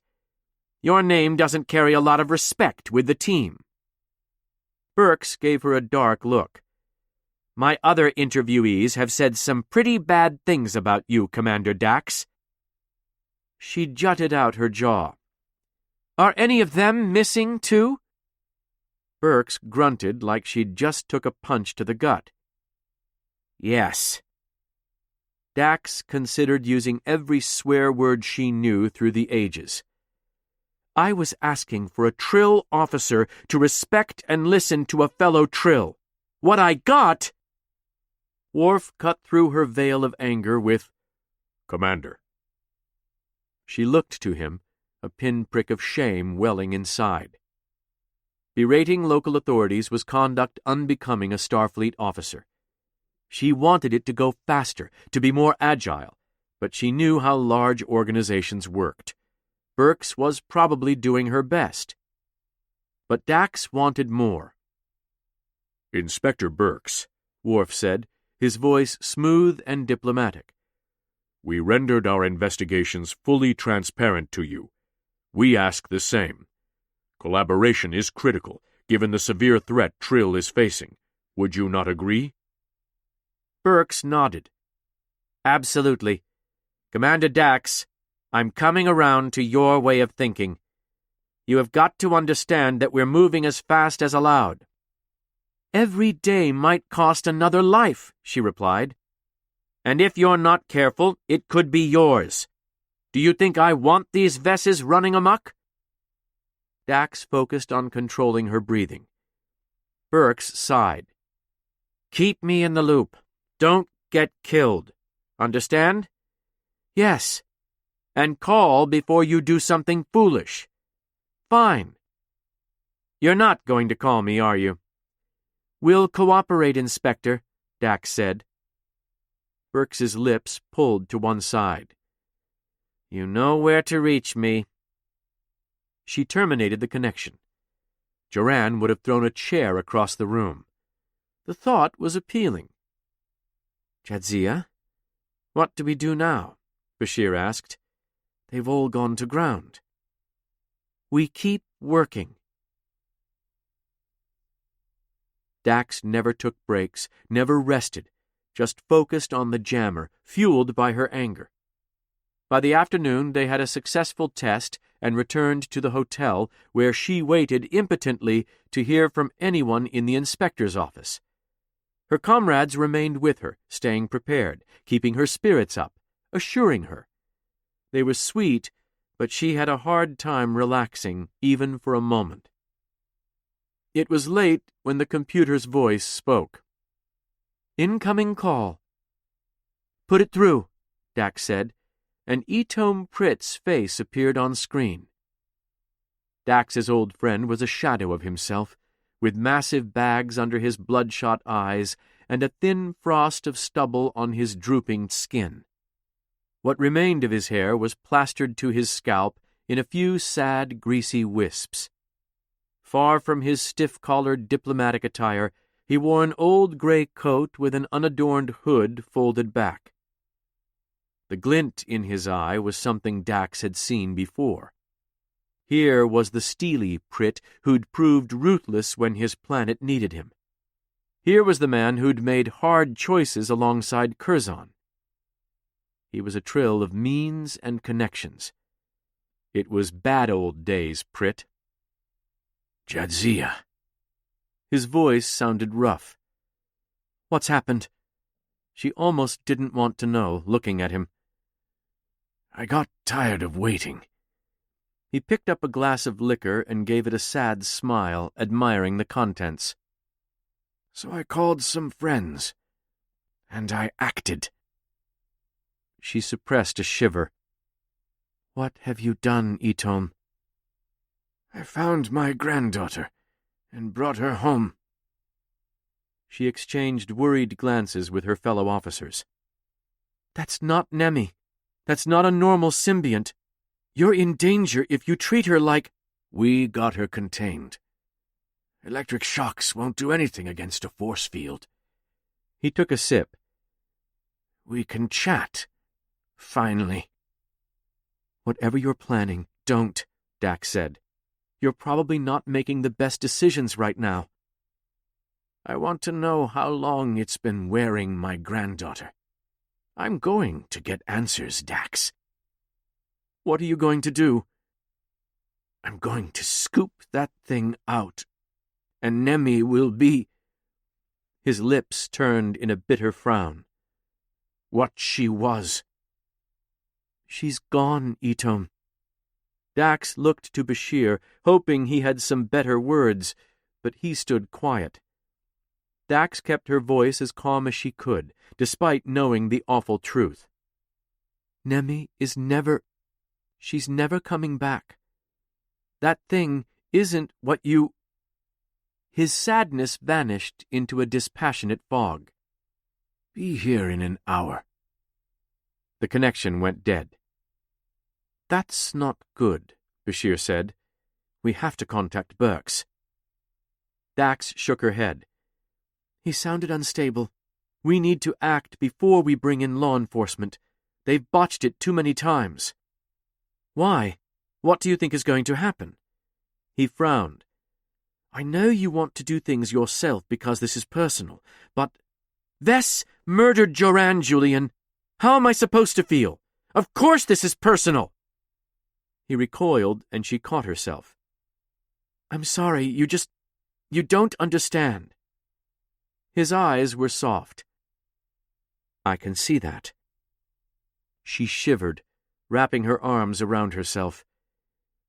"Every day that a Vess is walking around, every life that it takes, it's a curse I can't shake. Does anyone get me? They all told me the system knows best, but that same system failed me. It failed all of them, all of Trill." "Please, pardon my confusion," Bashir said. "Are you still talking about Vess?" "I'm talking about the Symbiosis Commission hiding Joran until I almost died.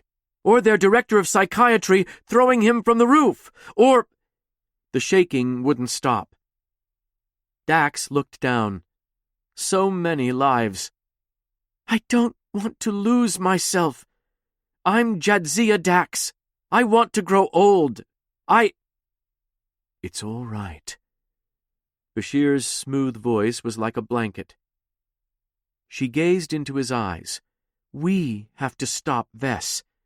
No one will be safe until we do." He raised his palms. "All I'm asking is that we be cautious." "Vess," Worf said, glancing at Dax, "is an ongoing threat to a member of Starfleet.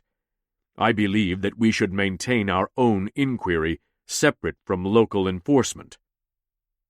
"They'll say you're engaging in vigilante justice." Dr. Bashir's tone carried a note of warning. "I agree with Worf." Dax's shoulders fell. "Julian, I don't want to see a Vess ever again, but the authorities have failed too many times. We have a countermeasure, and we need to get it to Itom Prit before Vess's clones home in on him. He's in danger, and you want me to leave it to the people who let Vess run riot?" "No. I want you to inform them, so we aren't court-martialed." He gave her a pleading look.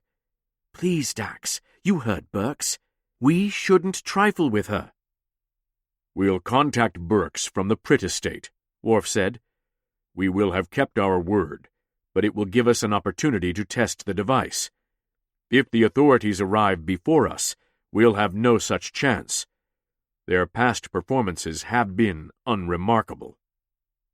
"And I can make sure Prit doesn't do anything rash when the investigators arrive for Nemi," Dax said. "He didn't sound like he was going to let go of her, and I'm afraid he'll get hurt." Bashir looked between her and Worf, torn. "I'm still so uncomfortable with this." "I am the ranking officer," Worf said. "We will be assisting Commander Dax as she sees fit." Dax looked to her jammer. "Let's go test this blackout box." Dax stared wistfully out of the taxi window as it descended toward the Prit estate. Harsh lights painted the perimeter of the grounds, and large muscular guards patrolled the area. Several of them took note of the craft's descent, and a team of 3 Trill approached them. The manor was a curving organic structure of alabaster with a wavy window exposing a huge cross-section of the side. The designer had been inspired by the ocean, and whenever the house was fully lit at night, it threw seafoam shades across the grounds. Dax had always found it so beautiful, yet its halls were dim. The taxi's automated doors opened, and two of the guards leveled their disruptor rifles at Worf and Bashir, while a light-skinned man approached with a hand disruptor and a tricorder pointed at Dax. "What is the meaning of this?" Worf's voice filled the taxi's tiny cabin, and the guards jumped. "No entry until you're scanned," the leader said. "Gotta make sure you don't have any extra passengers." Dax shook her head. "Etom invited us." The guard didn't lower his pistol. "Still need to get scanned." She submitted to the procedure, and they imaged her whole body, looking for fresh surgeries and abnormal brainwaves. They found Jadzia's waves and Dax's, both healthy and synchronized. "No need for your next checkup, I suppose," Bashir whispered. "Quiet," said another guard, looking like she might hit him for daring to speak. When it came time to scan Worf, one of the guards put a hand on his shoulder. The Klingon stared down at the poor Trill with murder in his eyes as he evenly stated, "Do not touch me." The guard removed his hand. Once security was satisfied there were no renegade Vesses in them, they led the trio through the yard to the marble front steps. With each footfall, a sense of nostalgia rose in Jadzia. It had been so long since she'd been there. The urge to call out to Nemi, to run to her room to say hello, blossomed in Dax's heart, wilting just as quickly. The house that greeted her was both familiar and alien. The wide foyer stretched before them, its once cozy interiors reduced to a dull gloom. The fires that formerly welcomed visitors lay unlit, their metallic hearths full of ash. A classical Trill drapery swept along one long wall, its folds suggestive of a cloak. Long, dark Zashka boards ran the floor, their polished surfaces like caramelized sugar. The furniture was an assortment of cubes and puffy ovals in subtle tones, upholstery patterned with tessellating shapes. The ghosts of endless parties and galas arose in Dax's memory. Jadzia hadn't been shown the way to the hidden chamber beneath the house, but Curzon knew it well. After the first diplomatic intrigue, Prit got a taste for espionage. A natural salesman, he'd leveraged his new contact within the intelligence branch to involve himself further in statecraft. Curzon never met Prit's other government contacts, but he knew the man's network ran deep. To that end, Prit kept a hidden room for his secret work. He'd showed Curzon the comms facility once. There was a holding cell down there in case Prit needed it. Curzon's opinion of the man changed that day, never fully recovering. Once joined, Jadzia's opinion of him changed too. Etom Prit wasn't a killer, but he idolized them. He wanted to be in special operations or on the Intel Commission and kept their members as friends. He'd often spoken to Curzon about everything he was learning, ever the eager protégé. He bragged he knew the most lethal Trill operators. And now he was unstable, in possession of a genetically modified nightmare with little to lose. What would he do to Vess? What had he already done? They turned a corner to find Prit waiting for them in the hall. The man standing before them was a mere shade of the friend Dax once knew. He swayed in place, eyes bleary, doubtless from weeping, drinking, rage, or a combination of the three. Jadzia Dax. Even his voice was failing. She'd promised herself she'd be tough with him and drive home the seriousness of the situation. Instead, she ran to him, throwing her arms around his neck.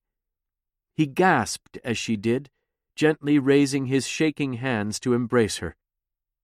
She pressed her cheek to his, whispering condolences.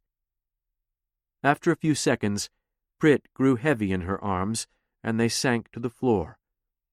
She cradled him against her side, keeping him upright and trying to make eye contact. Whatever he was looking at was light years away. His dry lips parted. "She looks like Nemi." "I know, Itom. I'm so sorry." He finally gazed into her eyes, a man broken by the horror. "Nemi. She started crying, begged me to let her out, told me things only Bean could know. She's in there somewhere. My little Bean is in there somewhere. There has to be a way to... "Vess gets into your head," Dax said. "I understand that better than anyone. But you're in danger now. We need to get you out of here." "And her as well," Bashir said, crouching beside them both, his tone warm with sympathy. Dax had often taken comfort in his professionalism, and he put it to good use on Prit. "If Nemi knows her surroundings, that's a problem. I'll start making arrangements to transfer her with Inspector Burks." The old man stood up and scooted away. "I don't know who you are, young man, but I'm not leaving, and neither is Nemi. I'm not letting her out of my sight until I understand what's going on."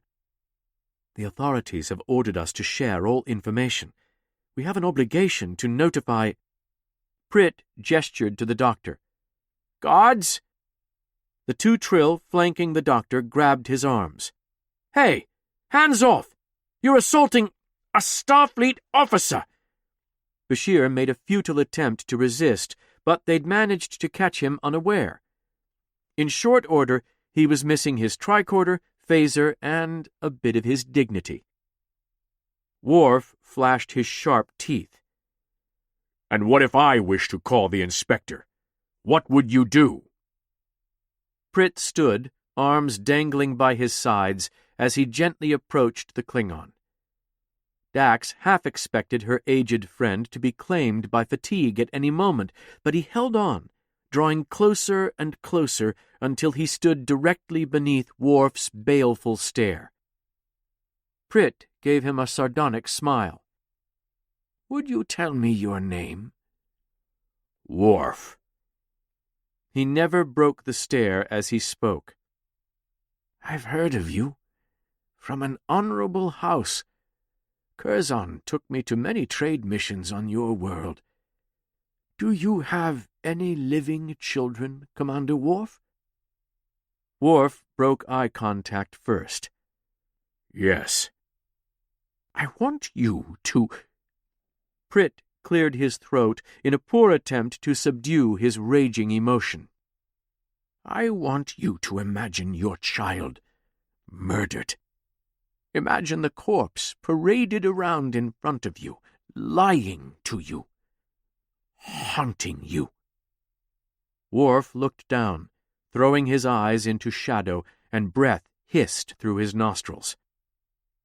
Prit raised a fist, unfurling fingers to a flat palm. "Now, tell me what you would do." Worf took a deep breath. "I would celebrate my son's passage into Stovokor over the smoking bones of his murderers and all who gave them comfort and all who begat them." "Her killer is in my basement, and I want answers.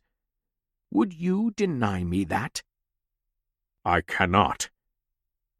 "Then come downstairs with me, and let's all get some." 19. Separation Anxiety. Dax descended into the basement, which reminded her more of a bunker than anything else. Polished walls and floors gave way to drab gray, while blaring white light bars illuminated everything from overhead. Screens lined the walls of Itom Prit's makeshift ops center.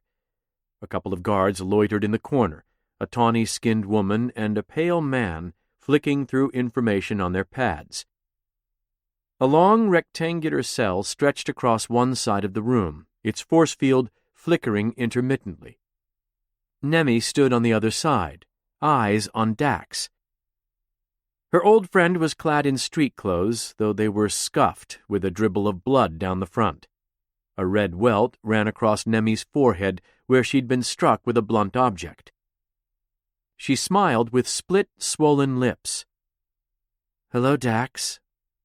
Nemi's voice was less like herself than before, in a lower register like Elta's. She carried herself differently, like nothing remained of the woman she'd once been. Dax turned to Bashir and Worf. "Get the blackout box powered up." Bashir gave her a quick nod. "Commander Worf, could I have your assistance?" The two started working on the box, and Dax turned to regard Nemi, steeling herself to approach. She walked along the edge of the force field, and Nemi copied her motion with a mocking stare. Dax wished she could reach inside and wring the life from that symbiont. Nemi smirked. "Computer, shut down force field, authorization 26 Nemi Alpha." Access denied. Dax scowled at her. "What? Sometimes people leave the old passwords." "Why did you do it?" Dax clenched her fists at her sides. "Do what? Be specific." She tapped a finger to her lower lip. "Kill all those people." Nemi regarded her coolly. "Because it was easy." Dax winced. "Easy?" "Yes. I could find people who were willing to do whatever it took to become joined. Pay any price. All I had to do was look for the washouts, the failures." "Is that how you've been wasting your immortality?" Nemi rested her hands on her hips. Curzon flushed initiate after initiate, getting rid of more potential than he ever had. I saw them all going out into the world, trying to make something of themselves, but a lot of them never recovered. All that talent just went unused, unappreciated. But then you took them for yourself. That's right. Nemi will be with me always. I have her thoughts and memories, her abilities. Nemi sneered. Everything she knew about you, Jads, I know. Like how you needed Curzon's approval, even though he failed you. Dax had cared more about being joined than anything else. The docents had absolute power over their initiates, and Curzon had wielded that power more coldly than most. He relied on his gut intuition to decide people's fates, and he washed out more than his fair share. But he was better than this monster standing before her. "That's why you took over career placement services," Dax said. "To get close to the washouts." Nemi spread her hands. Like sifting for gold. This thing standing before her in Nemi's body was, according to Trill tradition, Nemi Vess. Jadzia's feelings for one tangled with the other, tearing her apart inside. "You know my favorite thing about you, Dax?" Nemi stepped closer to the force field. "You're so easy to rile up." She crossed her arms. "Am I?" "Yes, you have this, I guess you could call it self-righteousness. You get so upset when people don't follow your moral code.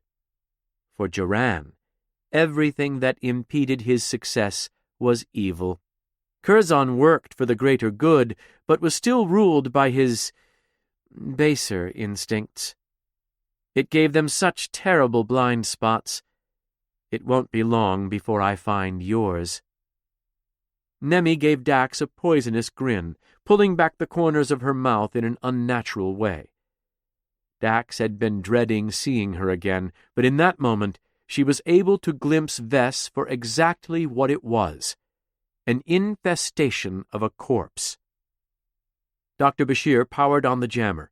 Green light raced along the sides, shimmering just beneath the housing. "We're ready," he said. "Excellent," Dax replied, never breaking eye contact with Nemi. "Start it up." "Gladly." Bashir tapped on the interface. The change on Nemi's face was instantaneous, but subtle, the simple twitch of an eyebrow. She straightened, blinking and looking around as though she heard a strange noise, or perhaps stopped hearing one. Dax crossed her arms. "Those pulses you use for telepathy? Samarin never considered that they could be jammed, did he?" Nemi took a dry swallow, backing up a step. "Stop it." "I was going to ask," Dax continued, theatrically resting her chin on her knuckles. "What species of animal did Samarin splice into you? We didn't have time to figure it out yet." "Stop it!" Nemi's eyes went wild, pupils shrinking to pinpricks. "Shut it off!" "Why?" Dax's arms dropped to her sides, and she stared daggers into Nemi. "Are you uncomfortable? It's probably nicer than 72 hours in a med pod."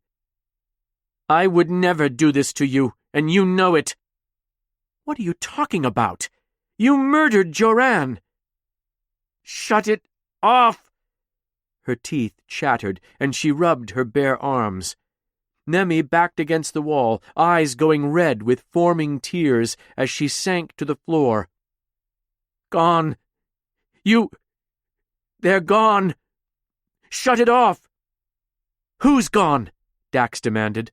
"All the lives you stole?" "Stop it!" The words hissed from her quivering mouth. "Just because you... Stop it! Shut it off!" Her screech rang in the concrete, loud enough to cause Dax to flinch. Nemi covered her face, hair falling across her hands as a horrified eye peeked out between fingers.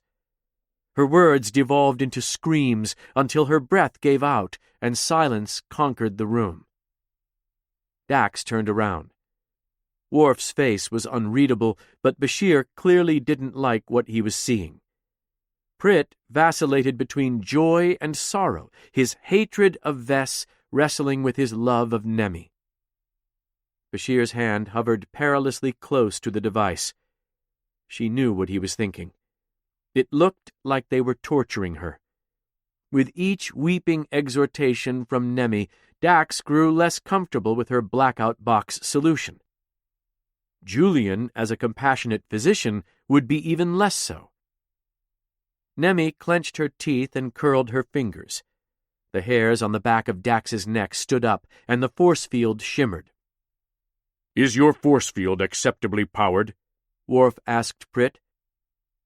"Are you some sort of holding cell expert?" the older man replied.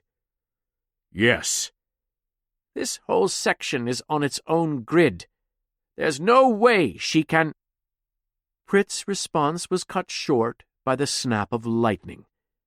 Dax's hearing vanished in an acute spike of pain, followed by incessant ringing. She crouched on the floor, holding her hands over her ears until the room began to hum. Dax looked up to find Nemi on her feet, hands outstretched, palms arcing with blue light.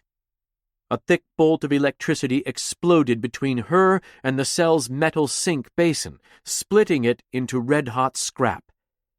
Another devastating shock shook the room, which suddenly felt too small. The sound went out of the world, and before Dax knew it, Bashir was at her side with his medkit. She couldn't hear a word he was saying, and she could barely stand. She'd been on starships under fire, survived plenty of explosions, but this was unique. The doctor held her head in his firm hands, turning her this way and that to get a better look at her ears. She recognized the word bleeding. He treated her on the spot with a few devices from his medical kit before moving to the next victim. It wasn't until Dax regained her footing that she saw the blood streaming from his own ears. Of course he was treating others first. Nemi knelt in the middle of her cell, streaks of carbon spreading from her like a coronal halo. Burns tattered her sleeves up to her shoulders, exposing pale arms. She sat, head hung low, hands rested palms up at her sides.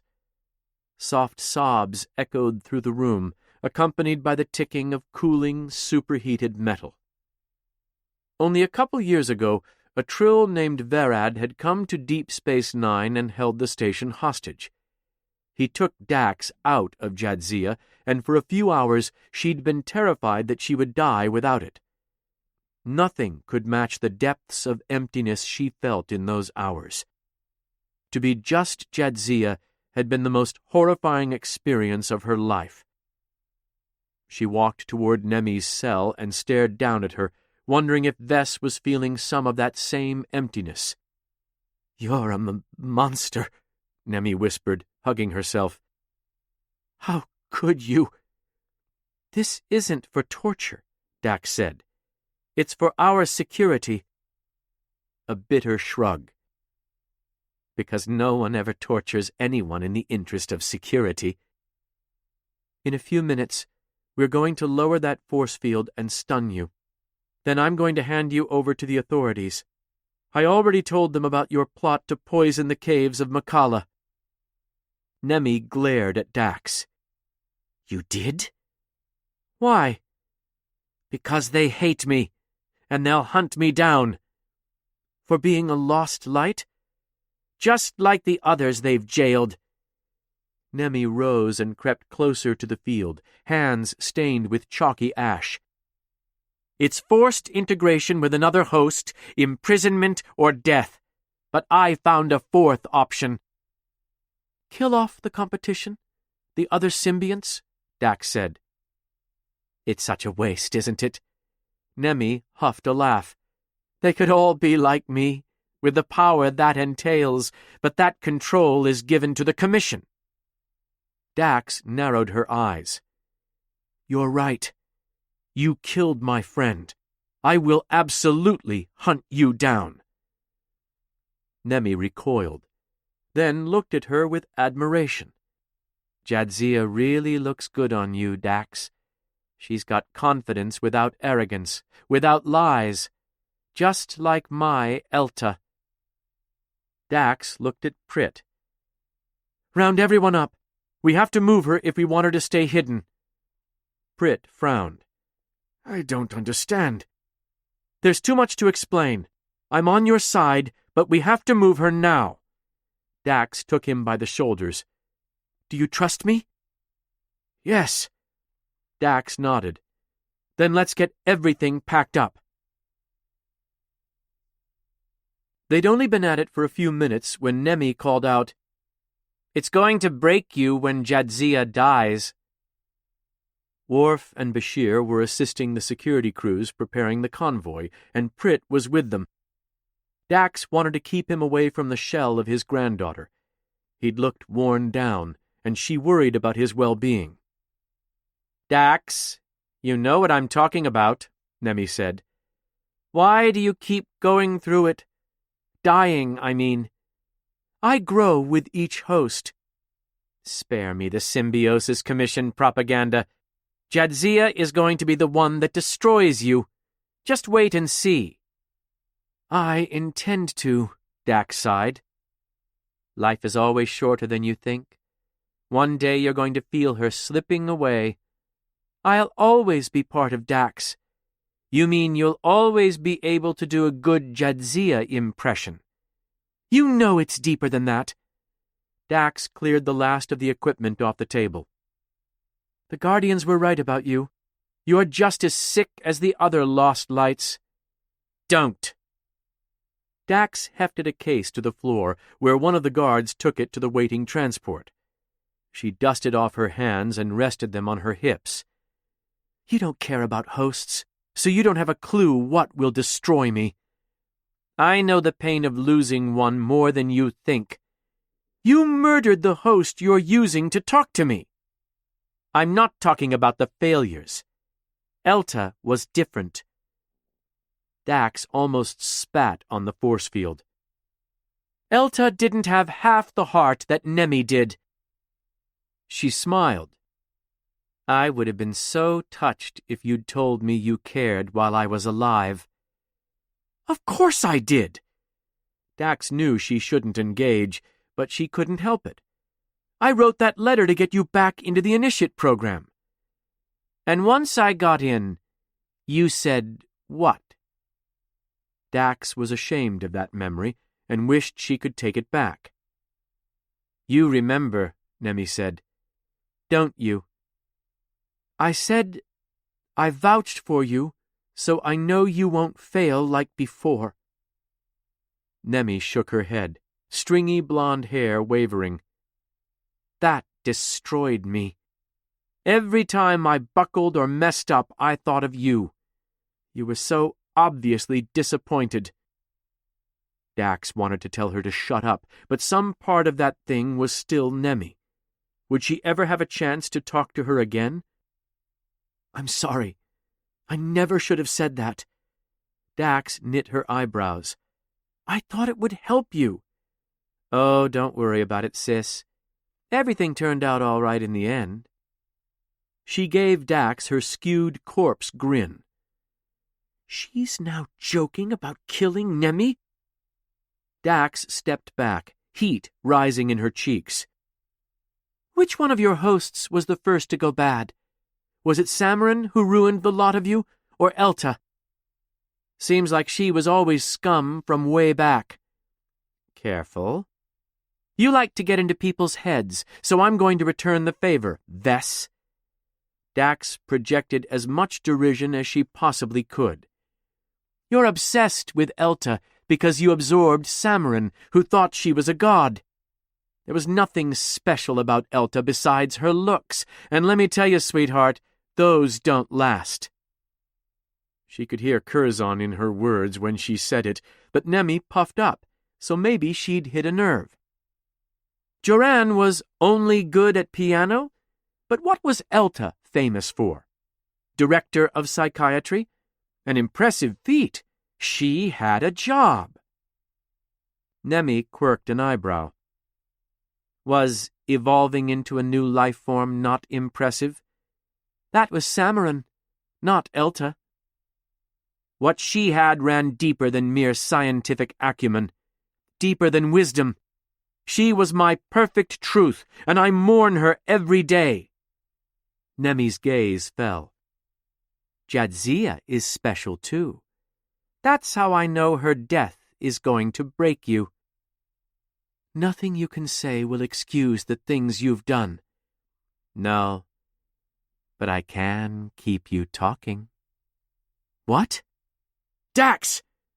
Bashir called to her as he came down the stairs. We're almost ready to go. How is everything down? He stopped dead and looked over at the blackout box.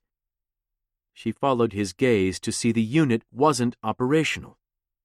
Dax and Bashir rushed to it, and he pried off the front plate to find damaged circuits. Dax gritted her teeth, looking at the hours of work shorted out. She must have overloaded it when she shocked the force field. She's in contact with the other clones. How long has it been down? Nemi gave Dax a wild-eyed grin. Long enough. The lights went out, followed by the nauseating sound of a force field shutting off. Beams of light crisscrossed the room as guards switched on their disruptor rifle illumination, sweeping for targets. Dax's heart dropped when the flashlights converged on an empty cell. "Run!" she shouted, yanking Bashir backward. Arcs of lightning blasted through the room, catching the two closest guards.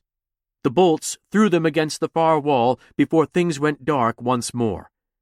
Disruptor fire filled the basement, slicing up the shadows. One of the guards shrieked as a friendly blast caught her in the arm. Then darkness. Dax ran straight for the door with the flashes of weapons fire and electricity to light her way. The sound deafened her, and she did her best to cover her ears. Dax came barreling out into the hallway, Bashir on her heels. Emergency lights traced a path for the exit. Screams and explosions rumbled behind them, though those fell silent after only a few seconds. Dax hazarded a glance backward as electrical arcs jumped into the hallway, shorting out the emergency lights and shattering them. "Hey, Dax!" Nemi laughed from the shadows. "Where are you going?" They rounded the stairwell to the sounds of disruptors, and Dax stopped Bashir before he was caught in the crossfire. She pushed his head low, and they sneaked from the hidden cellar into the corridors of Pritt's mansion. The shouting of guards echoed through the hall, cut short by more blasts. When they reached the foyer, they found an all-out siege. Security guards hugged the doorframe, hunkering down as aggressors fired into the opening from the front yard. Dax was relieved to see Worf unharmed among the security team, shooting out into the night. "Worf!" she shouted, and he turned in her direction. "Come on!" They couldn't stay here to fight. When Nemi came up from the basement, she'd probably attack the guards from behind. Certain doom. Worf followed them around the corner and up another set of stairs. Guards came rushing down the steps as they rose, comms rattling off combat statuses. Dax reached the landing as Nemi encountered the security forces in the foyer, and she had a good view of their fates from the mezzanine. They didn't stand a chance. Nemi's bolts smashed their defenses and cooked anyone unlucky enough to get in front of her. She delivered lethal voltages and concussive blasts that were orders of magnitude larger than the tiny damage she'd done to Dax in the Argelian hotel. Nemi's laughter echoed through the foyer as all fell silent once more. "We're too old for hide-and-seek, Jads." From her vantage point, Dax could also see out the massive front window, and the landscape was bleak. At least a dozen presumed Vesses had set up at the perimeter, blasting at guards with disruptors. Bits of the structure cracked and splintered under the weight of their fire, sending noxious fumes into the air along with gouts of flames. "Nemi!" Pritt coughed as he stumbled out through the smoke, emerging into the foyer. It was getting hard to breathe on the second floor. They needed to escape, but Dax couldn't look away from her old friend as he limped toward his granddaughter. When she tried to rise, Worf kept her low. Dax gave him a panicked look, but he whispered, "Whatever happens, his battle is decided. Yours is not." "Wait! Nemi, talk to me!" Pritt yelled at her back, his hands locked at his sides. The poor man's face was covered in sweat and soot, tear streaks painting his cheeks. "Don't leave. You're still my granddaughter. Some part of you loves me." "A very small part, Paw-Paw." Nemi turned to face him. "Walk away and enjoy your life without me." "I'm sorry I pushed you to be joined," he said, taking on a sad smile and shuffling closer. "I only wanted the very best for you." Nemi spread her arms wide and smiled. "And here I am, filled with exactly that, the very best." "I'm sorry," he sobbed, sinking to his knees. "I'm just so sorry. I never should have—" "Paw-Paw," Nemi said, looming over him, "I'm going to let you forget me. Don't—" He raised his right hand, and Dax spotted the glint of a disruptor. The muzzle came level with Nemi's chest, and at this close range there was no way she could survive. All he had to do was fire. Except he couldn't. A snake of lightning struck Pritt's skull, permanently etching the look of surprise onto his face. He went sliding backward in a smoking heap, disruptor clattering uselessly to the ground. Dax wanted to scream for her friend, but she couldn't draw attention to their position. She longed to check his pulse or give any kind of aid. There was still a chance Bashir could save him if she could get to him. Nemi scoffed, looking down at herself as if checking for wounds. Sneaky. She pointed at her grandfather and sent another blinding bolt through his body, electricity licking at every joint. Prit spasmed and juddered, but Dax seriously doubted he could feel it. Nemi played out the assault longer than she had to, not stopping until her grandfather was assuredly destroyed. An unspeakable stench filled the air, and Dax covered her mouth with her arm to filter the smell and stifle her screams. Tears soaked her sleeve, and she squeezed her eyes shut.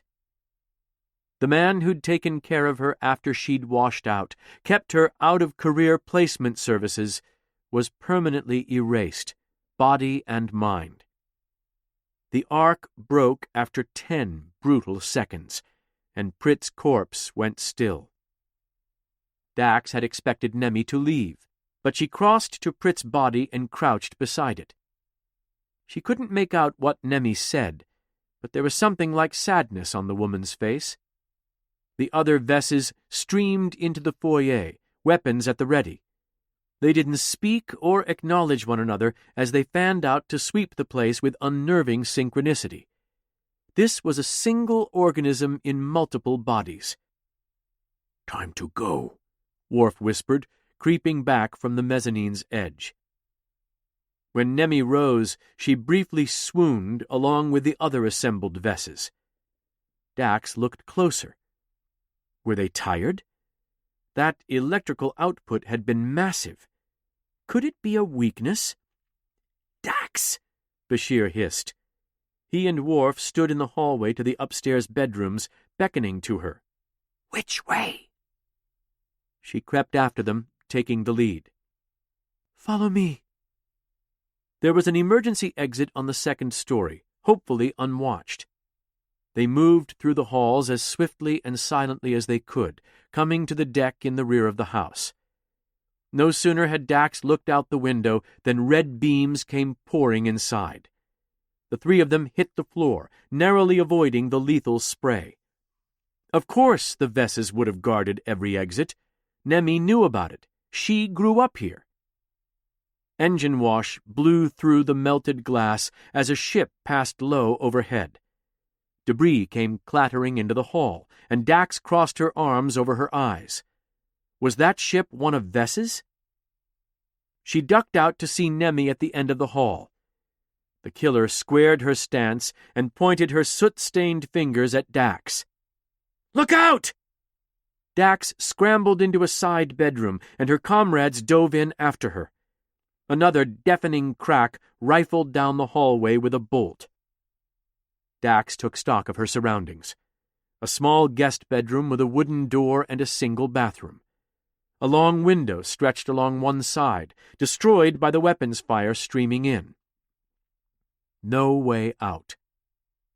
Worf steadied his breathing and drew out his mek'leth, metal glinting with crimson light. "I will not die cowering."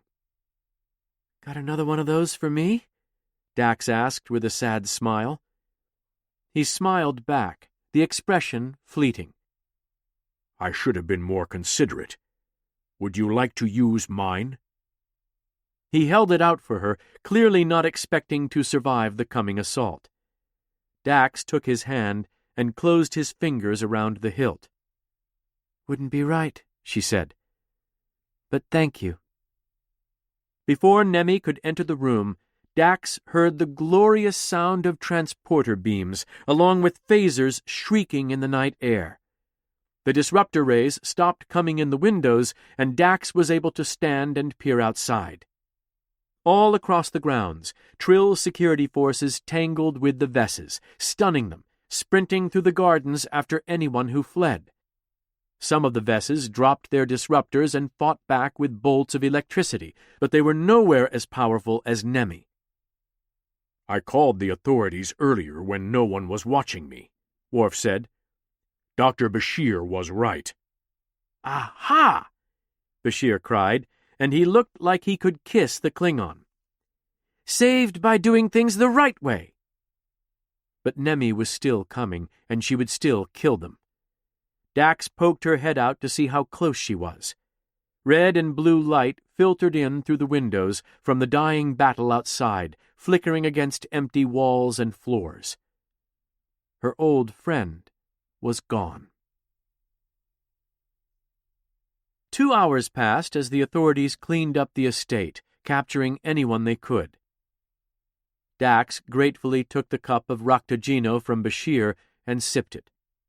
There was a bit of a chill in the humid night air, and the lights of the nearby capital stained the clouds silver and gold. She hugged herself and sat down on the front steps to listen to the soughing of the tall ferns. Dax was waiting for Inspector Burks to get around to arresting them for being at yet another crime scene. Benjamin would be furious with her for dragging Worf and Dr. Bashir into this. "You all right?" Bashir asked. She could still smell Prit. "No." "Anything I can do?" "No." She stared at the ground. "Sorry." "Understood. And quite all right." Worf talked to the authorities while Bashir helped with the wounded. 2 of Prit's guards had survived, but they were the only fortunate occupants of the mansion. Dax took another sip of Raktajino and surveyed the lawn to see if she needed to help anyone, but she didn't. She simply needed to take care of herself. Finally, Burks appeared before Dax, her face serious, but not foreboding. "Inspector," Dax said, bracing herself. Burks gave her a short nod. "You did the right thing, calling us immediately." Dax glanced at Bashir, who had the decency to feign humility and look away. She cleared her throat. "Of course. We understood your position clearly the last time we spoke." Burks jammed her hands into her coat pockets. "I'm sorry about your friend." "Thank you." We found some of the missing people. The ones you said were Vess." Dax looked up at her with pleading eyes. "And? Anything strange?" "We got called out for 2 people who fainted on the subway," she said. Bashir perked up. "Fainted?" "Yes," Burke said. "And when one of our officers detained them for treatment, they shocked him senseless and took off." "Electrocuted him?" Bashir said. "Well, I hope you can see we're telling the truth then." Burks gave him an annoyed look. "For the record, I never said any of you were lying. I said we had procedures and laws to follow, which we do, Doctor." "These people, what time did it happen?" Dax asked. Burks thought about it. "About 2 hours ago." Dax explained, "The blackout box, and Nemi's lightning." Burks looked at her sidelong. "Commander?" "Inspector," Dax began, "we used a special jammer to disrupt Nemi's, She asked Bashir, "Would you say it was telepathy?" "A form of it," he said. "Just about 2 hours ago," Dax added. "You used a jammer on Nemi." She nodded slowly. "And this was about 2 hours ago?" "Yes." "But Commander Worf called us only an hour ago," Burke said. "What was happening before he called?" Before Dax could answer, Burks's pocket chimed.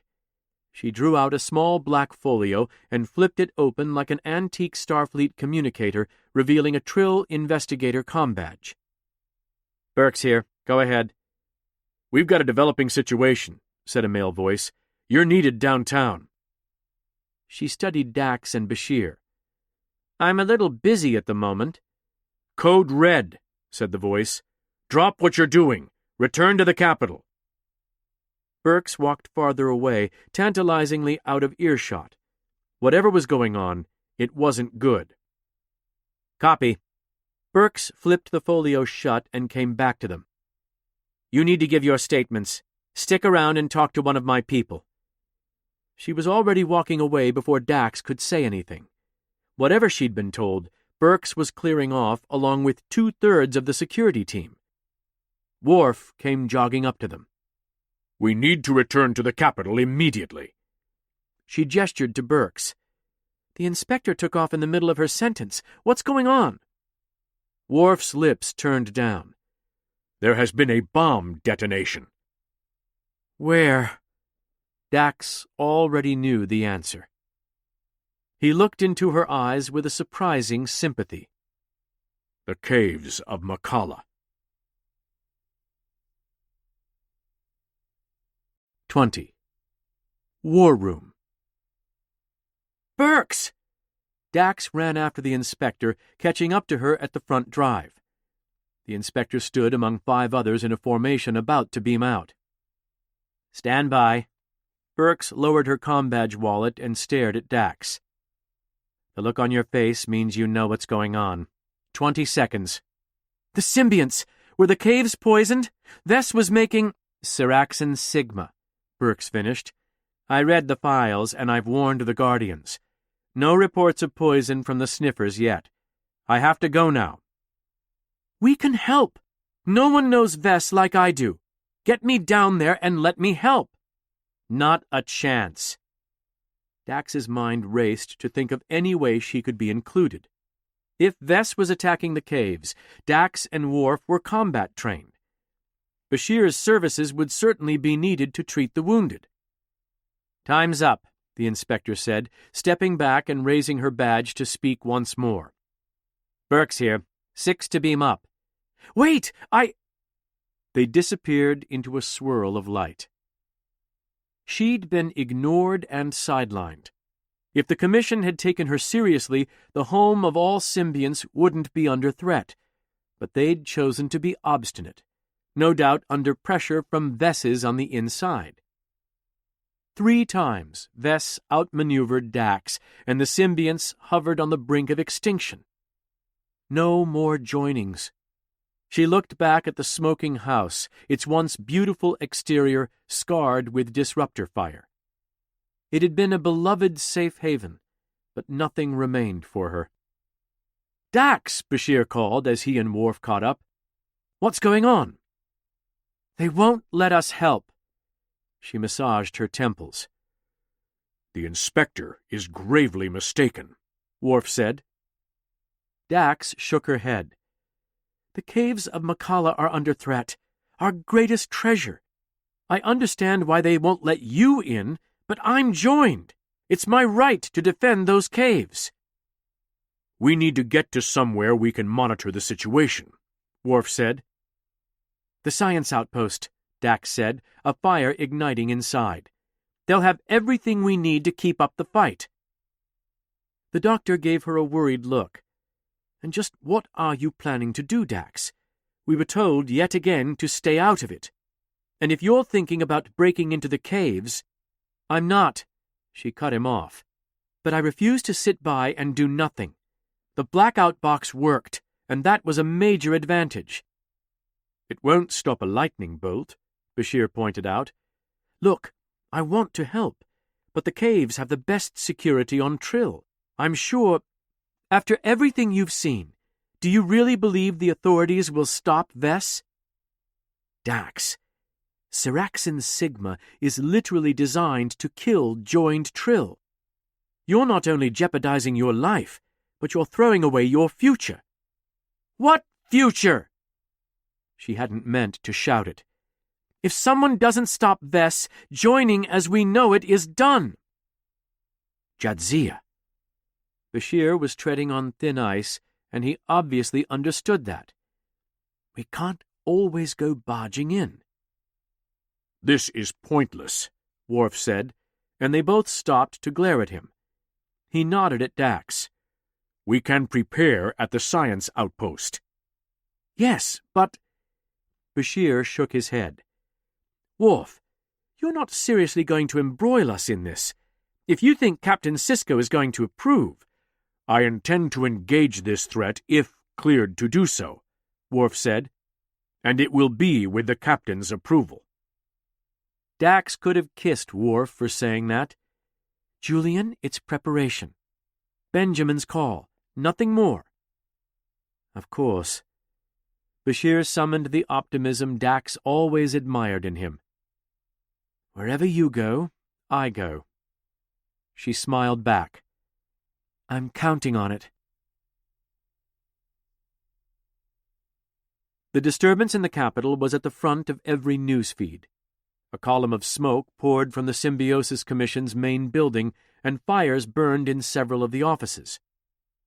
The director gave Dax's team use of the design lab because it had the most capabilities. Worf set up a strategic operations center, commandeering one station for local news, another for anything and everything VES-related. Bashir retasked their data stations to analyze all his tricorder data.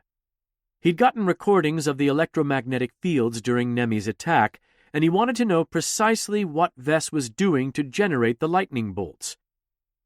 We need to get started on manufacturing another blackout box, Worf said. Dax shook her head. VES can still fry both it and us. I think we should look at a different solution. Such as? He asked. The words dried out her throat, but she forced herself to keep talking. We target Nemi specifically. I think she's the nexus of all the Veses. She's more powerful than the other ones, throwing lightning bolts where the others are more like stun rays. And the blackout box? Dax absent-mindedly tapped her fingers on the table. When we switched it on, 2 Veses fainted. What if there were more? Nemi's telepathy was jammed around the time of those faintings. Perhaps if we knock her unconscious, Bashir said, we would neutralize the others. Worf crossed his arms. I would not count on that. Nemi's body must sleep sometime, but the other Veses are probably operational. Bashir's face fell. So it might not end unless someone kills Nemi. She studied her hands. I'm glad Etome isn't here for this part. Commander Dax! Ensign Rush entered, followed by 2 nervous-looking fellow ensigns. My colleagues want to help. She wasn't sure they had the time to read in new people. Okay, sure, but are you all engineers? Is everyone current on their combat training? The big, pink-skinned, balding guy in the back made a horrified face. He wore an operations uniform. Sir? Rush grimaced. Ensign Lindros doesn't do combat, or away missions, or leave the lab. These 2 are good at something else you might need for lightning. Lindros grinned. Power distribution. Ensign Hart was our friend, the other ensign said. She had an honest look about her and wore a science uniform like Dax. We've all had a tough time with what happened to him. Dax nodded. Your name, Ensign? Sisson, sir. We were studying the schematics on your blackout box after the attack. With all due respect, we felt like the power distribution was, suboptimal. Worf asked, Could you do better?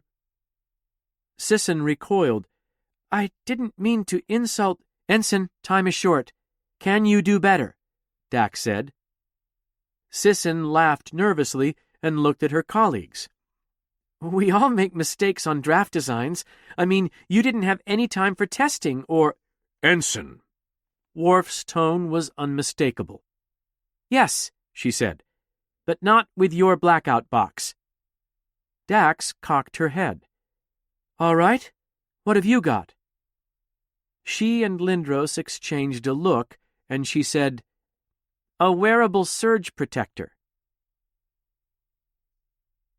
The electrical transformer was quieter than Nemi's bone-rattling thunderbolts, but not by much.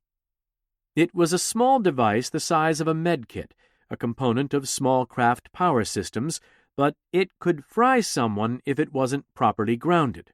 Which it wasn't. Which is why it was spitting arcs of lightning all over the test chamber. Dax and the others stood in the operations center, watching through the window with tinted goggles. The device was quite a sight, as well as a serious safety hazard. She turned to regard the engineers through her dim lenses, and her tiny flicker of hope burned brighter. "Okay, you're definitely in the neighborhood of Nemi's power. What's your thought process?" "People have known how to ground lightning for centuries," Lindros said. "A simple process. We just updated things a bit." Rush, who'd disappeared a few minutes prior, came walking around the corner in one of the strangest suits Dax had seen in a while. It was a sleek mesh of rubbery webbing over her uniform, with glinting cables running along each limb to conduct electricity. At each joint was a node, a disc of metal with a set of glassy packs mounted to its surface. Electrical contacts glittered on the sides of her boots. Rush tapped a button on her gauntlet, and a short spike shot out of it above the knuckles. The protrusion was almost as long as her forearm, extending past her hand. "This," Lindros said, "is the arc suit. It's easy to replicate. There's nothing complicated about it, and it's designed to withstand up to 50,000 amps of current without a problem." "Also," Rush said, clipping in some earpieces, "it has hearing protection." Rush showed off the suit so Dax could get a better look, then walked straight for the containment door. Dax watched in amazement as the ensign went into the antechamber that stood between her and death. Rush turned to the control room as the doors sealed behind her and gave them the thumbs up. Lindros returned the gesture and opened the interior hatch. The electrical transformer could have killed her the second she stepped into the room with it. A line of dazzling blue energy snapped onto the spike on Rush's hand, and the packs on her nodes glowed soft orange. Lindros continued. "The floor inside the test chamber is a low-oxygen gold alloy for maximum conduction to ground. The lightning rod enables her to ensure the perfect point of contact for the bolt, effectively diffusing it." "Can you use the spike for fighting?" Worf asked. "What?" Lindros said. No, sir. The suit is designed for making repairs in dangerous environments. If you hit that rod, it's going to fold in half. It's not a weapon." "Everything is a weapon in the right hands," Worf said. "Will a lightning strike interfere with a phaser?" "Well," Lindros considered an answer, then said, "The beam, no. But beware how you're aiming to fire. Lightning strikes the closest point, and the tip of a phaser is pointy enough. If your weapon is in front of your conductive spike, you'll get struck on the phaser." Bashir grimaced. "What'll happen?" Lindros sucked in a breath through his teeth. "I mean, best-case scenario, you fuse a power pack." "And a worst-case scenario?" Bashir gave a tight smile. "Blow your hand off, maybe?" Lindros said. "Tough to say, because phasers are generally pretty safe, but those packs have a lot of stored energy. Honestly, I worry about carrying them at all, because lightning flows over the skin of objects on its way to ground. Your weapons might be exposed to a heavy surge if you get struck." "And what about metal weapons?" Worf asked. "Blades and batleths." "That's basically the same as the lightning spike as far as the arc suit is concerned," Lindros replied. "The current ought to pass on through just fine." "So, what?" Bashir made a sour face. "We learn an entirely new way to shoot before a battle?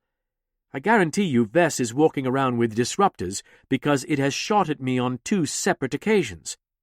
How has it been able to do that this whole time?"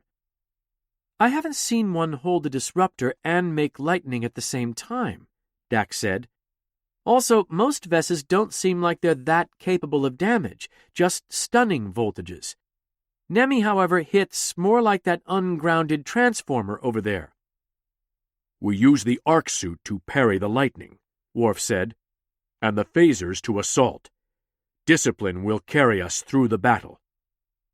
She watched the unrelenting power of lightning arc over Ensign Rush as she circled the energy source. The packs on her legs had gone luminous amber with white-hot circuitry. "What are those glowing bits on her knees and elbows?" Dax asked. "Ah!" Lindros gave an embarrassed shrug, endearing on such a mountain of a man. "That's because in the real world the floor isn't hyperconductive alloy. It's carpet or wood or thermocrete. Lightning doesn't penetrate those surfaces as easily, leading to more energy buildup in the body as it seeks ground. Those packs on Rush's joints are consumable heat sinks. They actively draw thermal energy off the system, and when they fill up..." One of Rush's packs grew bright and popped off her body with a loud ping, skipping off the deck plates like a river stone. She flinched, but continued walking through the test chamber, always keeping her spike pointed directly at the open transformer housing. "What happens if you run out of heat sinks?" Bashir asked. Lindros looked at Sisson. "I'm not sure. I think you could last 20, maybe 30 milliseconds." "I bet you would live for at least a minute, but those wires in the suit," Sisson said. "Imagine being draped with strands of molten metal." The doctor blanched. "Lovely." Dax turned to Lindros. "Any other tactical considerations?" "Just pay attention to your feet, Commander," he said. "Granite, grass, metal, all pretty good. Insulators like rubber?" "Or materials with stored water like concrete," she added. "Yeah, exactly. If you don't watch your footing, you're toast." On cue, another one of Rush's heat sinks pinged off her body and struck the window. "All right," she laughed over her comm. "We definitely proved it works, so I'm coming out now." Rush came staggering from the antechamber, shaking out her hands and laughing. "Gets the blood pumping, I'll tell you that much." Dax took off her tinted glasses, and for the first time she felt pretty good about her odds. "I like it. What else have you got, Lindros?" "Sisson, you want to show her your project?" As you know, the caves used to flood in the rainy seasons. With weather control, they stay dry and safe, but the satellites still have to scan them. Sisson led Dax down the hall into a command center, where she sat down at a terminal and pulled up the capital area weather satellite feed. "We get all that data here." Dax nodded, a lump forming in her throat. "I know where you're going with this." "I've recalibrated them to detect Seraxin Sigma. The compound disperses rapidly in open air, so if even a little bit has been released into the environment, we'll see it. The satellites are now focused on the Commission campus." "Nice work, Ensign." An overhead view of the Symbiosis Commission campus appeared on the screen. Dax was expecting to see a bright red cloud spreading like blood in the water, but it was clear. Dax leaned in closer. "Ensign, what am I seeing?" "Sir," she said, "there's no Seraxin Sigma." She zoomed out. "Anywhere in the city. I've double-checked." "That can't be right." Dax looked closer at the scans. "Maybe that first bomb was a warning shot," Sisson offered. "Or a malfunction?" Dax thought back on everything she knew about Vess, a hyper-competent, twisted symbiont capable of conceiving a multi-lifetime plan. Why not release the poison? "We're missing something obvious," Dax said. "I thought you'd be happy," Bashir said. He caught himself before she could respond to remind him of the day's events. "You know, relatively speaking about the Seraxin." She wrinkled her nose. "Vess wouldn't botch this. It's way too smart for that."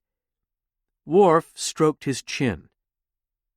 "This tactic seems calculated to provoke the maximum response from law enforcement."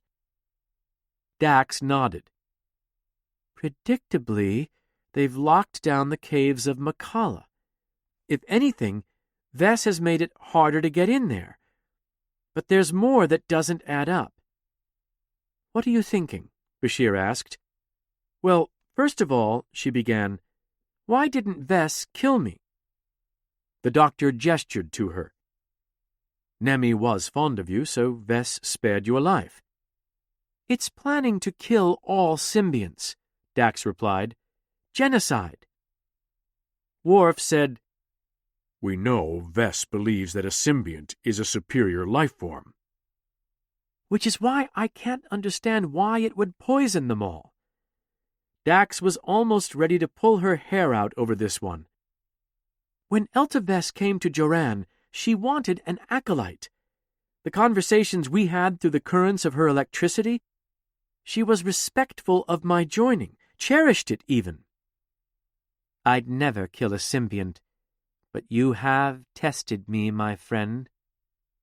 Vess had said that to Joran before throwing him to his doom. What if it was the truth? What if bombing the pools was never its plan? Vess no longer sought out acolytes because it didn't want them. It had found another source of kindred spirits right across from the caves of Makala, nestled in the heart of the Grand Archives. Kira had said security was poor, and she couldn't have been the only one who noticed. Not genocide! Dax straightened up and looked at her friends. It's a jailbreak! 21. Striking twice. Bashir crossed his arms. A jailbreak? One of the Guardians told me that the other lost lights were housed in the Grand Archives, Dax said. That's next to the Symbiosis Commission, and the security on that building is lax. Worf frowned thoughtfully. Commendable. You've already analyzed their security posture. Well, Commander, that's because we broke in, Dax thought. I did research there as an initiate. Dax hoped her quick response would end the conversation. There's a cryogenic storage area for biological specimens. It wasn't something that was used during Audrid's time at the Commission. You think Vess is going there for the other lost lights? A rescue? Bashir asked. That's the best source for acolytes. Those symbionts will already be predisposed to follow Vess's path. Worf said, Ensign Rush, contact the authorities and relay our new information. Make it clear that we stand ready to assist. Yes, Commander, Rush said, and took off. Ensign Sisson, I want this data collated and ready for the Trill authorities. Ensign Lindros, get 3 arc suits finished and ready with 2 additional ones on reserve. Commander Dax and Dr. Bashir, you will join me if we must make an incursion. Be suited up within 20 minutes. I'll get my medkit ready. Bashir headed for the door. Jadzia was about to follow the doctor when another explosion lit the screen. The central district of the capital flickered in the night, then went dark. The overhead lights bled emergency red for a moment as the entire science outpost switched to backup power. A few glimmers of light rekindled on the satellite feed, blotches in the darkness. Sisson looked up at Dax. The capital's main grid is down. Why would Vess do that? Bashir asked. Dax considered the prize. Cryogenic tanks of symbionts. They'd be reliant on power to keep their occupants in stasis and alive. If I were going to steal frozen symbionts, Dax tapped her chin, I wouldn't take them out of the tank. There's a process, and the symbionts can't live outside of a host or a liquid for long. You'd need a quantity of symbiont-balanced fluids, Bashir said, and time. Or you move them in stasis, Dax said, with a transporter. However, the Grand Archives are protected with a transporter suppressor. That protection has likely failed without power, Worf said. We can be assured, then, Vess's crime is happening at this moment. Dax had to agree. We forced its hand by exposing it, "Rush to wharf," the ensign reported. "I couldn't get through to the security forces." "That is impossible," Worf said. "Surely they have communication backups." "Sir," Rush replied, "those backups are down too. The explosions have them totally in the dark." "Vess must have known targeting the Commission would cause a panic and jam everything up," Bashir said. "If we have no way of contacting Burks—" Worf studied his fellow officers. "There will be dire consequences for our presence in the Grand Archives." Dax looked deep into his eyes, knowing that she wasn't at her best. She was harried and covered in the ashes of her dead friend's home. She probably looked like she'd lost her mind. But she kept Worf's gaze and, as clear as she could, said, "Worf, we need to intervene." He took a sharp breath, and his eyes widened. "I wish to test the mettle of this foe." Dax smiled. "That's the best thing I've heard all day." The Arc suit's straps were snug around her joints as Dax climbed onto the transporter pad. She flexed her wrist before retracting the lightning rod into its flimsy housing. A readout showed the system readiness, and she took a deep breath. It was only a little lightning, right? No match for science. Nemi was the deadliest Vess, so she would be on the scene. There would be others supporting her too, and alerting any of them was the same as all of them. The plan was to sneak into the Grand Archives, stun Nemi unconscious, and hope that the other Vesses collapsed. If that didn't work, they could switch from stun to kill. Joranne's final memory of the pavement smashed into her mind. She knew which setting he'd use. Ensign Rush pulled up the Grand Archives on the console. "I hope it's current." Dax squinted at the readout, the way Audrid used to. "Looks good, but where will Nemi be?" "Though powerful, Nemi Vess's lightning is close range," Worf said. "I do not believe she will position herself where she'll encounter security forces, except as a last resort." "Agreed," Bashir said. "One shot to her, and the whole operation fails. Do you think she'll be there?" Worf nodded. "She is the most powerful of them, and this is Vess's objective. We will find her there." "Then she'll be in the cryolab itself," Dax said. "It's in the basement, in the back line. Even if the authorities arrive, she'll probably have finished tagging everything for transport." "Understood." Worf stepped onto the transporter, and his fellow DS9 officers joined him. "Ensign Rush, please set the coordinates accordingly." "Because of structural interference," Rush said, "I can't beam you into the sub-basement. It's a first-floor insertion only." "Near the stairwell will do," Worf replied. "Coordinates set, Commander. On your mark." Worf clipped a last stun grenade into his suit and turned to Dax. "Before we depart, there's something I wish to say to you." Her heart skipped a beat. "I am—" His voice was low, almost as if embarrassed. "Impressed by the strength of your enemies." "Really?" A flush of heat rose, and she couldn't restrain a smile. His deep eyes twinkled as he gave her the briefest nod. "Yes."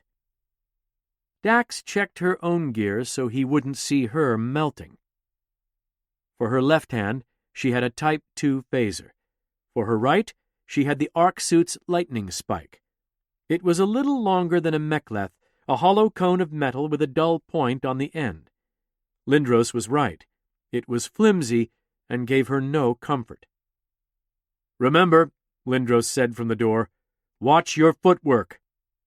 Sissin peeked in behind him. "And if you see Nemi, don't point your phaser at her the way you normally do. Shoot from the hip." "Thanks," Bashir called to her. Dax smiled. "Be ready to retrieve us, because we don't have a clue what's about to happen." "I'll be standing by," Rush said.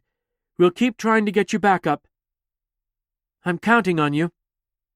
Dax took a deep breath and shook out her limbs before looking to Worf. "You ready to do this?" He inclined his head. "Energize." The world became solid, and for the second time in under a month, Dax was inside the Grand Archives without authorization. The dim marble halls were painted by slashes of emergency lighting. The power was offline. She wished Inspector Burks could handle this. She didn't want to face down Vess again. Her track record was terrible against the monster. But if she didn't stop it, who would? They dropped low, drawing out their phasers, and after a moment, Worf signaled the all-clear. Dax looked around to get her bearings. First floor, east wing, directly above the cryo archives. All they had to do was travel one floor without alerting any Vesses, catch Nemi unaware, and put her down. If even one of them spotted the away team, a disruptor beam shot at them from the darkness. "Go!" Dax pointed out the stairwell door. Another shot seared past her head, and she slid into the safety of the stairwell. Worf returned fire while Bashir retreated to the doorway, and Bashir covered him in turn until all three were inside. "Keep moving," Worf barked. "We stand no chance if we get trapped in here." They sprinted down the stairs, racing to secure the lower landing. No sooner had Dax poked her head into the sub-basement than disruptor beams came flying in. She hissed a few choice swears under her breath as a close shot scored the doorframe, throwing sparks and melting metal. Her teammates fired up at attackers closing in from the first floor. They were in the inferior position, and if Dax didn't get them out, Vess would kill them all in no time. Dax ducked out for just long enough to clock the position of a light-skinned Vess taking potshots from behind a statue. She took a few quick breaths and charged across the hall to get behind a column. Beams seared the front of her cover, cracking the stone face and sending bits of smoking rubble in all directions. Acrid smoke choked her, and she tucked in tighter. Worf leaned out from the stairwell and laid down suppressing fire, drawing scorched lines along the enemy position. With the distraction in place, Dax stepped out and nailed the Vess in the chest with a single stun. Whoever it was keeled over in the darkness. Dax cautiously approached the downed Vess, only to recognize Yonit Ruxol. He'd been so sure of himself. "I'm sorry," she whispered. Worf's hand squeezed her shoulder. "We have to keep moving." A pack of Vesses tromping down the stairs provided all the incentive Dax needed. "It's just ahead." She ducked a spray of disruptor fire, rounding the corner at full tilt. Except a male Vess stood ready for them, disruptor outstretched. Bashir slammed into Dax's side as the man fired, narrowly saving her from a lethal blast. Worf put the Vess down with a stun beam. Bashir dragged Dax to her feet. "Thank goodness for your reflexes," she gasped. "I'm glad you're all right. Let's go." The cryogenic facility came into view, its vault door wide open. Vesses were inside, tagging the symbiont tanks for transport. Dax counted 3 hostiles as she looked for the shock of Nemi's blonde hair in the darkness. No such luck. The enemy turned and fired on Dax with perfect synchronicity. Of course they'd been expecting company. She shot back before seeking cover behind a large planter. Worf hurled a stun grenade through the cryo archives door. It bounced among the Vesses, who scattered. "Move up, now," Worf said. "Enemies behind us." Dax momentarily covered her eyes as the grenade exploded in a blinding flash. Advancing to the cryo archives door, she drew a bead on a stumbling Vess and put her down. Bashir hit the other one dead center with a perfect shot. Those holonovels really helped his aim. With 2 of the 3 Vesses down, Worf charged through the door, headed straight for the last one standing. The Klingon closed the gap and knocked him off his feet, throwing him to the ground. The Vess landed hard on his shoulder, and a sickening crunch echoed through the cryo facility. He screamed for a split second before Worf stunned him. "Search the room," Worf called, and they all moved into the cryo archives before securing it. Hundreds of silvery tanks lined the large chamber, vapor wafting from their sides. There were consoles and workstations spread out at odd intervals, all surrounded by flat black mats. A stripe ran across the center of the room to a column housing an array of robotic retrieval arms.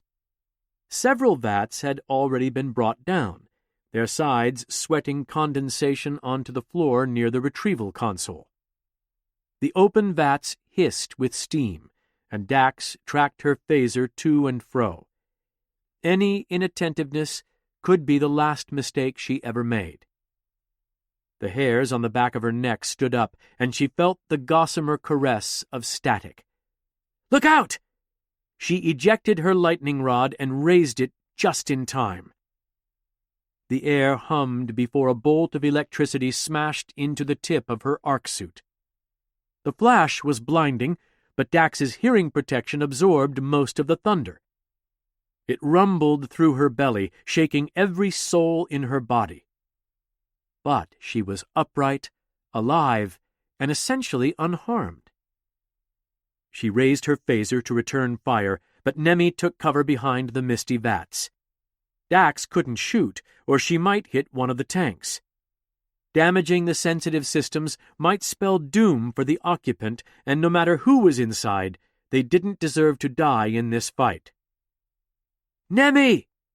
Dax hoped some part of her friend was still in there. She didn't want to hurt her more than necessary. "Listen to me!" Nemi rolled out and blasted the area surrounding Dax with lightning. Sparks shot from tanks as cryosystems shorted out. Bits of metal blew off the various circuit housings, bouncing off her back and arms as her heat sinks began to glow. She couldn't stay out there and keep absorbing the lightning. Nemi's strikes were more powerful than anyone expected. Dax dove behind a console as lightning chewed up the screens. Shards rained down on her bare neck, and electricity crawled across her suit like snakes. Every heat sink on her body took on a ghostly glow, and she realized she was standing on a rubber safety mat. Dax splayed out her legs to get her heels in contact with the marble floor, and the light of her heat sinks faded some. Worf took 3 steps and hurled a stun grenade straight at Nemi's head. The device entered the path of the electrical beam and took 50,000 amps straight to the power pack. It exploded in a flash and a rain of slag, far more dangerous than its original purpose. The lightning stopped. Dax jumped up to find Nemi screaming, clutching the side of her bleeding face. She snarled and with curling fingers loosed an arc of energy at Worf. The blinding bolt hooked onto his lightning rod, and he calmly held the beam, maneuvering it to one of the consoles as casually as handling a torch. 2 of his heat sinks popped off in the process, flying into the shadows like ships going into warp, but he didn't flinch. Worf touched the spike to the console's metal, and the beam of lightning latched onto it instead. Then he stepped back, standing tall and allowing the lightning to dance over the console from a safe distance. He stared at Nemi, eyes clear as a hunter staring down prey, steady and solemn. The lightning went quiet as Nemi ducked back behind the central column, and Dax shouted, "Nemi, surrender now!" "Today is the last time I'm going to see you, Dax," Nemi shouted.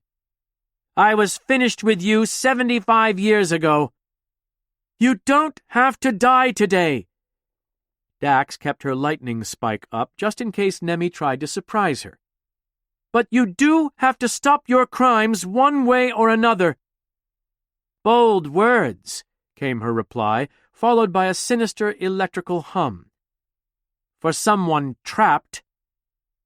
The entrance to the cryo-archives flew open, and Vesses streamed inside, firing at Dax and Worf from behind. He blasted repeatedly into their lines, felling 3 of them, but there were too many for him to take at once. They leaped over each other's bodies, fanning out into the cryo-archives to take up firing positions. Dax raced from her exposed position to one deeper inside the archives, closer to Nemi. The woman struck Dax again and again as she ran, the air thundering and whipping her face. She managed to get behind a refrigeration unit where she had some relief from the Vesses at the door and the lightning at her heels. Bashir slipped through the shadows, just visible in the corner of Dax's eye. He was moving for a flank, but he needed a distraction if he was going to succeed.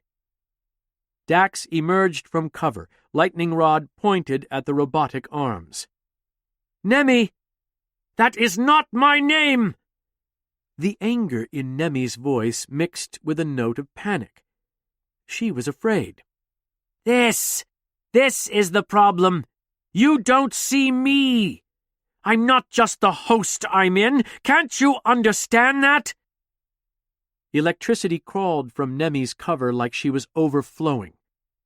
The column she hid behind began to shift and shudder, robot arms going haywire as a tangle of blue energy traveled up their length. Manipulators writhed and twisted, smoke pouring out of every joint. Wiring harnesses melted and sloughed off like syrup. "I will make you see!" Her voice was forced, hoarse with exertion. Nemi came around the corner, her hair twitching in the shifting electromagnetic fields, hands spread low and wide, palms up. Bolts sparkled around the soles of her feet, flashing with each step. Whatever Samaran did to Vess must have amplified its abilities, because no symbiont could muster this kind of power naturally. Worf couldn't help, pinned down as he was. Dax took a shot, but it went wide. Nemi's return blast nearly whited out her vision, and she squinted to try and fire again. She was just able to make out Bashir's figure as he took aim. He hadn't missed a shot since they'd entered the building, and Nemi was out in the open. Nemi followed Dax's gaze right to the doctor. "Julian!" Dax cried as Nemi spun and loosed a bolt into him. It struck on the sharpest, closest point, the tip of Bashir's outstretched phaser. He'd been aiming with the classic phaser stance instead of his lightning rod. A flash blinded Dax, and the doctor's screams filled the air. She couldn't see what had happened, but she heard him whimpering. His agony lit a raging fire inside Dax, and she vaulted the console, sprinting for Nemi. She had the best chance of ending this quickly. Nemi snapped out a bolt at Dax, locking onto her lightning rod and ruining her aim. A wave of heat surged through her suit, and one of her sinks popped off, spinning across the floor. Dax fired again, sprinting against the dazzling energy to save her friends, but no luck. Dax dragged Nemi's bolt aside with her lightning rod as she closed ranks. She delivered a powerful kick into her opponent's gut, and Nemi's eyes bulged. On instinct, Dax swung the blunt side of her lightning rod, and Nemi caught it, folding the hollow metal assembly over on itself before landing a glancing punch to Dax's throat. Her windpipe closed up, and she staggered backward, choking. Dax scarcely managed to raise her arc suit's spike before Nemi fired again, but it was damaged. When the bolt connected with her gauntlet, the broken end of the rod went white-hot, along with the heat sinks on her elbow. She tried to raise her phaser, but Nemi was quick, closing the distance and grabbing her free arm. Nemi's deft fingers hooked into the straps of Dax's arc suit, and she threw her onto the marble with a wrestler's prowess. Lights danced in Dax's eyes as she scrabbled with Nemi, and her opponent tore her phaser free. Not wanting to be the victim of her own weapon, Dax smashed her palm into Nemi's chin and batted her arm aside. The phaser went clattering across the floor, and Nemi pointed at it before blowing it to smithereens with a well-placed bolt. She'd have to knock Nemi out the hard way. Dax rolled to her feet and squared off, ready to take her hand to hand. Nemi clambered backward before regaining her legs and raised her fists. Her posture and form was that of an expert. Whose expertise had she stolen for those moves? No doubt more innocence. Across the hall, Worf traded fire with the other Vesses, but it looked to be a losing battle. They maneuvered around him with their superior numbers, and yet more spilled into the room by the second.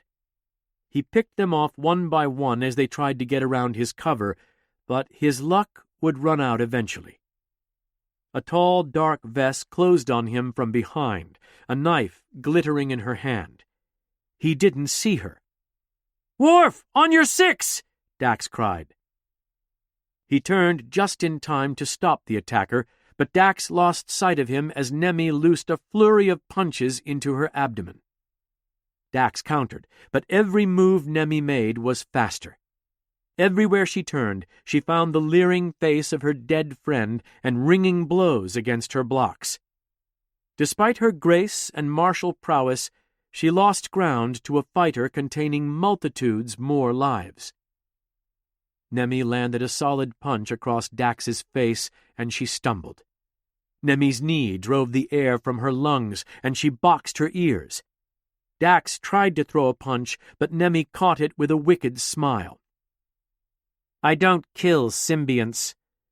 Arcs of blue light erupted across Nemi's body. "But I'll make an exception for you." Dax swung with the other hand, but Nemi snatched her fist in a crushing grip. She grinned as she forced Dax to the ground with superior strength. Dax struggled against the force, yet she had no choice but to kneel. When she tried to kick Nemi, the other woman shoved her off balance, toppling her to the floor. She followed Dax down, pinning her beneath unrelenting arms into the worst possible position, between lightning and the ground. Nemi poured more power into Dax's arc suit, and heat sinks went popping off into the darkness. The wires surrounding Dax's joints grew hot, their electrical resistance increasing with the thermal runaway. She smelled smoke and feared it might be her own cooking clothing. "Nemi, stop!" Dax was desperate to push her off, but Nemi snapped a punch into her nose, dazing her. She wrapped her fingers around Dax's throat and squeezed, crushing her against the ground. Dax clawed at her, desperate for air. 3 heat sinks left. Dax squirmed and thrashed, but she couldn't get loose. 2. Nemi's grip was inevitable, undeniable, and Dax's vision grew dim. 1. She choked out 2 words. "Elta, stop!" Nemi blinked, and the lightning arcs extinguished as she looked into Dax's eyes. Something like horror crossed her face. Dax pleaded with her. "Stop!" A dark figure appeared behind Nemi, a shadow from the next world. It wasn't Death, however, but a Klingon. Worf rammed his lightning rod into Nemi from behind, sending its short, dull point through her abdomen. Her clothes poked outward for a moment before he ripped it from her and stepped back. Nemi's eyes went wide, and she sucked in a breath as hot blood spilled onto Dax. The wound went directly through the symbiont, an expert kill. Nemi swooned, slow blinking, and sank into Dax's arms. "No!" Dax hadn't meant to scream. In the distance, the other Vesses near the door sagged, then sunk to the ground. It was the right choice. It was the wrong choice. Jads! Nemi's voice was weak, and Dax rolled over to cradle her. Why wouldn't you stop? You should have stopped! I told you, Nemi! That's not my name, she said, blood staining her pale lips. I have a name, and you will not erase me. Then why did you erase my friend? When I lost Elta, She rolled her eyes, and Dax wanted to shake her to keep her awake. Nemi only had a precious few minutes left, maybe seconds, until the symbiont inside died of its injuries. Worf, please go check on Julian, Dax whispered. He knelt by her side, voice gentle. Will you be all right? She couldn't bear to look at him. Yes, please, just go. She's not going to hurt me. She's not going to do anything. Worf's conflict was plain. He wanted to stay. Go, she said, and he silently rose and left. I thought I could replace Elta with a companion, Nemi said, smiling. I thought I could find love, or cure this emptiness. There is always another host, Dax said. Not for me. Nemi smacked her dry lips. She looked sleepy, like when she used to pass out on Jadzia's lap while she brushed her hair. I only ever wanted to be Elta Vess. That was my real self. What I was meant to be. My truth. Nemi's eyes grew distant. Dax stroked her cheek. You're still Elta, but... Nemi's body relaxed as the symbiont faded away. More than 100 Vesses vanished in that bitter moment. For a symbiont to die, no matter the circumstances, was a terrible loss to all of Trill. A symbiont whose host was reprehensible might be redeemed in the next life. Dax knew that better than anyone. More importantly, Dax whispered. She leaned over Nemi's body, resting her forehead on her wet chest. You were my little sister. I'm so sorry. 22. Inheritance. The Trill authorities arrived and took them to the closest hospital, the Solar United downtown. Its trauma ward was more than equipped to deal with their minor injuries, though Dr. Bashir needed a little more recovery time. Worf assured Dax that Julian would be fine and urged her to accept the care of the medical staff. They offered Dax the use of one of their med pods to heal, but she couldn't make herself climb into it. Joran's memories of entombment by Elta Vess were too strong. Dax asked for a quiet room and a warm blanket, and she let the doctors treat her wounds. Once they were done, she slept. Sadly, she awoke to find Bentis Brack and Dr. Renhall standing at the foot of her bed. The late afternoon sun filtered in through the blinds, clouds fluffy and gold after their daily summer storms. Brack wore plain clothes, eschewing his beloved counselor's robes when outside the commission. Renhall's suit was the dark blue of mourning. They'd both had professional contact with Vess for years. Brack's upper lip curled in a stiff snarl. "Ilya Sobel from my office is dead." "Ilya Vess, you mean?" Dax murmured. "He was my friend. I would have seen Vess apprehended." "I find the idea of your office apprehending Vess laughable." Dax normally tried to be more diplomatic, but her restraint was exhausted. "You didn't believe me. Yonat Ruxol died because of your inaction." and every host inside that Vess perished because of your Klingon friend, including my Ilya Bentis. Renhal's voice was sharp. I brought you here to speak to Jadzia, not to make a fool of us. He gestured to Dax. Oh, I'm making a fool of us? Jadzia Dax and her Starfleet friends are the reason our capital is in mourning today. Vess lies dead, and we have no answers. Do you call this justice? Dax stared, too numb to hate him. The Commission bears responsibility for this tragedy. For decades, Vess murdered initiates right under your nose, and it succeeded because of your deception. If you intend to lay this monster at our feet, he rolled his eyes. You lied to the population. Half of us can be joined, but you pretend like it's some elite status.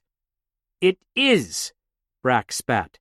You know that because you fought hard. The people who failed out of the program aren't less than us. You made them think there was something wrong with them. You act so special for being joined, but... She thought of all the talent Curzon destroyed in his years as field docent. But you were just lucky. Had the right friends. Had the right field docent. Plenty of better Trill than you were passed over for joining. Pacht! You talk like you've lost all faith in the Commission. He folded his arms across his chest. That happened a long time ago, Counselor, and you've only reinforced it with your own failings. The nerve of you! You bring up state secrets in a public hospital and hurl insults at the people mourning their colleagues. He thrust a finger at Dax. If you think I'll let this stand, you're sadly mistaken. Your pathetic, idiotic adventures are— Counselor Brack, Renhal said. I'll have you sanctioned if you don't shut up right now. He smirked. Will you? I was unaware you had that authority. No. Renhal's voice was clinical. I'll have the Commissioner do it after our weekly skitten match. There are other levers of power than mere titles, Brack. He puffed up like an officious bird, clearly unaccustomed to such a challenge. Renhal's glare could cut glass. Say what you need to say and then leave Jadzia alone. He turned to Dax, speechless and rapidly filling with his own hot air. Dax arched her eyebrows. You heard the good doctor. Brack looked down his nose at her, pronouncing it like a sentence. Jadzia Dax, by order of the magistrate, you are to leave Trill immediately. You will be off-world within the next day or we'll have you deported. You're not to return for a period of 5 years or you'll be subject to civil action. You can't just kick me out, Dax said. We can if it's for your own safety, Brack added with a patronizing smile. Jadzia, Renhal said. There were a lot of Vesses. More than 100 Trill have passed away in the wake of yesterday's events, and those people had family, friends, and colleagues. They'll want answers, and they deserve them, but not from you. She came and sat on the edge of Dax's bed, taking her hand. I know it feels like an indignity, but please understand. It's what's best to begin the healing. Dax thought about it. If she remained any longer, what good would come of it? The families of Vess's victims might seek her out. Would they welcome her as the liberator of a loved one or a destroyer? Captain Sisko needed her on the station, so she couldn't stay even if she wanted to fight Brack. I was already leaving, Dax said. I'm due back on Deep Space Nine. Excellent, Brack said. Your escort will be waiting outside. I don't want to see you again. The feeling is mutual, Bentis, she said, scoring a final hit before he stormed out. Renhal grinned, patting Jadzia's hand. I'm still going to have to deal with him after you're gone, you know. You have my sympathies. The doctor looked out the window and sighed. I'm so sorry that we failed you again." Dax squeezed her hand. "Don't count yourself among that number, Doctor. You looked the other way when I needed you to." "Yes, well," she smiled. "That's true. At least I don't have to live with any extra regret." "I think that's the best way to be." "I wish we had some time to sit down and share a meal. There's a lot I wish I could say to you. About Joran." Dax smiled at her old doctor. "I'd like that too." "There is something I have to ask." Her eyes reddened, and she balled her pants legs in her fists. "And no matter what you say, I'll understand. Truly." Dax nodded. "Go ahead." Can you ever forgive me?" Her lip quivered a little as she spoke, and she wouldn't look at Dax. Dax paused, then said, "It's in the past, Doctor." Dax! Bashir's smile was like the sun as he came through her door, healthy hands stretched wide. She rushed to embrace him, and he grunted and laughed. "I'm so glad you're okay, Julian. When you got hit, I've had worse." She pulled back. "Really?" "No, it was absolutely bloody awful. But that's what medicine is for, isn't it?" Dax gave him her best smile. "Thank goodness for doctors, right?" "Yes, thank goodness," he chuckled. Bashir always looked down at his shoes when he got flustered. "I've been given a clean bill of health, so I'm cleared to leave." "And I've had 12 hours of uninterrupted sleep." He quirked an eyebrow. "That sounds like a fantasy." "It's not that unbelievable. I am, as you know, on a relaxing vacation." She strode to the corner of the hospital room and grabbed her duffel. "Now, let's get back to work." Dax finished packing her things in her room at the Capitol Arms and sighed. Life aboard Deep Space Nine had helped her become accustomed to limited space, but she'd enjoyed her cozy environs here. Sure, it wasn't luxury, but it was a great place to have sampled pizza with colleagues and pored over 20 different pads of data. Despite the darkness of the past couple weeks, there had still been moments of light and the tenderness of her comrades. She stood by the door, duffel across her shoulder, and took one last look at the room. She wouldn't miss the place, but she'd never forget it. Her comm badge chirped, and Bashir said, "Everything all right up there?" She tapped it. "Yeah, I'm fine. Just wrapping up. Down in a minute." After the confrontation with Nemi, Worf had made himself scarce. He'd already checked himself out of the hospital by the time she and Dr. Bashir left, and he was out of the hotel when she'd arrived to pack up. That was when she realized he might be avoiding her. Dax couldn't blame him. She hadn't meant to be cold, quite the opposite, in fact, but the trauma of Nemi's death hadn't allowed space for that. Perhaps he felt shunned by her, or worse, dishonored. She needed to speak with him and clear things up, but he wasn't around. In the bustling lobby, Dax found Ensign Rush and the engineers from the science outpost waiting with Bashir. Lindros offered to let her keep an arc suit, and she politely declined. Sisson told Dax that she'd been the one to file the mission report to Worf, and he'd given the team top marks for procedure. Rush told Dax that she was taking care of Noodles, Ensign Hart's cat, and he was settling in nicely. "And all of us want to thank you for what you three did," Rush said with a wide smile. "Colin would have been grateful.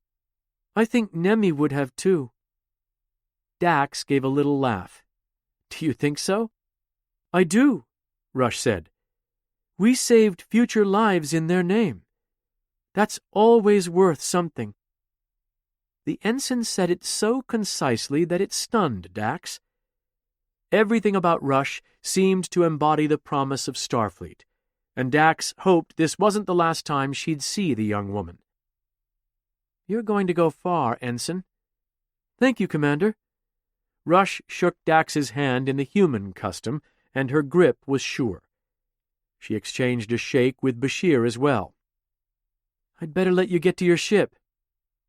"Yeah." Dax patted Rush's shoulder the way Curzon always did. "Take care." "You too." Dax stepped back and patted her comm badge. "Lieutenant Commander Dax to Starship Sandpiper." "Sandpiper. Go ahead, Commander." "2 to beam aboard." Jadzia Dax found herself restlessly wandering the corridors of the Sandpiper. It had a decent lounge, a round, gray-paneled room with a glassy bar in the center.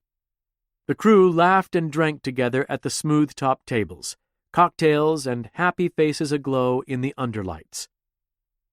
She sat at the bar and made idle chit-chat. Crew members shared their stories with her, and she absorbed them, ever curious.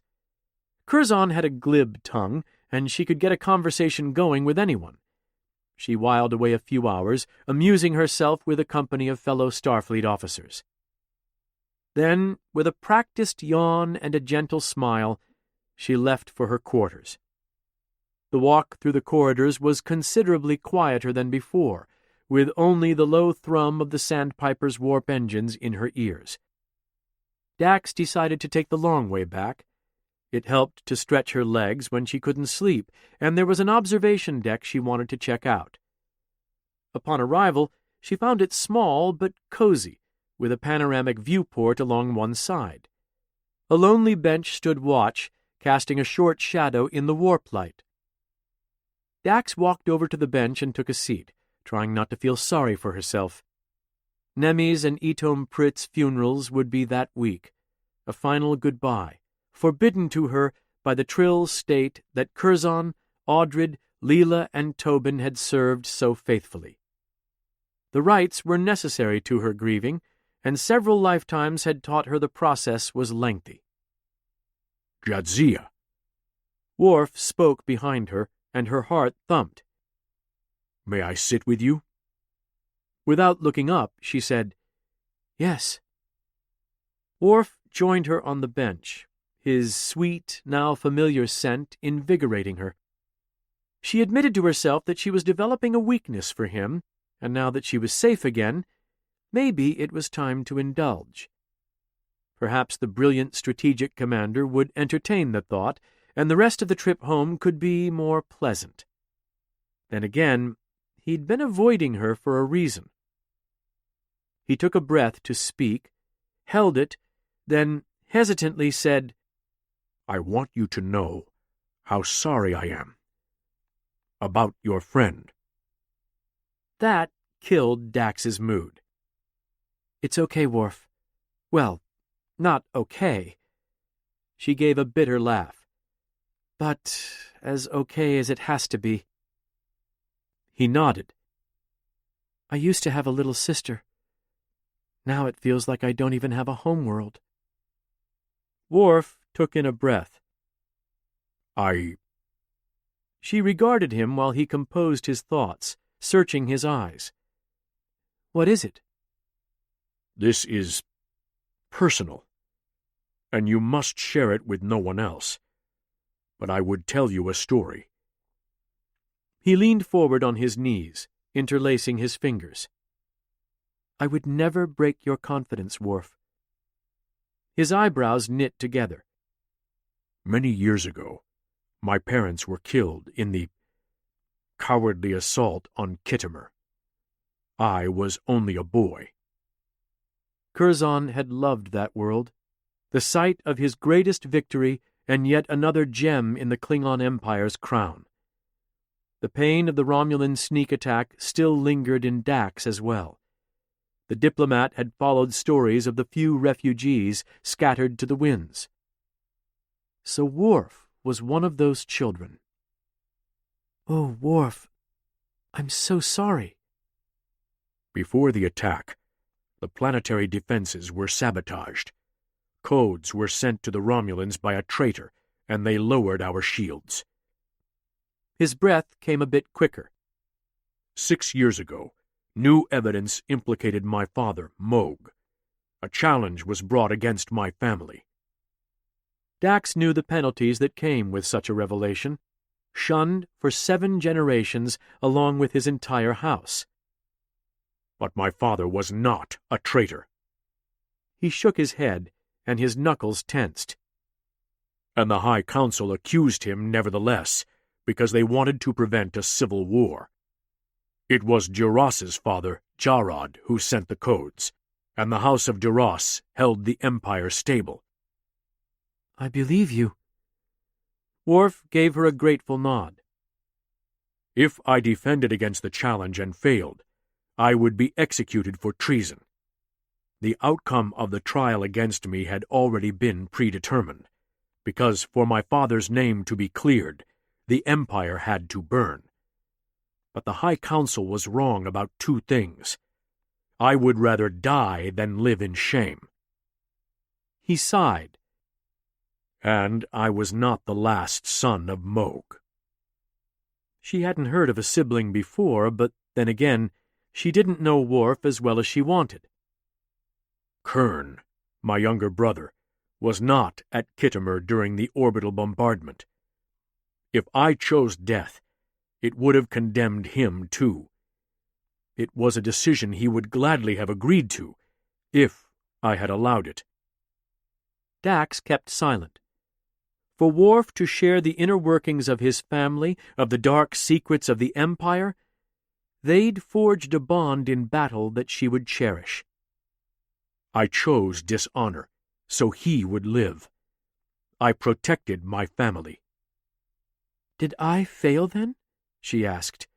If I didn't save Nemi? Or Etom? No. You avenged them. We live on for the ones we care for, even when we cannot be near them.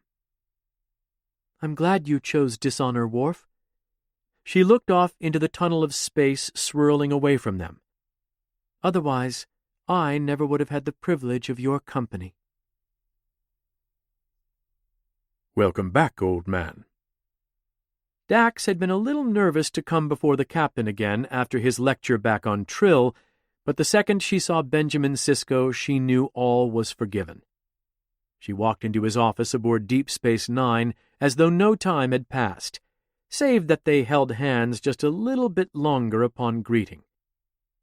He'd been worried for her, and it showed. I missed you too, Benjamin.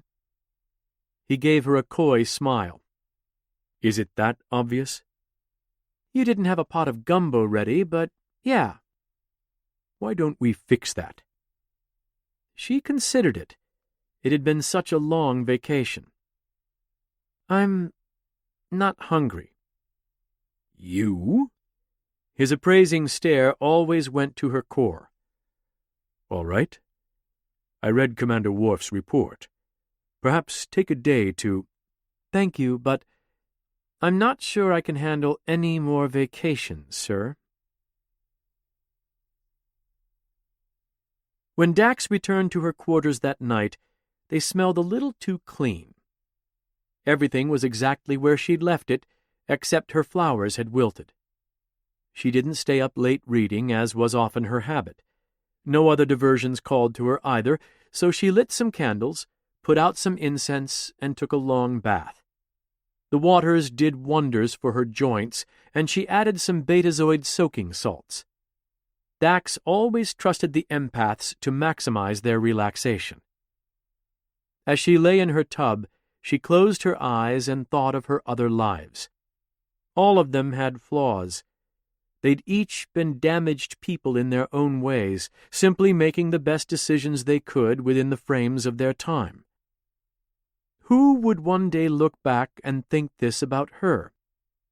You certainly know how to relax, kid. She could almost hear it in Curzon's voice.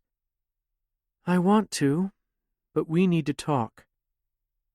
She opened her eyes, and he wasn't there. Only the flicker of low-burning candles and shriveling fingertips marked the time, so she must have been in there for nearly an hour. Dax longed to climb into bed, but she had one last person she needed to speak to before she could sleep. Dax replicated a few more lit candles and placed them underneath her mirror. She put her palms on the countertop and gazed deeply into her own eyes. Ainora Jakala Vak, Za Jadzia, Jantara Rek, Pora Al Jim Dax, Tanas Rem Curzon. Curzon didn't fight, or cause a light show, or try to scare Dax, which was something she appreciated about him. He dutifully came when summoned. Her eyes took on his deep sea foam green, and her cheeks began to change. White hairs sprouted through her dark ponytail, and before long she was staring into the face of her old mentor. "I appreciate what you did for Itom," he said. "Of course. Your skills helped me a lot." "I'm glad." "Curzon, you—" Dax began, but stopped herself. "You need to understand something. You hurt a lot of people, harmed promising young ones by kicking them out of the initiate program. Their lives went wrong sometimes because of your callous indifference. Vess preyed on that." "Jadzia," he shook his head. "You know all too well what the stakes are. When someone isn't ready, truly ready, it could turn out like Joran. And look at the debt that you inherited. Initiates must be prepared for that eventuality, too." "Oh, are you referring to the time I was put on trial for a murder you supposedly committed?" "And you were acquitted." "Because you were sleeping with the victim's wife when he was assassinated, and that's not even your worst ex-girlfriend story. Are there any more debts I've inherited?" "The past always comes back. Initiates cannot be soft as the caretakers of immortal knowledge." "You thought that about me, but I took care of your problems twice." "And I think we've established you're special." "How many other special people did you destroy, Curzon?" He took a breath to speak, but no retort came. "You gave yourself to me," she said, "so I'll answer. You don't even know. I understand. You were trying so hard to be good, and only now do you see your legacy. I'm sure you didn't mean to hurt anyone with your antics, and you're ashamed, and it still doesn't matter because you hurt me. Dealing with Vess only brought it all back." "Jadzia, I would do anything to change the past." "I know," she said. "That's one thing I love about you." It was her turn to look away. "Please understand, there were parts of you that I truly adored when you were alive. I wouldn't have asked to join with your symbiont otherwise." "So why did you?" There had been many reasons given over the years, things she'd only spoken to professional counselors. "Because I thought you were a brilliant man who saw all my flaws." "I failed you out of the initiate program because I—" He shook his head, trying to remember a terrible mistake.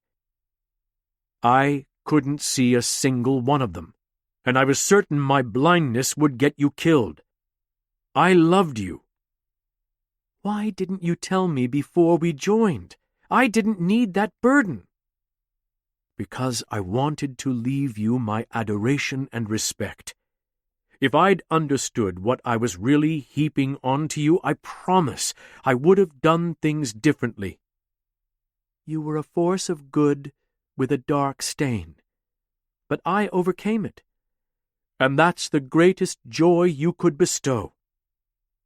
"I am truly sorry, and I'll keep coming back to tell you that as many times as you need." He gave her a pained smile. "I'm here for you." "I know. Now chin up, Curzon. I want you at your best." Dax closed her eyes and inhaled slowly, counting the beats of her heart. When she opened them, she didn't see Curzon, the venerable counselor with a troubled past. She saw the beautiful young man at the Diplomat Corps ball, his whole life ahead of him, eyes sharp, hair slick, wearing a mint suit on a perfect evening.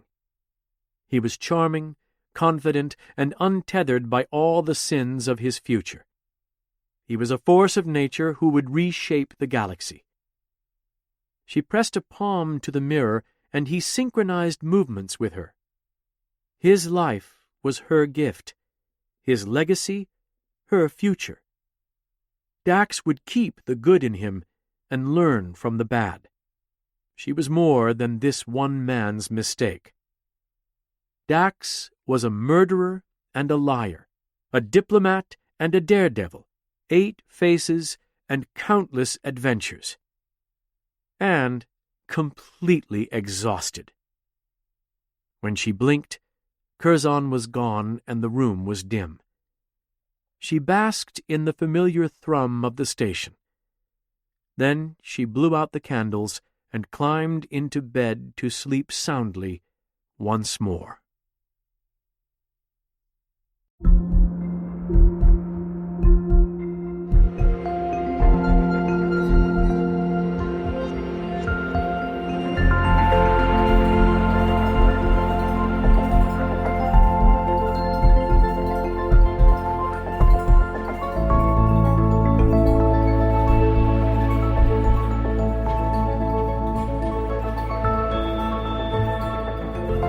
This is Robert Petkoff. Star Trek Deep Space Nine, Revenant was written by Alex White. It was recorded by Noriko Okabe and Christina Picciano. Editing by Christina Picciano. Post-production by Hudson Sound. The associate producers were Anna Chan and Joy Asukwo. Star Trek Deep Space Nine, Revenant was produced and directed by Karen Perlman. This has been a presentation of Simon & Schuster Audio.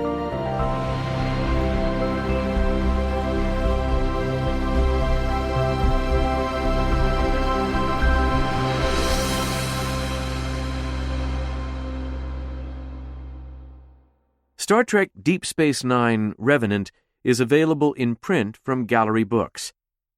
Also available from Simon & Schuster Audio, Star Trek Deep Space Nine, Original Sin, written by David R. George III and read by Robert Petkoff.